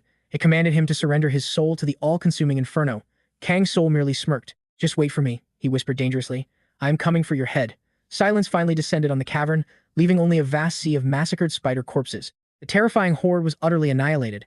System notification. Gray spider blood acquired. Though, the foul, acidic liquid burned like liquid sulfur, rather than any true organic monster blood. These pathetic trash mobs had zero connection to Anakindra's royal bloodline, completely worthless. They were merely dungeon fodder to be ruthlessly crushed under his boots without a single hesitation, merely minor obstacles in their grand path. Master, look ahead. Tyrant 𝗦𝗦𝗦 suddenly bellowed. A horrifying mountain of human remains lay before them, the tragic victims of a colossal feast. He stepped toward the nearest cocoon, ripping apart its dense, sticky layers. Instantly, a completely drained, hollowed-out skeleton crashed to the ground. Karen recoiled in pure disgust at the horrifying scene, while her companions stood frozen. Breaking the heavy silence, our protagonist ordered them forward. These vile arachnids needed to be entirely wiped out. The massive troll nodded in agreement, though he scoffed at the elf's apparent uselessness, since swinging a heavy blade was clearly beyond her limits. Unfazed, the girl boldly declared she would literally fight using scissors. Then, suddenly, she froze completely in her tracks, realizing they had finally reached their destination. Kang Soul scanned the unexpectedly massive cavern, its sheer scale easily matching the terrifying grandeur of a dragon's lair. Monstrous mountains of web corpses were proudly displayed everywhere, their sheer numbers alone sending a deep, sickening chill down his spine. His face darkened, dreading that Carrie shared this tragic fate. Right then, a sinister voice echoed, mocking the young hero for willingly marching into a slaughterhouse. This colossal nightmare wasn't just a beast, but the legendary descendant of Anakinra. It possessed lethal skills like deadly venom, arachnid command, nightmare, sleep, web strikes, and a terrifying passive guardian trait. Combined with perfect motion detection, it was an apex predator. Shockingly, the beast actually addressed its prey, highly amused by his sheer audacity. It offered him survival if he lured in more victims. In exchange, Kang Soul would receive a demonic blessing, but his shadows instantly reacted. As expected of a system, Manhwa, a glowing blue quest prompt materialized before his eyes. Under normal circumstances, he would have carefully weighed his options. But too much blood had already been spilled here. With Carrie and his loyal steeds slaughtered, only one absolute choice remained. The dark-haired warrior completely rejected the foul deal, his killing intent overflowing. Outraged by such blatant disrespect, the giant monstrosity violently convulsed, unleashing its swarming minion army to annihilate them all. The abomination roared with pure fury, boasting about its agonizing survival in the suffocating darkness just to achieve its terrifying current form. Completely unfazed by the villain's dramatic monologue, Kang Soul coldly commanded his companion to distract the chattering monstrosity. With deadly precision, the girl slaughtered every creeping nightmare in her path, her experience points skyrocketing. The arrogant arachnid shrieked in anger, absolutely refusing to be mocked by mere mortals. Suddenly, Tyrant 𝗦𝗦𝗦 narrowly evaded a fatal hit as highly corrosive acidic blood rained down from the shattered creatures. The massive troll roared a warning to his master. Kang Soul instantly realized that if this toxic venom kept flooding the cavern floor, they would lose all their footing. Gritting her teeth, Karen slashed desperately, crying out that the unending monster wave was overwhelming her limits. The exhausted warrior abruptly dropped her stance low, her eyes burning with fiery resolve as she braced for a desperate gamble. Her ultimate target was the boss itself, the mythical descendant of Anacrea. The towering monstrosity taunted them, claiming their pathetic struggles only made their inevitable demise taste that much sweeter. She locked onto the giant predator just as a devastating ambush launched. The vile beast unleashed a high-speed web projectile, a wicked passive strike, that forcefully inflicted the terrifying motion detection debuff on our heroes. Reacting instantly, the girl intercepted a leaping minion, violently hurling it back to deflect the deadly web's trajectory. Karen knew a single direct hit meant absolute annihilation, pushing her survival instincts beyond their absolute breaking point. However, the monstrous boss relentlessly spammed its passive web strike, slapping yet another brutal status ailment onto the party. Roaring fiercely, Tyrant 𝗦𝗦𝗦 unleashed devastating fists, pummeling the stubborn creature into submission. Outraged by this crushing physical assault, the boss shrieked in absolute madness. Stepping forward, Kang Soul glared directly at the colossal boss, demanding it face him in a true clash. The twisted creature accepted, deeply insulted by his arrogance, and instantly plotted his gruesome execution. Without warning, the cursed spider activated its nightmare sleep spell. Tyrant 𝗦𝗦𝗦 bellowed a desperate warning. Realizing this sinister magic directly targeted their very consciousness, the invisible system dice rolled a solid 4 for Kang Soul. The mighty troll successfully shattered the illusion. Another magical resistance die hit 5. The stoic companion easily repelled the drowsy hex. But tragedy struck when the final die rolled a critical 1. Even with her passive boosts, Karen completely succumbed to the phantom slumber. This disastrous turn of events pushed 𝗦𝗦𝗦 into a blazing, unbelievable rage. Trapped in the illusion, the young warrior drifted into an alternate reality, where a painfully nostalgic voice gently scolded her for dozing off so carelessly right in the glorious presence of the great Mona Emperor himself. Startled, she locked eyes with the legendary Jin, her groggy mind slowly accepting that this peaceful dream was real. Blinking away the haze, she sleepily asked if Jin had finally returned. When she questioned Karuna's whereabouts, the Emperor casually pointed toward the royal training grounds as always. This familiar, warm interaction completely erased her doubts about reality. After all, the combat-obsessed Karuna practically lived for his brutal daily workouts, pushing his physical limits for hours. Meanwhile, Jin constantly vanished on mysterious journeys, desperately seeking a cure for his crippling, mind-shattering migraines. This completely ordinary routine felt perfectly authentic. Yet, a dark feeling in her mind screamed that she had forgotten a critical piece of her destiny. The sovereign studied his loyal knight, his gaze filled with deep concern over her sudden anxiety. Gathering her chaotic thoughts, she bravely confessed her lingering curiosity about his miraculous ascension to the throne, believing true legends were simply born great. Jin offered a soft smile, calling her question beautifully innocent, explaining he merely inherited a fractured crown. Before his legendary reign, their humble domain wasn't even considered an empire. His undeniable power single-handedly forged its mighty, eternal legacy, proving that true eras are carved by legendary figures, not empty titles. Countless powerful factions desperately schemed to elevate him to ultimate supremacy. Locking eyes with him, she felt the immense gravity of absolute loyalty. Jin viewed the throne as a heavy burden, insisting that truly worthy souls shouldn't be chained to leadership, but her fiercely devoted heart swore to serve only him. Suddenly, her royal friend broke the silence, reminding her that a critical mystery still lingered, interpreting her heavy silence as lingering doubt. With a deep sigh, the conflicted warrior finally admitted her agonizing inability to drawing her blade. To serve anyone else? Her body froze instantly. Immobilized, that ancient vow crushed her soul, bound by invisible chains. A knight sworn strictly to the Emperor. The oath paralyzed her. Then, Jin dropped the bomb. Her master was gone. Shattered, she lunged forward, closing the gap. Suddenly, the walls fractured. Reality shattered completely. The Emperor's icy gaze faded into mist. She reached out desperately, chasing ghosts. But the void was absolute. He raised his hand. She grasped nothing but air. The illusion collapsed. His final command echoed. Move forward. Tears of pure agony fell. His era had ended. The future belonged to the living. Accept salvation. Karen snapped awake. Escaping the nightmare. 𝗦𝗦𝗦 was carrying her, fleeing the collapsing ruins. Reality hit hard. Anna's air scoffed. That illusion was dangerously perfect. Designed to break her will. Karen sneered. A disgustingly sweet trap. Weaponizing her memories. The spider hissed. Submit to the Flame Queen. Karen's answer. She drew her blazing sword. A furious, sky-splitting slash. Shredding the illusion. Trembling with rage, how dare it defile Gina. That memory was sacred. Her aura exploded. Pure, unadulterated vengeance boiled over. Mana surged wildly. The beast panicked. Where did this monstrous strength originate? Karen ignited, gripping the core of Inferno, ready to strike. Her wrath peaked. System skill activated, absorbing all surrounding thermal energy. Power maximized, she launched like a meteor. Fire elemental damage multiplied. A massive buff, her fury peaked. Damage reduction halved incoming hits. An unstoppable storm. 360% critical strikes. 17 consecutive slashes landed. Kang Soul watched in awe. This was the Red Lotus Knight, a deadly blossom of fire, annihilating everything she had held back before. Now her true stats unleashed. Pure devastation. The troll roared a warning. Toxic sulfur erupted into flames. Instant incineration, fall back immediately. The poisonous gas expanded rapidly. Karen dodged the lethal wave, gasping for air. Are you guys alive? She glared at the beast. Your trick failed. What is your next move? The monster scoffed. Just a warm-up, mortal. Atarak challenged her directly. Challenge accepted. She charged the Spider Queen. Kang Soul and the troll watched. Utterly stunned, she was diving into hell. The knight leaped upward, scaling the deadly cliff. Her flaming blade paved the way. Suddenly, a trap, tangled in webs. Speed stat debuffed by 80%. The queen sneered. Nothing but empty threats. But Karen broke free. You are the one trapped. No escape route. The Red Lotus Knight struck. A massive explosion rocked the dungeon. Air ignited into hellfire. Shackles shattered. Atarak froze in utter disbelief. A legendary feat. Karen's aura blazed fiercely. Your reckoning is here, monster. The boss staggered, but toxic sulfur flooded the zone. A deadly poison swamp formed. Atarak claimed the high ground. Burn in hellfire. The boss monster cast a skill. Passive sulfur rain activated. A true system Manhwa nightmare. Movement, detection, debuff applied. Kang Soul and Jamad took cover. Suffocating gas filled the room. A total death trap. Victory seemed impossible. No way out. Atarak smiled with malicious glee. Despair choked them. But then, a massive anomaly crashed the raid. A giant vulture dive-bombed Atarak. Everyone froze. It was 𝗦𝗦𝗦, Jamad yelled. Retreat was the only option, as the chaos of this new arrival would obliterate them. However, Kang Soul deduced the massive vulture was only drawn in by the heavy scent of sulfur, not bloodlust.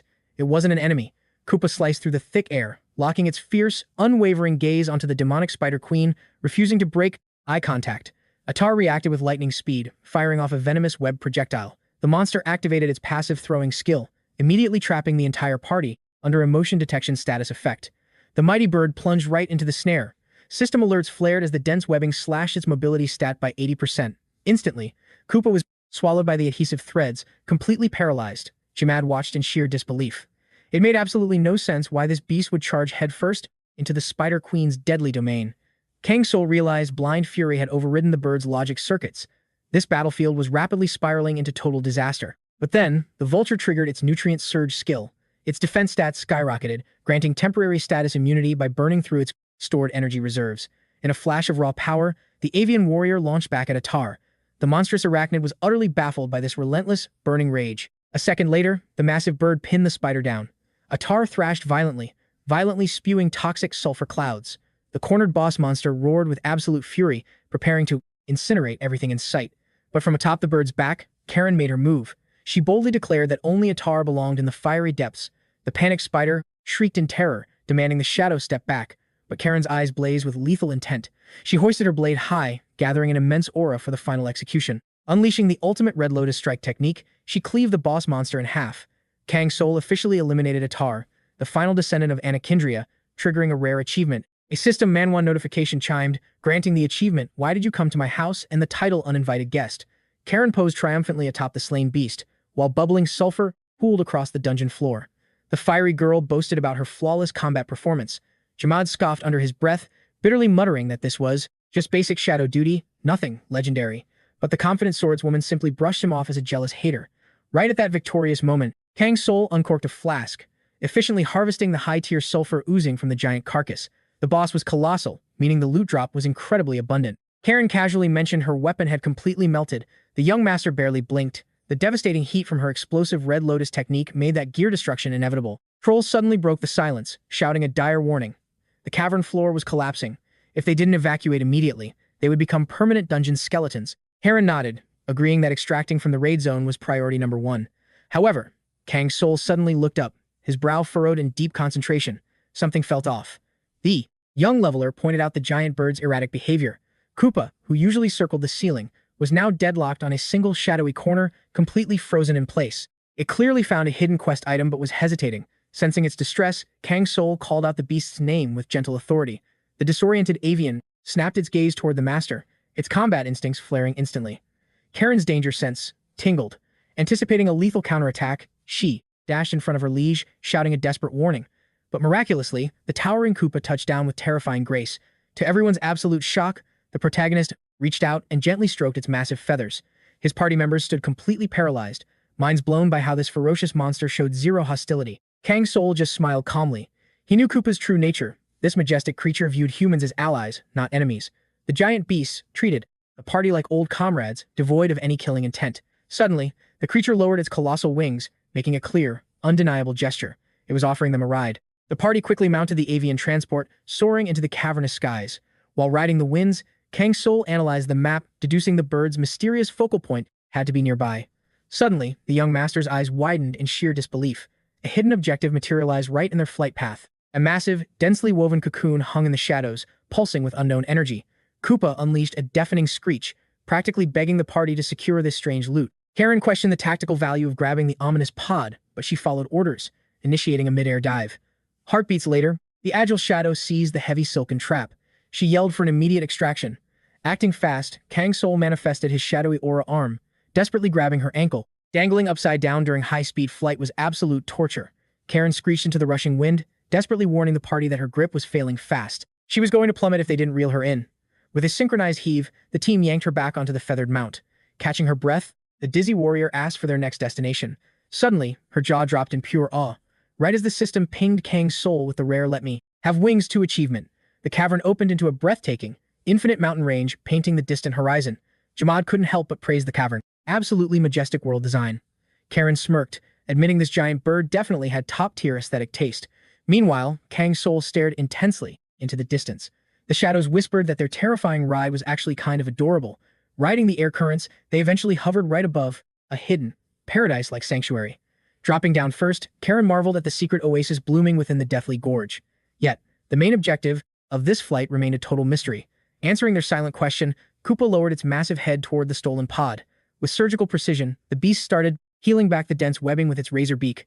The party held their breath in utter suspense as a silhouette materialized from the silk. Shockingly, it was a human figure, and surprisingly, still clinging to life. The giant predator tenderly nudged the unconscious man, emitting sorrowful, gentle cries. The truth hit them like lightning. There was no denying it. This was its original master. 𝗦𝗦𝗦 realized this profound loyalty was why the beast abandoned its own flock. The puzzle pieces connected in Kang's soul's mind. The severely wounded warrior lying there was 𝗦𝗐. Koopa looked deep into the protagonist's eyes, offering a solemn, heavy nod of confirmation. Without hesitation, the main character dropped to one knee before the tragic hero, whispering a sincere apology. He vowed that 𝗦𝗐 could finally rest, assuring the fallen soul that his beloved companion had evolved into a brave, legendary beast. Suddenly, a massive system wave crashed over Kang's soul, forcibly triggering a powerful, unstoppable memory restoration sequence. The system transfer began. The young hunter gripped his skull, overwhelmed by the intense mental pressure. Suddenly, reality warped, dropping him before a blazing campfire. Sparks danced toward the endless, starry heavens. Within this memory fragment, 𝗦𝗐 smiled gently at his beast companion, chuckling softly as he whispered for it to keep quiet, afraid they might wake the entire camp. Kang's soul watched closely. The fledgling creature clearly craved its master's affection, but the true issue was the foul stench lingering after Koopa consumed its prey, a trait nobody else could tolerate. Yet, 𝗦𝗐 patted it with absolute certainty. He promised there was no reason for sorrow. One day, Koopa would realize its own worth, proving it was never inferior to the rest. He swore that eventually, Koopa would awaken its true power. It would conquer the highest peaks and dominate the boundless skies. 𝗦𝗐 offered a reassuring, sunlit smile, declaring that this legendary awakening was an absolute certainty. His voice echoed with unwavering faith, as if peering directly into his companion's destiny. But that heartwarming illusion shattered when a monstrous arachnid ambushed them from the abyss. Thick, venomous webs instantly paralyzed the young warrior. Driven by frantic loyalty, Koopa launched a desperate counterattack, tearing into the beast's armor with razor-sharp talons. But the swarm was too overwhelming. They dragged their prey into the darkness, inflicting heavy sleep debuffs.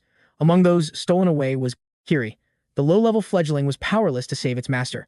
Too weak to breach the monster's subterranean lair, it was left entirely alone. From that tragic night on, the bird prowled the deadly ravine in total isolation.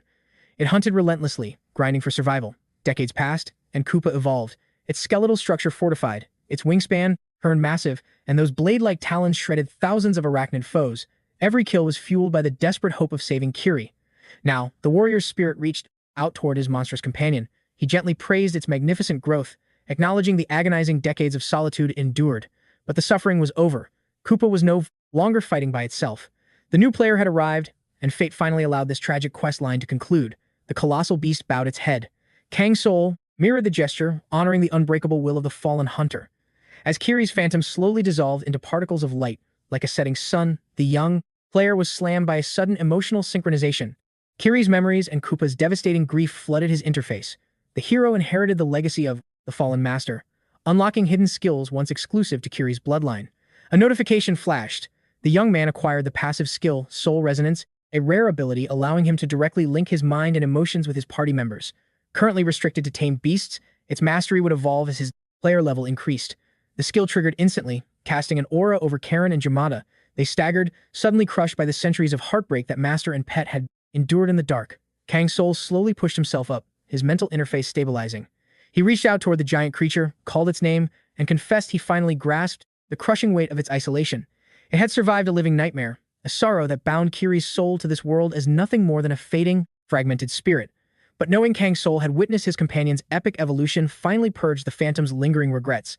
Suddenly, Koopa consumed the ambient energy from Atarak's corpse. Its physical stats skyrocketed. The beast's fire resistance multiplied exponentially. Bathed in this sudden, leveling surge, the party was no longer looking at a simple mutated bird. This was a legendary sky tyrant, forged for war.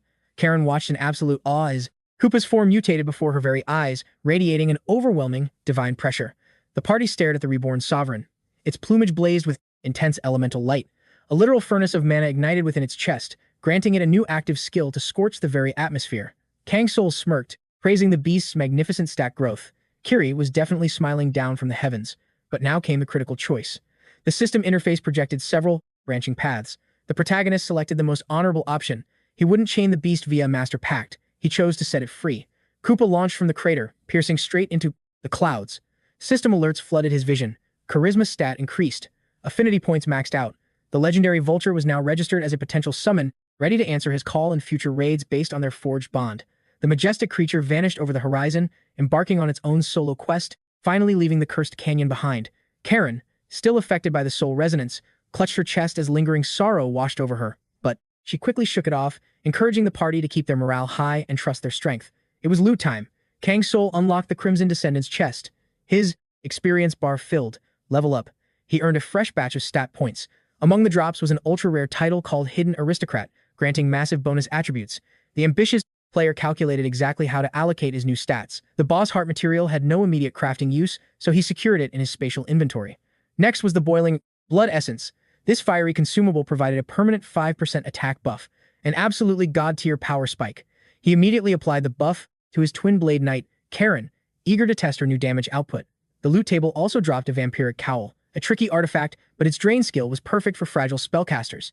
Next up were the Ashen Flame Greaves. These gave absurd fire resistance, total immunity to stamina-draining debuffs, and completely nullified thermal damage. These were best suited for Karen's frontline combat style. She equipped them with a thrilled smile. No need to hold them for 𝗦𝗦𝗦, an instant combat power upgrade. Meanwhile, our protagonist reviewed the system log to inspect his new titles. Living out this system Manhwa reality was intense, but his long dungeon raids yielded incredible buffs. However, this epic quest was officially cleared. A spatial distortion warped the hero back to the dimensional hub. The expedition system interface hovered before his eyes, temporarily locking his movement. Kang Soul stood entirely paralyzed by the sudden shift.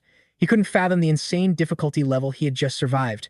Without warning, he was teleported to a forgotten zone, labeled Twilight Village, a primitive agricultural settlement. Kang Soul's gamer instinct screamed. Why was this area completely isolated from the main server? Unmapped, zones like this were constant targets for monster waves and bandit raids. Statistically, 90% of these remote factions met Outlanders with extreme hostility. If a player received a friendly greeting here, it meant a fatal trap was waiting. The system's fourth dialogue option triggered an instant death flag, so he strategically locked in the fifth choice to secure his survival. But when midnight struck, a chilling cutscene played out. Eerie, cult-like chanting echoed from the shadows of the ruined sanctuary. It turned out that these blind fanatics needed absolute destruction. To level up, he first needed intel on their false god. But every system prompt carried fatal risks for Kang Soul. Rejecting the worst quests left almost zero choices, forcing him down the secondary path of mere observation. Yet even this proved flawed. Ultimately, Kang Soul uncovered unspeakable horrors, leaving his mental stats completely drained and afflicted with an abnormal status effect of doubt. These villagers had ruthlessly slaughtered every traveler trapped within the cursed settlement as bloody sacrifices. Fleeing the mob, Kang Soul hit a raging river, triggering a critical choice. Yet no option seemed viable, and it felt impossible to imagine a worse penalty.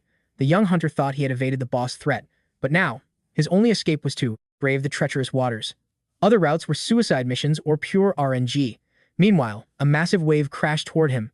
Kang Soul swam blindly through the dark, eventually hitting 0 HP and blacking out. Swept away by the violent current, he choked. After repeatedly losing consciousness, the exhausted boy finally escaped the torrent, washing ashore in an uncharted zone. His stamina bar fully depleted, clothes soaked, and freezing to the bone, Kang coughed up water with his final ounce of strength, desperately gasping for life-saving air. He could barely believe an entire week had vanished from his log, fearing his quest was totally derailed. Suddenly, the young hero spotted a stunned woman approaching him in absolute disbelief. Kang forced his heavy head up to see her, but his limbs felt like lead, failing to summon his shadow minions, leaving him defenseless if she proved hostile. Kang's soul simply could not guarantee a win.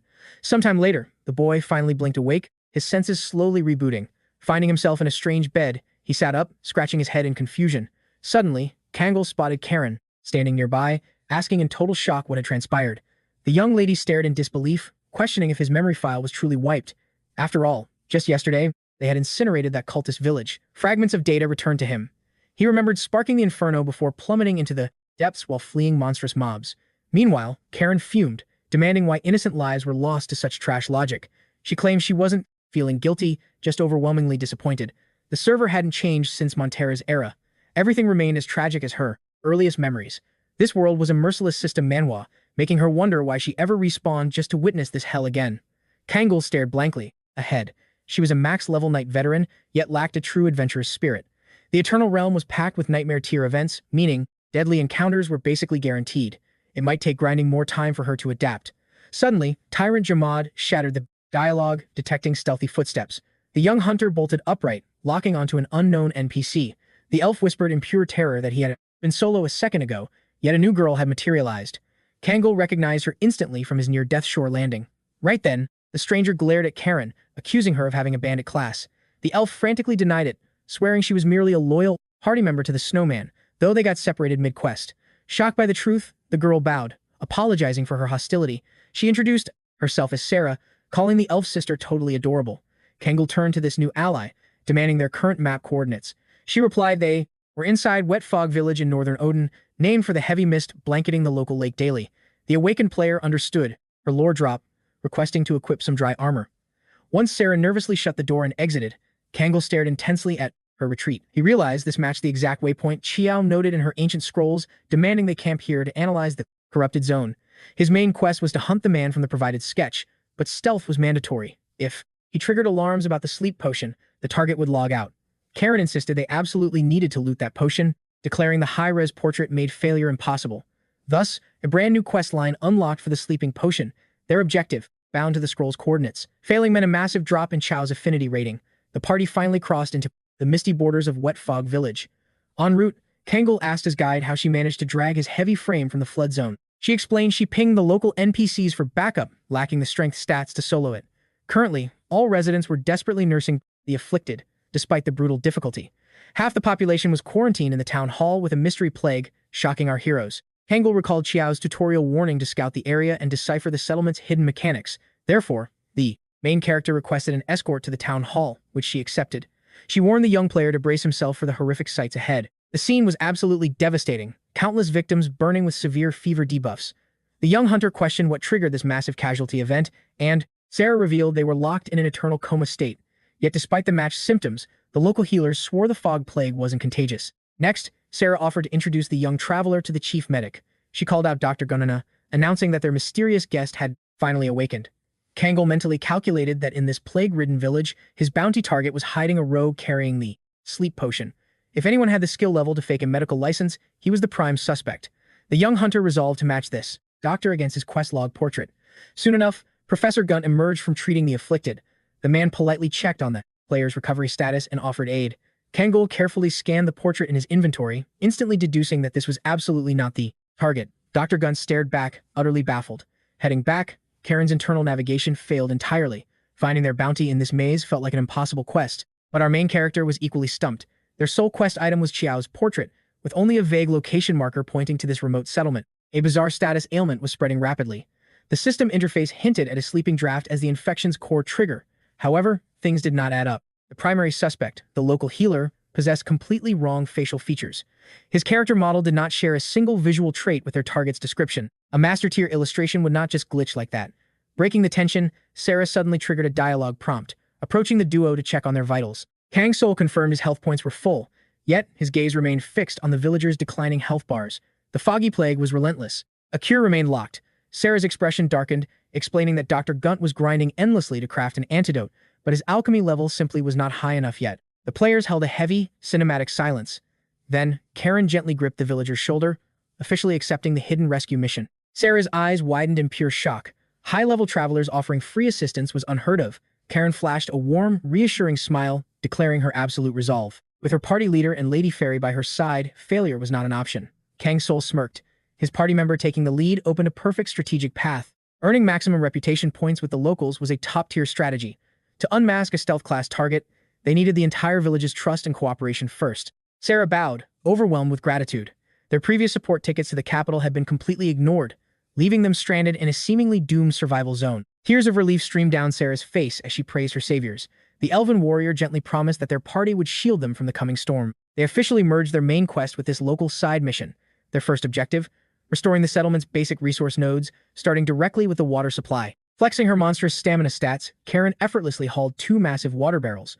Brushing off the fatigue penalty, she immediately pivoted to farming firewood for the night. The local villagers watched in awe.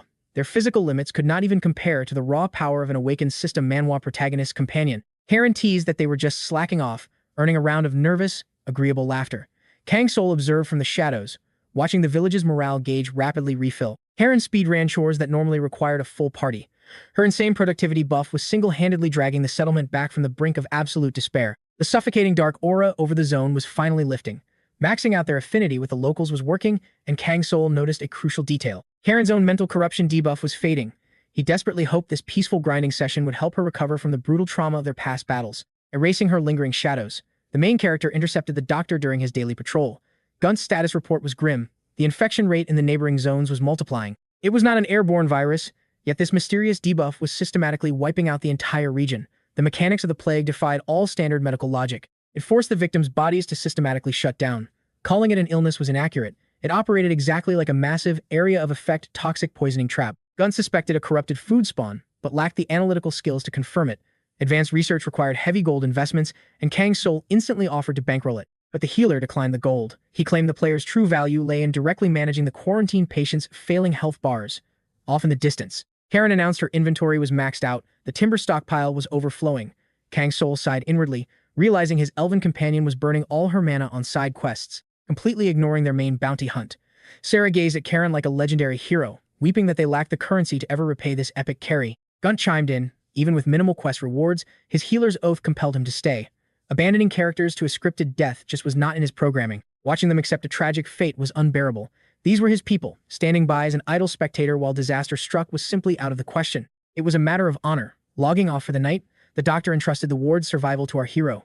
Kang Soul's piercing gaze followed the man's retreating back. As night fell and the party retreated to their safe zone, Karen turned to her leader. She whispered a tempting idea, abandoning the leveling grind entirely. A slice-of-life playthrough.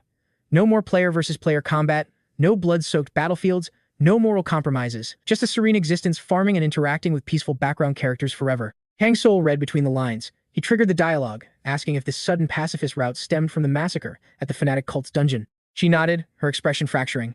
The psychological debuff from slaughtering endless waves of human enemies had permanently scarred her. The scent of blood still lingered. Everything clicked.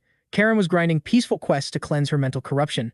Escaping mountains of corpses, this tranquil sanctuary was her ultimate healing potion. These quiet resting phases were vital. Yet, adopting his cold protagonist persona, he reminded her out loud that their intervention was absolutely necessary. Without their overwhelming stats, the casualty rate would have skyrocketed. His system-driven mindset compelled him to conquer every obstacle in his path, eliminating any room for hesitation. Karen admired her master's relentless drive. Still, she could not help but fantasize about a casual, low-level existence, far away from world-ending threats and constant leveling. Kang Soul scoffed internally. Any low-level player trapped in this brutal world would kill to possess her god-tier strength. Breaking the silence, she confessed a hidden truth. Her mental stats had been dropping, causing that critical blunder where their target evaded capture. He instantly knew she was recalling their clash with that elite hunter. The memory hit him like a debuff. A terrifying mob of mutated beasts had ambushed them, orchestrated by a sinister figure.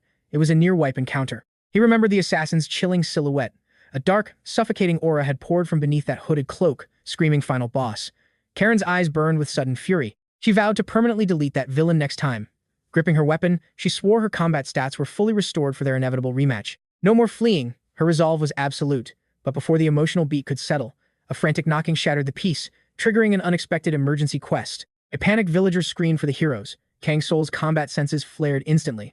He demanded a status report, only to hear that a catastrophic event had just spawned. The system warning flashed in her mind. Sarah was in critical danger. Trembling, Karen lunged at the man, while Kang Soul desperately shouted her name to snap her out of it. Instead, she violently grabbed his shoulders, demanding the truth. A cold dread washed over her as she discovered a terrifying fate had befallen her friend, leaving Sarah completely unresponsive. Soon, the party arrived at the crowded medical ward, filled with patients suffering from the exact same mysterious affliction. The desperate elf begged Sarah to open her eyes, but her consciousness remained trapped. The informant revealed he had discovered her collapse right at the village gates and rushed her here. The system status confirmed their worst fears. Sarah was infected by the dreaded mist plague. The severely drained woman weakly fluttered her eyes open, barely recognizing Karen's face.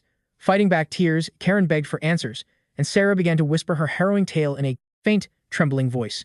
She recalled how a dense, unnatural fog had swallowed her whole, revealing a grotesque, high-level monstrosity lurking within the creeping shadows. She shuddered, describing a nightmarish silhouette that defied all logic. The villagers whispered, questioning why she had recklessly ventured outside the safe zone to do something so suicidal instead of waiting for the mist to fade. Kang Soul frowned. This was a hidden boss he had never encountered before. A creature stalking the mist? The locals explained this anomaly only spawned in dense weather. Its grotesque form defied the world's rules, and locking eyes with it cursed victims with immediate, devastating debuffs. Merely standing near the beast guaranteed infection from the fog plague. Suddenly, Karen's aura flared wildly, and she bolted into the distance, consumed by blazing, reckless fury.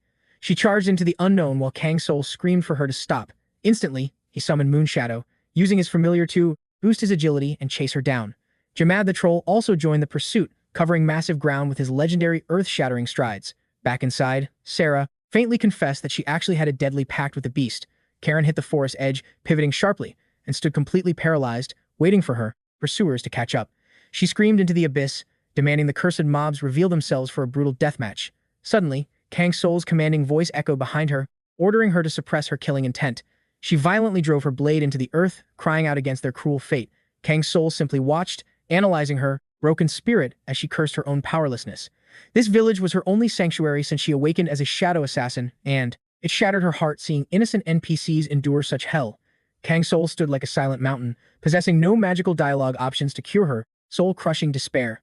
For the very first time, her true emotional scars were laid bare before him. Ever since her twin brother had been taken as a captive, she had suffered in absolute, agonizing isolation. Without looking back, she confessed that her life's questline used to be terrifyingly simple. Thinking wasn't required. She blindly followed Jin as her absolute truth, acting as his weapon to reshape the realm. But then the Emperor revealed a legend about a blade known as the dullest relic in existence. It wasn't forged from trash-tier iron. Rather, its true tragedy was that the wielder only realized their catastrophic mistakes long after the damage was permanent.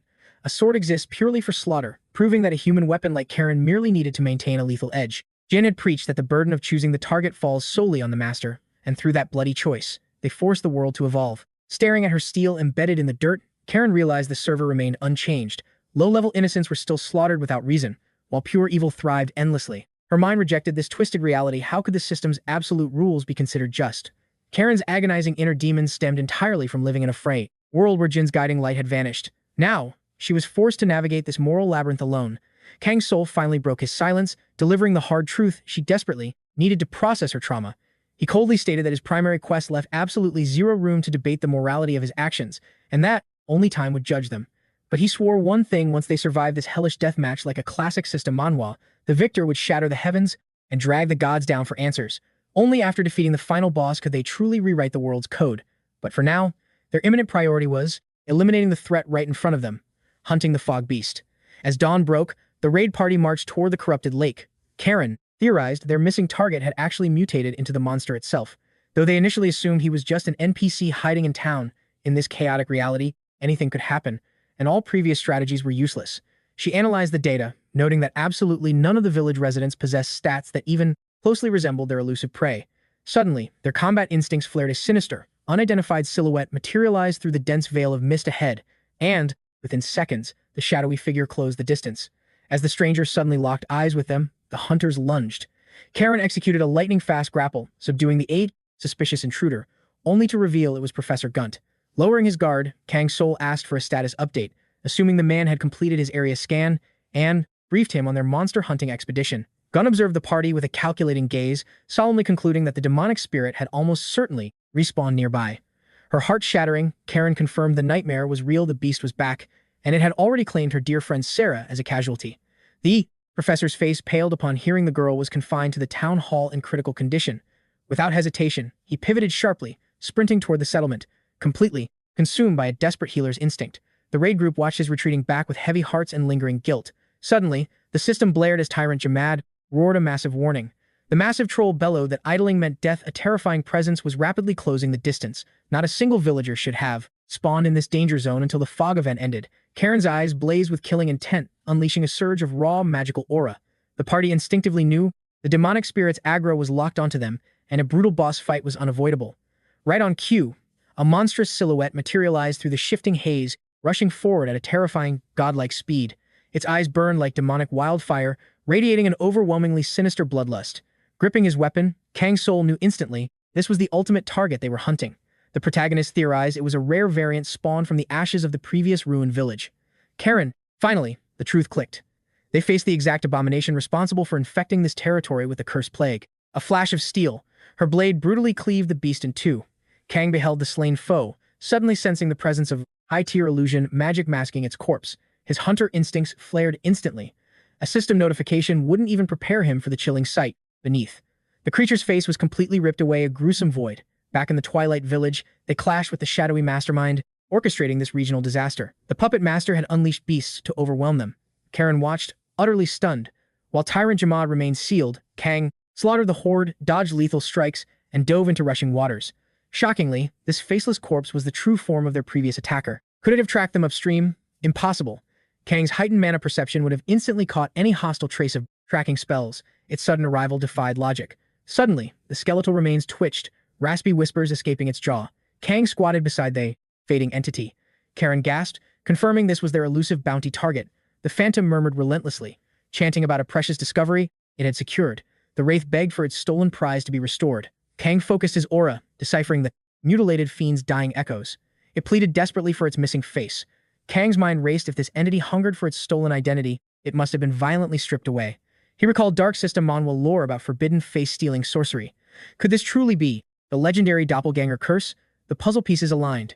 Their investigation failed because the mastermind wore a stolen guise, blending perfectly into the shadows. He knew the terrifying mechanics of this dark art, and here lay its brutal aftermath. This abomination had undoubtedly hijacked a villager's appearance. That flawless camouflage bypassed everyone's suspicion, rendering Kang's sharpest tracking skills completely useless against such deceit. The quest log updated, target upgraded to face collector. Now, to clear this grim mission, they had to hunt the sorcerer who mutilated this beast. Failing this quest scroll risked dropping Chao's affinity level drastically. Our protagonist realized the provided bounty sketch was likely a complete lie. Karen anxiously pointed out they lacked the villain's true coordinates and actual physical features. However, Kang smirked.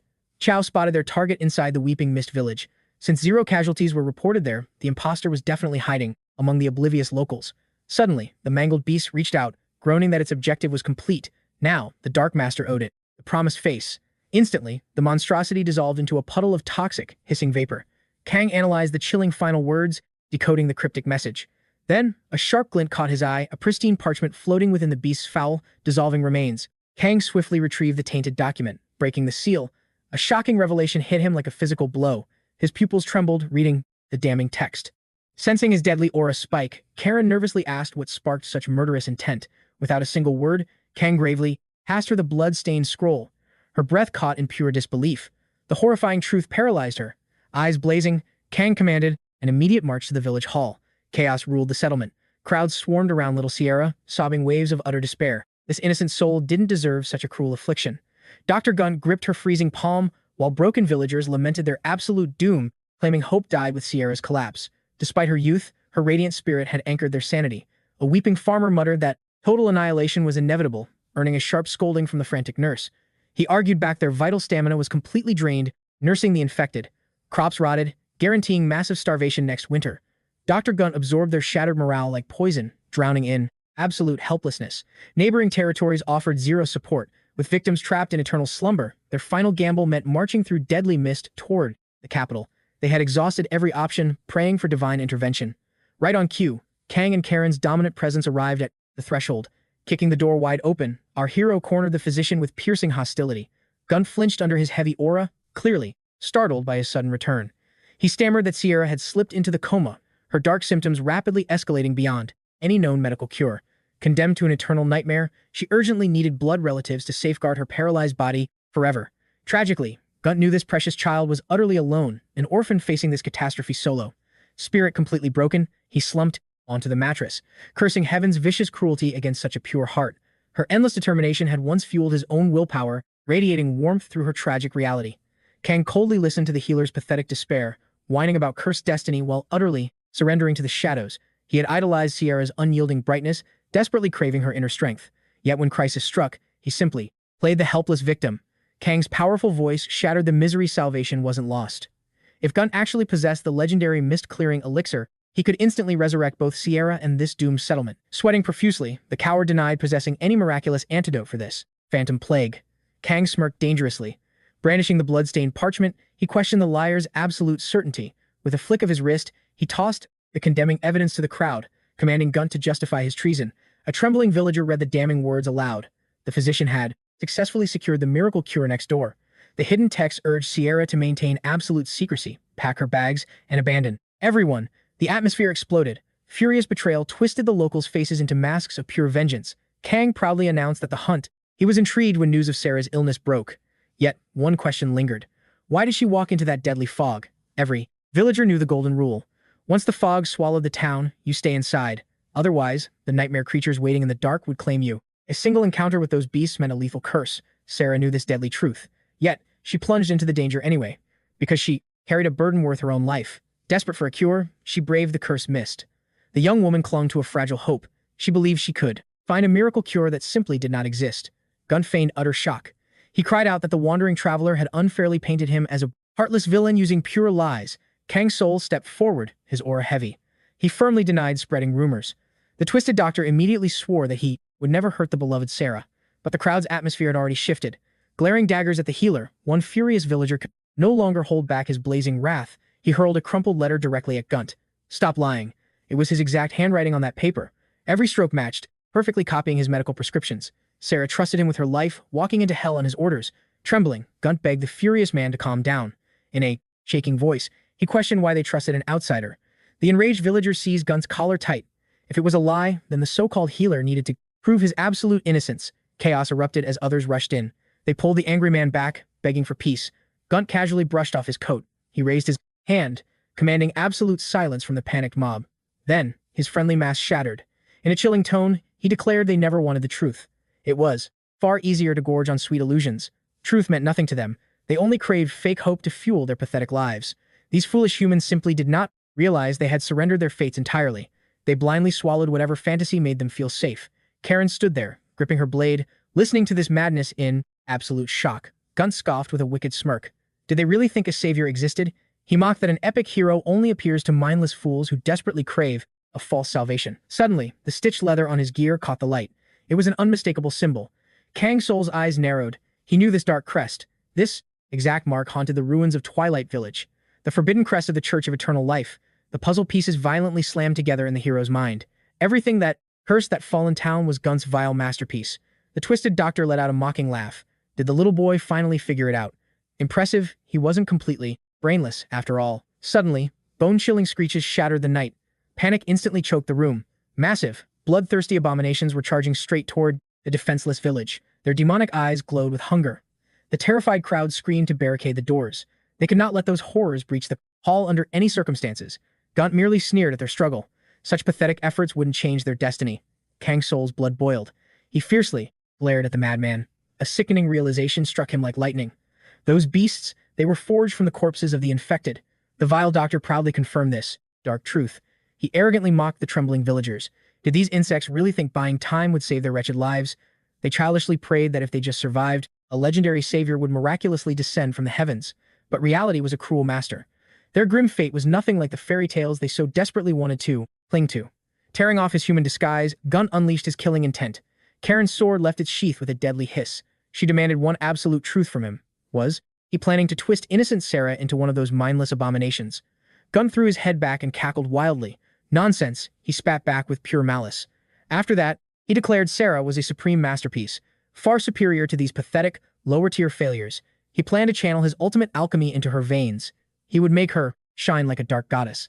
But before another word escaped, a devastating fist crashed into his arrogant face.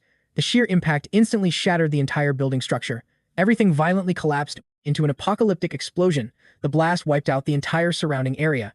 Gunt crawled out from beneath the massive debris. He rasped that he could no longer afford to wear this human skin. Karen leveled her gleaming blade right at his throat. She coldly told the madman to stop worrying about his looks. Soon, he would be nothing but scattered ashes, and absolutely nothing could grant him salvation. Gunt snapped his neck sideways and let out a maniacal roar of laughter. Hilarious. Regardless, he never planned on letting any of them leave this slaughterhouse alive. He would claim ultimate victory. With his monstrous disguise finally shattered, the vile villain asked if his true form terrified them enough. He cockily added that their pathetic, trembling gazes were far more nauseating to look at. The surviving villagers cowered behind the smoking debris. Pure terror gripped them as an overwhelming horde of nightmarish beasts closed in. Instantly, 𝗦𝗦𝗦 unleashed his explosive aura. Loyal to his master, the Titan prepared to defend the weak. He would never let those vile creatures breach the hall.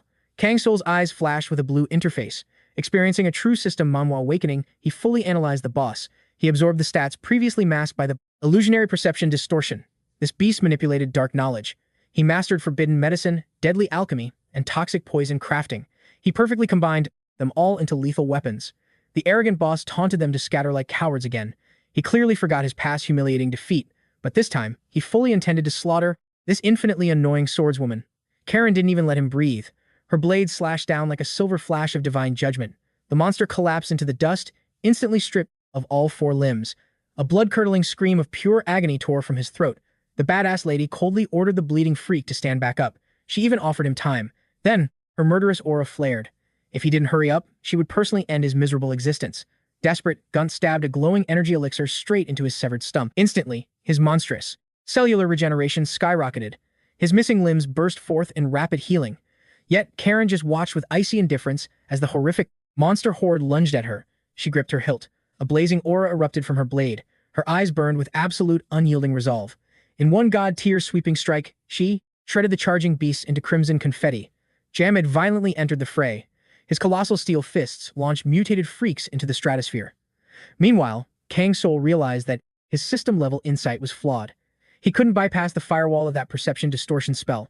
He was flying blind against this boss. It was genuinely impossible to calculate the boss's true threat level with zero data. Retreat seemed like the only logical survival tactic right now.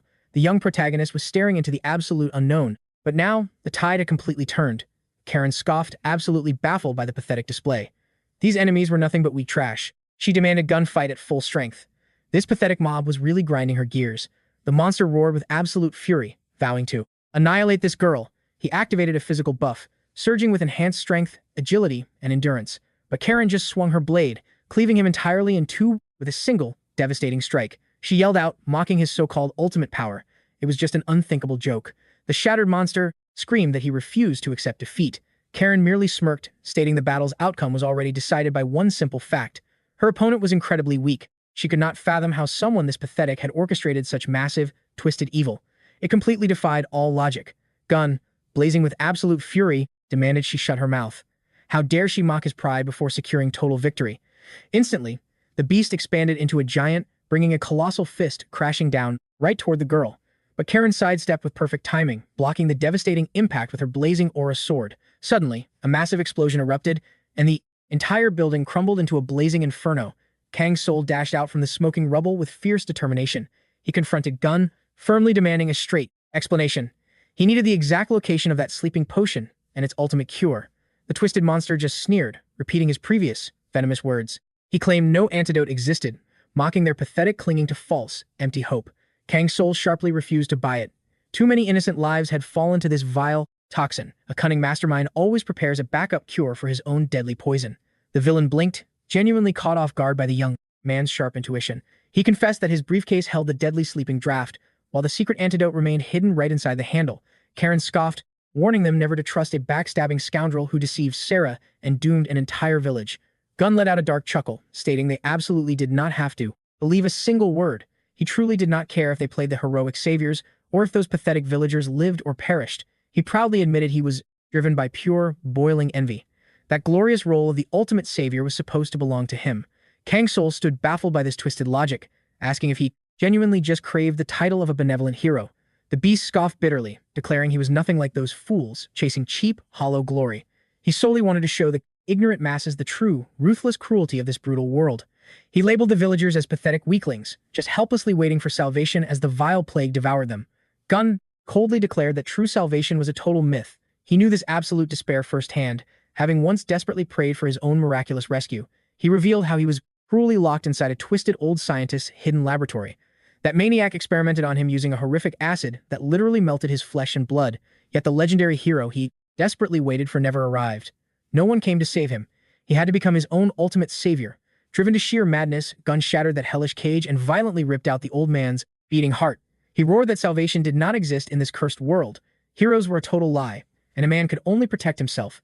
Even if he ultimately walked the dark path of a villain instead of a hero, it was his inevitable fate.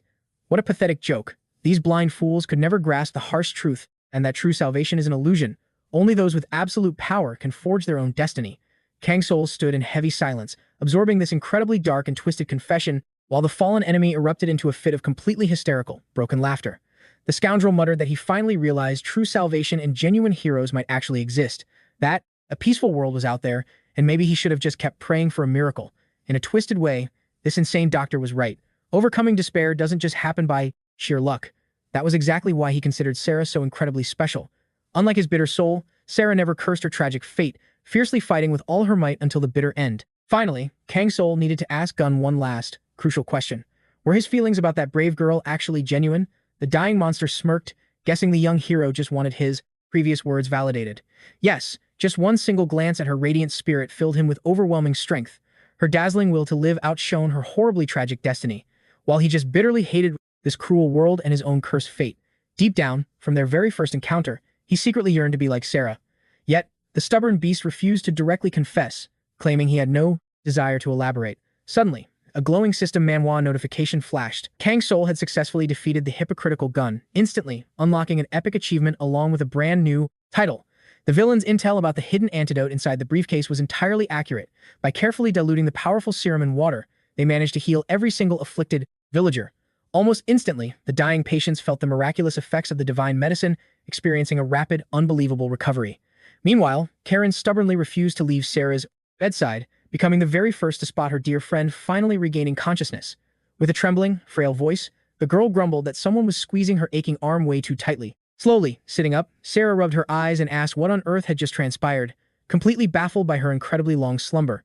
A moment later, her eyes widened as she suddenly realized that Dr. Gun must have miraculously synthesized the perfect antidote after all. But as she innocently asked where the good doctor went, a heavy, devastating tension suddenly choked the room. People quickly averted their gazes, letting a suffocating, deathly silence completely engulf the small clinic. Karen bravely shattered the heavy quiet, her voice trembling slightly as she gently revealed that he was already gone. Kang Soul softly explained that this devastating plague had claimed countless innocent lives across the land, meaning the wandering doctor would never return. Sarah's heart instantly shattered, absolutely devastated by the cruel reality that she never even got to bid him a proper farewell. Faced with multiple dialogue prompts flashing on his interface, Kang Soul carefully selected the dialogue option that would cause her the least emotional damage. He gently lied, claiming Gun had simply moved on. He knew hiding this dark truth meant she would inevitably find out the tragic reality anyway. But right now, this compassionate lie was absolutely necessary. Sarah had placed her complete faith in that fallen scoundrel, and the brutal truth would completely crush her spirit. The poor girl had barely survived death's door, and Karen fiercely refused to add to her emotional torment. So, she smiled warmly, insisting Gun wanted her to live happily and never worry about his fate. Suddenly, Sarah glanced toward the foggy window in sheer surprise, noticing a massive, blazing fire outside. The boys quickly reassured her that everything was perfectly fine. They were simply burning away the infection. They incinerated all the tainted clothing and belongings left by the victims. It would take a long time for the blazing fire to completely burn out, but there was zero reason to fear anymore. Sarah could finally rest her weary soul, because this horrifying nightmare was officially over. Thus, Kang Soul successfully cured all remaining survivors in the leaving the wet fog village behind. A system Manhwa notification chimed, granting a new title. En route, Karen smirked, thanking our protagonist for his honesty about Gun's exit. He shrugged. He never lied, the man was truly gone. The elf flashed a playful grin, awarding him exactly 1 point for that blunt truth, leaving him totally baffled. She chuckled, her eyes gleaming. Once his score hit 100 points, she teased, she might actually call him master. Jamet quickly grunted, warning our hero not to fall for the elf's wicked mind games. Karen just scoffed, ordering the troll to haul their loot quietly. This traveler's reward chest was something Kang Soul could have easily unlocked back in town, but popping open loot in a tragedy-struck village? Too tasteless.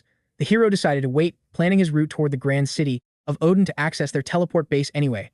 Cracking open system rewards far from grieving eyes felt right, but before claiming his spoils, a lingering quest demanded his attention. He pulled out a sealed envelope, handing it straight to Karen. It was from Sarah. The timid girl lacked the courage for a face-to-face goodbye, begging him to deliver this after they left town. Raw anxiety immediately clouded Karen's usually confident gaze. Her slender fingers trembled slightly as she broke the seal, desperate to read the hidden message. Sarah's words poured out, expressing endless gratitude for saving their home. But the core message ran deeper. She confessed an overwhelming, instant admiration for the fierce elf from the second their eyes met. To Sarah, Karen was a living dream, breathtakingly majestic and terrifyingly powerful. Plagued by a fragile body since birth, Sarah had always desperately wished for power. She yearned to become a sturdy pillar for others. Instead, her tragic weakness and slow pace only drew bitter scowls from the unforgiving world. She believed ultimate strength could rewrite her cruel destiny. Her heart-wrenching letter closed with a fragile hope. Maybe, just maybe, fate would let them reunite in a future, completely cleansed of despair.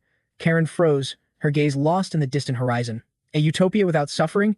Even this battle-hardened elf could not guarantee such a miracle. Yet, a new fire ignited within her soul. She swore to fight until she uncovered that promised dawn. Heavy silence lingered as profound determination washed over her features. Shaking off the heavy atmosphere, Karen spun toward our protagonist. "Let us crack open that epic loot," she declared, celebrating her newfound resolve. Jamet blinked, completely thrown off by this crazy mood swing. Seconds ago, she was pale and treating the reward box like cursed trash, demanding they ignore it. Now, she was practically vibrating with excitement. Karen quickly silenced the troll's logic. "Stop thinking, start looting." With a dramatic flare, the system seal shattered. Brilliant light erupted, revealing the legendary legacy of the hypocrite. This hidden treasure box from the ancient mists felt surprisingly underwhelming, especially after their catastrophic, absolute bloodbath against the monstrous, mutated descendants of 𝗦𝗦𝗦. But honestly, that boss raid was just a hellish nightmare. Gleaming within the box rested the Wanderer's armor, practically begging for its destined master to claim it. Karen instantly laid claim to the gear. With this equipped, her combat mobility would skyrocket. Kang Soul nodded, fully recognizing the undeniable strategic truth behind her bold demand. Her devastating area of effect skill, Fireflower, scaled directly with her spin velocity. The faster she became a literal tornado of flames, the more catastrophic the battlefield destruction would be. She smirked, daring anyone to challenge her divine right to this loot. Kang Soul surrendered without a fight. He knew perfectly well that outfitting his frontline damage dealer was a massive priority, especially since her current gear lacked serious heat resistance. Upgrades were mandatory. Her entire aura shifted, and our hero sensed her pure, burning desire to become an irreplaceable sword for the team, rather than just a greedy loot goblin. Shifting gears, Kang Soul tossed the towering troll his share of the spoils. 𝗦𝗦𝗦 caught it, bowing his head in deep respect. He unrolled a sturdy pair of elastic leather pants. The system stats were entirely average, but gear was gear. Running around with an empty armor slot is a total rookie mistake. Only a mysterious ring remained in the cache. The protagonist naturally considered equipping it to boost in his own power. It was a tragic relic from a damned soul. But Karen suddenly intercepted, her voice soft but firm, asking for that specific ring instead.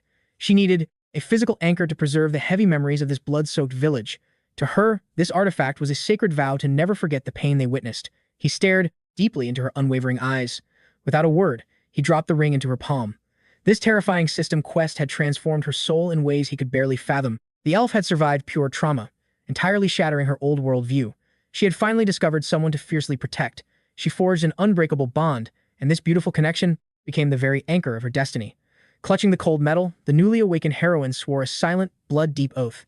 She would absolutely survive to meet Sarah again. That was a promise. Finally, Kang Soul examined his sole remaining prize, the Necklace of Distorted Faith.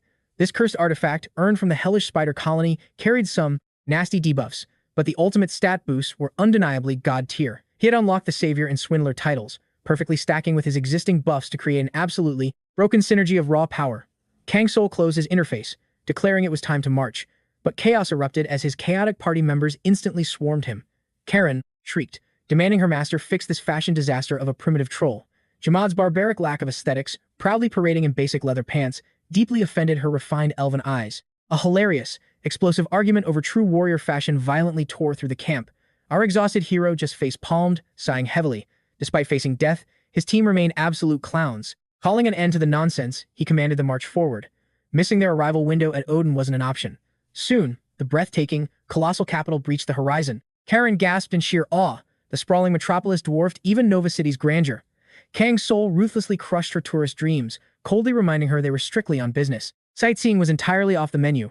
The elf pouted in crushing defeat, reluctantly accepting the harsh reality of their rigid schedule. Exploring this magnificent urban beast would simply have to wait. Suddenly, a glaring system, Manhwa screen flashed before his eyes. The interface offered a risky option to instantly terminate the current adventure phase. However, accepting this blind warp could hurl them into completely uncharted territory. Landing in a random danger zone would shatter their tight deadline. Weighing the catastrophic risks, the party opted for the premium interbase teleportation instead. Despite draining their hard-earned currency, the guaranteed safety and speed were absolute necessities. The magical transit sequence immediately locked in. A crimson warning text urged extreme caution. Spatial energy engulfed the squad, violently tearing them into a swirling dimensional rift. The system's digital travel dice suddenly materialized, rolling a pathetic 2, an absolutely disastrous critical failure. Kang Soul's blood ran cold before boiling over in pure, unadulterated rage at his garbage luck. But wait, the digital dice kept glitching.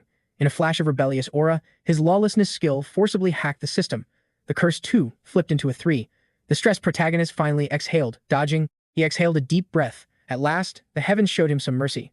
The system window displayed a neutral outcome, a local quest with normal difficulty. Without his careful preparations, the penalty would have been catastrophic, but surviving the current quest came first.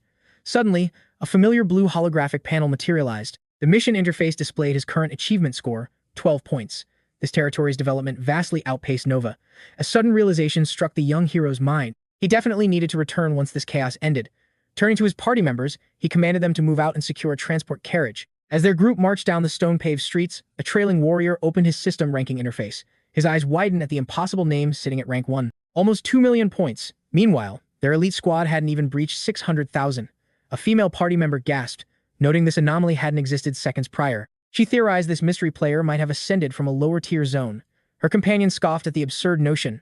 Lower-tier trash could never achieve this. No beginner could ever possess such legendary scaling. Meanwhile, our main character's party reached the Odin transport station to secure a wagon.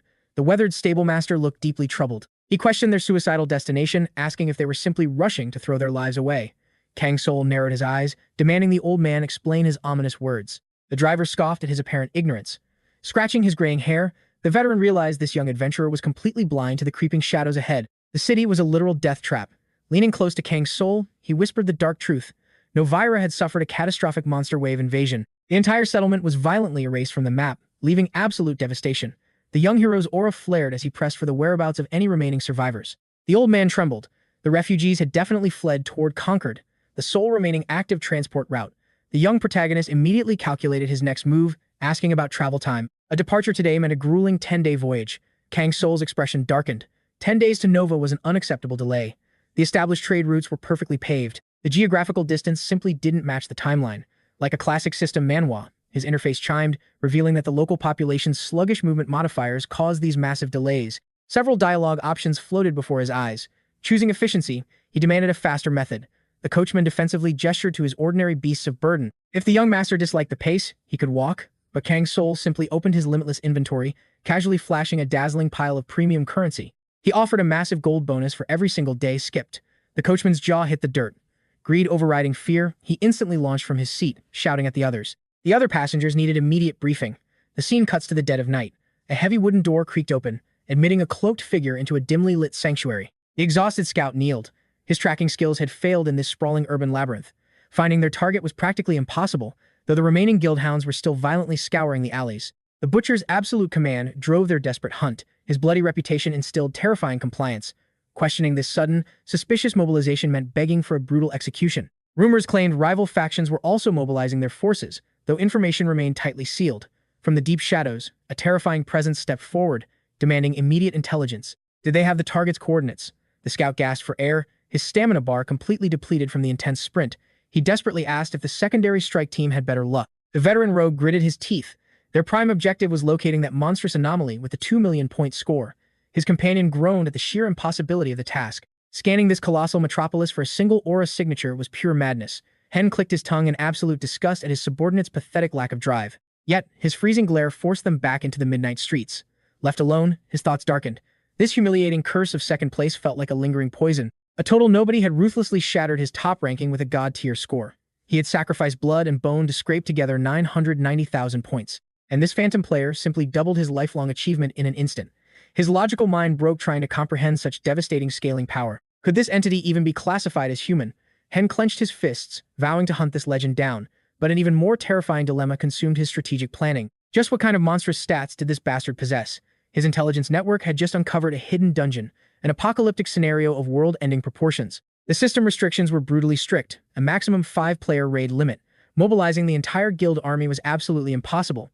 Even deploying their most elite vanguard held deadly risks. Annihilation was highly probable even for supreme rankers, but if he could recruit an absolute powerhouse stronger than himself, the raid survival rate would skyrocket exponentially. With a god-tier carry, the remaining party slots became irrelevant. The clear rewards guaranteed legendary-grade treasures. This mysterious top ranker had to be dragged into their team, at any price necessary. Suddenly, a terrified subordinate burst through the shadows, stuttering out an urgent system update. Hen's blood ran cold at the devastating intelligence report. Their prime target had vanished beyond the region's borders. The anomaly's name evaporated from the local leaderboards, defaulting Hen back to the crown. An existence boasting 2 million points couldn't possibly face death in a mere starter zone. Before the messenger could even blink, Hen's explosive aura materialized into a brutal strike. His fist crashed forward with sound-breaking velocity. Rage blinding him, he roared commands to interrogate every single carriage departing the city limits. His murderous intent saturated the night air. He swore to drag this phantom back and force a so-called fair alliance. Simultaneously, miles away, a carriage jolted into motion, leaving the madman's bloodthirsty screams far behind in the darkness. His vows of ruthless pursuit echoed uselessly into the void. Inside the speeding transport, Kang Soul maintained a stoic meditation. The heavy silence held until his traveling companions spoke up. The elderly merchant bowed his head in deep gratitude. Thanks to the young master's absurd double-fare bribe, their travel speed had received a massive buff, saving crucial hours. He assumed the boy was desperately rushing to protect his bloodline. A faint smirk crossed the protagonist's lips. Family wasn't the objective, though time was definitely bleeding away. The merchant nodded with worldly understanding. Shifting the dialogue, Kang Soul probed for hidden lore regarding the recent catastrophes. The merchant's eyes gleamed, revealing he possessed valuable intelligence. Despite his humble rags, he controlled an intricate web of merchant gossip. He correctly deduced Kang Soul's awakening as a hunter. The main character simply maintained his intimidating silence. The merchant unveiled the region's map. Kangari, Novira, and Odin formed the southern defensive line. This minor kingdom possessed one distinct geographical feature, an infinitely expanding, ancient, primordial forest. Countless dangerous domains shared borders with these cursed woods. But the geopolitical balance had shattered. A neighboring faction was launching an aggressive crusade straight into the monstrous troll territories. Our young hero definitely knew about the Wiggleton massacre. Kang Soul gritted his teeth, realizing that even the massive Gulia fortress couldn't stop these zones from being mercilessly plundered. Just recently, the entire village was wiped off the map. The system showed no enemy data, and our young hero guessed a troll horde was the culprit. An old survivor confirmed his dark theory, trembling as he described monsters slaughtering everyone. But absolutely no. One knew how they bypassed the defense barriers. The nightmare didn't end there, because Novaru fell next. A massive troll tribe completely overran the city, with their entire faction devouring citizens or dragging them away as prisoners. Kang Soul's hunter instincts flared. Trolls weren't programmed to take slaves. In a brutal system Manhwa reality, people who were significantly weaker made zero sense as laborers. They were definitely treating captives as livestock or worse. Meanwhile, fleeing merchants spread rumors that the remaining survivors had evacuated to Kongori. Our hero thanked the informant, but a storm of anxiety brewed inside him. Ham, Moon, and Chao had fled to Novaru, but their current survival status was completely unknown. The blacksmith's combat stats were pathetic, making his death practically guaranteed. However, if those foul beasts dared to touch his people, they would face legendary wrath. Kang Soul swore that anyone messing with his allies would pay a blood price. Fast forward 1 week, our hero finally stepped into Kongori. He navigated through suffocating alleyways, swarming with desperate refugees. Thanks to those cursed monsters, the city's economy had completely frozen. Panic infected the air, as residents desperately tried to flee. The terrified public couldn't understand why their sovereign was powerless against this crisis. Suddenly, a blue system interface popped up before Kang Soul. His eyes narrowed as he read a quest update regarding Mira. The Horde had captured Kibo, and Mira charged in blindly to save him. It felt like the core pillars holding Novaru together had completely crumbled to dust. Evacuation was the only logical choice. Kang Soul desperately scanned the refugee crowds for Ham Moon, figuring the local adventurer guilds' intel might provide a useful lead. But inside the guild hall, his plotting was interrupted by sudden gasps of awe from the crowd. An impossibly stunning girl was casually strolling into the lobby. This breathtaking beauty was Yan-hee, flanked by the imposing Jin Chong-tak. What were high rankers from the Federation doing in this beginner zone? Almost instantly, their piercing gazes locked onto Kang Soul's overwhelming aura. Yuni whispered to her vanguard that it would be a brilliant idea to recruit this powerful player immediately. But before they could advance, Karen materialized like a shadow, fiercely blocking their path. The dark-haired protector demanded they halt and state their business. Yeon-hee blinked in genuine shock. Her high-level perception hadn't even detected this woman guarding the hero. Karen simply shot back a freezing, blood-chilling glare. Ignoring the tension, Yoon-hee stepped up, claiming she only had one crucial question. She locked eyes with Kang Soul, asking if he knew Hani. Hearing his confident nod, a wave of massive relief washed over the Federation's scout. They finally tracked him down. She then dropped a bombshell. Kang Soul had received an exclusive invitation to their elite faction. Moments later, the party arrived at a luxurious, glass-walled guild manor. Yeon-hee flashed an elite smile, welcoming the hero inside. The hall was packed with elite knights, and one completely swooned the second he saw her. But the Ice Queen simply glided past him, coldly stating she was on official business. The knight smirked, teasing that her strict uncle was deploying soon so they could slack off. Yeon-hee just rolled her eyes, wishing him a sarcastic farewell. Meanwhile, Kang Soul analyzed the room's power scaling, silently counting the overwhelming number of rival guild officials gathered here. The local rogue and justice factions had been entirely wiped from Kongori's map. Like filtering toxic sludge from a corrupted pond, the surface briefly looked peaceful, but it was clearly just the calm before a catastrophic storm. Yoon-hee confidently knocked on the grand double doors, announcing the target's arrival. A towering figure swung the door wide, nodding in gratitude. Kang Soul stepped into the boss room, coming face to face with Han Myung, whose eyes sparkled with pure, ecstatic thrill. The young hero instantly realized the system logs matched perfectly. This was the legendary first anonymous player. Every high ranker at the war table intensely analyzed Kang Soul, since rumors about him had already spread across the entire server. He had solo cleared impossible enemy waves, and looking at his mountain-like presence, nobody doubted he was the legendary hidden ranker standing before them. Slicing through the rising murmurs, Yoon-hee clapped her hands, demanding absolute silence. Han Myung leaned over the strategy table, locking his burning gaze on Kang Soul, and said that he had been desperate for this meetup. Checking the recent dungeon clear rankings, he instantly knew that all the massive credit belonged solely to Kang Soul. Yoon-hee proudly stepped forward, eager to initiate the official alliance introductions, but Kang Soul completely shattered the mood with an icy glare, declaring there was absolutely no need for that since his timer was ticking. He demanded to get straight to the main quest. Han Myung smirked at the rookie's boldness, ready to drop the raid briefing. But first, he questioned the identity of the mysterious shadow rogue beside him. Pulling back her hood with a chillingly beautiful smile, she revealed her name, Karen. Kang Soul thoughtfully noted that since they were officially partied up, they already knew this summit involved the catastrophic Novaru incident. Yeon-hee sighed, revealing that the Royal Kingdom had completely abandoned the defense lines during the troll raid. The entire cleanup operation fell on the local players' shoulders. The young guild master added that they were triggering a desperate fortress defense event on their own. Every single high-level combatant was a vital asset now. To prevent a total civilian wipeout, they critically needed Kang Soul's overwhelming firepower. Our hero's eyes flashed, realizing this was an S-rank emergency defense quest. He swept his piercing gaze across the veteran players who were gathered here, realizing they hadn't just survived this brutal world, they had evolved to dominate it. Yoon-hee passionately shouted that protecting Kongori was the absolute right decision because it served as the prime safe zone hub for returning players. Kang Soul scoffed, his voice dripping with pure ice. He declared he was only there for his personal progression. Playing hero wasn't in his skill tree at all. He then flipped the script, demanding access to their refugee tracking system. Leaning over the table, his killing intent spiked as the young man said that he demanded the exact coordinates for the master blacksmith, Ham Moon.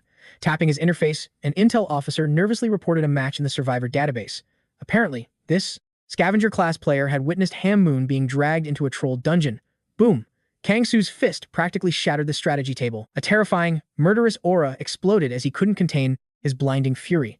His blacksmith had been thrown into a nightmare scenario after all. Shrouded in darkness, the young hunter pivoted sharply toward the exit, while Yeon-hee desperately reached out to calm them down. It was too late to track the ambushers.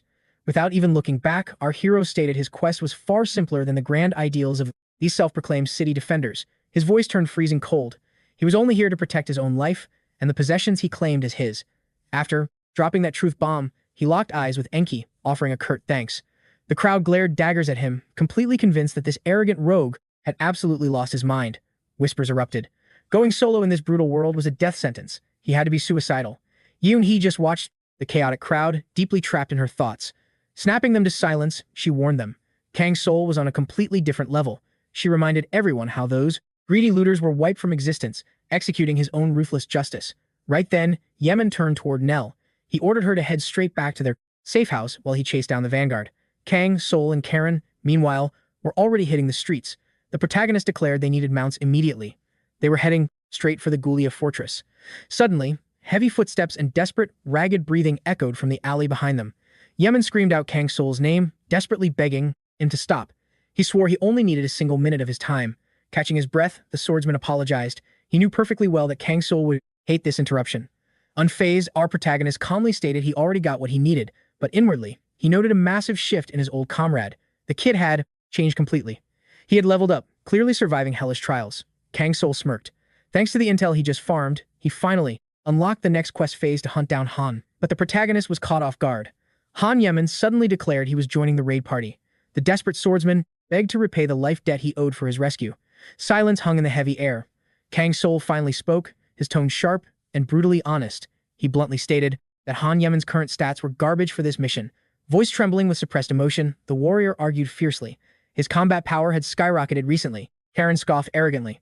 Raw stats meant nothing here, and his low-tier assistance was completely useless anyway. Pushed to the absolute edge, the young warrior flared his mana core, desperate to prove his worth. Karen just offered a sinister, mocking smile. This little spark of defiance was actually quite entertaining. Han Yemen exploded forward, unleashing a vicious sword strike. But Karen didn't even blink. She effortlessly deflected the heavy blade with zero effort. The desperate warrior refused to back down, chaining his attacks into a blinding combo. He gritted his teeth, his eyes burning with raw, absolute determination. Karen casually remarked that his sudden power spike was interesting, but arrogance required actual skill to back it up. The boy swung his greatsword with lethal intent, yet the graceful elf flawlessly countered his ultimate strike, instantly reflecting the damage. Yemen's mind raced in panic. If this monster possessed sword mastery equal to his own, there were only a few brutal tactics to steal the momentum. This exact combat knowledge had saved his life in countless death matches.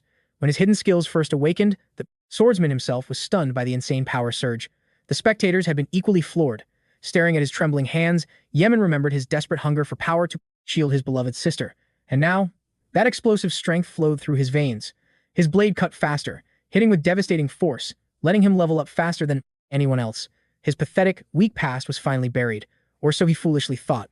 Right now, he was desperately parrying a relentless storm of deadly strikes. He couldn't even scratch her aura barrier. Karen denied him a single second to breathe. With a flick of her wrist, the elf blasted him backward, sarcastically apologizing for dealing critical damage. She mockingly asked if he wanted to forfeit the duel. Yemen stubbornly forced himself back up. Spitting blood, he declared he was ready for round 2. Channeling every ounce of mana, the young warrior launched a devastating slam, pure energy violently erupting around his blade. Karen silently analyzed his stats. His agility was certainly impressive, but his defense was total trash. Moving like a ghost, she instantly swept his legs. Disoriented by the brutal counter, Yemen felt gravity claim him. His balance shattered, crashing violently onto the hard dirt. In a flash, a razor-sharp blade pressed dangerously against his throat. Karen smirked like a victorious demon. She lectured him that raw speed without precision accuracy was basically a joke in high-tier combat. Defeated, the young man swallowed his pride, acknowledging the harsh truth. Her combat mastery was simply on another dimension. The brutal reality crushed him. He was completely useless for an S-rank raid. Kang Soul stepped forward, stating, Yemen's only quest right now was guarding his sister. Tagging along on their suicide mission was forbidden. The bruised warrior bowed his head, swearing he was absolutely ready to defend her with his life. But a dark shadow still clouded his mind. Kang Soul smirked at his sharp instincts. The protagonist pointed out Yemen's crippling aura of suspense and anxiety. Just like a twist in a top-tier system Manhwa, he dropped a psychological nuke. Yemen was secretly terrified that Kang Soul himself might become a lethal threat. If he wielded enough power to counter that threat, this suffocating fear would vanish. No fake alliances or temporary safe zones could ever erase that lingering, chilling dread, because the absolute core of his weakness remained. Yemen desperately needed to grind and level up, but staying in this low-level tutorial village wouldn't boost his stats. True awakening meant abandoning Kangori entirely. Stuttering through his shock, the boy confessed that if the world was this cruel, he truly wished to join their party. He handed Kang Soul a magical artifact that allowed real-time party tracking. The swordsman had no idea if he'd survive Kangori's coming storm, but this item guaranteed their paths would cross again. The Shadow Monarch, Kang Soul, accepted the rare item, offering a knowing smirk. He ordered the kid to survive the brutal leveling phase until they reunited. Hours later, the elite party mobilized. Kang Soul briefed them on the main scenario. They would expose 𝗦𝗦𝗦's dark conspiracy and hunt down the mythical trolls. The hero's eyes burned coldly. Anyone with a brain understood his bloodlust. This was strictly a personal vendetta, feeding his unstoppable drive for absolute destruction. Suddenly, the monstrous tyrant 𝗦𝗦𝗦 locked eyes with his master. The massive beast humbly requested permission to share critical intel. Kang Soul nodded, granting his loyal sum on the floor. The towering troll rumbled deeply. He finally unraveled the hidden lore behind the catastrophic events that had shattered the region and pinpointed their exact coordinates on the world map. He revealed a massive lore drop. The legendary Stone Fang tribe once ruled a massive coalition, but severed ties after a bloody political betrayal. While these savage factions were scattered across the war-torn continent, they almost never entered each other's aggro zones. But whenever their paths crossed, violent tribal wars erupted instantly. To prevent total annihilation, a Supreme Council of Grand Chieftains was established.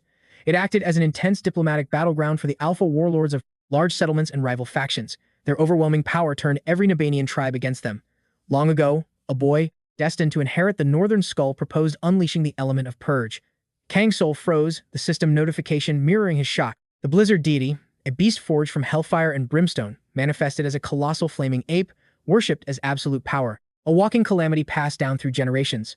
The young master questioned if they truly dared to trigger the divine festival. 𝗦𝗦𝗦, the tyrant, marveled at his liege's insight. As Kang Soul pieced together the troll's true motive in Nova, the beast confirmed the 𝗦𝗦𝗦 raid was a sacrificial harvest. Kidnapped citizens were mere fuel for Purge's awakening.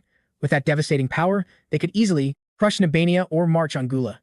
If the Alliance raids shattered the border defenses, Satina would surely deploy her vanguard, exploiting the territory's crippled state. Though a brilliant tactical maneuver, it was originally vetoed because the troll factions violently clashed. With Satana and rival warlords vehemently protested, Kang Soul immediately demanded a countdown. How much time until the hostages became ritual offerings? Tyrant 𝗦𝗦𝗦 calculated that if the bloody ceremony had just commenced, they had roughly 1 month. Karen gasped, claiming 30 days was way too long for a simple divine sacrifice. The massive troll shook his head. Elemental gods defied human logic and refused mortal chains. Furthermore, Purge reveled in twisted, sadistic games, meaning appeasing the beast would demand endless bloodshed. But wait, if the raiding party marched overland, a week had already passed since Nara fell. They were already scaling the volcano. In reality, the 30-day timer was a lie. Meanwhile, the stronghold burned to ash. Agonizing screams pierced the smoke-choked air. It was absolute hell on earth. A survivor clawed through the shattered masonry, gasping for air. The breach tunnel was exposed, easily wide enough for a troll ambush. Outraged survivors cursed the blind guards for missing the underground breach. Amidst the chaotic ruins, a soldier desperately asked for the commander's orders. The grim response, leave Mel alone. She was drowning in the abyss of total despair. The young lady frantically tried to heal her battered uncle, pleading for a miracle. His eyes fluttered open, voice trembling as he breathed her name. Mira, shattered and trembling, desperately begged for news of KBO. Her uncle gripped her arm, ordering her to listen closely and never step foot on that cursed path. His final breath hitched, his eyes dulling with fading life force. Mira sobbed, begging him to hold onto his HP, promising a healer was on the way. But the broken man whispered the brutal truth. The trolls had slaughtered them all. Nova was reduced to a graveyard. She had no home left. The words struck Mira like a physical blow. Tears blurred her vision as her mind rejected reality. Voice cracking, she screamed for KBO's fate. Her uncle wheezed that the monstrous raiders had dragged him away in iron cages, his survival probability nearing 0. He pleaded with Mira to survive. The living must press forward, but the girl's eyes hardened.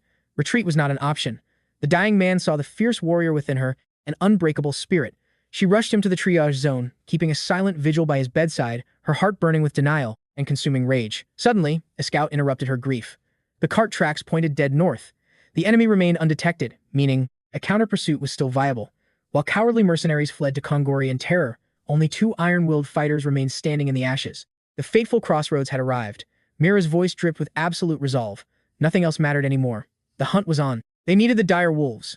The chase had to begin tonight. She ordered her comrade to rally any remaining allies. The march had begun, thus kicked off their 13th epic quest, Cold Revenge. 4 days later, the party crossed into the frozen, northern wastelands of Nenia, mere days from the boss zone. Kang Soul analyzed the data. Nova Vera was a blazing inferno and crossing paths. With Chiao was written in their impending quest log. Suddenly, 𝗦𝗦𝗦 growled about a critical glitch.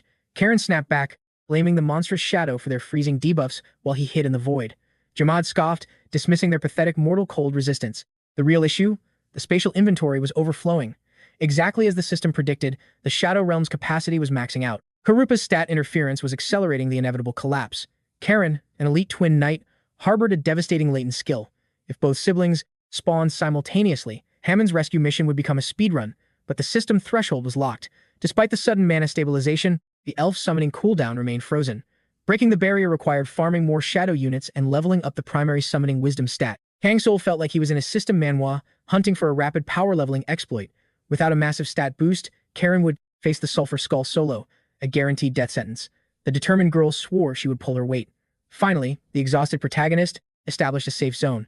The campfire flickered as Kang Soul collapsed to restore stamina. But drifting into sleep, an eerie whisper echoed, luring him into the dark. The gamer jolted upright, battle instincts flaring. 𝗦𝗦𝗦 materialized, warning him right before the proximity alert chimed. A hidden boss encounter approached. A blazing aura tore through the horizon, charging at them like an enraged demonic beast. Karen gripped her blade. Should they engage in combat? 𝗦𝗦𝗦 raised a massive hand. Stand down. There was no need to draw aggro yet. The incoming entity pulsed with a bizarre mana signature. The shadowy figure closed in, bowing before the master. Snowman? Kang Soul blinked in surprise. How did this guy know his player alias? The stranger's voice resonated with a warm, familiar tone, standing almost within striking distance. The mystery vanished as Mel stepped into the light, his face beaming with genuine joy at their reunion. This unexpected ally turned out to be a banished wanderer from the Stonefang tribe. What quest brought him back to these lands after such a massive time jump? The creature revealed he had roamed all of Nina, witnessing the breathtaking human realm. Descending those mountain peaks was a decision Mel never regretted. Meanwhile, Karen stared at Kang Soul, completely bewildered that he had high affinity with other trolls besides 𝗦𝗦𝗦. Stepping closer, she stared intently at Mel's spectacles. The troll chuckled, explaining his glasses possessed magical properties far beyond basic vision correction. As Karen openly marveled at encountering such an incredibly intellectual beast, the atmosphere shifted. 𝗦𝗦𝗦 shot her a piercing, offended glare. Ignoring the tension, Mel locked eyes with the towering warrior, declaring he was finally facing the legendary commander of Stone Fang. He proudly announced himself as the son of Ma, a legendary exile from a forgotten generation. 𝗦𝗦𝗦 stood frozen, absolutely stunned by this hidden lore drop about her hidden bloodline. It seemed Mel had acted as a vital support class during Stone Fang's downfall, heavily buffing Snowman's combat capabilities. The mystical troll himself nodded in agreement. He admitted that while his magic potions provided a temporary stat boost, it was Mr. Snowman's unbreakable willpower that ultimately shattered the enemy's defenses. 𝗦𝗦𝗦 crossed his arms, deeply impressed by Mel's high-tier sorcery. Observing them, Karen felt a pang of sorrow. The outcast spoke of his former clan like absolute strangers, masking his underlying trauma. Shifting the conversation, Mel finally revealed the tragic fate that dragged him into these treacherous lands. A terrifying prophecy had triggered his movement. His unstable divination skills had unlocked a catastrophic future vision, a world-ending disaster, which is exactly why he rushed to the front lines to change fate. Mel explained he had camped here for 15 days, blindly trusting the stars' guidance for this destined meeting, and that was how he tracked them 4 days prior. Kang Soul was absolutely amazed by the troll's extreme patience. Mel's expression darkened, warning that the savage enemy tribe was utterly merciless. If their three-man squad clashed with them directly, that apocalyptic bad ending would undoubtedly become a devastating reality in the worst way imaginable. Tension spiked as Kang Soul demanded the exact details of that cursed prophecy. Gripping glowing magical pollen tightly in his fist, the troll reiterated that a 3-player party would be completely annihilated. However, hope remained. With 4 party members forming a complete squad, the brutal death flags could be utterly crushed. As he scattered the shimmering dust, ghostly silhouettes of massive trolls materialized in the air. A cold chill struck the young main character as he realized these phantoms were elite warriors from the Northern Skull. Mel demonstrated his replay skill, revealing the past actions of the invading force. The enemy had set up a temporary camp, rested, and unconsciously left behind lingering spiritual footprints. Kang Soul watched the magical hologram with wide eyes, genuinely mind-blown by this mechanic. Meanwhile, the troll explained the invaders marched along the treacherous border, exploiting a hidden geographical vulnerability. Smiling softly, Mel then declared that he would never forget Mr. Snowman's past kindness. Just like in a system Manhwa, he finally gained the perfect quest to repay that debt. Soon the party advanced toward 𝗦𝗦𝗦𝗦's colossal border wall. Mel pressed his palm against the cold rock, revealing their main dungeon entrance was completely sealed off. However, the destruction did not resemble a normal cave-in. Karen immediately suspected the villainous Sulphur Skull faction had rigged this obstacle, but Kang Soul urged caution, noting that this might be a misdirection, demanding they investigate first. Suddenly, vivid magical memories trapped within the earth materialized right before their eyes. Judging by the powerful auras, there were around 20 human targets screaming through a raging inferno. Kang Soul's heart skipped a beat, recognizing a familiar face. Mira was trapped in that blazing hellscape. 𝗦𝗦𝗦 also recalled her intense aura. She was the warrior tracking the KBO. Karen crossed her arms, bitterly complaining about missing the vital lore drops. The troll simply smiled mysteriously. While Kang Soul calculated that breaking through 𝗦𝗦𝗦 was their only remaining option, Mel grinned, preparing to exploit a completely different dungeon mechanic. Extracting a rare Cochrane fruit, he rapidly chanted an ancient enchantment. Mel hurled the glowing item, letting it smash against the cavern floor with a thud. Within seconds, the ground violently quaked as a terrifying boss-tier monster erupted from the shadows. A colossal stone worm, fiercely addicted to Cochrane fruit, had answered the summons. Mel had cleverly coded magical commands into the bait, forcing the ravenous beast to obliterate the blocked path.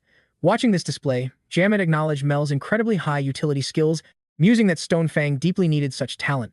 But Mel's eyes darkened as he shot back, declaring that clinging to a dead past was completely meaningless. especially when that very clan now filled him with burning hatred. Meanwhile, the manipulated stone worm furiously tunneled forward, carving out a path of absolute destruction in its wake. Thanks to this brilliant strategy, a massive underground highway was unlocked, allowing the party to charge straight ahead without dropping any aggro. Soon, the legendary 𝗦𝗦𝗦 volcano loomed ominously on the horizon. They had officially crossed into enemy territory, initiating the next raid phase. Marching onward, 𝗦𝗦𝗦 gravely warned that their target, the infamous Sulfur Skull, possessed god-tier combat skills, making the upper volcanic zones an extreme hazard area. Unfazed, Karen pointed out that only a handful of trolls possessed such overpowered stats, growing intensely curious about the hidden battle prowess possessed by the elite Northern Skull forces. Taking a deep breath, 𝗦𝗦𝗦 confessed that their ranks harbored one absolutely uncontrollable, bloodthirsty monster. Suddenly, a jarring sight completely derailed their conversation, appearing right before their feet. A brutally injured soldier lay trembling, coughing blood as he desperately crawled forward. 𝗦𝗦𝗦's eyes narrowed, recognizing the armor of the elite pursuit squad, led by Mera. Mel quickly stepped up, drawing a rare healing item from his inventory. He fed the man potent satura leaves, forcing him to swallow the bitter medicine. The soldier, clinging to his last drop of health, desperately consumed the herb.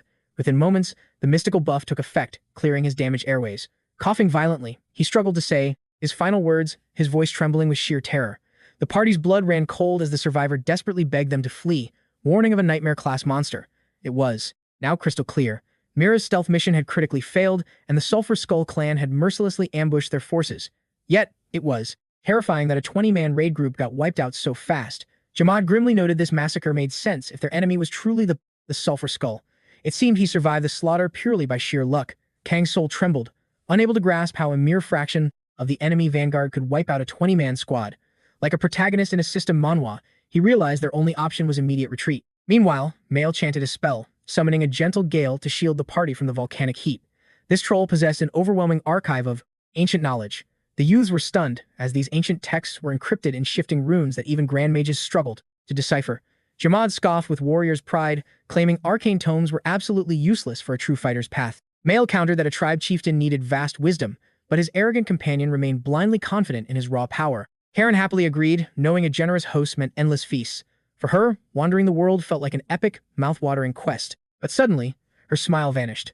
Her instinct screamed that something was terribly wrong.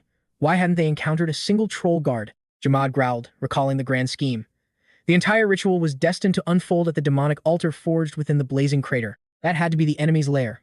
To save any surviving captives, our hero would have to conquer the perilous summit before time ran out. Suddenly, the colossal altar of the Sulfur Skull loomed before them, radiating an oppressive aura. Witnessing this nightmare firsthand, Karen's breath hitched. She never imagined such a massive, terrifying structure. She realized that despite Mail's wind barrier, surviving this inferno would be an agonizing trial. They had intentionally taken the deadliest path to shake off pursuers, draining their stamina dangerously low. Now, an impossible raid boss-level challenge awaited. An entire bloodthirsty army could be guarding the captives inside. This sparked a deadly clash against the Northern Skull, a fateful encounter, woven into their destiny. They had to rescue the survivors and shatter the Northern Skull's dark ceremony before the final, bloody sacrifice. 𝗦𝗦𝗦 scanned the perimeter, his sharp eyes narrowing. The guards patrolling this holy ground looked pathetically weak, which made absolutely no sense. The Sulfur Skull boasted overwhelming might, rivaling the greatest tribes. Yet, despite the altar's menacing grandeur, only a fraction of their forces stood watch. Why was the defense so painfully weak? Mail's voice cut through the tension. Their time was up. The grim preparations for the blood ritual were already complete. The trolls must have already summoned Purga's divine gaze, waiting for the perfect cosmic alignment to slaughter their human offerings. It was a terrifying race against a hidden countdown. Worse still, there was zero guarantee the hostages were even alive at this point. Dark witchcraft or brutal torture might have already claimed their souls. Desperate, the party locked eyes on the snowman, begging for a miracle strategy. Kang's mind raced, flashing back to a distant memory. The heir of the Sulfur Skull once proposed harnessing the absolute power of the elemental god. It all clicked together perfectly. They were trying to manifest a deity. In a flash of genius, our hero deciphered the enemy's true terrifying objective. He snapped his gaze to Mail, demanding a precise estimate. How many seconds remained before the altar consumed the innocent souls? The troll grimly revealed a chilling truth. Unlike massive divine festivals, this twisted ritual would be blindingly fast. Elemental gods were notoriously impatient and despised long, drawn-out ceremonies. Even worse, the tragic sacrifices didn't even need to be breathing to fuel the magic. Humans were simply the most convenient catalyst, though ancient treasures could also suffice. Kang's eyes burned with a newfound, dangerous resolve. Their only hope was to launch a devastating preemptive strike and hijack the divine ceremony themselves. Meanwhile, Mira and her loyal companion navigated the treacherous, jagged gorge. The grim reality hit them. An elite tracking squad of over 20 warriors had been utterly slaughtered by mere 2 monsters. And sickeningly, the enemy commander hadn't even drawn his weapon.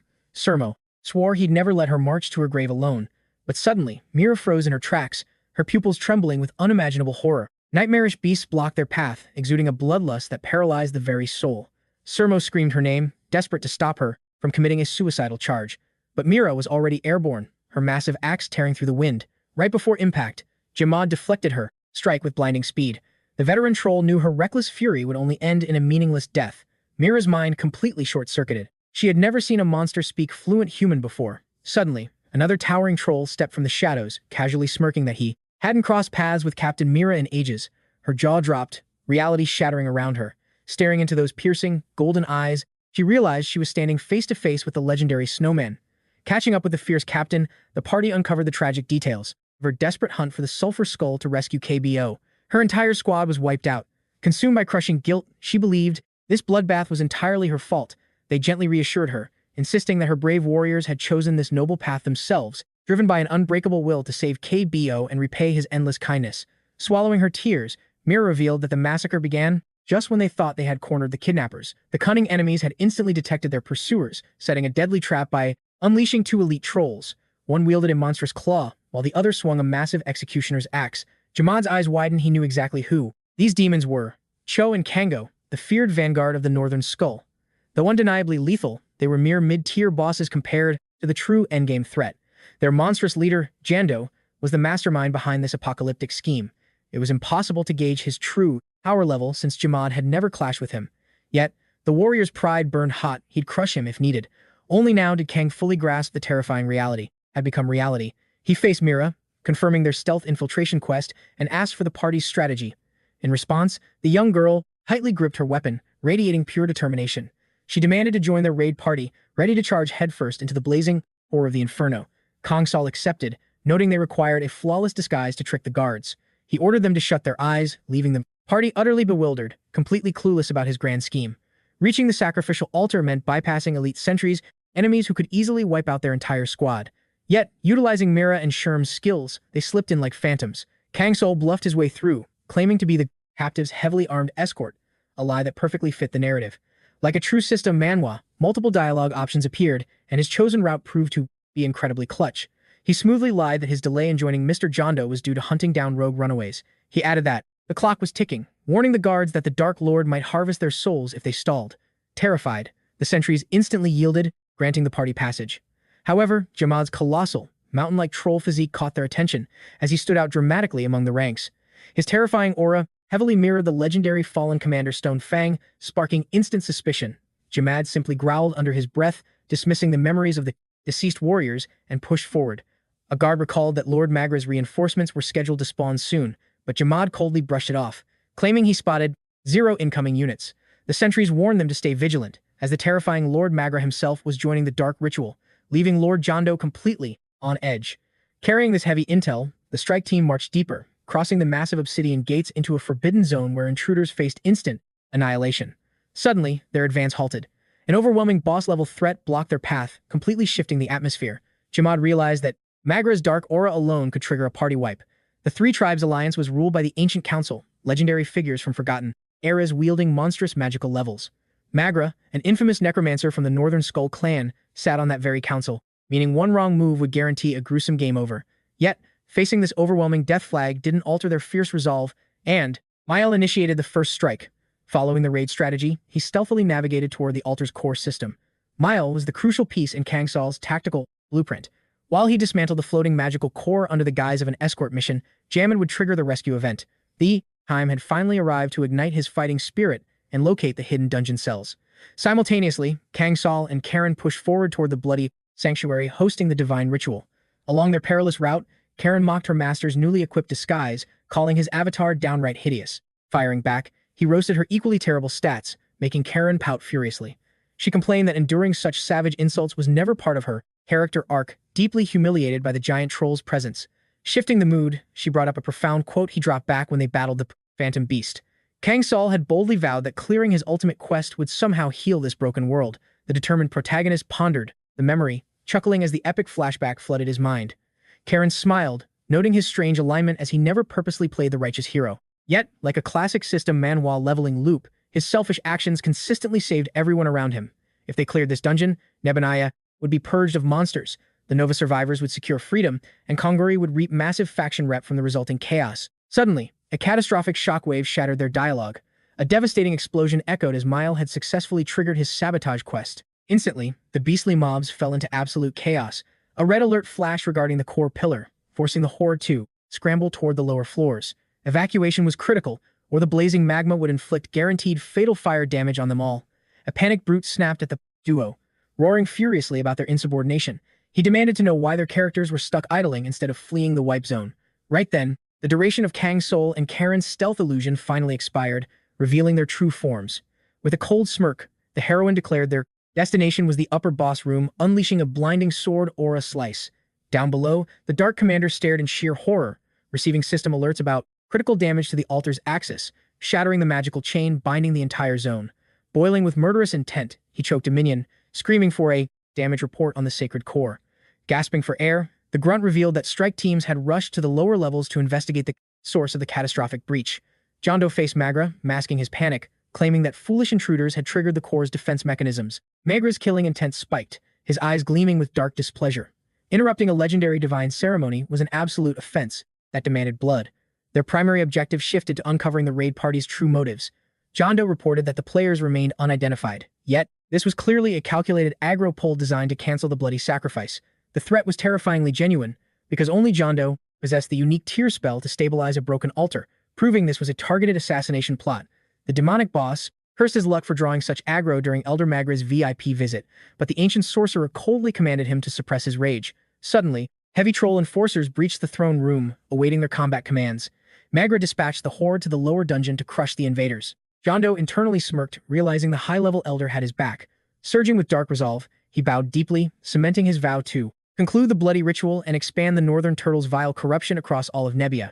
He forcefully cleared his mind, focusing solely on channeling mana to repair the shattered pillar. Bowing once more, Jondo charged into the fray to execute his unholy mission. 𝗦𝗦𝗦's piercing gaze tracked him. He envisioned this young troll as a supreme sovereign, destined to forge the tribal union's new era. Yet, youth remained a massive flaw.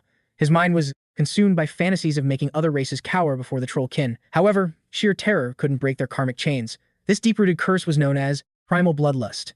It bred endless discord, constantly shattering their martial resolve. Without taming their savage souls and base instincts, ascending to higher power levels was utterly impossible.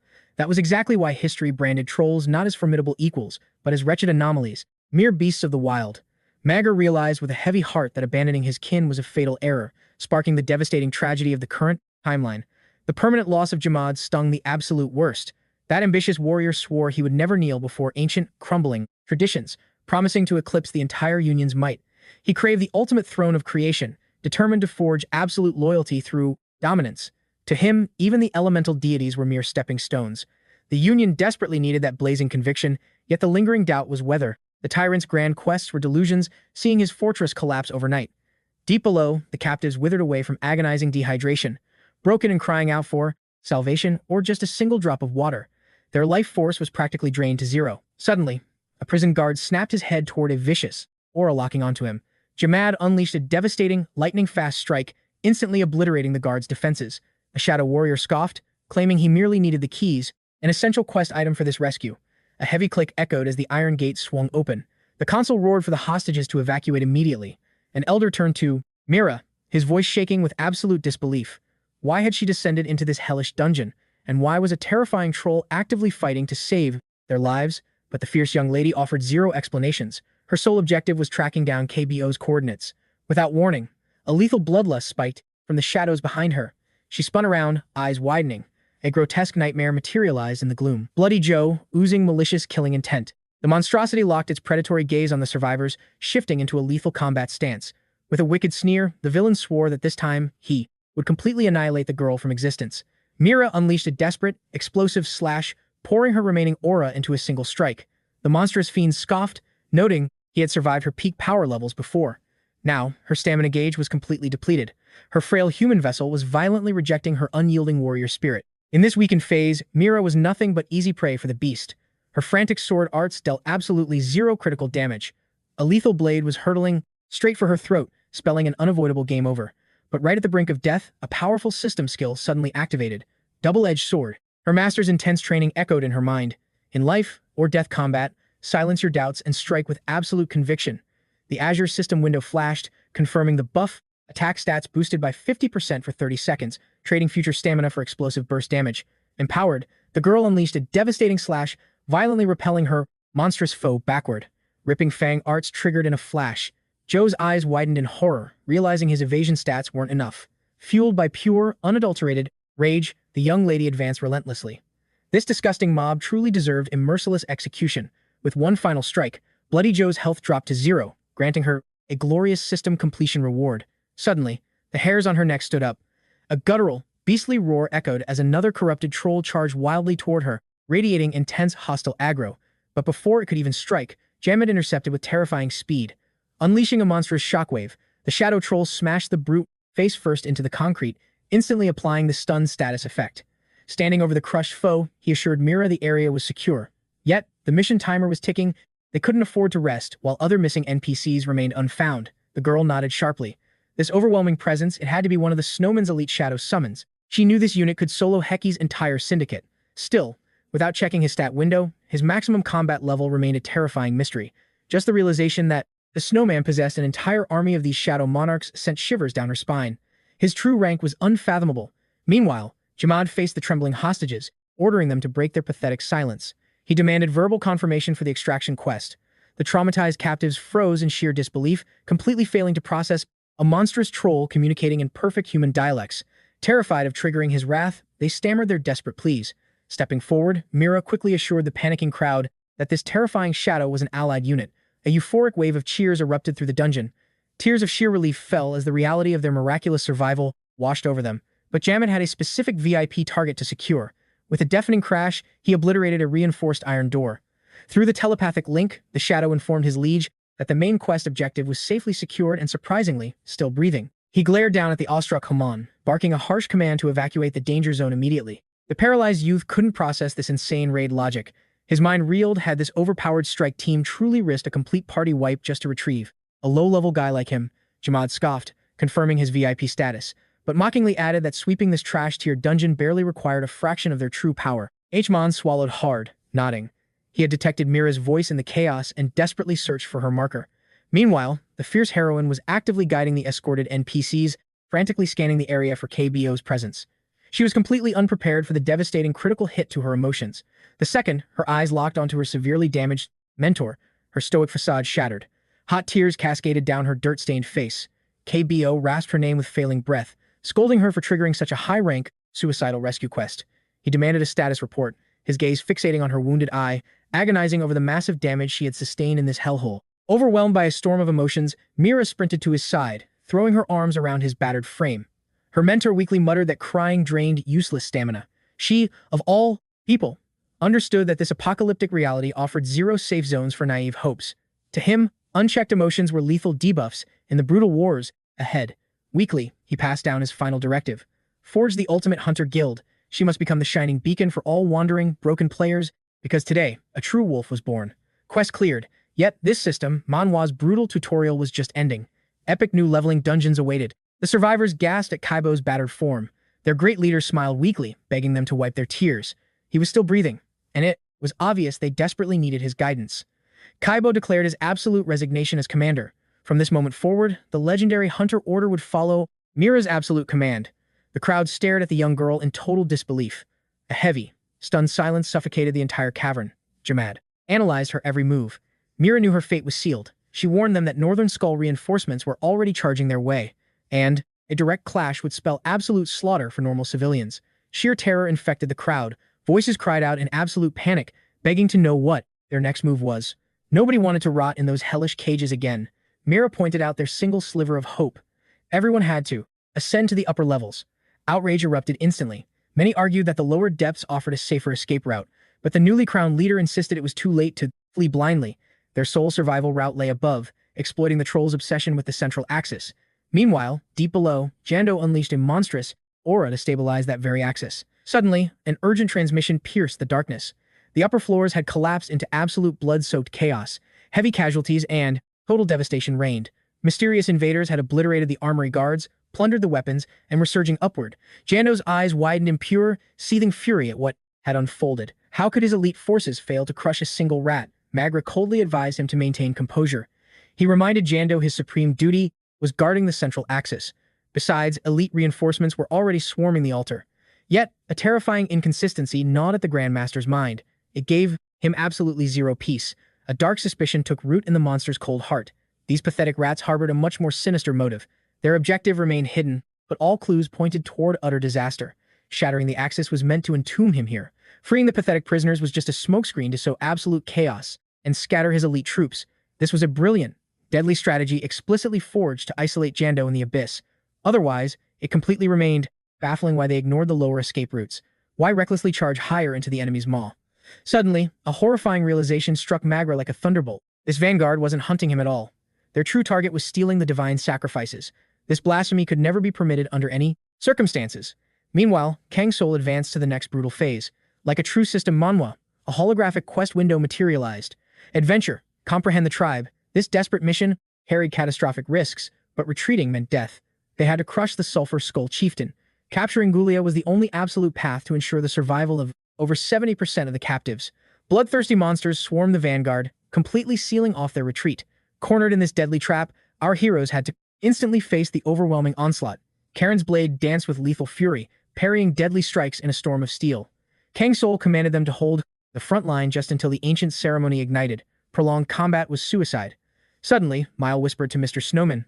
Kang Soul's instincts screamed with intense suspicion, completely not grasping how this monstrous troll had bypassed their defenses. The creature smirked, bragging about using forbidden teleportation magic to crash the party. He declared that it was finally time to ignite the grand ritual. The main character instantly channeled cataclysmic flames and toxic brimstone. The slumbering, rebellious soul of Purga was violently awakening from the very core of the trembling volcano. Its terrifying true form was breaching the surface. A blinding, catastrophic explosion shattered the cavern, as absolutely devastating aura crashed against the main character's fragile body. Yet, he stood as immovable as a mountain. The hellish temperatures were agonizingly lethal, easily melting the arcane protective barriers Mel had desperately layered beforehand. Miraculously, he endured the agonizing inferno. Kang Soul sensed the apocalyptic death hidden within these flames.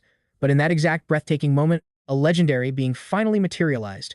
A system notification chimed, granting 5 pure wisdom points. The colossal Purga loomed over him, radiating an absolutely fierce wrath. How dare an insect shatter his eternal slumber without fear? Kang Soul appeared pathetically tiny against the overwhelming backdrop of this godly, majestic titan of flames. Yet, his voice never wavered. He declared his bold intention to offer a legendary sacrifice, an offering this arrogant deity simply had to accept. The hunter calmly revealed that the ultimate prize was right within his grasp. He was completely prepared to unveil it. Purga's arrogant laughter shook the earth, but he admitted, sensing a truly magnificent tribute, a gift definitely worthy of ending his ancient rest.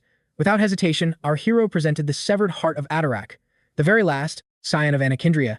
Though its pulse had faded centuries ago, it overflowed with the sacred tarnished blood, a relic hiding an incredibly rare, unawakened skill. The blazing giant acknowledged the staggering worth of this primordial bloodline. He demanded to know what impossible boon the mortal dared to request in exchange. Instantly, the blue system interface flashed multiple quest reward paths. Ignoring the safe routes, Kang Soul demanded the most crucial prize, the power to wield a shadow. Purga's flaming eyes narrowed, noting such supreme ambition required a baptism of hellfire. The forging process would be agonizingly merciless, crushing his soul. A heartbeat later, the warrior felt an apocalyptic heat completely disintegrate his sanity and flesh. Simultaneously, a terrifying murderous intent flooded the cavern. Magda stalked toward the vanguard, his eyes locked on those who had desecrated his sacred sanctuary. These fragile rats had sparked unprecedented devastation across the volcanic territory in mere minutes. The ruthless general was absolutely certain the Sulphur Skull faction had descended purely to incinerate these arrogant trespassers alive in the molten abyss. Kang Soul gritted his teeth. Of all the nightmarish bosses to spawn, Magda's sudden arrival was incredibly disastrous. Staring death in the face, the main character stated his vow. They had kidnapped someone precious to him, and that alone was reason enough to casually march into the absolute darkest pits of hell. Magda sneered, claiming he finally understood the boy's foolish motivation. Sadly, his miserable luck expired right here. Encountering an overwhelmingly invincible, boss-level monster was destiny's cruelest joke. Kang Soul chuckled, admitting the monstrous troll wasn't wrong. Good fortune always abandoned him. Lady Fate despised him, rarely granting him any miraculous plot armor. That is exactly why he trained himself to meticulously prepare for absolute disaster. He relentlessly calculated every single variable, forging backup plans for catastrophic system failures. Magda abruptly froze in sheer terror. He realized this insane kid was fully weaponizing Purga's divine tattoos.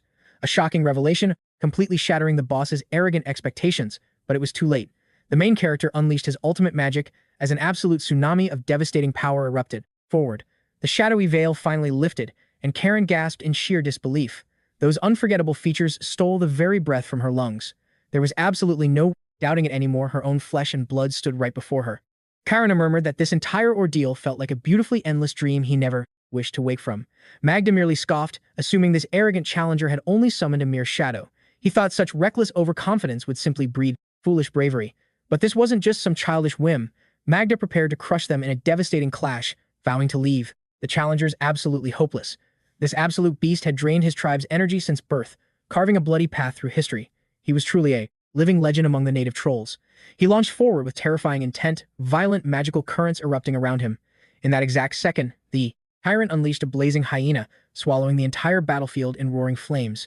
Kang Soul realized his status window showed mostly hidden stats, proof that this foe far surpassed his current level. Magda was the first legendary tier monster our main character had ever faced in this brutal system, Manhwa, and the massive level gap rendered his observation skills utterly useless.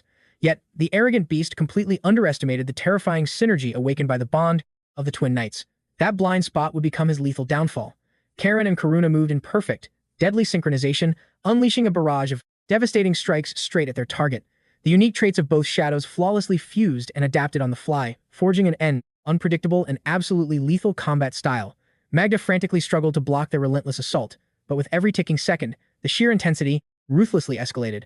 The monster was completely baffled by this unstoppable momentum, a force multiplying exponentially.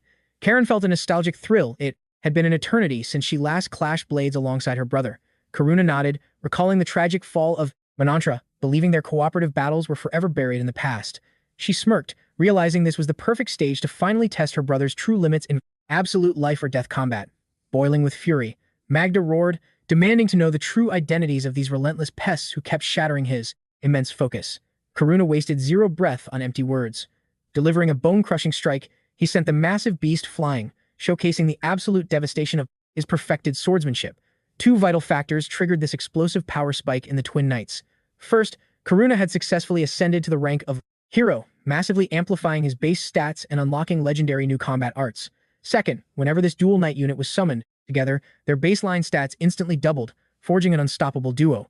Karen, the absolute pinnacle of Kang Soul's shadow army, received a twofold power boost, while Karuna's terrifying aura rivaled her own. Despite his monstrous strength, Magda was completely outmatched by their synchronized assault, gifting Kang Soul and his vanguard a massive tactical edge. The tyrant invoked dark sulfur magic, igniting wild flames that boosted his magical output by 80%. Conjuring a deadly storm of raw energy, Magda charged with killing intent, sending a sudden chill down Kang Soul's spine. A heavy sense of doom washed over him. The boss monster was specifically targeting the player. A blinding magical blast surged forward, but right at the threshold of death, 𝗦𝗦𝗦 crashed into the fray, parrying the lethal strike instantly, shielding his liege from a game-over scenario. The massive troll brushed off the scorching flames like mere sparks. Magda stared in absolute shock at 𝗦𝗦𝗦, witnessing the supposedly deceased warrior resurrected as an immortal shadow. The tyrant sneered, mocking that playing the obedient guard dog fit him flawlessly. 𝗦𝗦𝗦 coldly countered that the human realm wasn't entirely wretched. True loyalty was forged through mutual respect, not tyrannical dread, and through that profound bond, he had found genuine comrades. Suddenly, panicked cries echoed as Magda's minions screamed warnings. The towering 𝗦𝗦𝗦 barked at the twin knights to unleash hell, taking it upon himself to strictly guard his vulnerable master. Karen smirked. 𝗦𝗦𝗦's mountainous presence radiated absolute certainty, and she thrived on this flawless tactical execution. The Shadow Warriors blitzed Magda from blind angles, forcing the legendary beast into desperate evasions against their explosive strikes. Suddenly, Magda countered with a devastating smash, sending Karuna plummeting under the sheer physical pressure. The arrogant boss believed his minions would restore the sacrificial altar, granting him the power to annihilate every intruder, cranking up the psychological tension. Though the squad managed to forcefully repel Magda, the dragged-out clash was wrecking their raid timeline, and the monstrous horde still loomed unbroken. Kang Soul gritted his teeth. Losing was absolutely not an option. Shattering that corrupted altar remained the ultimate win condition for clearing this raid. Meanwhile, Karuna initiated his second power tier, the Crescent Moon phase. His aura violently erupted, multiplying his physical and magical output. The main character issued a supreme command, ordering his elite shadow to break all limits, casting an immense buff over the battlefield. The loyal knight bowed, accepting the order as he ascended into the ultimate third phase, the full moon. A terrifying surge of raw power flooded their ranks. The shadow blazed forward, gripping his blade with lethal intent. Bathed in a blinding, ethereal light, Magda actually flinched, grinding his fangs in a desperate defensive stance, slowly, realizing this chaotic battlefield was slipping from his grasp. The tyrant couldn't fathom the origin of these two absolute monsters, but their terrifying bloodlust and overwhelming dominance were undeniable. Karen dashed toward the behemoth with a wicked grin, loudly proclaiming her thirst for battle. Every single one of her strikes was surgically fatal. The suffocating magical pressure radiating from her very soul left Magda totally bewildered by her godlike scale. Right at that exact second, Karuna unleashed an apocalyptic sword slash. In a mere heartbeat, the entire landscape was vaporized into dust, followed by an earth-shattering detonation. The smoke cleared. Miraculously, the raid party survived the shockwave. Yet, the tension lingered. They stared down the terrified remnants of the troll army. The broken enemies hesitated, utterly paralyzed by fear. The battlefield lay in absolute ruins, and absolute authority over the zone had violently shifted to the Shadow Monarch's forces.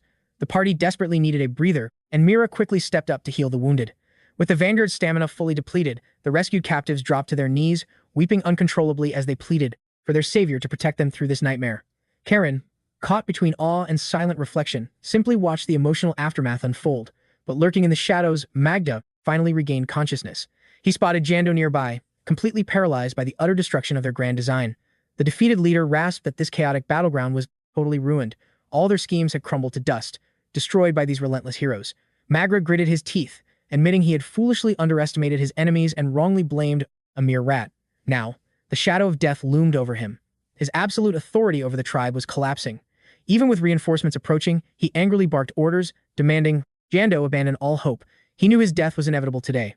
Yet, he would fiercely protect the sulfur skull from shattering, vowing to anchor his dominance over the tribe, whatever the ultimate cost to his life. Magra commanded Jando to retreat immediately. He had to alert the Dark Union about this catastrophic failure and confess that their leader had desperately resorted to using forbidden black magic. Afterward, they needed to purge the lurking shadows and eliminate them entirely. Jando shot a terrified glare at the heroes, fiercely confirming his absolute readiness to execute the master plan flawlessly. Meanwhile, Magra violently blasted everyone away from the blood altar. A terrifying, unbridled aura exploded from his dying body, unleashing overwhelming power to showcase the catastrophic might of forbidden sorcery. He triggered an absolute boss skill called Divine Incarnation, desperately seeking to twist the tragic fate of the losing battle. Karen ground her teeth, her aura flaring with intense indignation.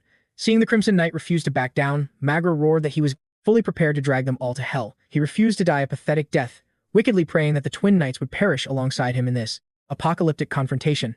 Karen dashed across the shattered earth like lightning, her eyes blazed with unstoppable determination, every single sword strike radiating lethal precision and majestic power. The young warriors ignited their hidden mana reserves. They charged the monstrous villain with explosive fury, unleashing devastating combos. The battlefield erupted with blinding sparks and the deafening shriek of heavy steel tearing through the violent wind. Consumed by pure madness, Magra screamed that he would incinerate every living soul, turning the entire zone into screaming ashes. This curse altar would swallow his ruined ambitions and drag every bystander into the abyss. Innocent victims shrieked in absolute horror as the cracked earth crumbled beneath their boots and the massive altar violently shifted. They desperately clung onto one another, praying they wouldn't plunge into the endless void. Magra cackled with demonic malice, screaming that it was far too late to run. Everyone was destined to burn with him. As he channeled corrupted magic, Karen planted her feet firmly, piercing the monster's soul with an unwavering, heroic glare. The panicked crowd watched the apocalyptic torrent of flames swallowing the arena. With every passing second, absolute terror paralyzed their pounding hearts as the heat multiplied with every agonizing breath. The young maiden stood frozen in chaos, utterly lost in this catastrophic life-or-death scenario. But exactly one heartbeat later, the legendary snowman hero materialized through the smoke, every desperate eye locked onto his glowing presence. The weeping survivors begged their sudden savior for a miracle, praying he wouldn't abandon them to this fiery nightmare and crushing despair.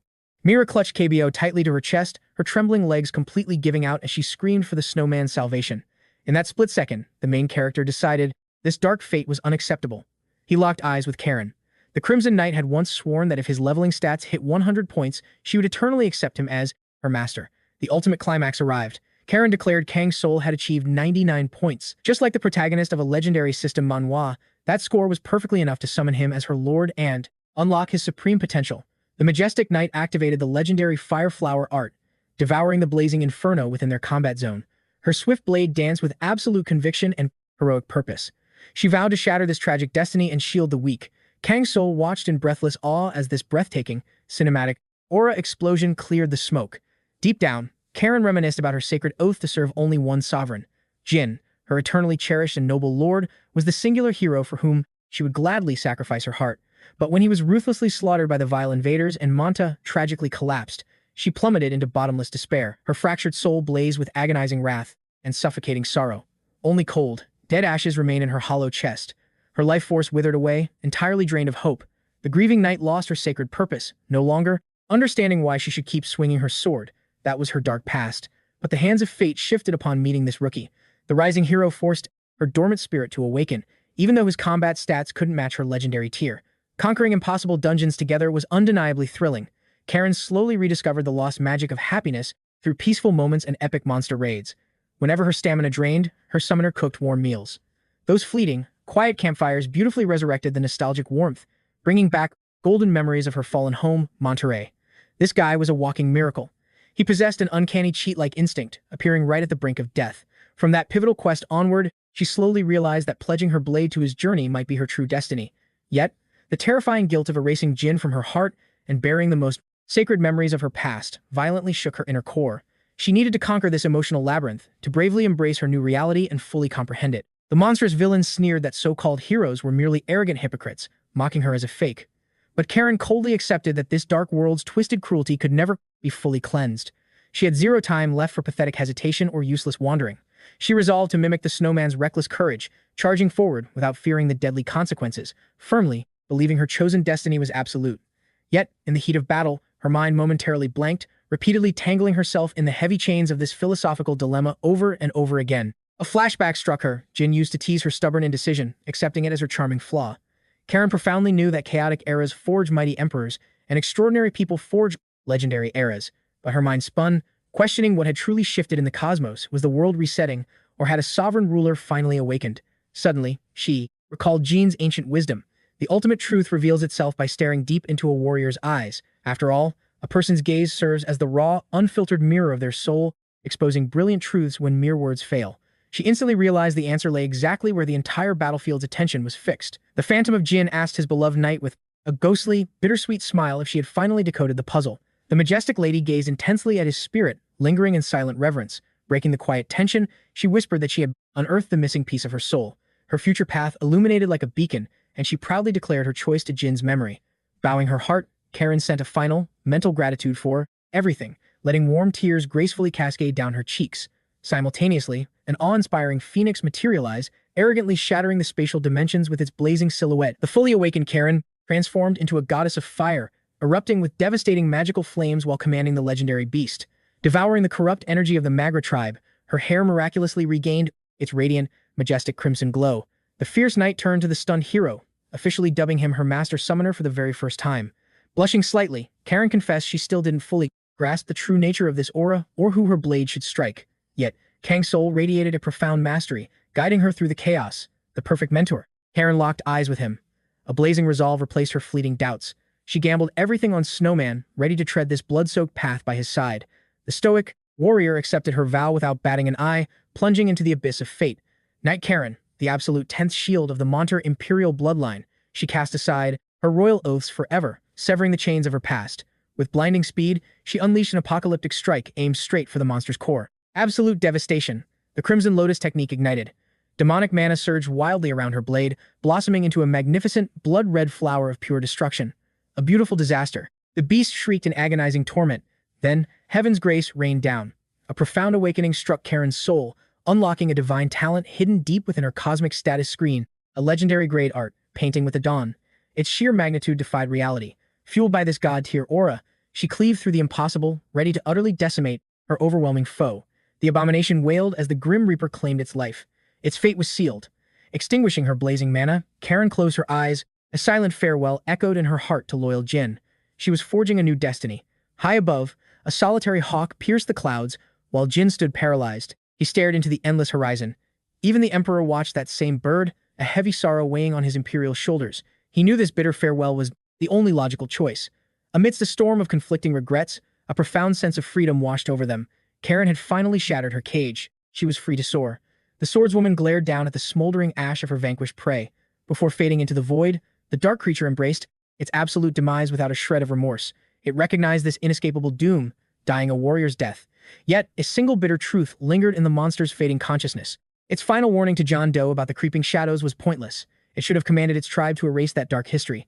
𝗦𝗦𝗦 swore upon his soul, never to kneel before a mere mortal. His monstrous pride refused such indignity. He craved eternal sovereignty. But the shadow troll, 𝗦𝗦𝗦, walked a radically different path orchestrated by fate. Escaping destiny was impossible. 𝗦𝗦𝗦's illusions of grandeur shattered, forcing him to face an agonizing truth and submit to the overwhelming pressure, chaining himself to his new liege despite his roaring ego. 𝗦𝗦𝗦 activated his magic absorption skill, desperate to devour the enemy's dark sorcery. But the level gap was monstrous. A fatal miscalculation in stats meant the spell was doomed from the start. In the blink of an eye, the greedy magical backlash violently ruptured the technique. 𝗦𝗦𝗦 suffered a catastrophic health drop. Staggering backward, hellfire instantly devoured his colossal frame. Kang Soul's breath hitched as he witnessed this sheer, terrifying spectacle. The shadow troll burned like a demonic beacon. Panic gripped the young master's heart. This brutal rebound effect was roasting his loyal soldier alive. Fighting a high-tier boss entity was a dance with death. Just then, a booming telepathic roar shattered Kang Soul's panic. The troll demanded absolute respect, refusing to be treated like weak fodder. 𝗦𝗦𝗦's fighting spirit raged on. True conquerors are forged in the fires of hell, not born. Through grit and grinding pain, he had clawed his way up, becoming an immovable mountain. While his pathetic ancestors traded their souls to elemental deities for cheap power, acting as mindless puppets, 𝗦𝗦𝗦 despised their weak legacy. He was a sovereign force. He refused to grovel before fake gods. Tanking devastating strikes, his monstrous vitality held firm. His unwavering conviction burned brighter than ever. He would claim the throne with his bare hands. He swore to shatter the heavens, uncover the cosmic secrets, and decipher the true purpose behind his very existence. To achieve this godhood, swallowing 𝗦𝗦𝗦's mana was essential. He would tear reality apart to devour it. Suddenly, an apocalyptic flash blinded the entire battlefield. Kang Soul stood paralyzed, eyes wide at the legendary phenomenon unfolding before him. As the chaotic shockwaves faded, the dense dust gradually cleared. The master held his breath. 𝗦𝗦𝗦 dragged his battered body from the crater. His health bar was critically low, but a triumphant aura radiated from his scars. The crazy bastard had actually done it. He successfully devoured 𝗦𝗦𝗦's essence. His base stats skyrocketed, unlocking an unbreakable fortitude.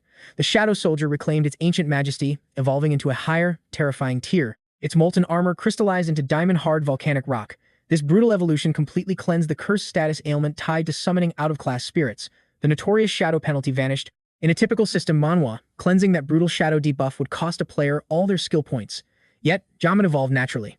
Kang Soul smirked, realizing his broken advantage. He needed a safe zone to review his updated status window. The suffocating troll territories and the scorching ashes of the 𝗦𝗦𝗦 volcano finally faded into the distance. The party marched toward the gleaming gates of 𝗦𝗦𝗦. Completely broken, the troll armies waved the white flag, abandoning all pursuit. Our shadow monarch, Kang Soul, chose to stick to the shadows, escorting 𝗦𝗦𝗦's guild. The hunters bowed in absolute reverence for his godlike intervention. However, the dark hero sternly warned 𝗦𝗦𝗦 to keep his identity a strict secret. No leaks about his overpowered combat skills. The bewildered survivors exchanged confused glances. Why hide such legendary, rank-up-worthy achievements from the world? Kang Soul calculated the risks. Becoming a hero in 𝗦𝗦𝗦 meant massive guild rewards, but the 𝗦𝗦𝗦 royal family would sniff out his absurd power level. An imperial summons would sabotage his entire leveling quest. If the crown spotted an ungilded anomaly like him, they would drag him into their suffocating royal vanguard by force. Refusal meant an execution order. Dodging the Empire's radar was the ultimate survival tactic for now. Swearing an oath of silence, the awestruck refugees finally agreed to seal their lips. After all, an unknown kid soloing a boss monster sounded like pure fiction. The guild members swore upon their weapons that his heroic legend would remain etched in their hearts forever. 𝗦𝗦𝗦 approached the mysterious snowman, her eyes sparkling with deep respect as she bowed. She owed him her life. Kang Soul's gaze drifted, concerned about 𝗦𝗦𝗦's critical damage. 𝗦𝗦𝗦 offered a gentle smile. The tough bastard had survived the raid and was already grinning through his bandages. A true hunter's resilience. Curiosity taking over, she softly asked for Snowman's true identity. The Shadow Master finally dropped his alias. A blushing 𝗦𝗦𝗦 prayed to the stars that fate would reunite them in 𝗦𝗦𝗦. She held onto a secret token for their next encounter. With quests completed, Kang Soul chose a different route from the civilian faction. 𝗦𝗦𝗦's hardened hunting party guided the rescued prisoners toward the safety of 𝗦𝗦𝗦. Hamun tagged along with the survivors, a living testament to the impossible miracle brought by the Shadow Summoner. Meanwhile, Snowman's elite squad vanished into the treacherous paths of 𝗦𝗦𝗦, expertly dodging Imperial scouts and stepping into a brand new quest, order to maintain their vanguard lead. The volcanic conspiracy crumbled entirely. With the fiery altar and hidden labyrinth completely exposed to the world, the snowy beast's ultimate defeat forever altered the eternal realm and Pandia's balance. Hearing this legendary breakthrough, the citizens of Kungori and 𝗦𝗦𝗦 sanctuary were finally able to breathe a sigh of absolute relief. Pandia's eternal domain was entering a monumental new era. Now, every awakened player possessed the golden chance to reach the border guard's starting zone. The suffocating aura that choked the lands all this time finally vanished like smoke. The unstoppable main character had crushed the Sulphur Skull boss, and epic trophies were delivered. The system's rules allowed clearing the stage after the allotted timer ran out, or by claiming the loot directly. But Kang Soul's tactical mind knew better than to unseal the treasure here. First, he had to secure a safe haven. At that moment, Mile turned to the party. His duty was complete, and it was time to part ways. With the catastrophic crisis having been perfectly annihilated, he prepared to abandon 𝗦𝗦𝗦 and forge his own destiny in the western lands. The wise troll grinned, declaring that if his divine foresight and heaven-defying astrology held true, the strings of fate would surely unite their paths again. 𝗦𝗦𝗦 smirked, acknowledging that this incredibly cunning rogue had played an absolute MVP role for them. His clutch support during the raid was truly immeasurable. A few days later, the utterly exhausted guild finally reached the mighty 𝗦𝗦𝗦 fortress. At the strict border checkpoint, guards fiercely verified their identities. Despite never encountering this mysterious elven wanderer before, their clearance passed flawlessly. The sentry noted that the recent world-shaking boss raid must have drawn them here. Every single player knew how the demonic Sulphur Skull was brutally eradicated. Just 2 days ago, this outpost was practically a ghost town. But since yesterday's dawn, awakened hunters had flooded the gates relentlessly. As rumors blazed through the continent like wildfire, the checkpoint commander offered a friendly tip. For high-ranking mercenary work, seek out Commander Patrick. At long last, the squad secured a safe inn for the night. Karen gasped in pure relief, dropping the massively heavy loot chest. 𝗦𝗦𝗦 playfully scoffed, reminding her she merely hauled the box indoors while he dragged the actual divine relic from the raging volcano itself. The cunning main character deliberately delayed unsealing the sulfur boss drops. Popping it right at the battleground would have triggered a fatal warp, teleporting him directly to his final grave in Anan rather than the safe haven of 𝗦𝗦𝗦. Securing this fortress as a respawn point was absolute priority. Only then could he safely crack the golden chest, ensuring he avoided an ambush at his absolute weakest moment. Karen's eyes gleamed with raw, unfiltered greed. Now that they were safe, it was finally unboxing time. It was a pure blessing that Karuna had been guarding her like a hawk. Without that intense surveillance, this loot goblin would have definitely cracked the supreme treasure while her master slept. Kang Soul glanced at his loyal shadow summons. Anyone spying outside would think he was a crazy man talking to himself entirely, alone in the dark. Taking a deep breath, he pushed the heavy lid open. Boom! A blinding, heaven-piercing light erupted, instantly swallowing the entire room. After finally claiming the Sulphur Skull's ultimate vault, he scored massive stat points, divine healing scrolls, the legendary Ring of Favor, and a mystic fire monkey. Karen realized the insane weight made total sense. This was an absolute jackpot. The epic tier loot was overflowing, but time was running painfully short, as they were soon departing for Nova with Haman. Peering deeper into the glowing vault, the main character's breath caught in his throat. He completely froze in sheer disbelief, staring at the impossible. His trembling hands grasped an artifact that defied the very laws of reality. It was a mythical drop, an awe-inspiring relic directly branded with the almighty crest of 𝗦𝗦𝗦. This discovery shattered his expectations. He anticipated a massive payout from the boss raid, but pulling an unmatched, god-tier relic was pure insanity. Though appearing as a simple shadow cloak, it granted an absurd 20,000 bonus stat points. Plus, it was loaded with reality-bending passive abilities. The Simuan trait perfectly erased the wearer's aura, turning him into a phantom. Enemies would practically be blind to his lethal stealth presence. Such an attribute guaranteed overwhelming tactical strikes while taking 0 damage. The fiery property was an executioner's dream. Once a target's health points dropped to 10%, the protagonist's aura automatically triggered the devastating bone of execution skill. But the glorious spoils didn't end there. The system titles acquired were equally broken. He intensely analyzed every single text prompt. It was official. Like a true protagonist in a top-tier system, Manhwa, he had completely outscaled every rival in this current realm. Surviving the deadly altar was pure, fate-defying fortune. Before this, he constantly doubted his reckless courage. Plunging into the abyss without a backup plan seemed like pure suicide. But looking at these god-tier stats, his bloody path was undoubtedly the righteous one. Meanwhile, high-stakes tension was boiling over inside the commander's office of the Grand Fortress 𝗦𝗦𝗦. 𝗦𝗦𝗦's veteran soldier, Patrick 𝗦𝗦𝗦, was utterly paralyzed by the scout's report. Trolls invoking the wrath of 𝗦𝗦𝗦 to face total annihilation? Impossible. But KBO held his ground. Fact or fiction, the brutal massacre was undeniable. Patrick 𝗦𝗦𝗦 slammed his desk. He demanded to know why this rogue warrior had concealed the terrifying truth. Such vital intel meant delaying the entire kingdom's official dispatch.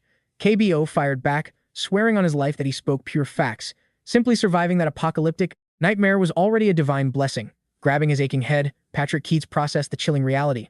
After a tense silence, he finally ordered KBO's immediate release. Escaping the interrogation, the rugged man thanked the commander for sparing him from the dungeon. Meanwhile, the displaced citizens were paralyzed by their grim future. They could migrate back to Nova, but the ruined city was currently a desolate wasteland. Yet, the flames of hope refused to die. Restoring their fallen home felt like a genuinely conquerable quest. KBO glanced at his fierce battle companion. The refugees were packing their bags, and he sensed her restless aura preparing for the same journey. Mira playfully scoffed, noting that Hammond looked like an absolute boss drifting in his wheelchair, perfectly adapting despite losing his legs. Ignoring the joke, the stern warrior asked about his allies' ultimate endgame.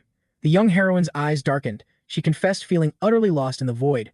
With her past completely shattered, she had no foundation left to trigger a new beginning. Sensing her despair, her comrade threw down a massive challenge: build her own elite hunter guild. Mira's eyes widened in sheer disbelief. KBO smirked, stating it sounded incredibly logical, since she possessed the soul of a lone wolf. Having survived apocalyptic chaos, her battle instincts were forged in blood. Plus, untold mythical secrets still awaited inside the Forgotten Ruins. He offered her command of his decimated squad, despite its ruined state. After contemplating the heavy burden, the young lady firmly accepted her new fate. Spotting Kang Soul approaching, she paused, suggesting they table the discussion for later. Mira assured him their internal guild matters were already completely resolved. It kept his true identity entirely hidden, leaving no room for suspicion. Hearing this, our young hero calmly leaned in, ready to ask the real question. What exactly did they need from him? Mira lowered her gaze, letting a heavy silence fill the room, before slamming a glowing ring onto the table. She revealed its true nature. This was the ring of the awkward oath, pulsating with the toxic magic of the sulfur skull, anchored by a blood-soaked crystal. It had devoured the life force of countless monsters. She offered to trade this demonic artifact for KBO's ring, leaving Kang Soul to wonder if she looted it from their latest bloodbath. Checking its stats, the ring was undeniably top tier. Unlike his Wolf's Warning, this item perfectly synchronized with his leveling build in this system Manhwa. The Wolf's Warning had a fatal flaw in its danger detection passive skill. Back when the terrifying boss Magra targeted him, the artifact's alarm completely failed. Recalling that near-death experience when the boss unleashed devastating hellfire, our protagonist finally understood that the ring's passive abilities were terrifyingly unreliable. Its unpredictable, almost sentient nature severely dragged down its market value. Weighing the stats, he reached a decisive conclusion. This item trade was a massive win, and he accepted. Mira bowed in profound gratitude, while her weary companion immediately shifted the focus to their upcoming questline. Mira declared they would camp in 𝗦𝗦𝗦 until KBO healed. Then, they would march back to Nova, because despite the absolute devastation, that territory remained their true home. Her eyes locked onto our hero, deeply confessing her eternal debt. She knew perfectly well that without his overwhelming strength, her survival would have been impossible. Mira swore a solemn vow: should he ever call, her blade would be at his command instantly. The party exchanged knowing smiles, offering a silent nod of respect. With his quest chain finally cleared, Kang Soul immediately warped back to his hidden base. He activated his unique skill, throwing the dice of luck. A critical 11 appeared, granting an absolute safe zone buff for his journey around the 𝗦𝗦𝗦 region. Even with the RNG gods blessing him, he refused to idle. Their next waypoint was Novira to find the master blacksmith.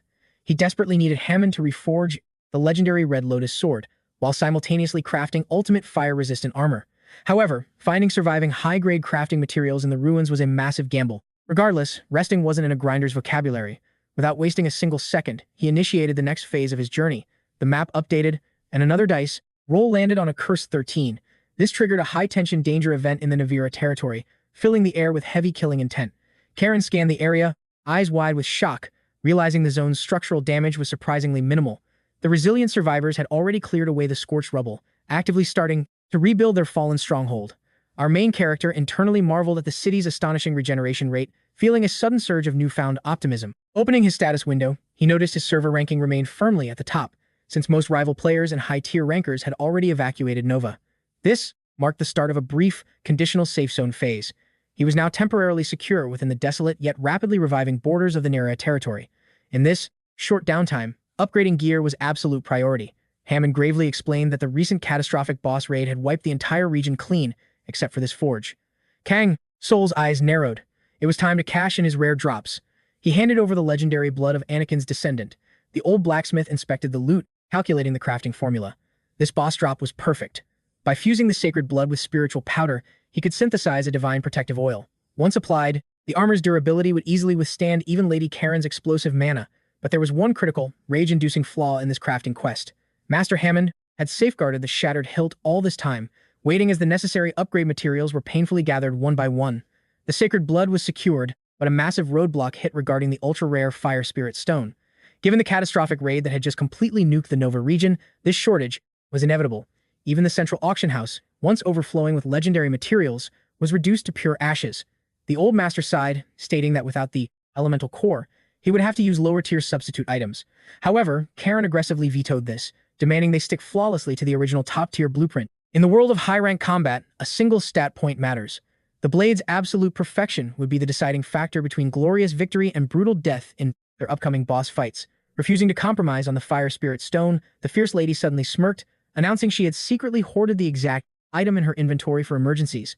With a dramatic flourish, she summoned an awe-inspiring artifact, tossing Magra's terrifying personal weapon onto the anvil.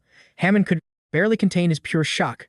Before him laid a demonic blade forged entirely from an elemental core. The weapon pulsed with a menacing, dark aura, almost possessing a bloodthirsty will of its own. This was the Fire Serpent, the legendary boss drop of the blazing Magra, practically oozing with the master's violent soul essence. The cursed twin blade had brutal stat requirements, originally designed for Magra's dual-wielding combat style. Thus, Kang Soul skipped the soul-binding process, temporarily loaning the heavy artifact to Karen's inventory. Master Hammond reverently lifted the legendary treasure, his eyes burning with a craftsman's passion. Taking on this mythic-tier project was an unprecedented challenge. He swore to forge an absolute masterpiece, setting a strict crafting timer of exactly 2 weeks. Stepping out of the scorching forge, the party breathed a sigh of relief. With gear prep settled, it was time to map their next raid. Kang Soul checked his quest log. Side missions cleared, objective updated. Locate Qiao. Karen completely agreed, but her face darkened. With Nova practically wiped off the map, their comrades' survival odds were terrifyingly low. Qiao was known as the brilliant disciple of 𝗥=히, and logically, she must have survived. Her legendary master was simply the most overpowered shadow summoner of this era, while Qiao herself constantly flaunted the title of an absolute genius. Yet, Kang Soul harbored a dark suspicion. Did 𝗥=히 actually train a disciple named Qiao? Even his overpowered information network couldn't verify the true identities of that elusive master's students. But none of that lore mattered right now. The only crucial objective remaining was that he needed to. They refused to abandon the quest to find her. Driven by this resolve, our party approached the imposing castle gates. Bursting with battle-hungry energy, Karen noted the door had been fully restored, eagerly suggesting they smash it to pieces again. But Kang Soul swiftly blocked his sister's reckless impulse. The duo quickly observed that a thick layer of undisturbed dust veiled the area since their last raid, prompting them to check the laboratory first. Kang Soul cautiously pushed the heavy doors, starting to scan the dark interior. Moving with the stealth of a rogue in the night, he quickly realized the hidden chamber was completely abandoned. Not a single soul remained. Kang Soul realized the system's hidden quest deadline had long expired. A heavy realization washed over him. Their fateful reunion might never happen, an agonizing reality he had to accept. He clearly recalled Qiao's strict conditions. He had exactly 3 months to clear these objectives. He needed to return to Nira after completing every system task without being late. His final quest instructions were absolute: hang a white cloth, guard the gate nightly, and if Qiao failed to appear, incinerate the entire room. Unable to completely sever his lingering bonds with 𝗥=히, the young hunter waited patiently, but her shadow never returned. Karen coldly suggested this was just a rigged game. Besides, waiting forever yields 0 experience. If the guide vanishes, it's time to grind new dungeons. Days later, our hero intercepted a whispered rumor between 2 shady figures, revealing that the survivor count was dropping fast and the elite hunting guilds were organizing fresh raid parties. Another 2 weeks vanished, while Karen kept a sharp eye on the city's slow reconstruction. Hearing that a safe zone bakery finally opened in 𝗦𝗦𝗦, Kang Soul resolved that tonight marked the absolute final stage of his waiting quest for Qiao, and by dawn, he would abandon this mission entirely. Right on cue, a system alert arrived from Hammond. The legendary crafting process was complete, and the newly forged blade awaited its master. Karen stared at the mythological tier weapon in pure awe, trembling as if witnessing a divine miracle of ancient blacksmithing. But in that exact breathtaking fraction of a second, an ominous mana signature crawled up our hero's spine. His danger sense flared, warning him that this peaceful safe zone would soon shatter. This chilling aura matched the exact moment he unlocked the fire monkey summon. While Karen remained mesmerized by her glowing weapon, Hammond gravely revealed that the socketed spirit core was terrifyingly volatile, clearly looted from a demonic realm beyond human territory. Karen now wielded a glitched artifact that outright defied the laws of their reality, and by equipping it, she unlocked an ultra-rare active skill named Spark. This catastrophic weapon was forged the very second the Red Lotus blade violently fused with the molten fire serpent's core. Securing 2 legendary drops in 1 dungeon run defied all drop rate logic. The apocalyptic stat boosts of the new blade only amplified this overwhelming aura. The sword granted 2 passive buffs, compulsory strike and point breakthrough, perfectly min-maxing Karen's aggressive combat style as if the system tailor-made this gear just for her. Kang Soul bowed deeply, offering his utmost respect to Hammond for this masterpiece. The gruff blacksmith waved him off, stating that the Palanir's 𝗦𝗦𝗦 crafting fee was fully cleared the day they raided 𝗦𝗦𝗦 to save his life. Eyes blazing with loyalty, Karen swore an unbreakable blood oath to protect the smith if he ever faced danger. The fierce vanguard promised to incinerate any mob or player who dared target him. By this crucial milestone, our protagonist had already farmed 4 legendary tier relics. Blinded by his relentless questing, he temporarily ignored this ultimate goal. But suddenly, a critical realization struck his mind. He wondered exactly what apocalyptic system event would trigger when all these supreme artifacts finally synchronized. Scanning the desolate area one last time, the duo prayed to spot a familiar shadow. Kang Soul exhaled heavily. The quest giver was a no-show, signaling that this questline had officially gone cold. The wasted time frustrated his gamer instincts, but with 0 alternative routes, they needed a new hidden class master. The system registered Qiao's missing status, instantly generating multiple branching dialogue options for their next tactical move. Trusting the quest log, Kang Soul decided to follow Qiao's final chaotic instruction: burn the laboratory down. Ordering him to step back, Karen channeled her mana and released a devastating torrent of flames. The young hunter recalled Qiao's cryptic lore hint. Only through the ashes of this destruction would the system reveal the hidden truth behind what was truly transpiring.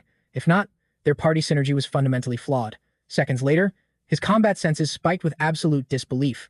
A glitch in reality unfolded right before their very shocked eyes. The structure possessed absolute fire immunity. The magical flames were instantly nullified. Furious, Karen surged forward, burning her remaining mana to unleash an ultimate tier inferno. Yet, the barrier absorbed all damage without a single scratch. Her blood boiled with pure warrior's rage, an explosive aura radiating from her trembling blade. Without warning, the laboratory windows erupted in a blinding, celestial light, painting the dark zone in an otherworldly neon glow. The fiery swordswoman froze in sheer astonishment at what was materializing, her mind failing to process the system magic. Kang Soul stood motionless, his hunter instincts dialed to maximum as he scanned for hidden environmental traps. Floating text confirmed Qiao was alive, updating his main quest like a classic system Manhwa. Thus initiated an S-rank survival mission officially called Identification, a quest reeking of imminent death and dark foreshadowing. 5 agonizing days of grinding later, our party breached an uncharted, high-level forest zone untouched by any human player before. Kang Soul's objective was to decipher the twisted conspiracy Qiao was trapped in and shatter the invisible level cap of his knowledge. Right when our exhausted hero assumed the spawn rate had dropped to 0, a sinister scent triggered his tracking skill. Like a phantom, Qiao materialized from the dense shadows, casually asking how he had survived her impossible questline. Kang Soul smirked, confirming he fully cleared the mission, though unexpected monster aggro forced them to delay their extraction back to the Nova safe zone. Qiao confessed that a horde of high-level trolls had blocked her path, forcing her to enter stealth mode to avoid a party wipe. The mysterious guide then revealed a massive backlog of hidden quests, admitting that Kang Soul's assassination target in the bounty portrait was deeply connected to the main plot. Our protagonist's tactical mind raced. If she possessed the full lore data, she could carry them through this nightmare. Yet, just as he opened his mouth to trigger the dialogue, Qiao raised a hand, interrupting him with a strict prerequisite. They must unlock one crucial piece of lore first. Karen's killer intent flared as she ready to strike, but Qiao merely chuckled, advising the hot-headed vanguard to save her cooldowns for a real boss fight. She proposed negotiating like elite guild merchants rather than low-level barbarians blindly swinging their weapons blindly. Lacking enthusiasm, the young hunter accepted the dialogue prompt, stating he needed to fully analyze the exact parameters of this hidden problem. Qiao leaned close, her smile cryptic, revealing she originally intended to use him as her beta test subject. Kang Soul stood utterly paralyzed, entirely clueless about the dark system twist approaching. The cryptic warning hung heavy in the air. The mysterious researcher revealed her grand design. She needed an elite summoner and a loyal shadow whose ultimate ambitions vastly conflicted with its master's will. When he questioned why Qiao couldn't solo this dangerous quest, she smirked. Unlike a predictable system Manhwa, the brutal mechanics had spawned terrifying anomalies. The grim reality settled in. This wasn't a simple dungeon run. Yet, Qiao promised with an eerie calm that his physical vessel would remain completely unscathed. However, psychological devastation was absolutely guaranteed. Kang Soul merely had to die, just once. Karen instantly summoned her aura to protest, but the main character raised a steady hand. His sharp mind had already deciphered the twisted logic at play. Qiao nodded, revealing an ancient artifact designed to artificially trigger clinical death. His consciousness must synchronize with its prime frequency, forcibly fuse with the Shadow's mind, and claw its way back to life without shattering their delicate spiritual link.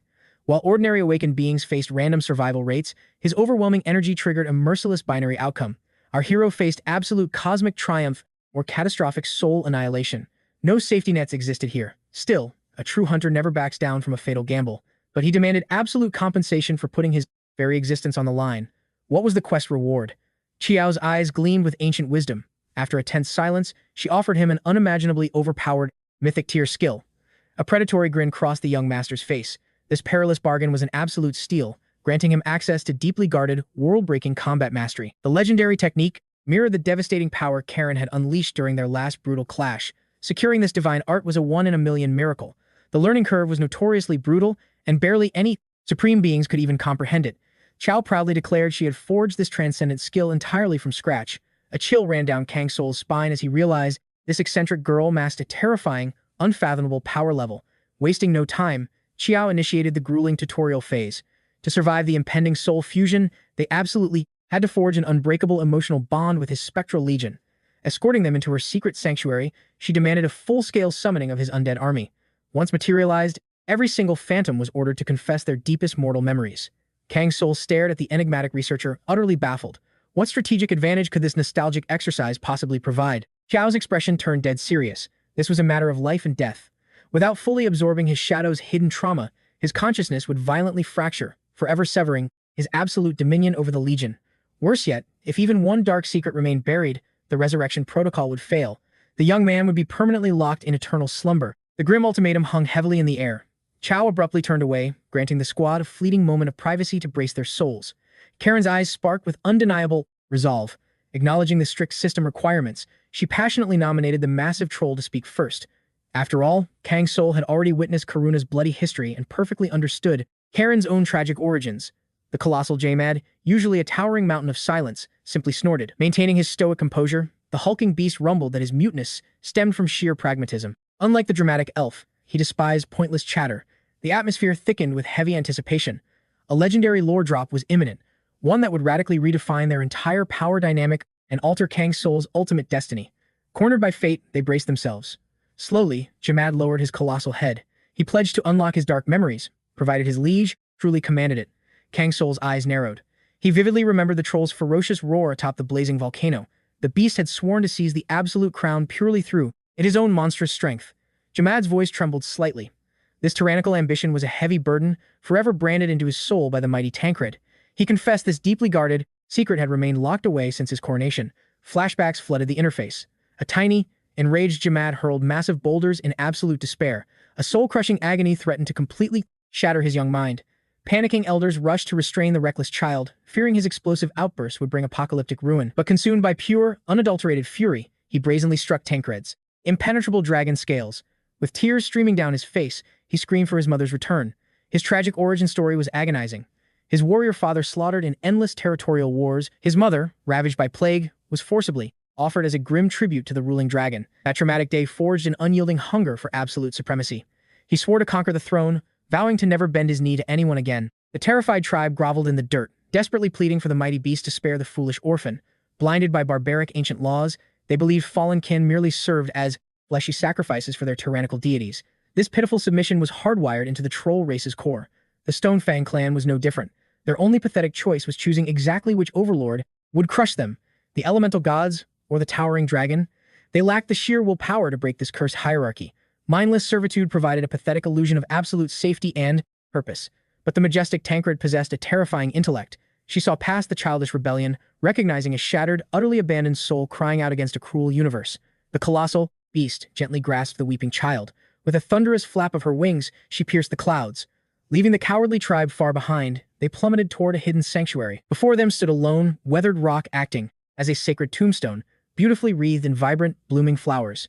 Tancred's rumbling voice softened. She had never forgotten the fallen mother. This sacred ground was her final resting place. Despite the tribe's barbaric sacrificial rituals, the noble dragon had granted her a deeply honorable burial. A suffocating wave of utter worthlessness crashed into 𝗦𝗦𝗦's soul. The devastating truth hit him like a meteor strike. His tragic reality was entirely born from his own pathetic weakness and blinding ignorance. Paralyzed by overwhelming shame, he violently slammed his forehead into the dirt. The crushing weight of his clan's absolute inferiority broke him. Grief had completely corrupted his rationality, twisting him to falsely accuse a truly benevolent being. Utterly destroyed by this monumental revelation, the massive warrior collapsed. Clawing at the earth, he unleashed a soul-tearing howl. Tears of bitter regret flooded the soil as he desperately begged the majestic dragon for mercy. Tancred gazed down with profound cosmic empathy. She gently explained that his agonizing helplessness stemmed strictly from his current low-level stats, but destiny had ordained a legendary future for him. A golden age where the tyrant 𝗦𝗦𝗦 would finally awaken. He would grasp the ultimate truth of the universe and command the essence of life itself, but to reach that divine apex, endless, grueling, grinding awaited. Thus, the legendary king of monsters was truly forged. Embracing his cursed bloodline as an absolute badge of honor, he marched straight into a destiny paved with apocalyptic devastation. His raging hatred for the elemental gods finally made perfect sense. He had ruthlessly abandoned the path of worship to become a solitary conqueror. But just as the emotional lore drop concluded and silence returned, Qiao violently kicked the heavy doors open. Panic warped her usually calm features. "Emergency system failure," she screamed, her voice cracking under immense pressure. "We have been tracked. An absolute death squad is right outside.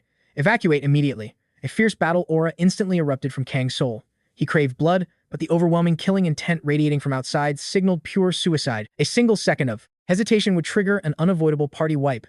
They had to run, now, because the terrifying entities hunting them through the shadows were definitely not your average, low-level human trash, but by elite shadow hunters.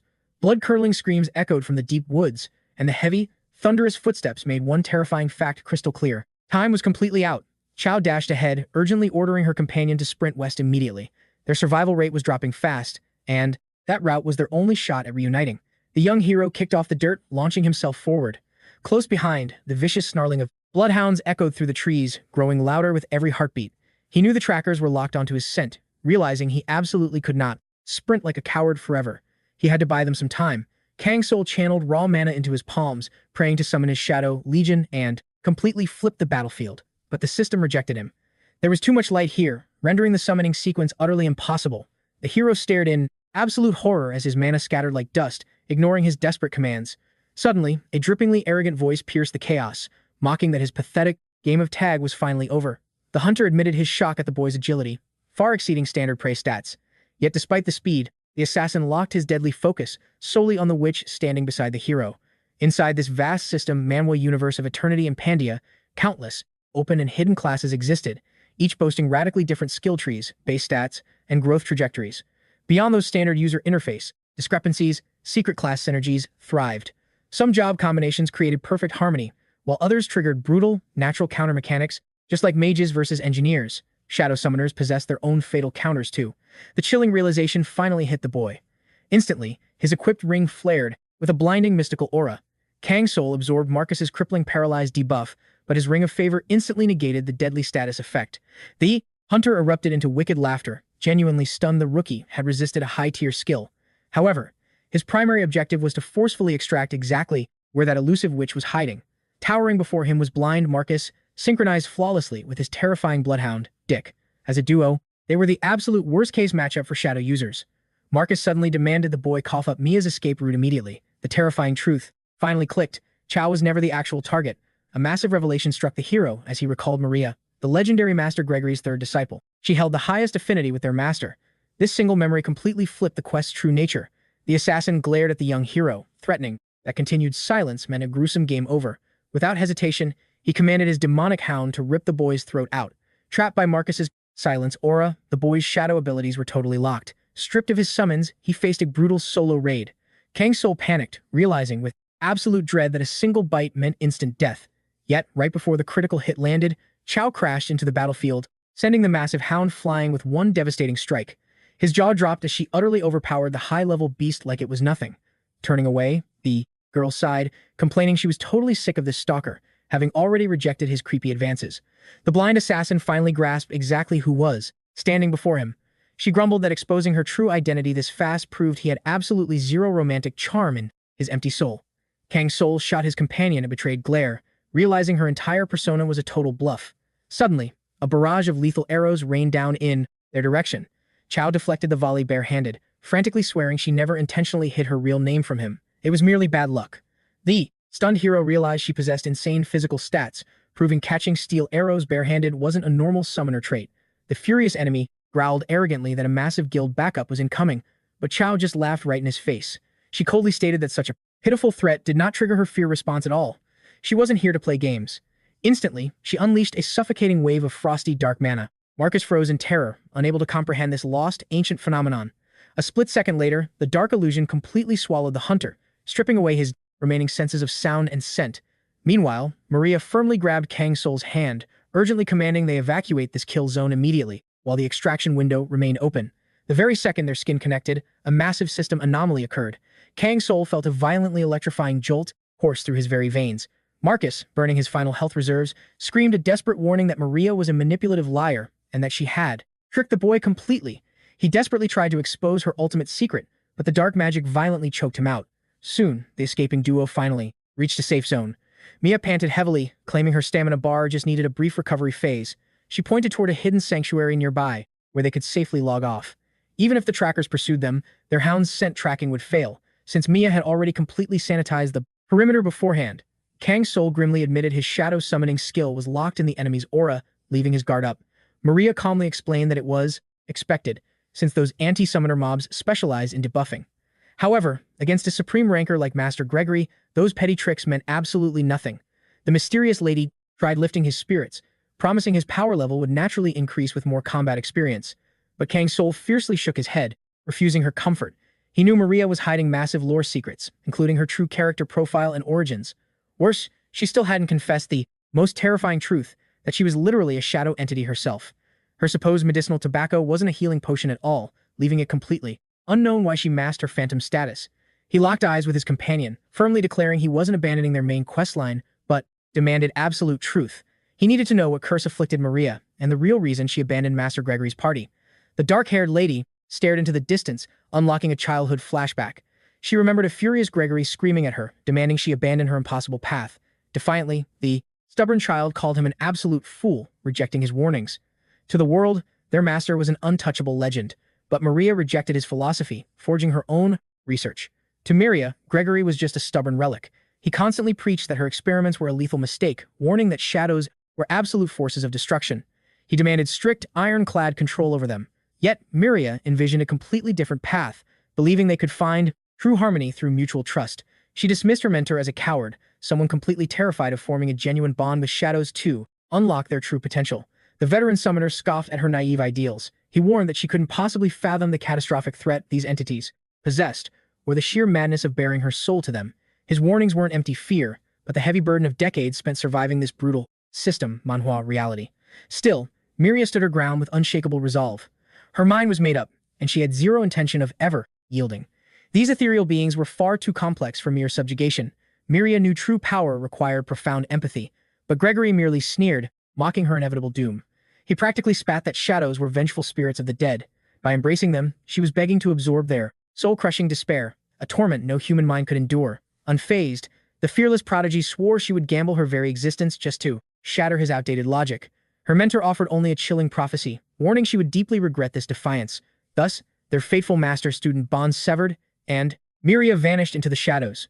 She adopted countless aliases, seamlessly swapping masks and entirely rewriting her identity whenever survival demanded a new disguise. Yet, the moment she abandoned Gregory's protection, merciless trackers closed in on her scent. This marked her terrifying debut against the ruthless summoner hunters. Hunted relentlessly, the genius researcher documented her forbidden findings. She deduced that merely existing alongside a shadow was a fundamentally flawed strategy, totally impossible, without a soul-deep resonance. Forced assimilation, she wrote, was just a tyrant's leash. It acted as an insurmountable wall, tragically blinding humans from unlocking the ultimate bond. Mid-revelation, a familiar voice shattered her concentration. It was her most fiercely loyal companion, a powerful shadow. He gently warned that such dangerous research required a secure sanctuary. He then confirmed they had finally shaken off their bloodthirsty stalkers and secured a new route. This was Soden, her anchor in the darkness. Only in his presence could the ever-shifting Maria finally drop her exhausting disguises and just breathe. Guarded by Soden, she frantically documented her leveling theories, inching ever closer to deciphering the absolute origin of a shadow's power. She dodged death with terrifying grace, pushing forward with a blazing, unstoppable determination. But the journey was a grueling nightmare. Through every bloody battle, Soden gently tended her shattered body, anchoring her sanity through the most agonizing, darkest nights. During one quiet carriage escape, tension choked the air. Soden confessed his heavy guilt, deeply terrified that his mere presence was dragging Maria toward her doom. To this, she offered a reassuring smile. His gaze fell upon her blood-soaked bandages. Bitterly, he cursed his own pathetic lack of combat power. Because of him, her monumental research was agonizingly stalled. Yet, Maria fiercely silenced his apologies, refusing to even entertain the thought of replacing him with a stronger guardian. Her brilliant mind was entirely consumed by a far greater puzzle, the ultimate secret to forging a divine, synchronized evolution between summoner and shadow. Suddenly, the forest grew dead silent. Murderous intent flared from the shadows. Without warning, agonizing agony erupted through Miria's chest. It was a sniper's arrow, a lethal strike from the abyss. The elite hunters had cornered them, smirking in the brush, utterly intoxicated by their overwhelming advantage. The trap was flawlessly executed. Their cruel commander practically tasted his bloody victory. A split second later, a horrific storm of whistling steel ripped through the air. The carriage shattered, plunging violently off the jagged precipice. Swallowed by the freezing abyss, she simply couldn't accept that the legendary Miria had met such an anticlimactic end. Yet, even facing oblivion, her obsessive mind desperately scrambled to finalize her ultimate theorem. Soden's frantic voice echoed. This was log 299. Bloody fingers trembling. Pure mana sparked around her wrist as she fought to anchor her fading consciousness. Hovering on death's door, the icy embrace felt bizarrely peaceful. Stripping away all her worldly masks, she realized her eternal companion must have walked this exact agonizing path. To ascend, she needed to transform. Then, revelation struck like lightning. The missing catalyst to break the limit, to truly fuse with death itself, was the key to absolute shadow unity. Mortality was the single, tragic wall separating the fragile summoner from the immortal entity. Bridging that gap unlocked infinite power. Coughing up blood, Miria smiled, whispering that the puzzle was solved. She just had to rub this victory in Gregory's face. Had that old master predicted this bloody demise? With fading breath, she tearfully asked if Soden regretted binding his fate to such a reckless failure. But he shook his head gently. He held zero regrets, for Miria was the only human to ever show him true warmth. A fragile, heartbroken smile touched her lips. Slowly, they intertwined their fingers. Soden's aura flared wildly, swearing to defy the heavens to buy her a second chance. This brilliant girl was destined to carve her name into legends. He refused to let her story end here. To prove her righteous theory, the loyal shadow initiated a forbidden soul transfer. He knew this ultimate sacrifice meant his erasure, but sparking her survival was worth any price. Miria screamed in sheer panic, violently refusing to build her success upon his ashes. Yet, tragically, Soden's ethereal form was already scattering into stardust. The soul-binding contract was locked, absolutely irreversible. Fading away, the gentle warrior confessed his deepest sorrow. If only his power level had been higher, he could have slaughtered her enemies. His ultimate wish was never glory, but simply Miria's happiness. As he vanished, he prayed her magnificent dream would conquer the world. Back in the present, Miria revealed the fatal flaw. Gregory's shadows secretly despised him, poisoned by the suffocating chains he forced upon their souls. To verify this groundbreaking theory, a terrifying gamble was required. For this final awakening, Miria locked eyes with Kang, absolutely certain that their combined willpower was the only key to unlocking the ultimate truth. The heavy choice rested on his shoulders: walk away into comfortable safety, or plunge into the abyss, risking a near-death evolution by her side. Without hesitation, Kang met her intense gaze, vowing to march straight into hell and never surrender. A triumphant smirk graced the girl's lips. Since he possessed a true warrior's resolve, she could finally reveal what awaited them next. Imagining the terrifying penalty for a player's demise was impossible, but this unique experiment granted him the power to plunge into the abyss of his own mind. It simulated the icy grip of the Reaper flawlessly. As the artifact probed the deepest mental vaults, agonizing torment awaited. That is why only 1 in 100 players survive this. To execute this dangerous trial, Miria administered a flawless elixir. It carried 0 penalties, provided the user awoke naturally. It functioned like a divine tier anesthetic. However, our main character remained uneasy. Awakening was entirely out of his hands. He swallowed the bitter potion, waiting for the mysterious artifact to hack into his mind. Yet, he would not walk this dark mental labyrinth alone. A trusted companion from his shadow army must dive in alongside him. This shared connection made the quest incredibly volatile. These twisted memory fragments actively clawed at his sanity, dragging him toward his most tragic past failures. It felt like a cruel enemy was ripping open unhealed scars. The rules were set, and Kang confidently scoffed at the perceived danger. But before diving in, he needed to select his shadow partner. Trapped in the safe zone after fighting the hunter, they knew this upcoming trial held catastrophic stakes. Kang understood the lethal penalty, yet he accepted the system Manhwa quest to unlock the next stage of his growth. Karen exhaled a heavy breath. They had 0 options left. A guardian must escort their liege into the abyss. The protagonist wanted to mentally brace himself for the phantom touch of the Grim Reaper. The elven archer described the fatal sensation as the earth crumbling beneath you. A thunderous roar shatters your ears, leaving utter emptiness. Recalling her own demise, she confessed to feeling blinding wrath toward the heavens. Her vision drowned in crimson blood before the connection abruptly severed. When questioned about the afterlife and what awaited beyond the veil, the proud warrior confessed her memory was a blank slate. She glanced at her sibling, praying he knew more. Yet Karuna revealed his mind had only flickered briefly before drowning in eternal shadows once again. Jamin echoed that this transition offered no hidden truths. Hearing their testimonies, Kang realized fearing the unknown was a waste of stamina. Karen boldly stepped forward, declaring her readiness to brave the lethal artifact alongside her lord. But Karuna quickly vetoed her. The machine weaponized a soul's darkest agony, making her highly vulnerable to past traumas. Her tragic history would surely shatter her sanity. When the Moon Knight volunteered to bear the burden, Jamin instantly intervened, firmly rejecting the knight's plea. Although he claimed to only recall his empire's downfall, the hidden depths of his mind might trigger a catastrophic mental backlash. Unlocking sealed nightmares could destroy his ego, and their entire party's survival hinged on the success. Jamin confidently asserted his own eligibility. Possessing flawless recall of his entire existence, the mighty warrior knew his iron will was unbreakable. Hearing his resolve, the giant troll demanded an end to the debate. Miria swiftly resumed the awakening ritual. They chained the hulking beast, ensuring his inner demon wouldn't go berserk and annihilate the room. The brilliant researcher then issued her final, grave warnings. Entering the rift meant sharing their most devastating tragedies, forging an unbreakable bond. But there was an absolute penalty rule. Never, under any circumstances, alter the illusions of the past. Breaking this taboo meant guaranteed annihilation for all. Miria stressed that surviving the mission outweighed dying from reckless heroism. Ding! A glowing window confirmed the party formation. Suddenly, a mystical artifact materialized before our main character, hurtling viciously toward the ground. His allies gasped in pure disbelief. The frost demon had obliterated 𝗦𝗦𝗦, a physically impossible feat. The enemy forces stood paralyzed, demanding to know the secret behind this absurd power. The interface flared to life, generating quest parameters and multiple choice dialogue paths. Piercing the boss with a deadly glare, he locked in option 2. He swore to heaven that this dungeon would be their tomb. His divine allies roared in absolute agreement. Reaching the climax, it was time to execute this arrogant villain. Meanwhile, in the memory rift, Jamin found his massive body regressing into a helpless child. Panic gripped his heart as he surveyed the nightmare. The horrific scene unfolding before his eyes defied all logic.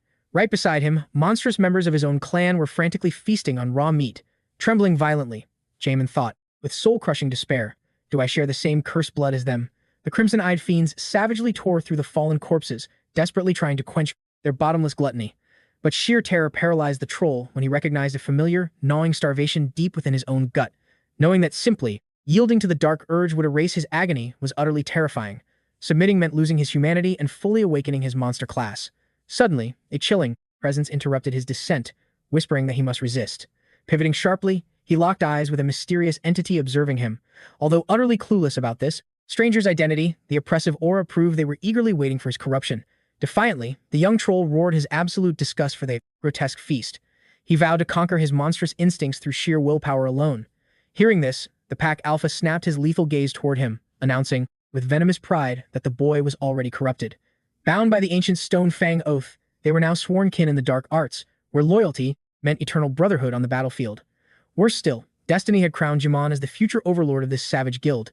The heavens had sealed his fate without a single prompt. But the troll's iron spirit furiously rejected this cursed title. He refused to pledge loyalty to these deranged beasts whose bloody madness chilled him to the bone. The tyrannical alpha declared that defiance was useless. From this moment, he would bear their dark racial penalty. Despite his fierce mental struggle, fighting this corrupted magic required more than just high willpower stats. He frantically pleaded with the bloodthirsty horde, praying for a miracle. They would plead his case. But their hollow, emotionless eyes merely stared at the troll, completely devoid of any sympathy. Then, suddenly, a voice echoed through the abyss. These monsters were no brothers of his. Yaman realized only he could choose his true comrades, and who to follow. The massive troll sensed an overwhelming, unseen aura walking beside him. He pushed forward, feeling this mysterious energy, knowing that this invisible force lingered, neither helping nor fading away.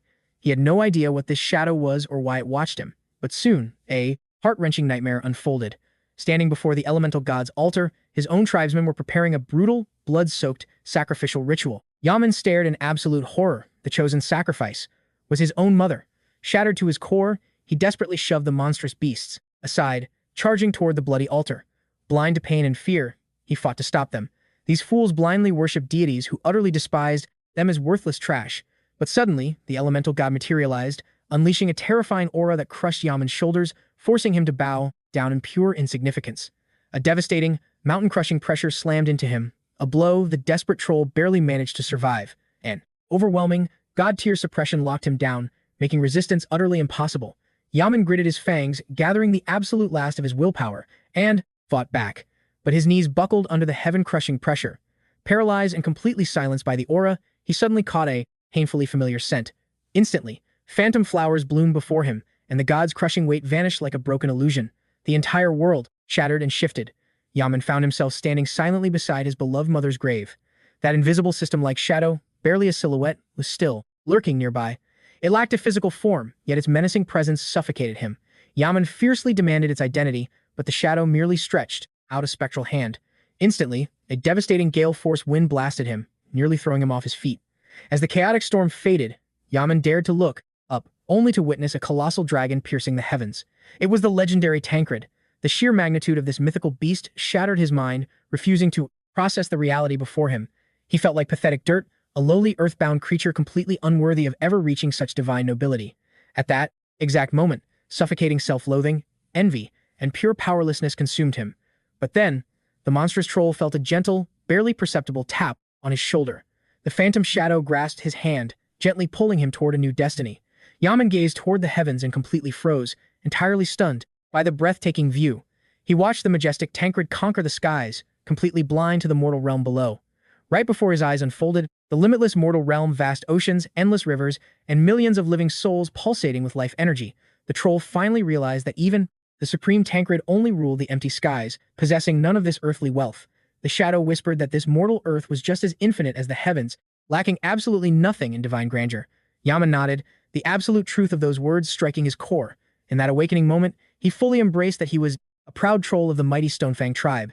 He had unlocked the universe's ultimate mysteries without ever discarding his true, monstrous nature. Standing right beside him was the fearless ice avatar, silently witnessing his legendary class awakening. Now, Yaman knew his true identity. He swore that one day, he would absolutely become the absolute ruler of the earth, not the sky.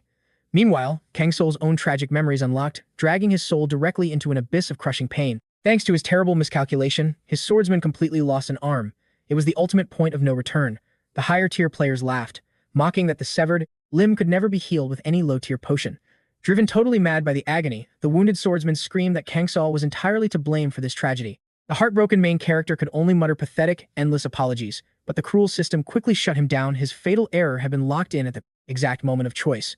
From then on, a dark decay began, rapidly draining their humanity. Time was critical, and his avatar made its next desperate move, praying it was the correct quest path. But this blunder only worsened the penalty, costing his swordsman an eye.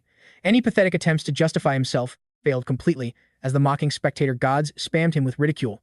Even his own summon unit, the mage, abandoned its master, coldly stating that this catastrophic failure was entirely his fault. The glaring eyes from the heavens radiated pure malice, treating the player as the root of all evil. Kang Soul simply couldn't compute what went wrong. His previous runs were never this brutally cursed. He genuinely thought his peaceful slice-of-life days were enough, that these system games and his guildmates were all he needed. Now, his perfect world was crumbling into pixels.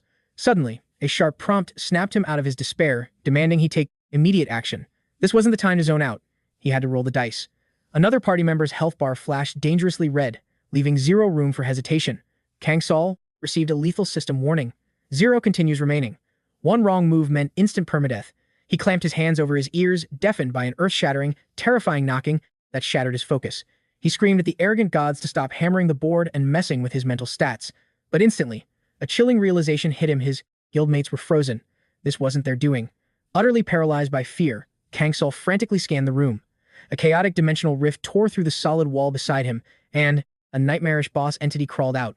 The terrified player had zero clue what this glitching monstrosity was or where it spawned from. Soon, locking eyes with the creature, ice-cold dread paralyzed his very soul. The demon hissed that it had been hunting him across dimensions for ages. Right then, his confused teammates snapped him out of the trance. To them, he looked completely insane, just staring blankly at plain drywall. They lacked the perception stat to see it.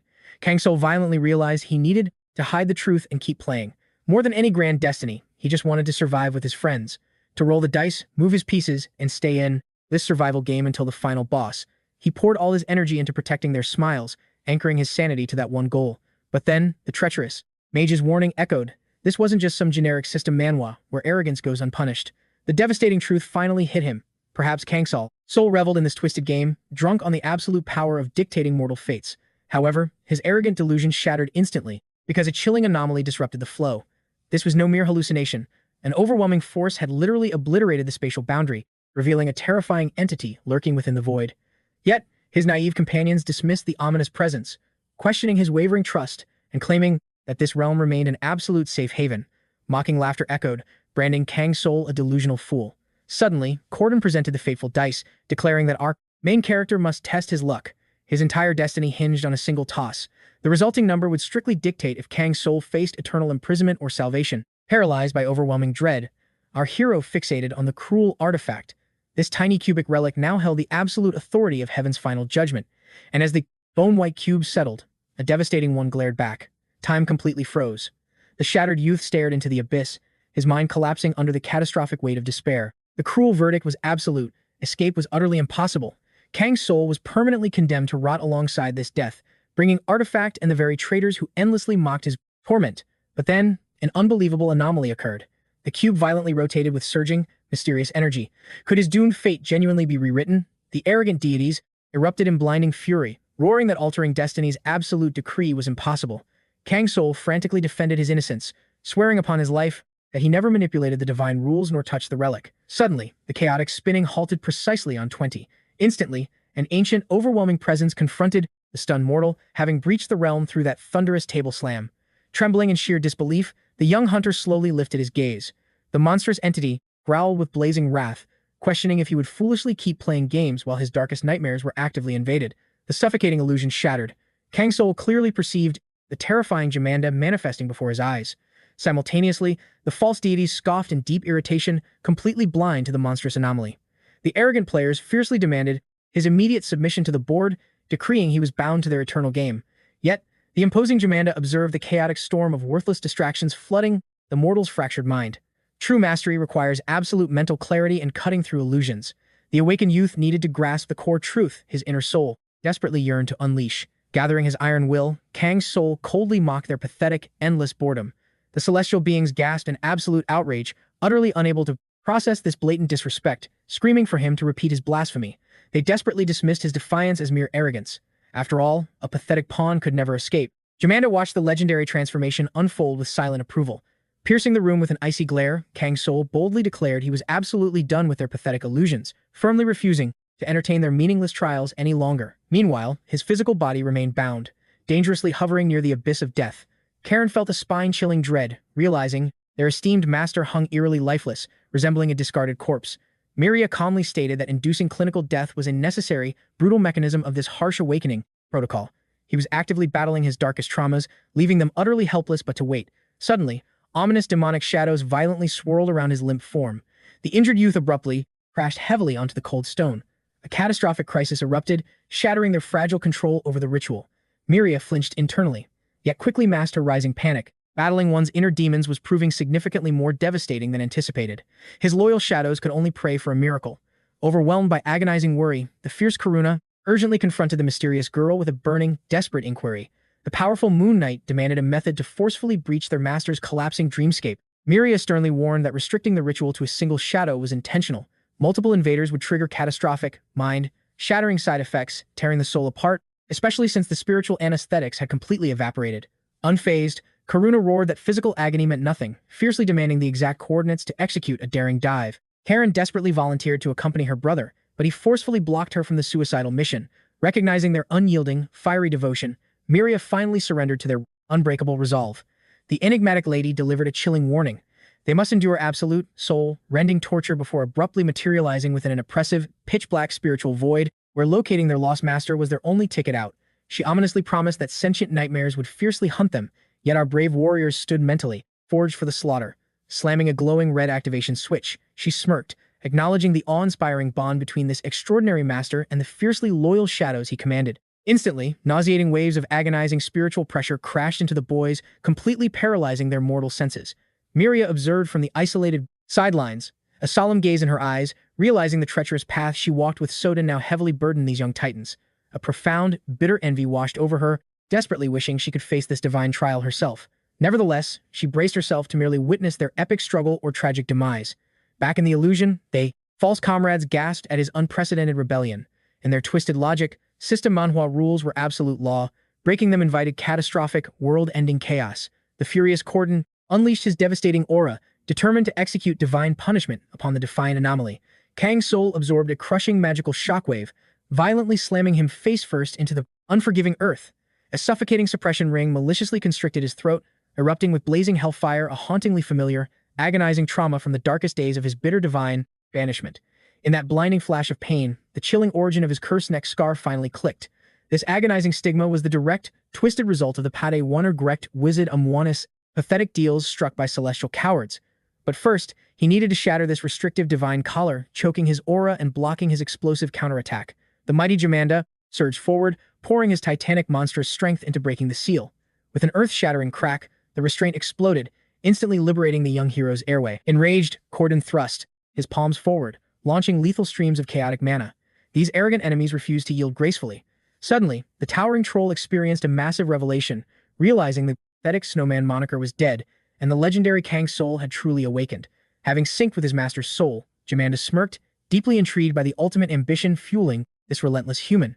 With eyes burning like glacial fire, the hunter declared his absolute craving was sheer revenge, a bloody path he would pave through any nightmare. The colossal troll roared with manic laughter, thoroughly amused that divine banishment fueled such wonderfully vicious, mortal vengeance. Unwavering, Kang Soul swore that to execute this absolute judgment, he would violently force his way up the path of ascension, evolving into an invincible god of destruction.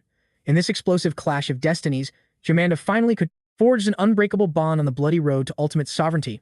Amidst the swirling chaos, Kang Soul and 𝗦𝗦𝗦 shared a singular objective.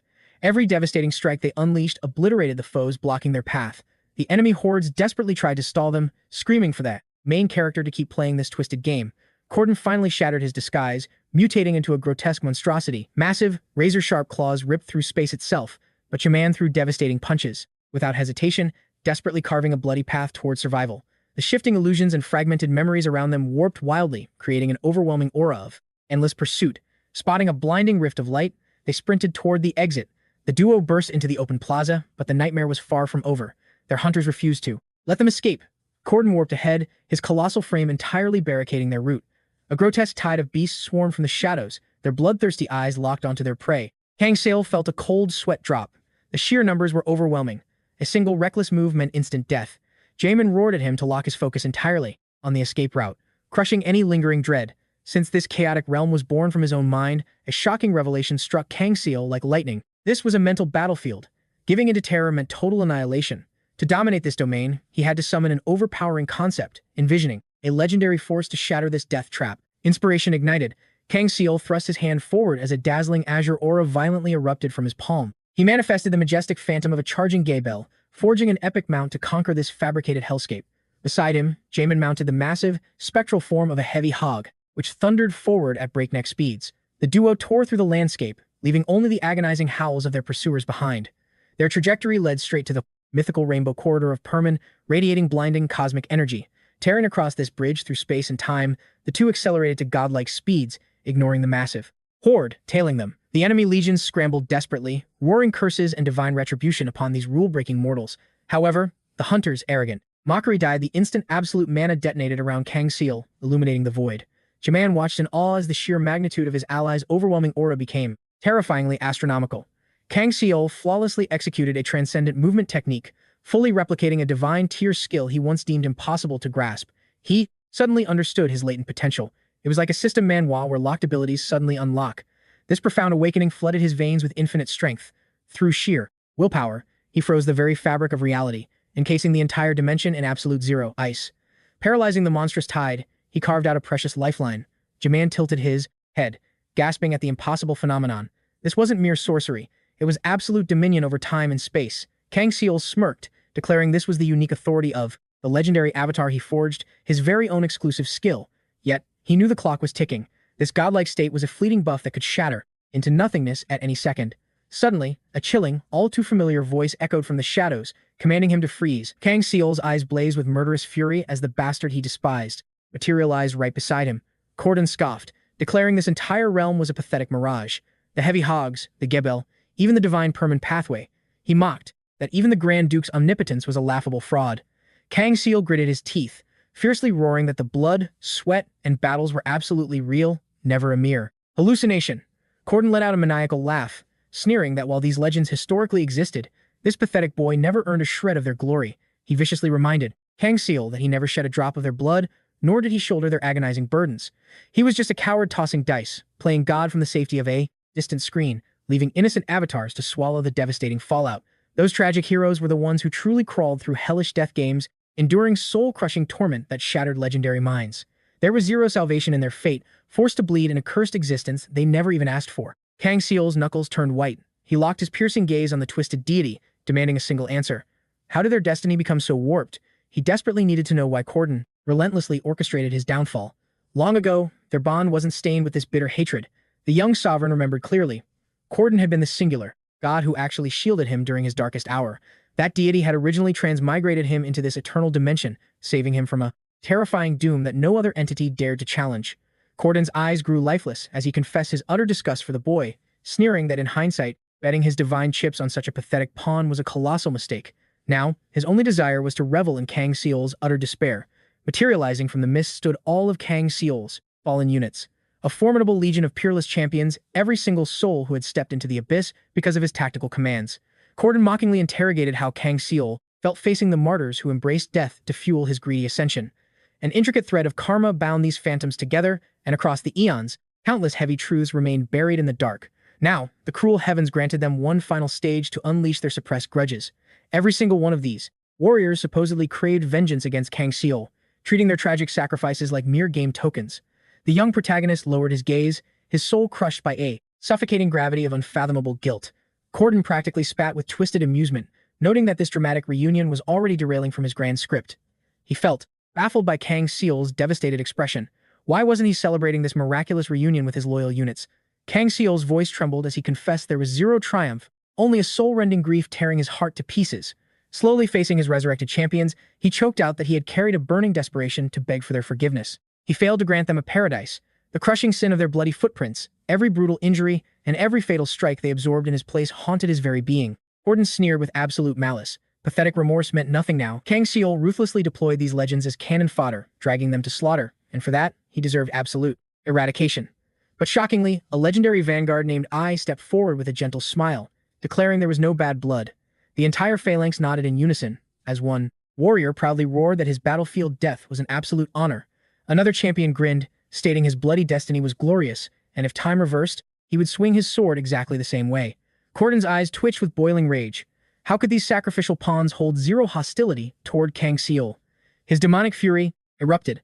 To him, these warriors were spineless dogs throwing away their pride, but as the god realized the narrative was slipping violently out of his, losing all rationality, the villain made a desperate gamble. He sought to clash directly with Kang Soul's spirit, plotting his absolute annihilation. Jamed tanked the devastating strike head-on. Miraculously, he stood his ground without a single tremor. Yet, Corden merely sneered, absolutely certain this isolated party would crumble under mounting pressure since they lacked reinforcements, and for the hero forsaken by the heavens, it seemed only a grim ending remained to seal his tragic fate. But instantly, a suffocating mana crashed down upon the enemy from his blind spots.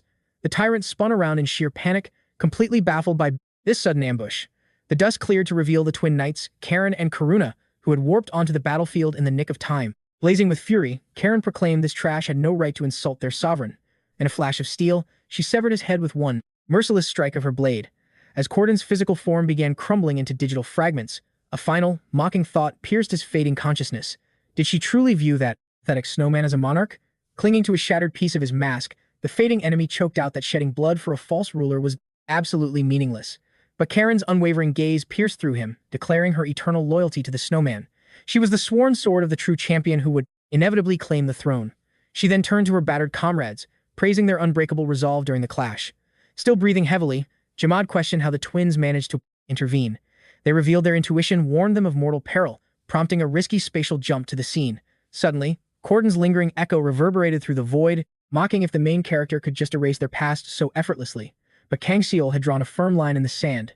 Enemies deserved no place in his proking, heart or mind. The young hunter had evolved, shattering his illusions and awakening to the harsh reality of his true purpose.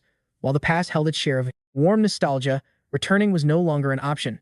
He was forging an entirely new destiny. The awakened hero faced the endless void, ready to conquer the impossible, quests and deadly tribulations ahead. Closing his eyes, he embraced his fate and realigned his soul's trajectory. Meanwhile, back in the physical realm, Kang Soul's dormant body violently twitched.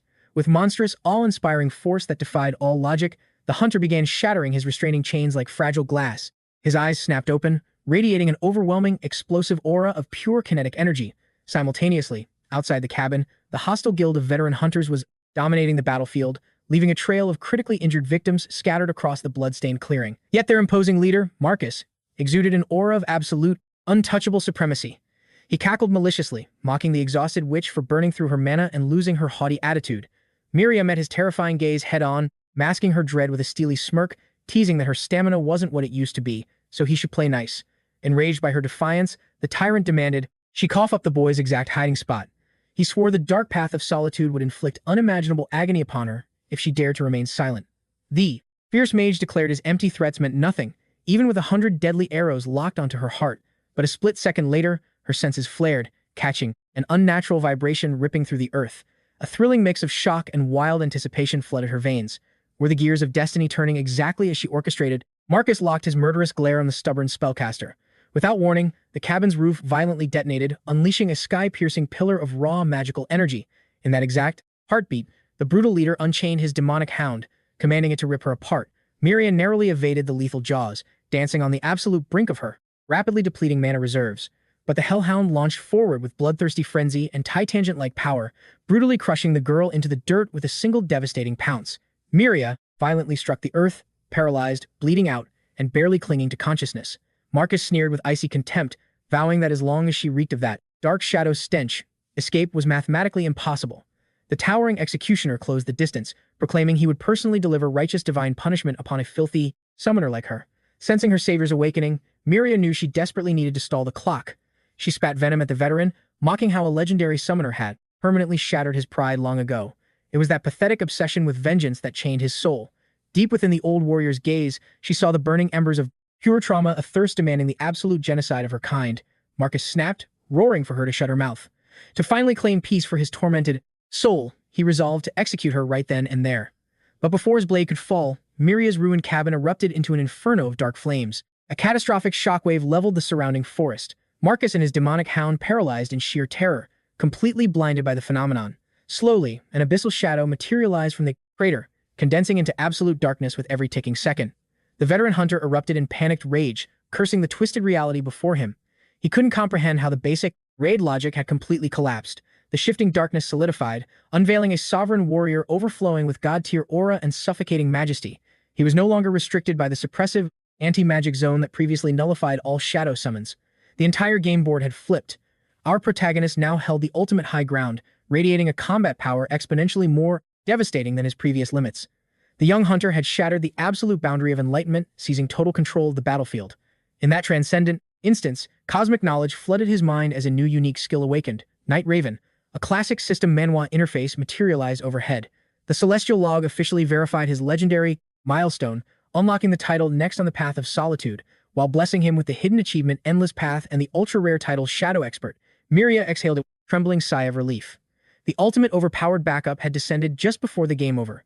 She offered a weak smile towards Soden, realizing that against all odds, they had actually cleared the impossible quest. Spotting her companion bristling like a chaotic spiked beast, she desperately wanted to praise his awakening. However, she knew this epic boss battle with the bastard who almost killed her had to end first. Marcus stared at the monstrous anomaly in sheer disbelief, suffocating under the astronomical pressure radiating from the boy's very soul. Drowning in the oppressive miasma of pure darkness, he realized the abyss had fully devoured this human, forging a terrifying weapon of mass destruction. Staring at the nightmarish entity, icy dread spiked straight down his spine. Yet, clinging to his veteran pride, Marcus arrogantly assumed he could still clutch the victory. He remained convinced he had to execute the beast, saving it from a cursed existence of endless torment. But as Soden locked his blazing, predatory eyes onto his next prey, he doubted this destiny was a curse. Instead, it felt terrifyingly magnificent. The raw sensation of shifting flesh and bone awakening was a thrill he had forgotten centuries ago. Without a second of hesitation, our protagonist launched a devastating assault. Caught entirely off guard, Marcus barely managed to parry those lightning-fast strikes, his defenses shattered like fragile glass. Completely overwhelmed, the veteran hunter froze in absolute shock, utterly failing to comprehend how the battle had instantly flipped against him. The arrogant scoundrel stared directly into the abyss of his own demise. Just one step closer, and his fate would have ended in total annihilation. But Kang Soul recognized this lethal footwork. He had witnessed this terrifying combat style before, realizing instantly that the man standing beside him possessed hidden depths far beyond a rookie level. Soden quickly glanced at his master, demanding orders as intense killing intent radiated from their right flank. He proudly declared he would slaughter the old geezer personally, eager to test his own awakening limits. Suddenly, the beast named Dick absorbed a bone-shattering impact. The sheer kinetic force made the earth violently tremble. With a single fluid motion, our hero unleashed a catastrophic strike, completely dominating the arena with his monstrous aura. He mocked his opponent as a worthless mutt, completely unfit for a real death match. Out of nowhere, lethal magical projectiles rained down upon them, but Kang Soul seamlessly summoned his shadow hand, intercepting the deadly volley mid-air and effortlessly crushing the threat. This flawless execution was an absolute masterpiece. He vowed to never underestimate his shadow abilities again. The true depths of his power had finally awakened. Meanwhile, Marcus cowered in the brush, desperately trying to process the overwhelming aura of his attacker. This monstrous entity defied all logic. Kang Soul glared down with absolute disgust, completely dismissing the fool, daring him to clarify his pathetic threats. Having already absorbed the legendary volcanic sorcerer J-Man and the absolute power of the Night Raven's essence, his stat window overflowed with insane passive buffs. His power level multiplied exponentially. Yet, the foolish enemy arrogantly believed that every shadow necromancer would crumble beneath his boots, convinced of his own supreme invincibility. Marcus self-righteously claimed he would liberate all summoned souls, blindly believing in his twisted crusade for salvation. Kang Soul coldly replied that while personal ambitions and pathetic dreams were fine in a typical system, Manhwa, right here, right now, his only desire was to obliterate this trash into absolute nothingness for harming Maria. Marcus sneered, boasting that he had slaughtered countless arrogant summoners who dared cross his path, and their miserable fates were always identical. Kang Soul merely scoffed at the pathetic monologue. He wasn't about to become another piece of experience fodder for a weakling. Enraged by the disrespect, the villain roared that arrogance would be his downfall, instantly sparking a cursed magical artifact. Within seconds, Marcus began fading into the very fabric of the void.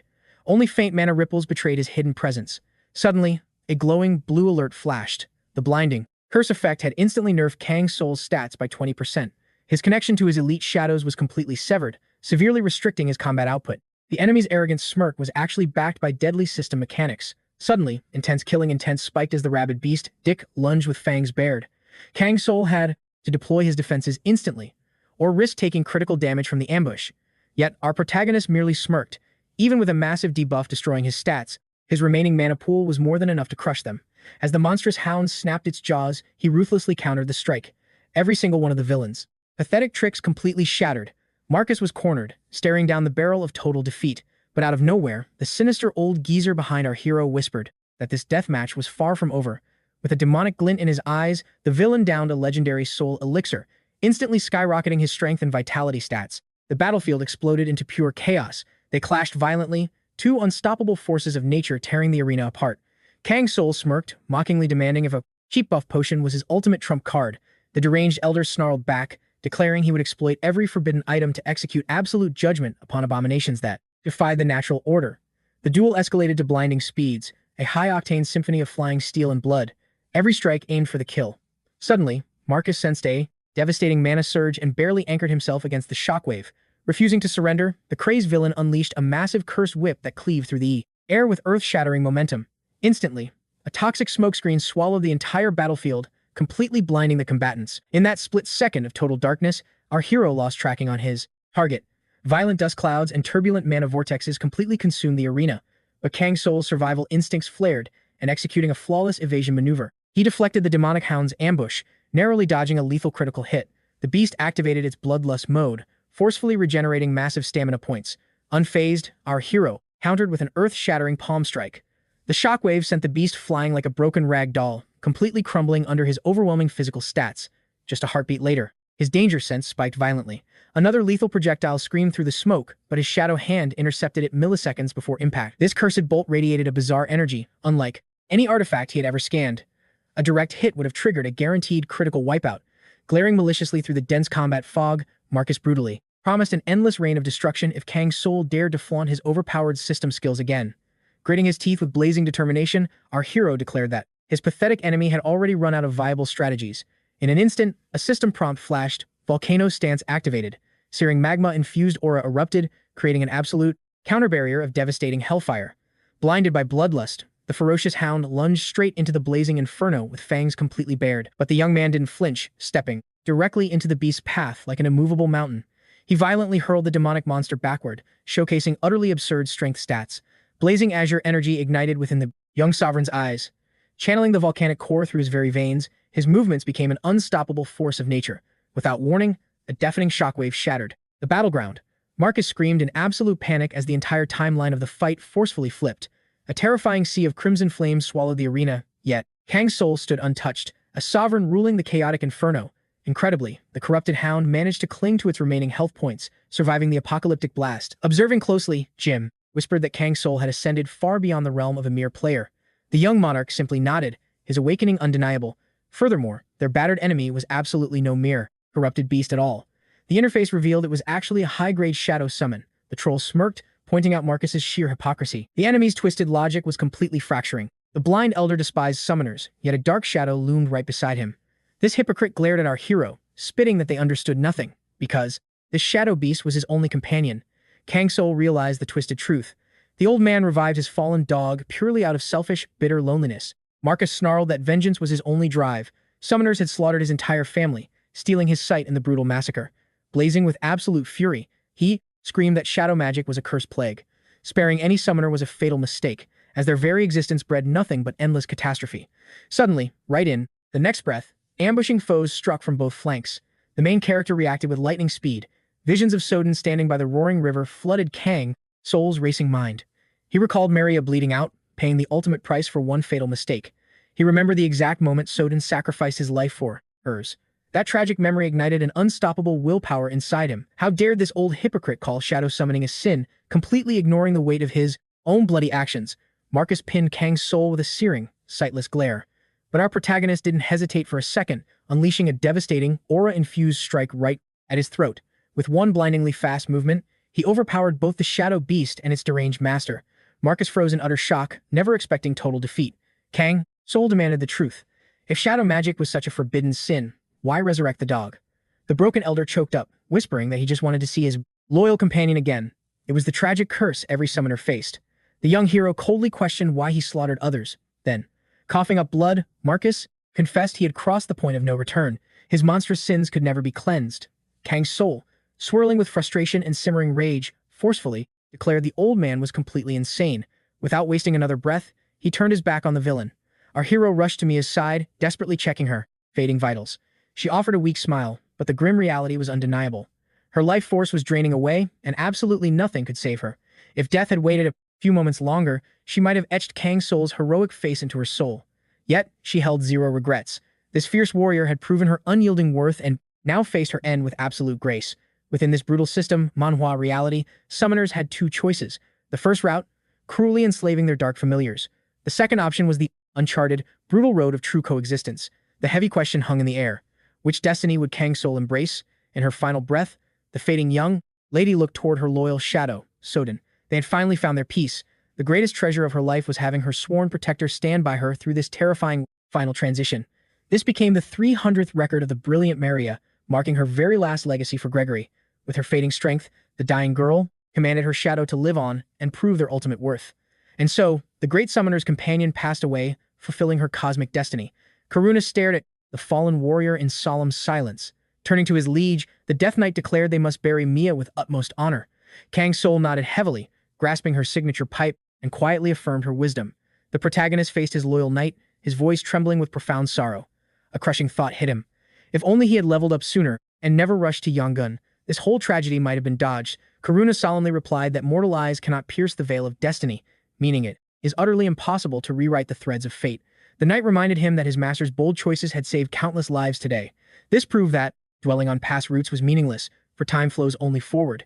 Just then, Karen quietly stepped up to the brooding young master, reporting that the crazed villain was finally in the ground.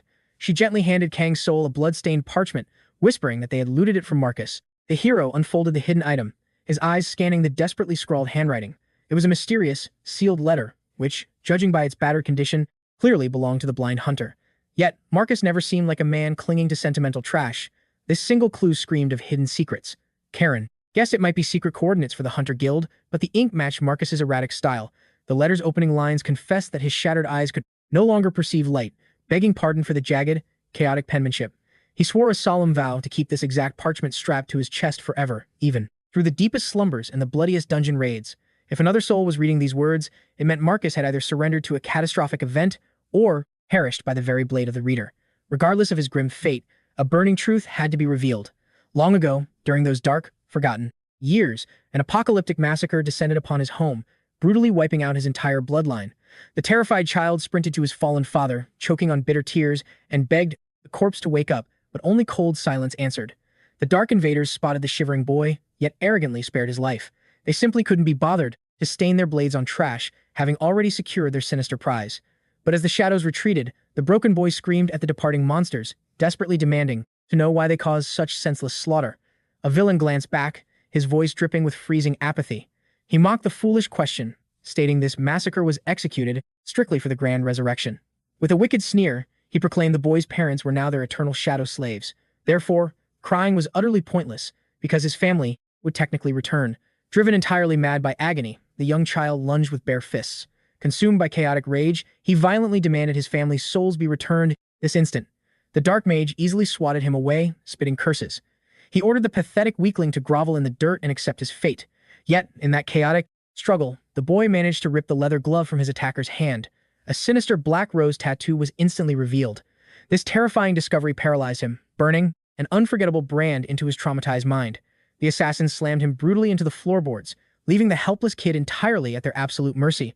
Because he had witnessed a secret forbidden to mortal eyes, his cruel punishment was absolute blindness. The merciless demons pinned him down, sadistically gouging out his vision without a single shred of hesitation.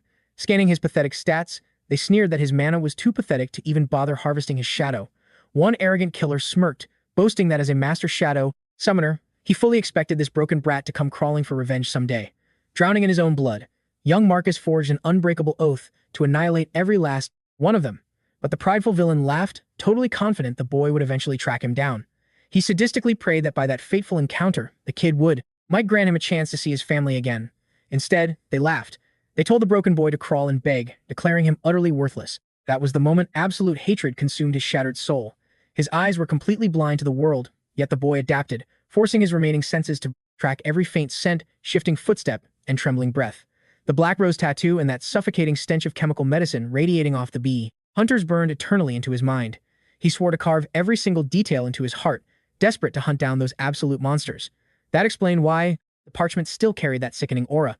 Suddenly, Kang Soul realized the tragic reason Marcus fiercely guarded that ragged note. Within those bloody words, Marcus prayed that whoever found it, especially a shadow monarch, would hunt down the bastards who slaughtered his family. He practically bled onto the page, begging someone to grant their wandering spirits true salvation. Ding! A hidden system notification chimed, revealing a legendary quest locked behind incredibly strict requirements. Karen stared at the ground, whispering that Marcus let vengeance consume his very being, mutating him into the exact beast he swore to destroy. The female mage nervously wondered if they should actually pursue this dark fate and track the killer. Kang Soul froze, knowing this directly involved the very psychopath who murdered Mia. A normal player would have instantly incinerated the cursed item and walked away. Yet, he envisioned what the fallen warrior would actually do, her gentle phantom materializing before his eyes. Her unwavering belief echoed in his mind, insisting that a dying will must be honored. Kang Soul decided to hold off, letting the threads of destiny weave their own violent path if a clash was truly inevitable. He knew deep down that he would face immense regret if he completely ignored this calling. Refocusing his piercing gaze on the immediate loot, the Shadow Summoner shifted his intense focus toward the glowing treasure box and threw it open. A dazzling array of stolen bandit gear radiated pure magic, displaying several epic tier relics. The Belt of Tears and Laughter, a legendary tier item, instantly caught his eye. This chaotic gear multiplied buff effects by 7 times without altering the basic cooldown duration. Beside it lay the Hurricane Ring, violently pulsing with such raw wind mana it crackled without even being equipped. Kang Soul figured these overpowered accessories perfectly matched Jaman's build, ignoring Karen's sudden sigh. Instantly, the protagonist appraised the Tiara of Clear Consciousness, an item basically forged to massively boost a knight's mental fortitude. Karen practically begged for the crown, arguing that her sibling was already dominating the battlefield. After a quick debate, he tossed the artifact to her. Suddenly, the system interface exploded with multiple shiny title achievements, leaving Kang Soul grinning like a demon who just hit the ultimate jackpot. The Prince of Shadows rank was merely the tutorial. The next step of Solitude was a ridiculously rare awakening. It was a 1 in a million system Manhwa skill that demanded hardcore, solitary grinding. Normally, these rogue class traits stagnated at the lowest proficiency, but evolving the Path of Solitude shattered those limits. The passive title hyperlinked his soul to the Night Raven, drastically boosting the growth rate of his mysterious power. The quest loot was god tier, convincing Kang's soul that nearly dying was entirely worth the system's massive payout. Now that this hellish stage was cleared, the lone player marched forward. His mind raced, calculating which brutal dungeon his next decision would unlock. A secondary mission, titled Where No Man Has Gone Before, sat in his log as a safety net. It pointed toward the apocalyptic ruins of Nova, a dead zone where Elite Awakened simply vanished. The hazard rating was insane, but it allowed solo entry, making it Kang Soul's perfect playground. Luckily, he effortlessly cleared the initial awakening phase, officially triggering Adventure Chapter 16. Without warning, a suffocating, terrifying magical pressure warped the very fabric of space. The system violently glitched, force-starting an emergency raid. Quest 16 transformed into Hell Unleashed, leaving the Dark Summoner totally clueless about what triggered this catastrophic hidden objective. A blinding flash later, his boots hit the dirt of a desolate, monster-infested woodland, standing near a random party of survivors. The stragglers spun around in absolute panic, staring as if a ghost had just spawned out of thin air. Their trembling pupils screamed intense distrust. They totally thought he was some dimensional invader. The tense squad immediately started bickering, while Kang Soul just stood there blinking, trying to process this absolute chaos. He guessed the sudden system Manhwa event had forcibly warped him, considering these gloomy woods perfectly matched the previous biome's coordinates. The shadows whispered that he hadn't moved far. Still, the specific mechanics of this strange zone remained a total mystery. Suddenly, one of the swordsmen cautiously stepped up, asking if he was a dimensional traveler. His female teammate violently yanked him back, hissing that such stupid questions could instantly get him slaughtered. Kang Soul's sharp eyes analyzed them. The woman dripped with high-tier noble equipment, while her male counterpart looked like a total rookie. An older veteran stood behind them, desperately trying to de-escalate the tension and warning the kids not to provoke the terrifying stranger. Honestly, this entire formation seemed completely mismatched, sparking a grim realization in the protagonist's calculating mind. Suddenly, brutal flashbacks of a massacred city violently tore through his consciousness, sending a chilling phantom pain through his heart. His gamer instincts screamed that they originally had a fourth-party member, so he decided to shatter the awkward silence and directly interrogate the trembling rookies. Instantly, their expressions dropped, eyes locking onto the dirt in pure devastation. It was undeniably obvious that a monster had slaughtered their friend. Kang Soul quickly lowered his aura, apologizing for hitting a nerve, but diplomatically mentioned he was truly relieved to find fellow survivors. Without missing a beat, he urged them to share the hellish dungeon mechanics they had just endured. Still wary, the kids demanded his identity. The main character introduced himself as Snowman, but the party immediately rejected the alias, stating this brutal world demanded real names. The noble girl's status screen read Han Somi, while the clumsy swordsman was Cho Jenk. Giving in, the Shadow Monarch finally dropped his guard, declaring himself as Kang Soul, a 25-year-old hunter. The rookies relaxed, realizing they were all in the same generational bracket, instantly dropping the stiff honorifics. The grizzled 50-year-old veteran, Shin Moonho, quietly observed the exchange. Once the tense party system finalized their alliance, Somi spilled the tragic lore. Originally, their full raid squad boasted 5 members assembled to the system issued a scouting quest into the endless forest, starting from Nova's ruined ashes. Despite its ominous title, not every zone within the treacherous woods was a high-level threat.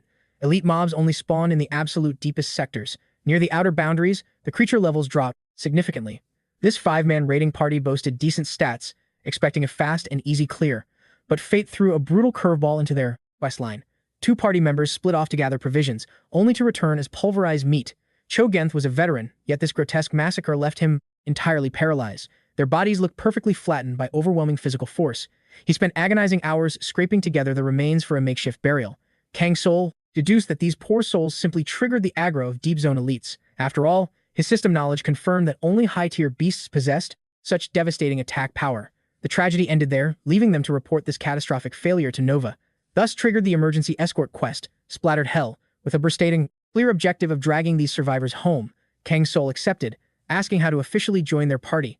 Somi hesitated, wanting to evaluate his combat specs first, and demanded to know his character class. The moment Kang Soul revealed he was a summoner, a suffocating, dead silence dropped. The party's morale plummeted. Their frontline tanks were wiped out, and rolling a summoner class completely shattered their desperate hopes. Cho Genth gritted his teeth, bitterly explaining that their main shielders had been flattened. Now, they were squishy, defenseless targets. Fleeing was their only survival strat against mob encounters, making Kang Soul's profession practically useless to them. Our protagonist was entirely used to this heavy prejudice. In this system, Manhwa reality, summoners were basically garbage-tier outcasts.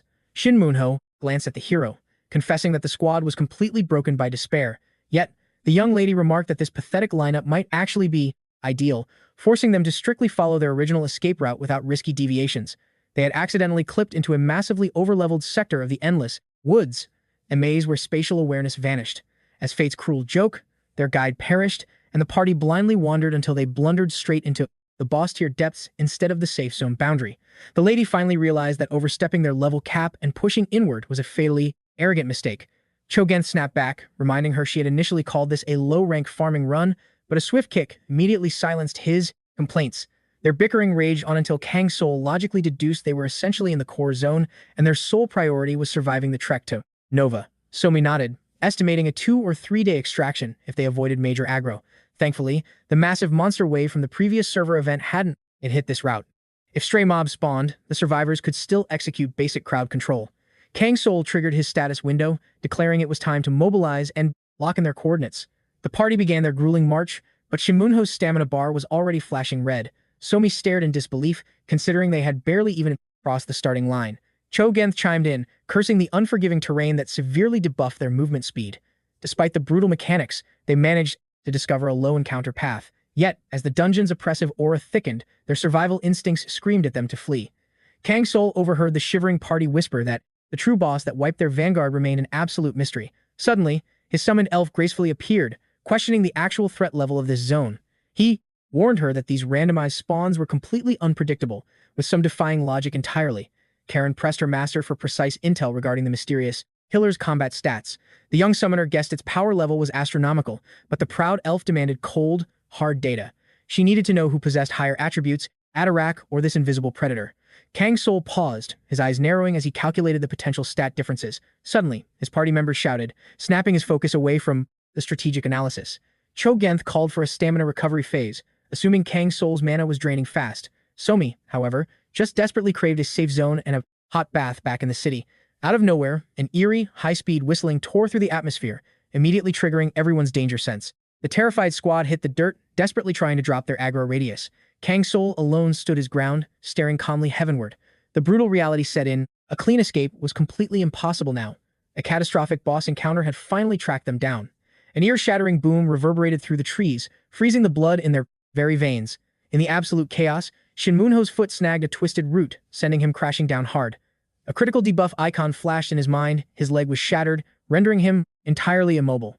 Pure, suffocating terror spiked with every ticking second as the hidden apex predator closed the distance. Somi desperately extended a trembling hand, screaming for him to move. But as she whipped her head around, the shadow of death fell over them. An astronomically massive colossus blocked the path, exuding a horrifying pressure. In a single heartbeat, the system identified a terrifying forest orc. Somi was completely paralyzed by fear. The towering abomination swung a boulder-sized club directly at their skulls. The girl helplessly shielded her eyes, fully expecting a game-over screen, but Karen's blade violently tore through the wind as she intercepted the lethal strike. With flawless agility, the legendary elf unleashed an earth-shattering counterattack. The survivors watched in utter disbelief, their minds crashing. Kang Soul calmly channeled raw mana into his palms, finally preparing to engage the beast. The tactical analysis was officially complete. This overgrown brute's power scaling was absolute trash compared to Atarak. Still, the core parameters of the splattered Hellquest had shifted into a pure protection mission. His ultimate victory condition was keeping these fragile NPCs alive at all costs. Karen playfully smirked at her summoner, praising the insane durability of her current weapon. Surviving that colossal physical impact without losing durability was impressive. Enraged, the giant boss unleashed a devastating shockwave roar, but its intimidation skill completely failed. Seconds later, the monster's HP bar was violently deleted. Karen danced through the battlefield, chaining devastating critical strikes, without a single drop of mercy. Somi sat trembling in awe, her brain short-circuiting at the raw power. She honestly thought this flashy boss raid unfolding before her was a system glitch. In this ruthless world, fighting giant-class mobs required a massive, coordinated raid party of elite transmigrants to even survive. A forest orc was supposedly an impossible solo clear for average players. Yet, the impossible just happened, and Karen casually claimed her undisputed MVP title. A glowing system window confirmed the 𝗦𝗦𝗦's boss kill, dispensing massive bonus rewards. But celebrations were brutally cut short as another earth-shattering, a beastly roar shattered the forest's silence, leaving Somi paralyzed with absolute terror. Suddenly, Kang Soul materialized right before her eyes, throwing his own body as a living shield, absorbing the deadly threat. Now it was Karun's moment to shine. The legendary Moon Knight charged forward, launching a fearless assault. His stunned comrades simply couldn't believe the unbelievable spectacle. Before them stood an authentic shadow soldier, an undead knight bound to his summoner's will.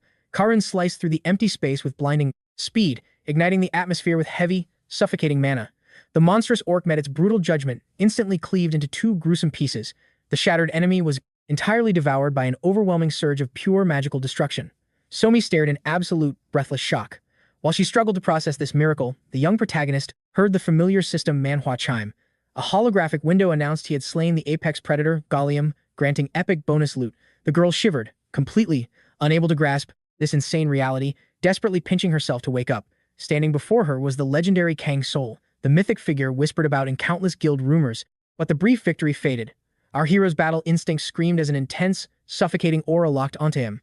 A hidden Taraya had spawned, an overwhelmingly superior, elite beast boasting devastating hidden skills and insanely high base stats. This monster arrived with one singular goal, avenging its slaughtered kin. Soul's mind raced. Facing 3 elite orcs consecutively broke all dungeon logic, meaning this was an orchestrated ambush. Without warning, the enraged beast triggered an unstoppable berserker skill, massively expanding its deadly strike zone. Cho Gench, paralyzed by terror, desperately screamed a warning about the impending doom. His loyal Shadow Knight faced her master, pledging to clash blades and assist the bloodbath. But Kang Soul smirked, his voice dripping with absolute confidence, ordering her to stand down. Our overpowered main character perfectly understood the rhythm of battle, knowing deep in his bones that he was finally staring down a genuinely legendary challenger. The monster displayed horrifying agility despite its colossal mass. Adapting instantly, Soul channeled the volcanic sorcerer, Yaman's ancient combat arts, perfectly syncing it with his Night Raven essence. The system updated the urgent subjugation quest, raising the lethal stakes. Looming before our hero, this nightmarish mutation of dark fantasy radiated pure, suffocating malice. The beast immediately triggered a supreme stealth skill.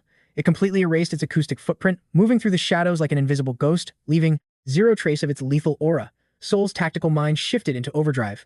The monster's instant vanishing act meant even a single moment of lowered guard would result in an instant game over. Drawing deep from his sovereign class, shadow energy flooded his veins, hyper-accelerating his sensory perception.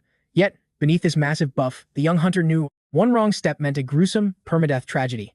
In the darkness, the Taurian unleashed a spatial piercing art, transforming its massive strikes into deadly anomalies that could literally shred through reality and armor.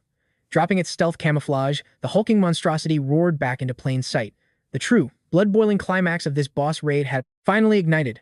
Soul tasted the sheer lethality of the encounter, violently dodging backward a split second before a devastating claw severed his head. In his mind, he heard Yaman's ancient spirit aggressively warning him against reckless aerial maneuvers. In high-rank dungeon raids, jumping mindlessly was a guaranteed fast track to the grave. Yet, the desperate rookie chose airborne evasion, overwhelmed by the crushing pressure of split-second tactical calculations. The spectral mentor recalled a past bloody skirmish, a time when he hijacked his host's vessel to execute an ancient, guaranteed execution art. Back then, a chilling intuition crept up his spectral spine. Every single strike and block during that exchange felt disturbingly artificial, locked into a rigid attack loop, acting out a programmed boss battle sequence. Though that brief flash of terrifying realization quickly vanished from his spectral consciousness, a lingering paranoia survived. Soul's eyes narrowed, theorizing if this monstrous Taurian was also bound by predictable system attack patterns coded deep into its demonic core. The fiery ancient spirit goaded him, suggesting an aerial strike was perfect, provided his master wasn't too terrified to risk it. With unwavering resolve, our overpowered protagonist realized hesitation meant death. Locking onto his target, Soul violently launched himself skyward, shattering the ground beneath him as atmospheric pressure exploded. Midair, defying the laws of gravity, he drew back his blazing fist, unleashing a catastrophic strike that radiated blinding, holy illumination. In that heartbeat, Soul achieved the mythic volcano stance, a brutal realm where every single punch summoned raging infernos and apocalyptic shockwaves. The young monarch prepared to deliver the ultimate finishing blow, but suddenly, a terrifying realization paralyzed his momentum. Infinite mana was violently erupting from his core, completely bypassing his safety limits. This catastrophic surge was undoubtedly Yaman's doing, channeling an ancient, awe-inspiring destructive force that felt absolutely god-tier. Impact. His blazing knuckles obliterated the beast's skull, completely ignoring its physical defense. A cataclysmic blast instantly shattered the air, violently hurling the massive creature across the shattered forest floor like a ragdoll. Soul's arm radiated chaotic, legendary energy, entirely swallowed by a raging, blinding inferno that refused to be tamed. Gazing at his smoldering hands, the protagonist was left breathless by his own terrifying potential. His muscle memory had literally outpaced human consciousness. The fiery phantom chuckled, declaring there was absolutely zero reason to panic. When true ancient spirits intervene, one-hit kills are guaranteed. Right on cue, a glorious holographic screen popped up, triumphantly announcing the catastrophic Taurian had been completely eradicated. Adrenaline surged as enlightenment struck Soul's mind. The system chimed again, unlocking a legendary new active ability, Iron Fist, Dominance. But his victorious high violently crashed as a suffocating wave of exhaustion crushed his lungs. He was suffering from a critical, life-threatening debuff called Extreme Mana Depletion. Despite only spamming basic shadow arts, the volcanic burst forced his mortal vessel to pay an agonizing physical toll. The grim realization hit him. Surviving the raid carried a devastating recoil. This suicidal gamble instantly drained his mana pool to zero, exchanging his vitality for the godlike devastation required to instantly annihilate a towering Goliath.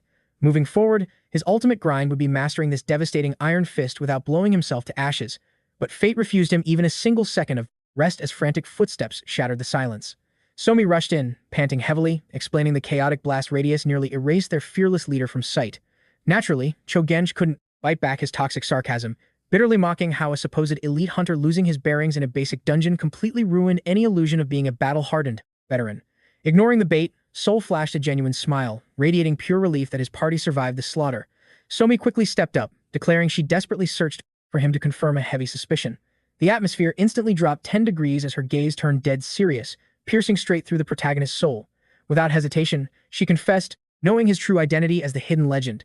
Silence choked the air until Soul finally gave a slow, fateful nod. The shocked party immediately swarmed him, completely. The legendary tale of his solo raid in Yognaton and breaking the 1 million point threshold echoed everywhere. Like wildfire, his overwhelming achievements reached every corner of the region. Somi trembled, fearing this powerhouse might silence them forever for exposing his identity. Kang Soul just blinked, utterly baffled by her intense villain fantasy. Suddenly, the system interface flashed. A glowing treasure chest materialized before the party. Cho-Ji and Hack practically vibrated with excitement, desperate to witness the epic loot. Somi watched with starry eyes, mesmerized by Kang Soul's effortlessly majestic aura. But the allure of gacha was too strong, and all eyes locked onto the opening chest. Golden light erupted. The party scored massive level-ups, stat points, and trophies. Suddenly, the main character's wealth passive triggered, showering them with an avalanche of divine drops. Among the loot were 3 rare ascension materials. However, none fit his class, leaving the hero with a bitter taste of sheer disappointment. Considering the boss's insane difficulty, this loot table felt painfully average. Still, he desperately hoped to salvage some decent gauntlets from the pile. Scanning the system logs, his eyes widened. One item possessed a unique modifier buffing close-quarters combat speed. His mind raced with the tactical possibilities. This artifact was an absolute game-changer for a shadow rogue. Plus, finding hand armor with a wisdom stat boost was practically a myth. Quickly evaluating the remaining spoils, Kang Soul prepared to head back and continue his journey. But Somi blocked his path, insisting the overpowered hunter was skipping the most crucial step. Loot distribution. Item trading was the sacred foundation of any raiding party. Joyful cheers echoed through the air as the victorious group marched down the trail, finally arriving at the gates of Novira. The young conqueror casually approached the global ranking board. Behind him, his party, stood completely paralyzed. Kang Soul flaunted over 3 million points, an absolutely god-tier score. His legendary achievements and titles remained completely classified. Suddenly, the inspiring title illuminated his status window. A hidden achievement called Forbidden Unlocked, granting him the ultimate command buff, Troop Leader. The hero pondered this revelation. Breaking the 1 million point ceiling literally forged new titles. It was classic system Manhwa logic, higher ranks, birthed insanely overpowered skills, and terrifying, passive effects. Eager to test this authority, he triggered the Troop Leader aura. Instantly, Somi and her partner gasped, their eyes widening in pure shock. An unknown, terrifying surge of energy suddenly coursed through their veins. While the party members eagerly debated how to divide their hard-earned, epic drops, Kang Soul finally cracked the code behind the system mechanics. Somi nervously approached the imposing hero, softly suggesting that even a legend required an inn after surviving such hellish dungeons. But Kang Soul coldly brushed it off. He had zero plans to establish a base in Novira, intending to press forward immediately. But the stubborn girl refused to let her savior vanish into the shadows. Desperate to repay her life debt, she demanded to buy him a meal. Reluctantly pausing his relentless grind, Kang Soul surrendered to a brief intermission. Entering the designated safe zone, the weary warrior finally allowed his tense muscles to temporarily recover. They called this peaceful phase the Novira Restoration. The party slipped into a bustling local tavern, overflowing with rowdy mercenaries. The atmosphere burned significantly brighter than his last quiet visit. Over steaming plates, Kang Soul declared his next raid target lay south, deep within Odin. Somi instantly perked up, dropping intel about an absolute legend roaming that territory. The rumor mill was going crazy within the Transmigrant Community Network, a secretive digital forum connecting dimension travelers across different continents. Kang Soul raised an eye-hearted. Thrilled by his ignorance, Somi eagerly dumped all the exclusive lore. Cho-Ji suddenly snickered, teasing that she was probably grinding referral points to recruit top-tier rankers. Her face flushed crimson. Somi mercilessly slammed her fist into her teammate, nearly launching the poor comic relief character straight through the tavern floorboards. Burning with embarrassment, she shyly requested to add Kang Soul to her system friend list. Silence stretched. Finally, the stoic main character granted his legendary approval. With a quick holographic swipe, their party contact sync was complete. Expanding his intel network was purely tactical. These rookies might actually deliver high-value scouting reports later. Somi swore an oath against spamming his inbox, promising to only ping him for elite trading and massive server updates, keeping Kang Seol's monstrous true identity completely classified. Suddenly, a heavy presence crashed over their table. A mysterious figure scanned the rowdy guild hall, their eyes locking onto the famous survivor. But then, a terrifyingly powerful female aura silenced the entire room. Every mercenary froze. Kang Soul slowly turned toward the familiar imposing voice. It was Mira. The elite warrior offered a casual greeting. Somi and her crew felt their souls leave their bodies. How on earth did Kang Soul command respect from such a world-class powerhouse? Ignoring the gawking rookies, Mira stated she had urgent guild business. A terrifying new questline had just triggered, and he was the target. She dropped the bomb. Hammond had vanished. The devastating revelation hit the young hero like a physical blow. Even Mira seemed unnerved, suggesting that Kaibo, the supreme information broker, possessed the missing puzzle pieces. Apparently, the vanished blacksmith had secretly entrusted a final quest log, a logical move since Kaibo had masterminded their fateful encounter in the first place. If Hammond planned to defy destiny, he absolutely would rely on the shadow broker. Soon after, they breached the infamous wolf's lair. Kaibo smirked, genuinely impressed by the young monster's terrifying sprint all the way from the distant 𝗦𝗦𝗦 territory. The grizzled veteran warned the speedster against burning his stamina gauge to 0. Kang Soul offered a polite nod of gratitude, brushing off the warning to instantly demand the lore regarding Hammond. The silver wolf's gaze darkened as he slid a sealed, mysterious parchment across the table. The master blacksmith's final transmission. What forbidden truth lay inside? The young hero shattered the wax seal, scanning the ancient text.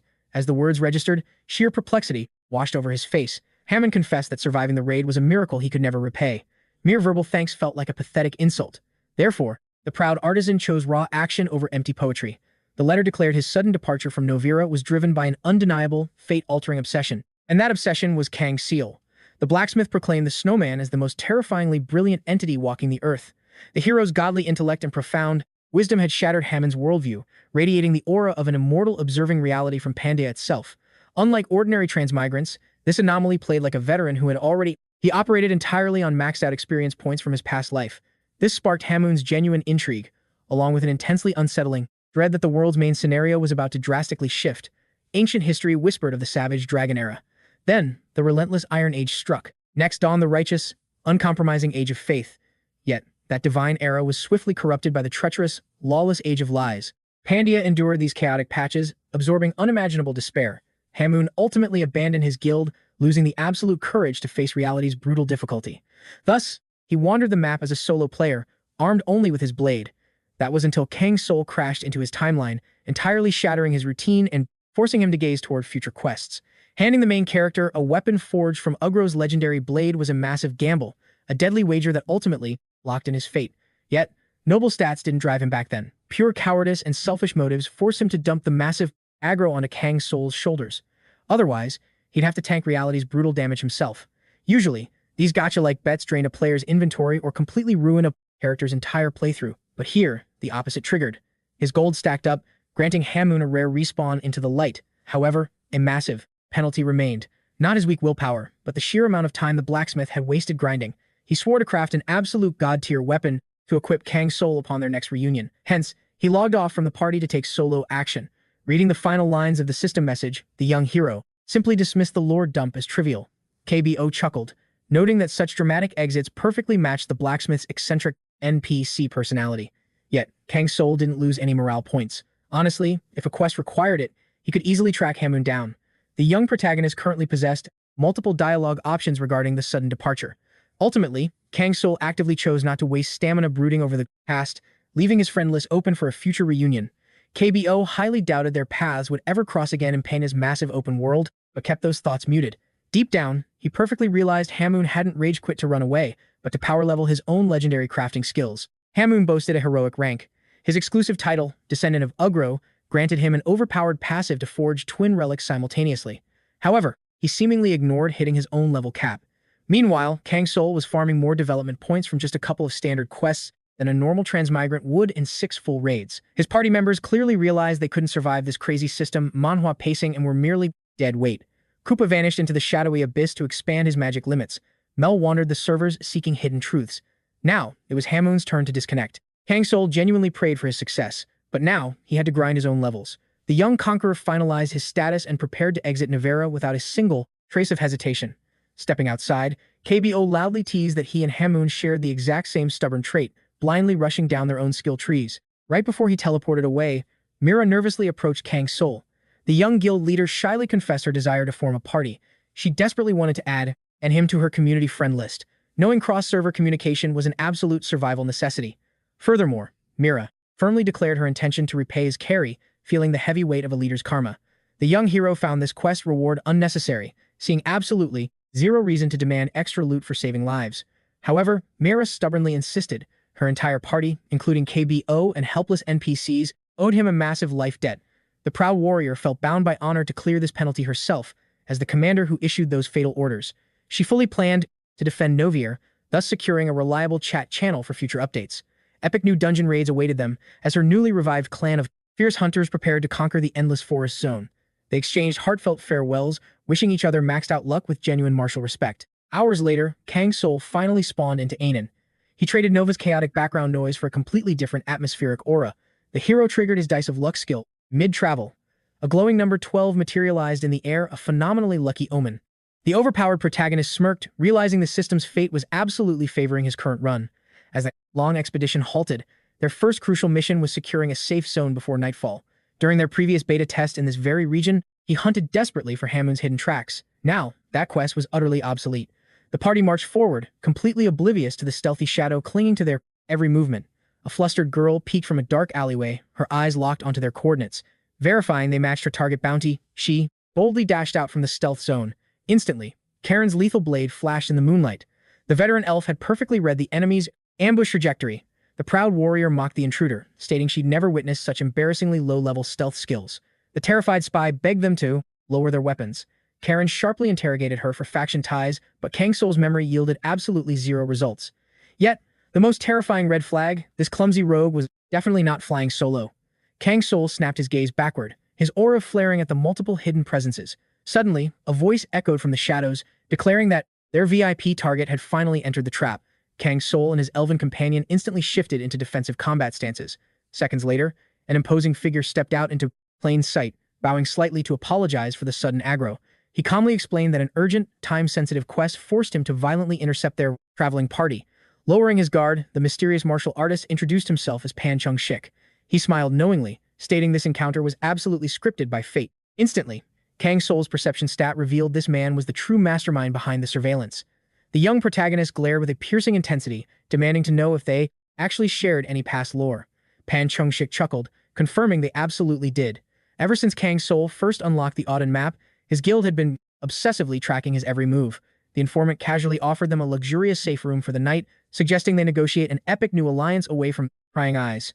Shortly after, the weary players stepped inside a colossal stronghold that reeked of absolute, high-level prestige. Mr. Chung gracefully took the lead. He admitted asking for help wasn't his original plan.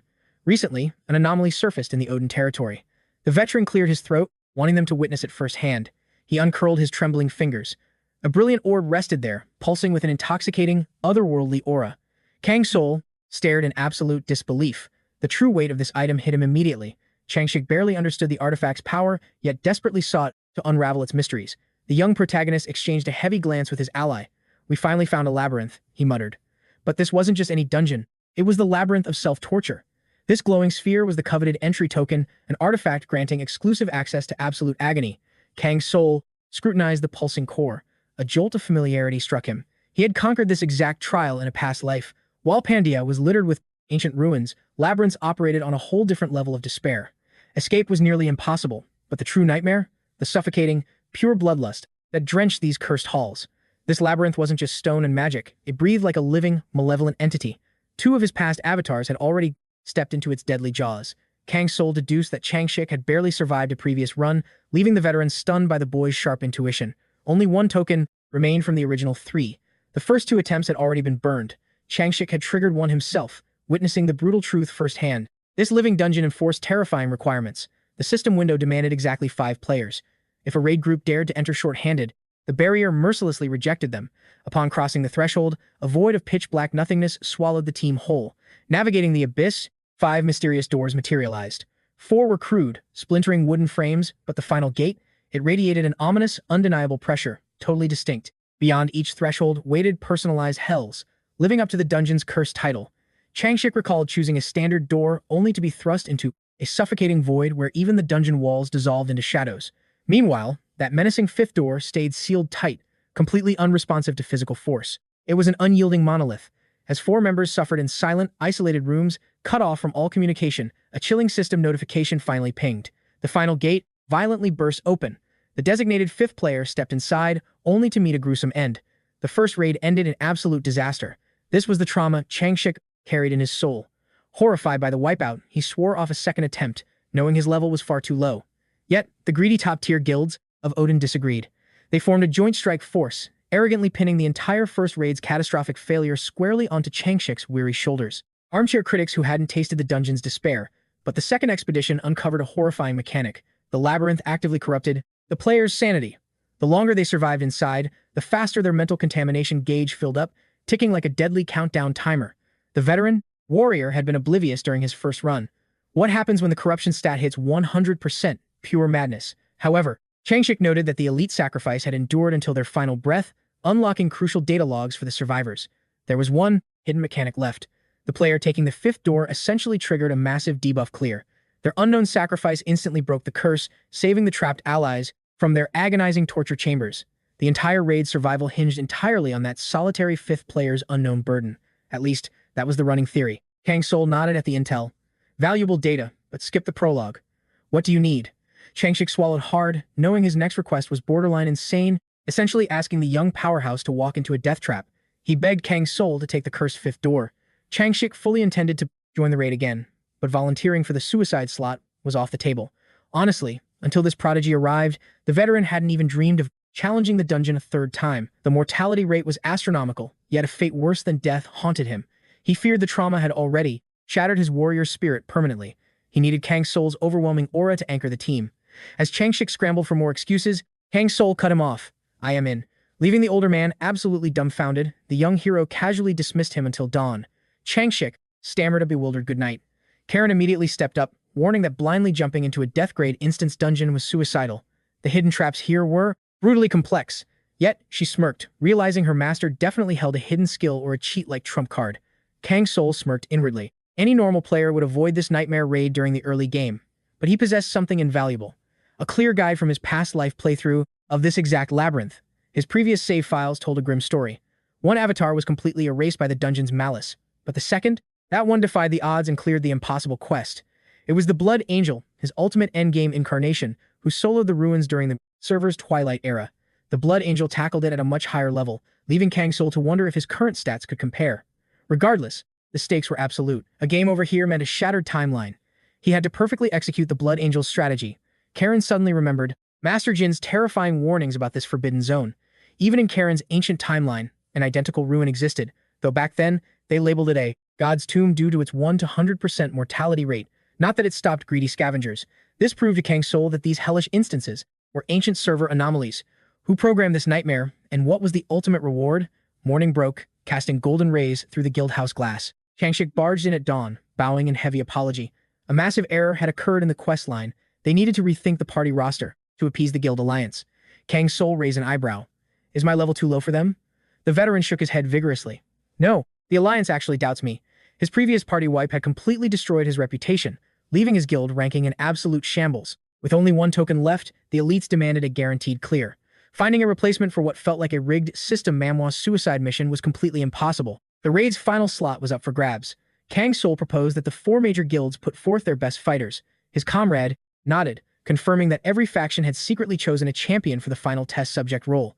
But words alone meant nothing here. After all the bickering, they needed to prove their absolute strength. Soon, the party approached the massive Odina Guild Alliance building, the Tower of Faith. Stepping inside, the young hero instantly drew every eye in the grand hall. Whispers erupted like wildfire about the legendary Hidden One. Yet, to the untrained observer, he seemed like just another low-rank adventurer. Cutting through the tension, a female guild officer approached, bowing respectfully to Lord Hidden. She stated that their desperate search for Chong-Shik was finally over, introducing herself as Sun Ju-Yun. Kang Soul already knew why he was summoned to this ruthless selection of labyrinth conquerors. With his true stats concealed, the guild refused to blindly place their faith in him. Pan Changik desperately tried to defend him, arguing that his past achievements were proof enough. But fierce objections instantly drowned him out. The crowd angrily protested, declaring that they had never witnessed the Hidden One's true power firsthand. Handing over their very lives to a complete stranger was a gamble they refused to take. Kang Soul's gaze turned ice cold. If they wanted a demonstration, he was ready to deliver. The proud adventurers firmly believed that only the absolute strongest deserved to enter the deadly labyrinth. Sun Ju-yoon agreed, deciding to skip the pleasantries. She immediately summoned the ultimate judge, the one man whose approval was an absolute requirement. The crowd gasped in pure shock, completely stunned by the arrival of a dangerous outsider. The mysterious man stepped heavily into the light, clad in a dark combat cloak with striking tattoos beneath his eyes. Kang Soul never expected a notorious black pilgrim here. The arrogant enemy scoffed, demanding they skip the useless chatter. These black pilgrims were ruthless enforcers of the sacred state of Arena, wielding terrifying authority while draped in their signature obsidian cloaks. Despite their holy title, this bloodthirsty faction survived purely by the law of the jungle. Their dark missions were anything but divine or righteous.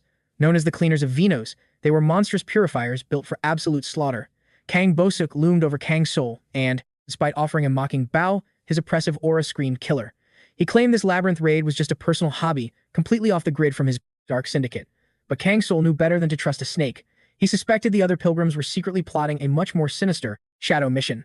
The brutal enemy openly declared his greed to dominate the dungeon, casually planning to use Kang Soul's fame as a stepping stone. The tension hit a boiling point. With neither warrior backing down, an explosive clash was absolutely unavoidable. But as Karen gracefully stepped into the arena, Kang Bosuk barked out a cruel laugh, insulted that a mere subordinate was sent to face him. Kang Soul remained completely unfazed, coldly stating that in this system, Manhwa, her combat stats completely eclipsed Kang Bosuk's level. Furious at the disrespect, the pilgrim roared, ready to unleash hell right then and there. Sun Ju-yoon desperately intervened, warning that their auras could shatter the entire Alliance headquarters.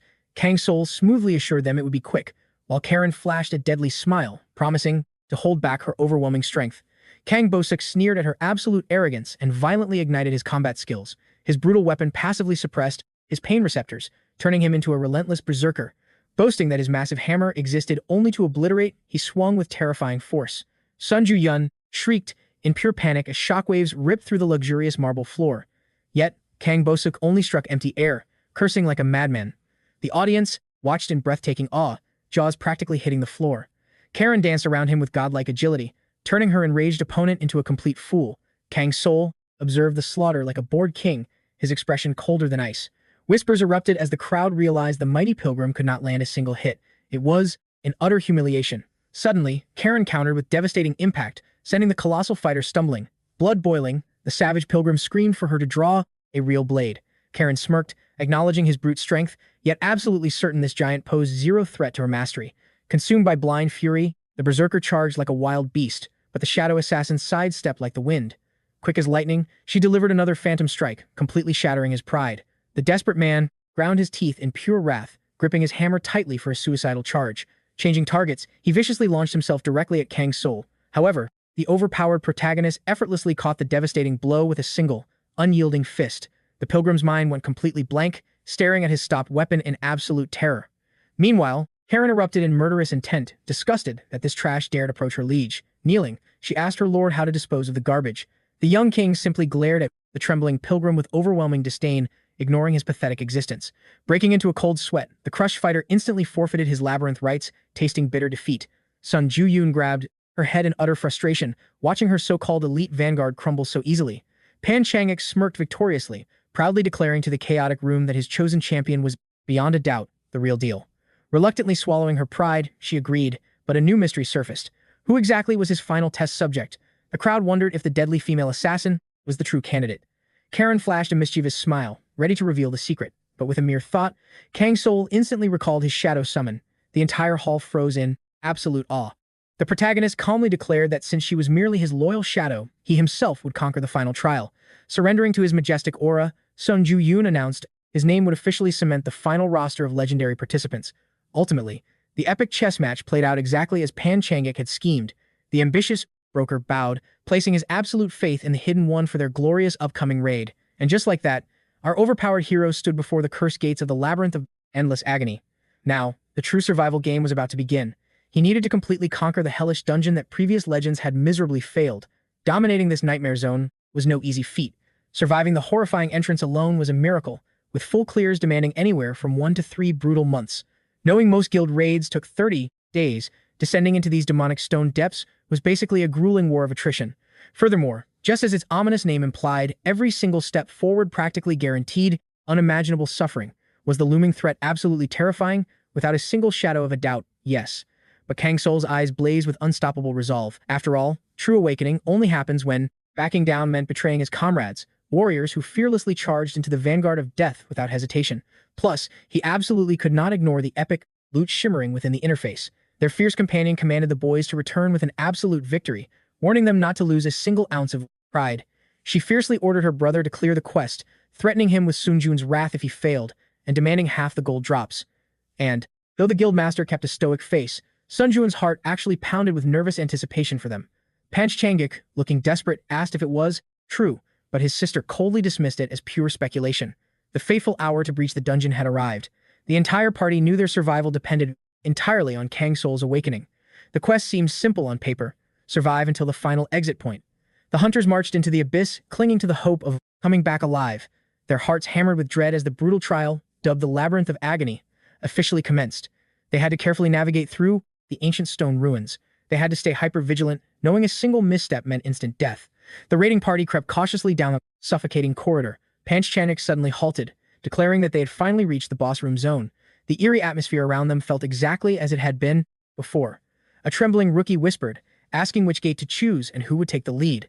One anxious hunter picked the door of doubt, while another chose fear. Another brave soul approached the patient's gate, while Panch Changik stepped toward ignorance. Paralyzed by overwhelming terror, the hunters slowly began pushing open the first doors they selected, shaking to their very cores. Finally, Panch Changik locked eyes with Kang Soul, declaring with blazing determination that they would definitely see each other alive. Noting this wasn't a system manhwa with easy revivals, he begged the hero not to fail, Snowman, who carried the squad's trust. Thus, the fourth portal swallowed the challenger, and the final barrier of the twisted labyrinth of agony shattered open. Kang Soul smirked, aura igniting, ready to conquer this nightmare dungeon once again.